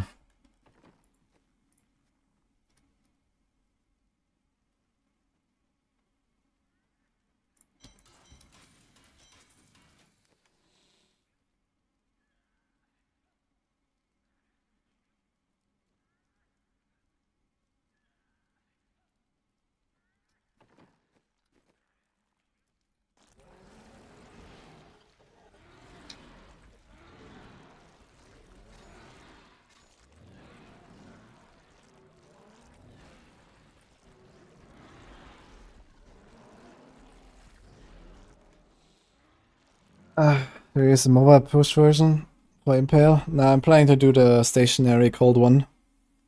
I think that's a bit of a better choice.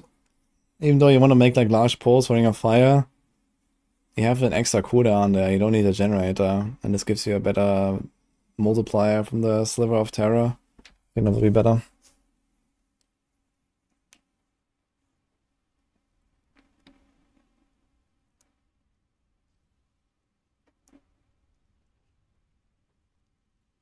All the consumers you pick up, keep parent in your inventory. What does parent mean?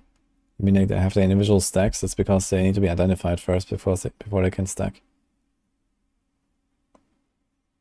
Okay, where did it put the Templar stuff?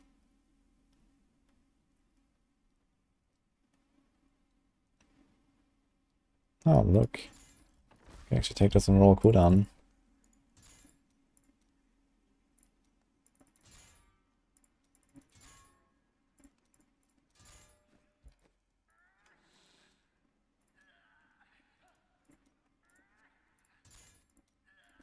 So I did put the other Templar stuff.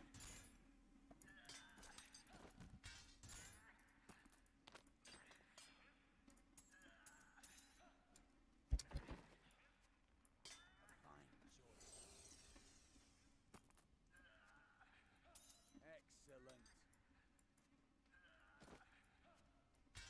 Just the thing. This will aid me. A good choice. Don't care about the poison damage here. Okay.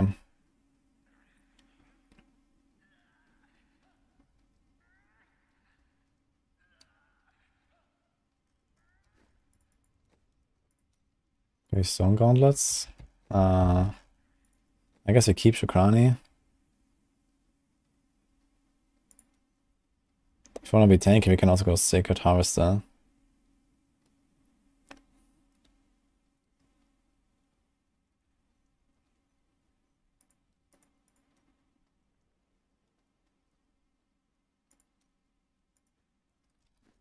This is fine. We go Grave Injustice. We have Swampland. We do Jaunt, Languish, Ward of Zombies, Pestilence, Zombie Bears, Perinado.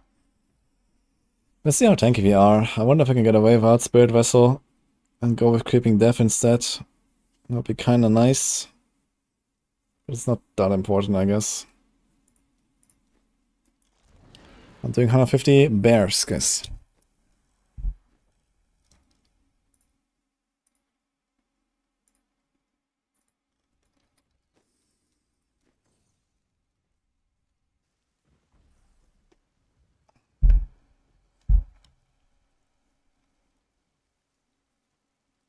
I'm excited for a new default companion coming.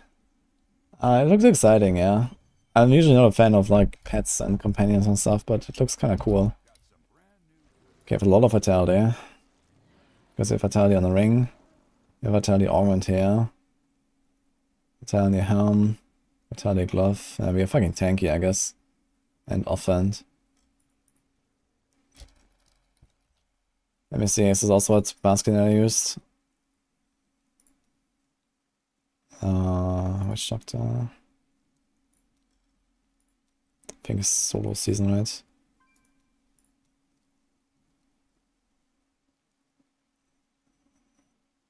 I had a less squishy setup. He had more air damage here and here. Zombie charger damage there. But he was at 1300 paragons and this is a 12-minute 40 time. Yeah, so I've seen communing with spirits. And he did run Creeping Death. Kind of tempted to use Creeping Death myself. I already have a tankier setup, maybe I don't need Swampland. Hold of Spirit Vessel. I think I like Creeping Death. Do we go for the damage reduction then? Did he run Pestilence? He did run Pestilence anyway. You don't really have to, but...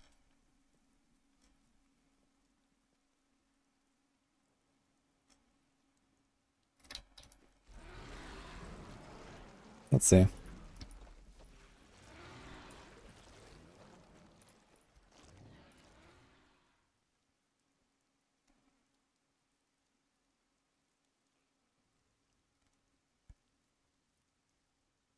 They didn't cut the Paragon level now.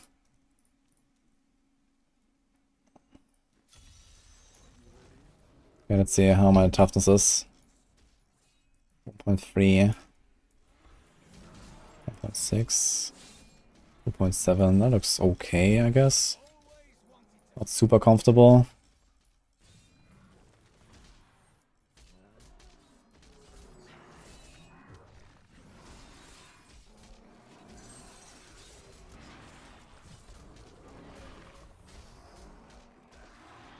Let's see how it feels. Just kill some stuff. Oh boy.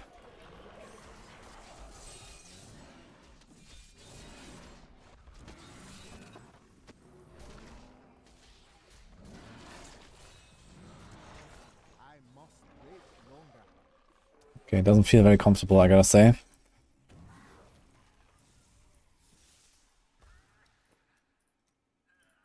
Alright. Obviously have a lot of HP and not enough healing, even though we have the Templar here.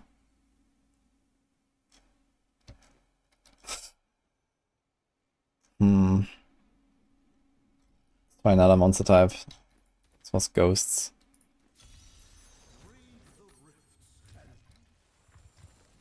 I think you might want to go Swampland after all, instead of Creeping Death. I think you can get away with this.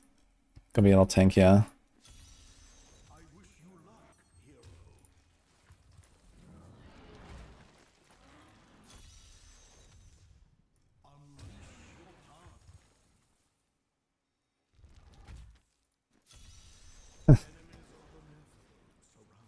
Hello, by the way. How's it going?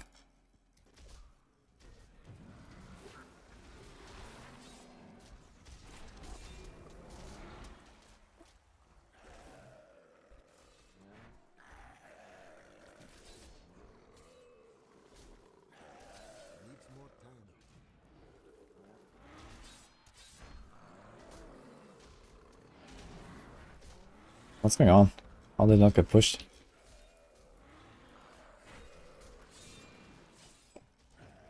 Yeah.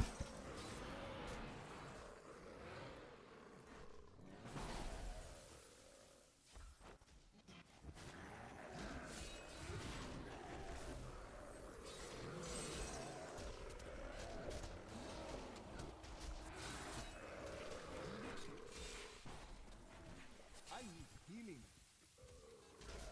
4.2 billion toughness. It still doesn't feel that comfy, man. I need healing. It doesn't have enough healing. Yeah, I'm not healing fast enough.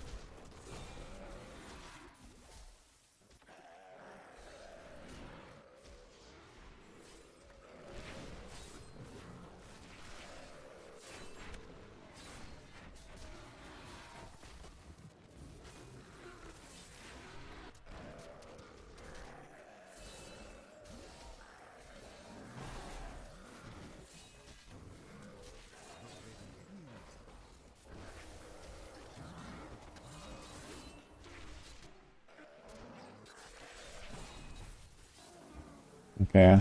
Seems like we're gonna get hard carried by this Ring of Fire. They're not looking forward to the boss fight if it's a Raziel or something.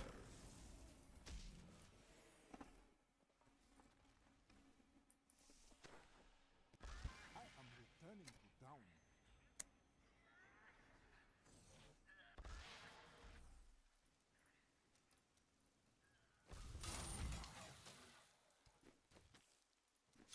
I wish you luck, hero. Anguish Shot makes any build squishy. I'm not 100% sure if the Anguish Shot is actually calculated into the toughness. I never tested that. Like, am I 4 billion toughness, but I take 50% more? Perhaps. Kind of feels that way. Do Shard Augments only work in SF? No. Works everywhere.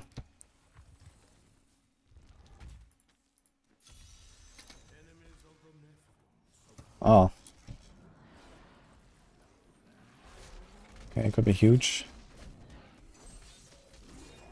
Alright, 0% colony, what the hell?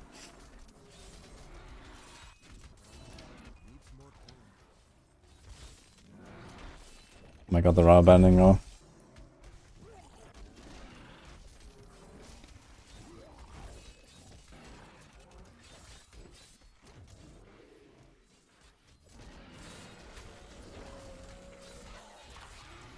The APS.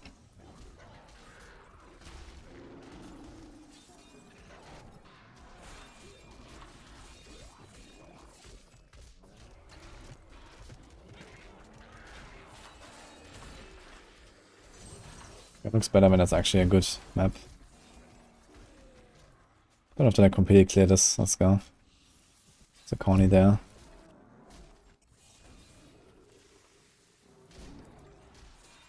But I want to try to do something with this corny. I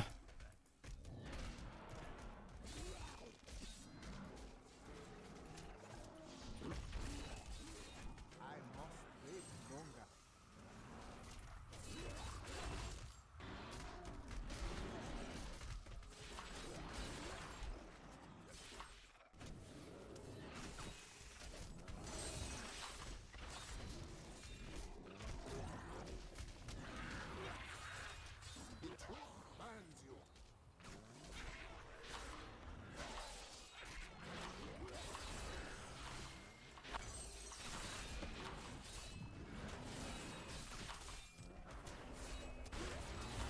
Maybe I'm gonna not go with the Wall of Zombies. Just have like the normal Wall of Death. Because I'm like knocking him around too much when I actually don't want to.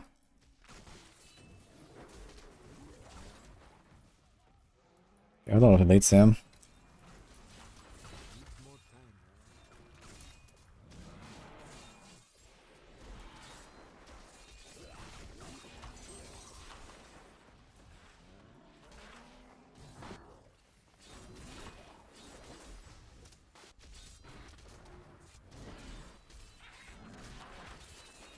Too bad it's not for corner here, I could have done some really big stuff.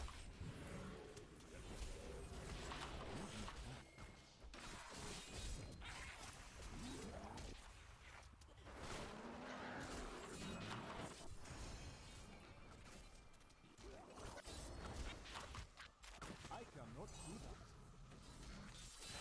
This will invade me.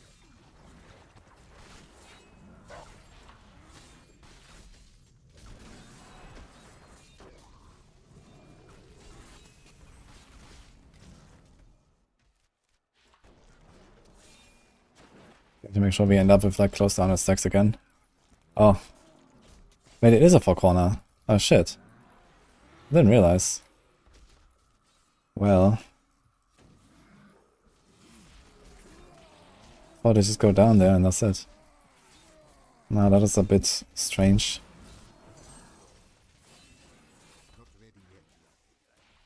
Okay, I guess he just pushed them all down here.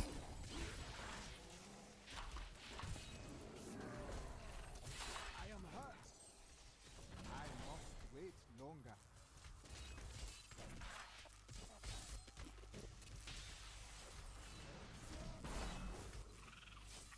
I must wait longer. The truth burns you.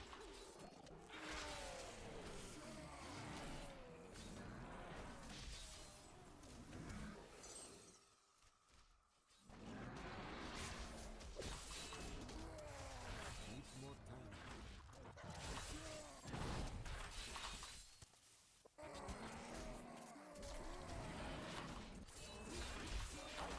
I am hurt. God. It's gonna be relatively awful here with this Illu Exorcist stuff.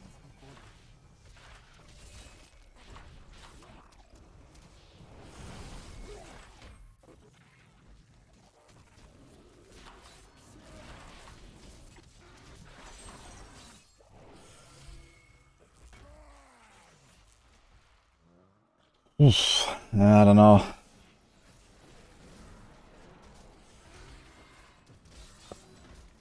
Guess we do these guys here and hope for something.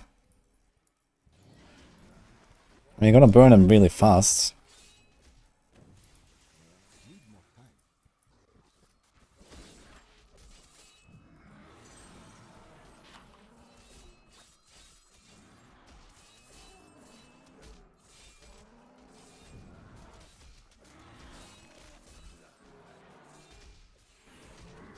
Takes long to pull them through.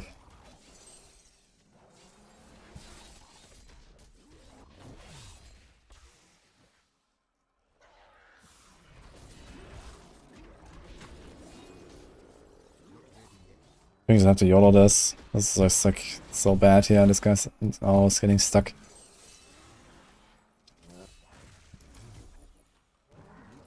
Okay, at least it's not a jug.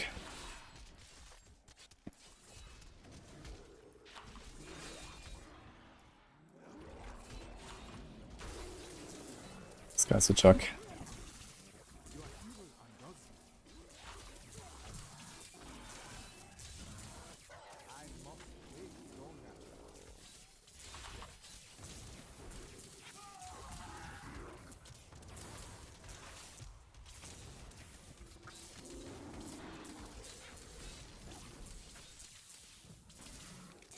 I must wait longer.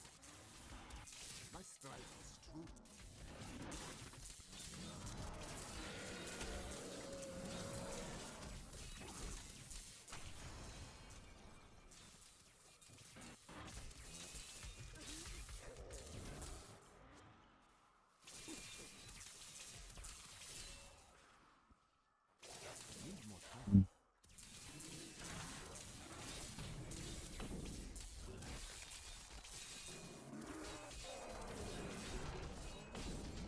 Ugh.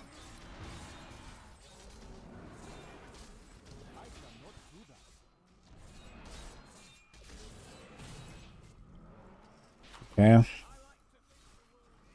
51 stacks. This guy's like half dead.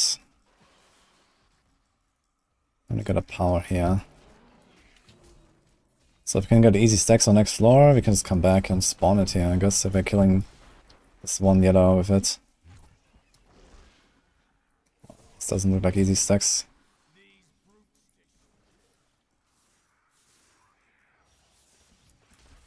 Oh.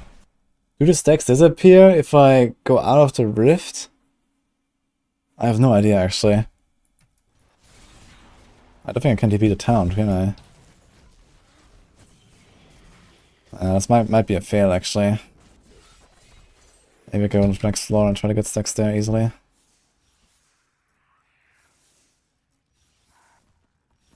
We are relatively fast at running. Maybe better than trying to make stacks here.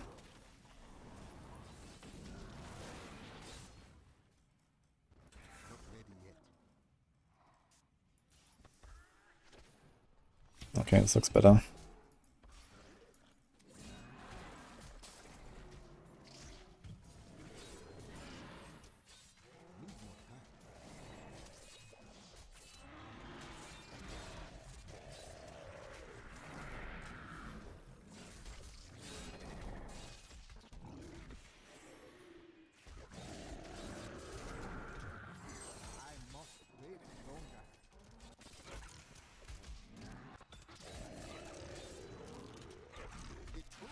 Yeah, we don't want to overkill.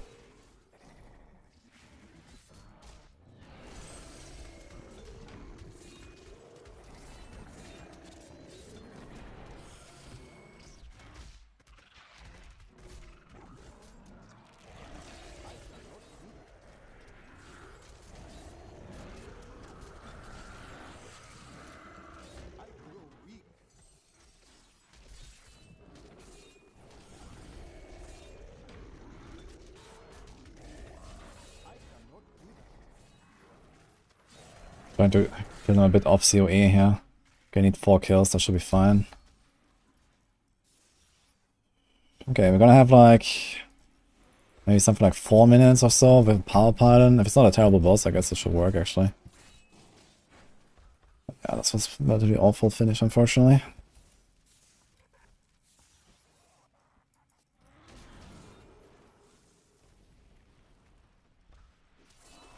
I need to test this actually, if you can go out of a rift and keep your stacks.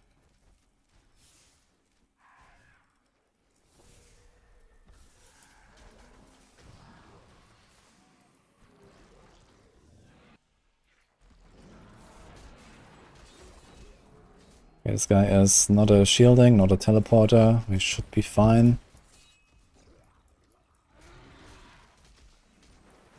So I want to kill 4 guys though, which is gonna be the bigger problem.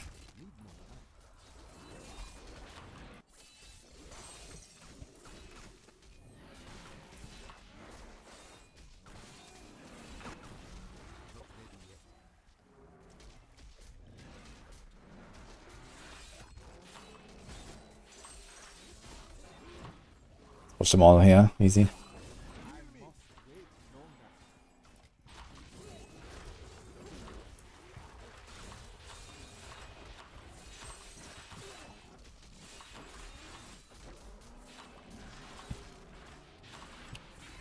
Okay.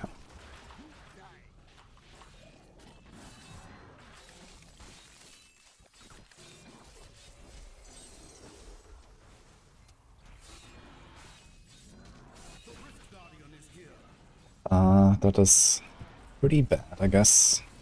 It might be okay. We can kind of keep our squirts, I guess, on this guy.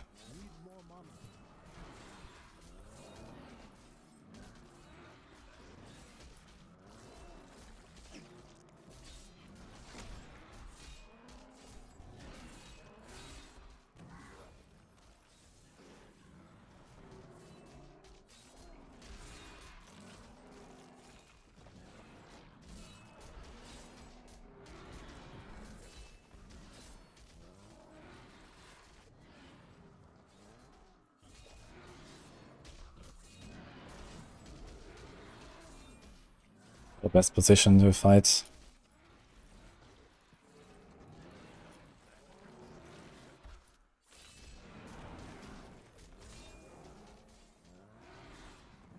I think I'm gonna go with despawn the pack.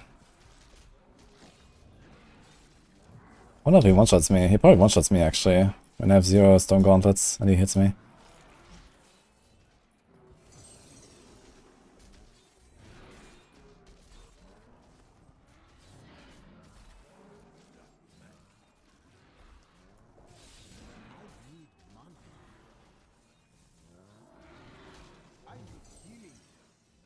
I think this one is over. I'm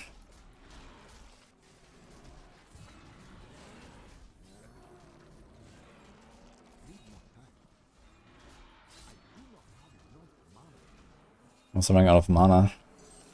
Without creeping death.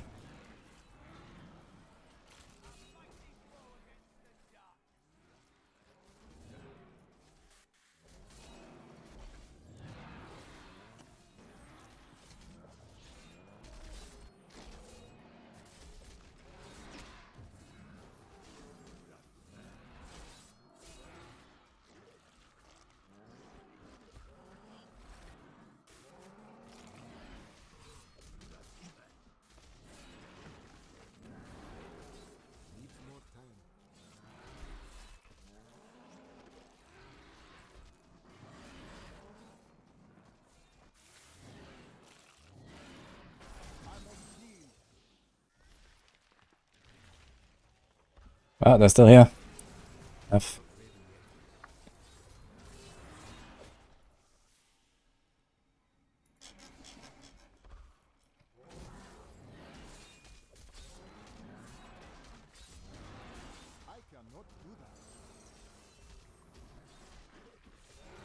It's too small, too dangerous.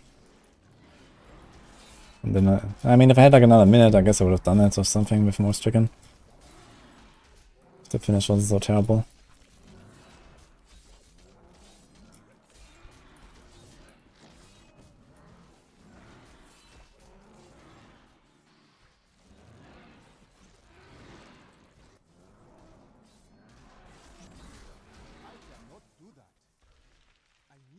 Well, not good for a first attempt, I guess. On a second key.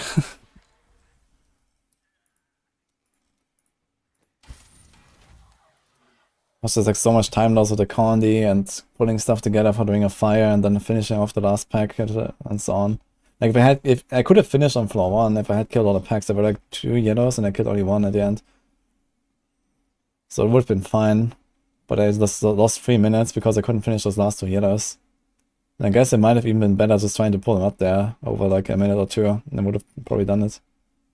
So it's just gone for the 1 floor even with the shitty placement.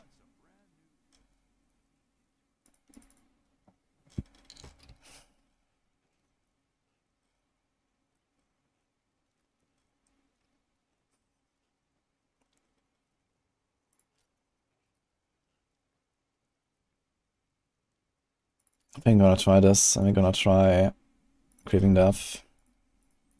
Let me just pull them with Perenado. So we have more mana as well because I don't need to Pestilence all the time.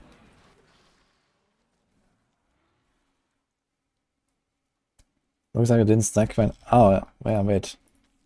Let's just check that. Let's go in there on like 100 before Extreme. Okay, it's TP out.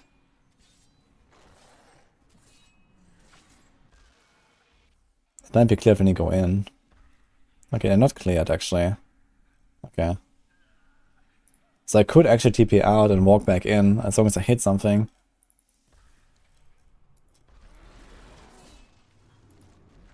Wait a minute, what happens if I get kills outside?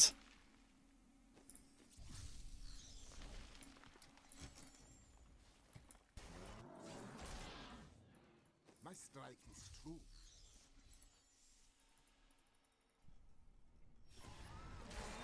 Oh no.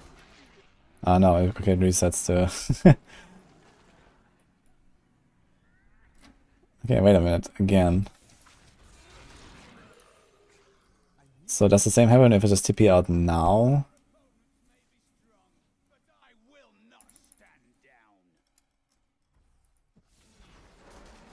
No, okay, so only if you actually get kills from adventure mode, they'll disappear. Okay, all good then.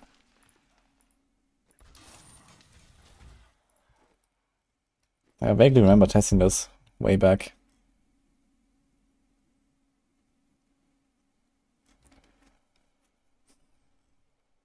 I don't really like the idea of not having swampland at humans, but you don't have to stand still, we can walk through enemies, which is pretty powerful.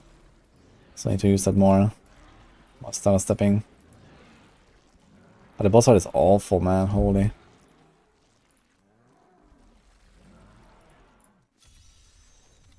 Okay.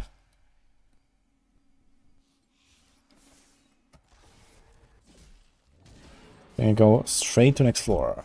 Goodbye. Got a frenzy for a shrine.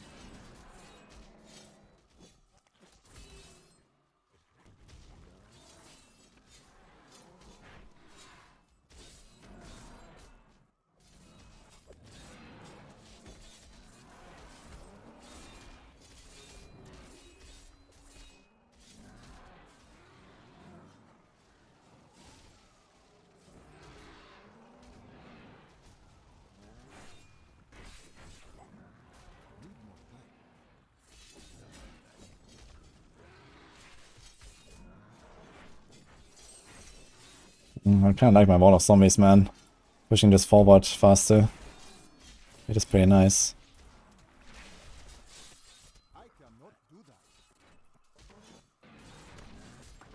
That's always paying out, to be fair, to DPS.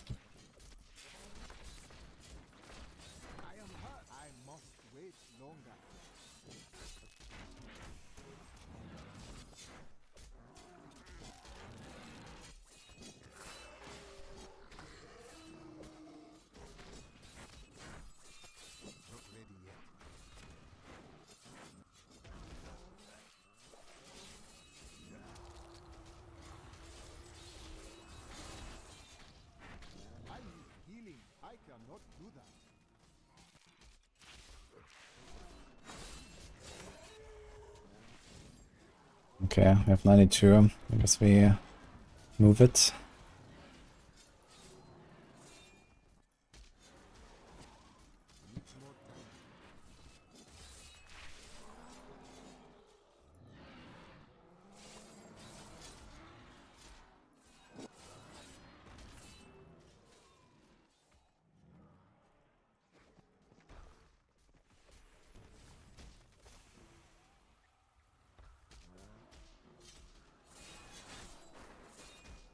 There's a yellow in there, actually. Is this another yellow? Is this the same? I think it's the same.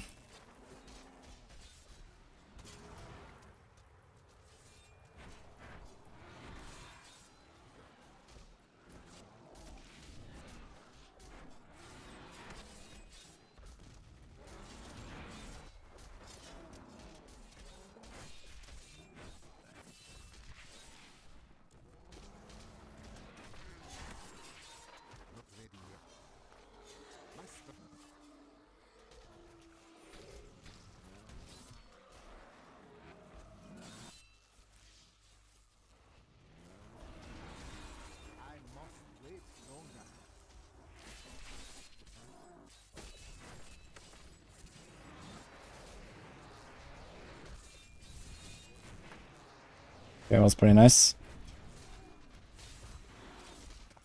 So that's a jug.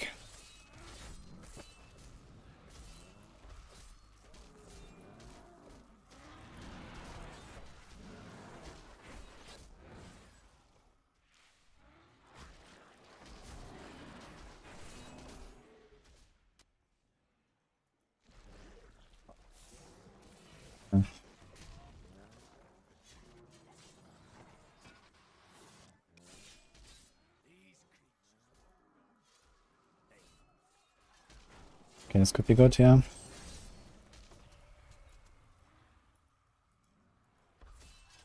Wasp. Okay, if we can do 2 more rings on his floor, that would be nice. And then Corny next floor and come back.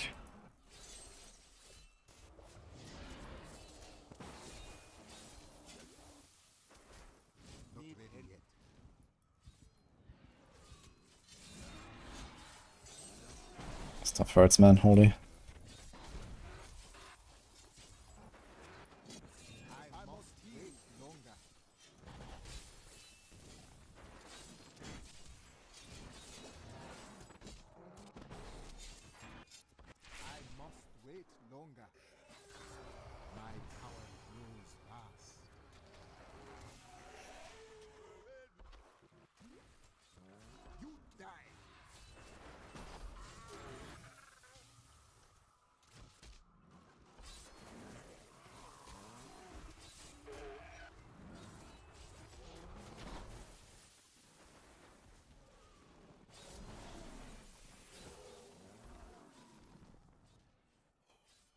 Yeah. Speed. Not very helpful.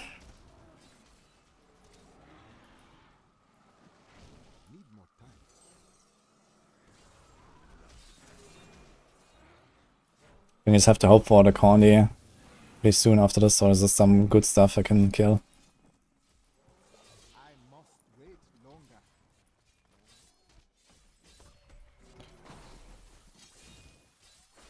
God,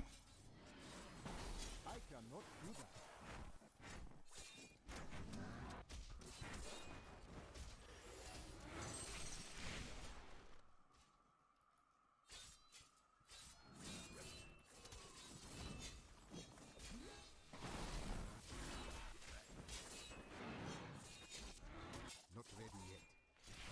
I need healing.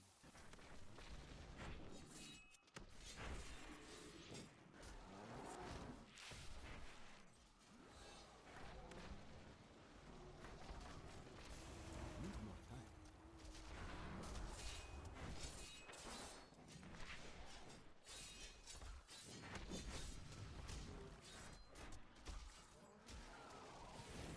I cannot do that.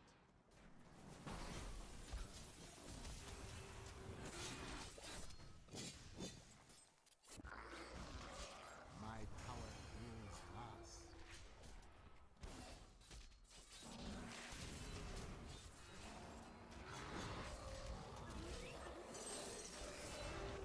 My curse upon you. can finish this out blue as well.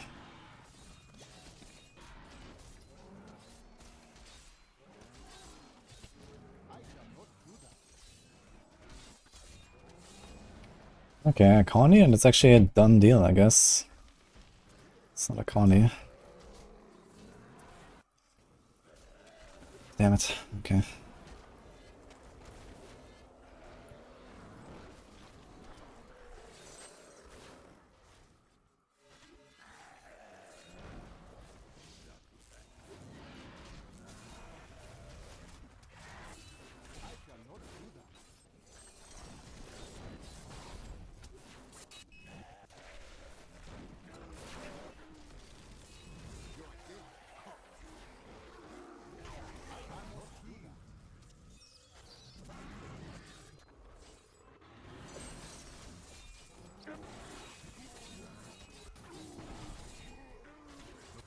That's not be enough to finish this guy. Oh, okay. 62. Now we're gonna have the same problem though. We have to pile in there, we have to go back, we have to somehow spawn the boss. It's gonna be pretty terrible. This is like a good one, like I need Veracity or Sedea or something.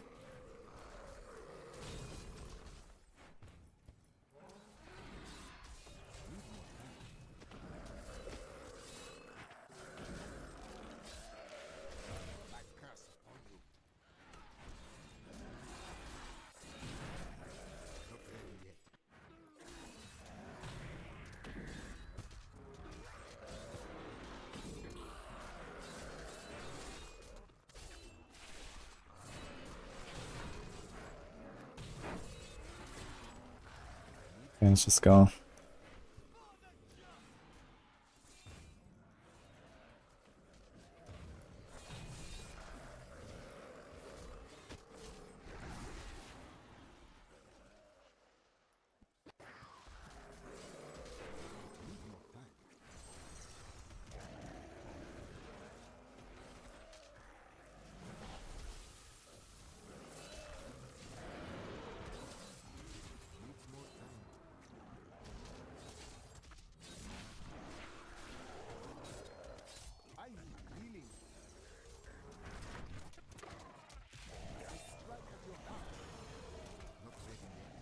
Okay. You have to end up very close here without spawning. So we have to finish this blue.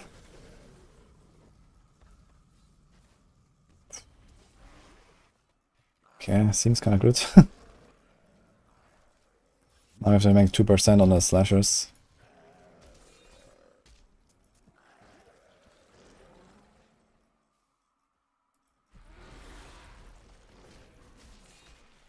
So how far is the power? Pretty far.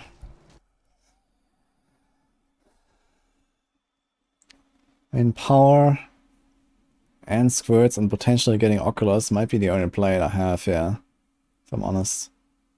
I think I might just leave the shield there and don't take it.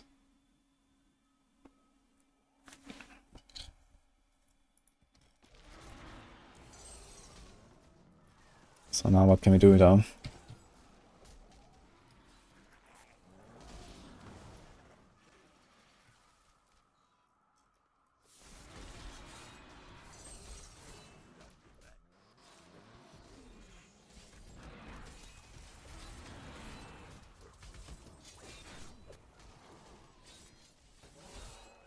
I'm just gonna kill Fallen until we spawn a Ring of Fire.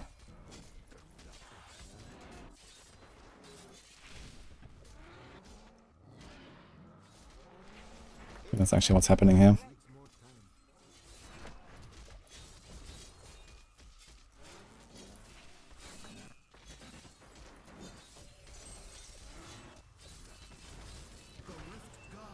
Let me wanna burn him a bit.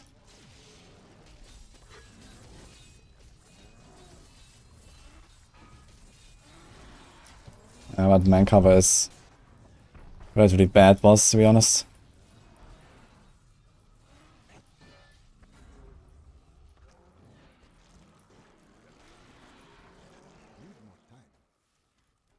Can also randomly one-shot me with the chains. He'll probably one-shot me with the chains, so it's good to have the shield later. No. Goodbye.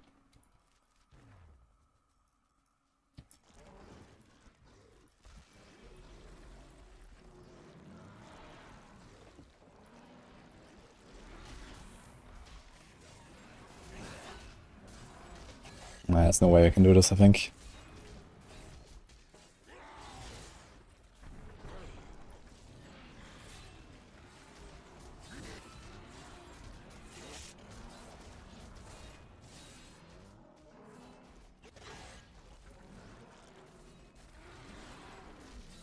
I have to get very lucky with some Elu pack from the power pylon or so. Maybe, if he doesn't like randomly charge around in some shitty positions.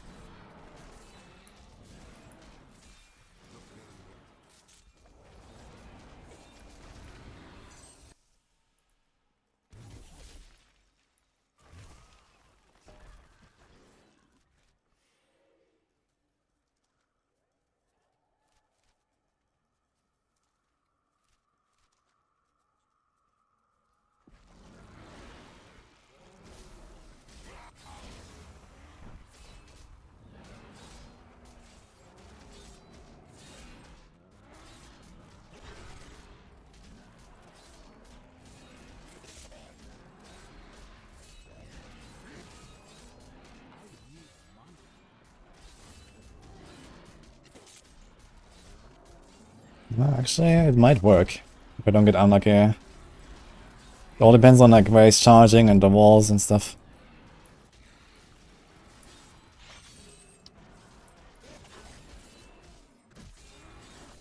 Yeah, Elu. Okay. Come on.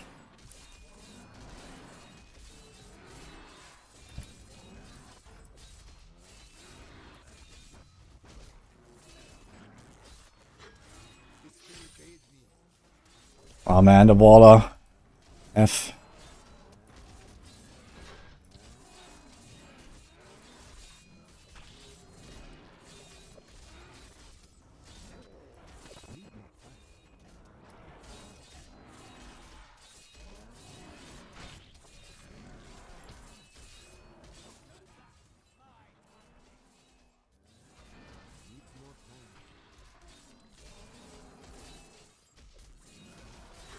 Ah, I got him. Okay. Oof. I was worried.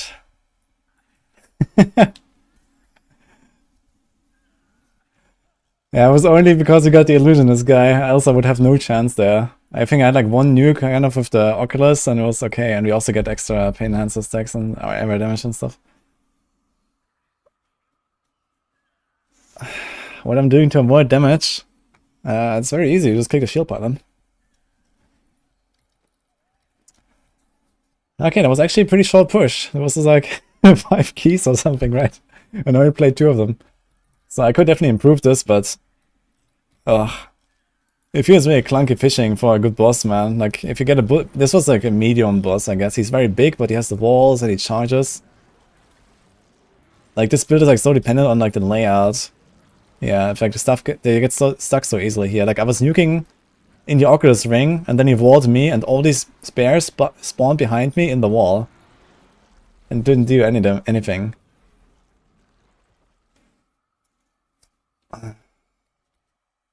You missed the 5 key pushes. 5k key pushes, yeah. Well, now it's Zuni though. So, I want to try Zuni 150 as well. I don't have the right weapon shard for it. So I'm gonna be like almost 2 tiers weaker than I should be, but we'll see. At least we did this one. Let's upgrade this. Can we? Uh-oh. Okay. Got our Enforcer 150 just in time.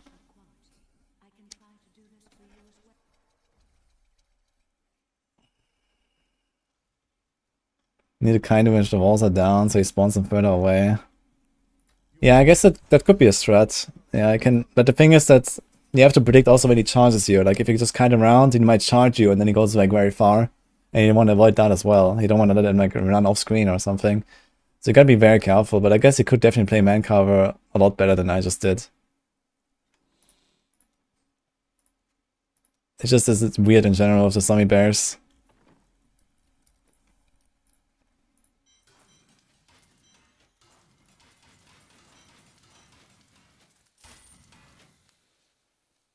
Anyway, thank you guys.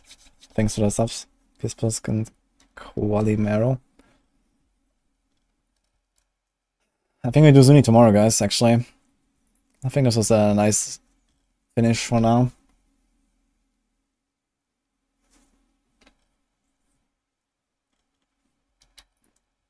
I've played a lot of zombie bears in the last few days, right? Farming and stuff, so I'm okay with a small push. This was an Oryx Dream. We didn't have a Condy, actually, right? We did it without Condy. It's pretty good. Oh well. Yeah, this one was a power, shield, speed. No Condy. My first 150 clear on Natalia also did without Condy, so there's that, I guess.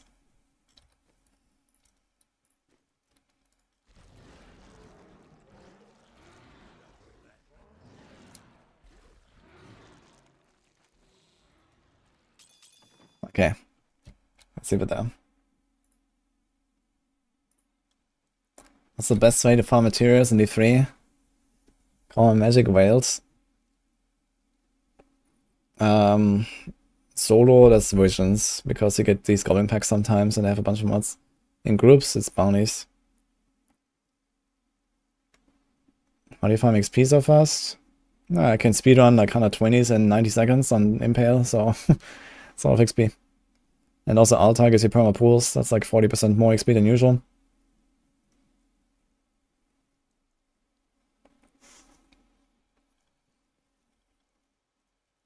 Yeah, exactly, visions are the portals. Okay guys, tomorrow we do Zuni push. And hopefully don't rip. This build already felt way squishier than I would like. And we're about to go much squishier. That's gonna be fun. Zuni Master is a very squishy build.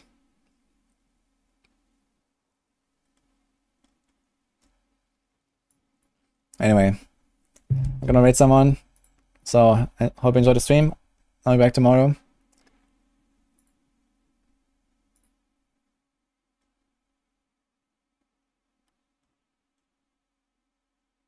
Can raid last wolf today. Let's do it. He's here sometimes, and he also raided us the other day. Bye, YouTube.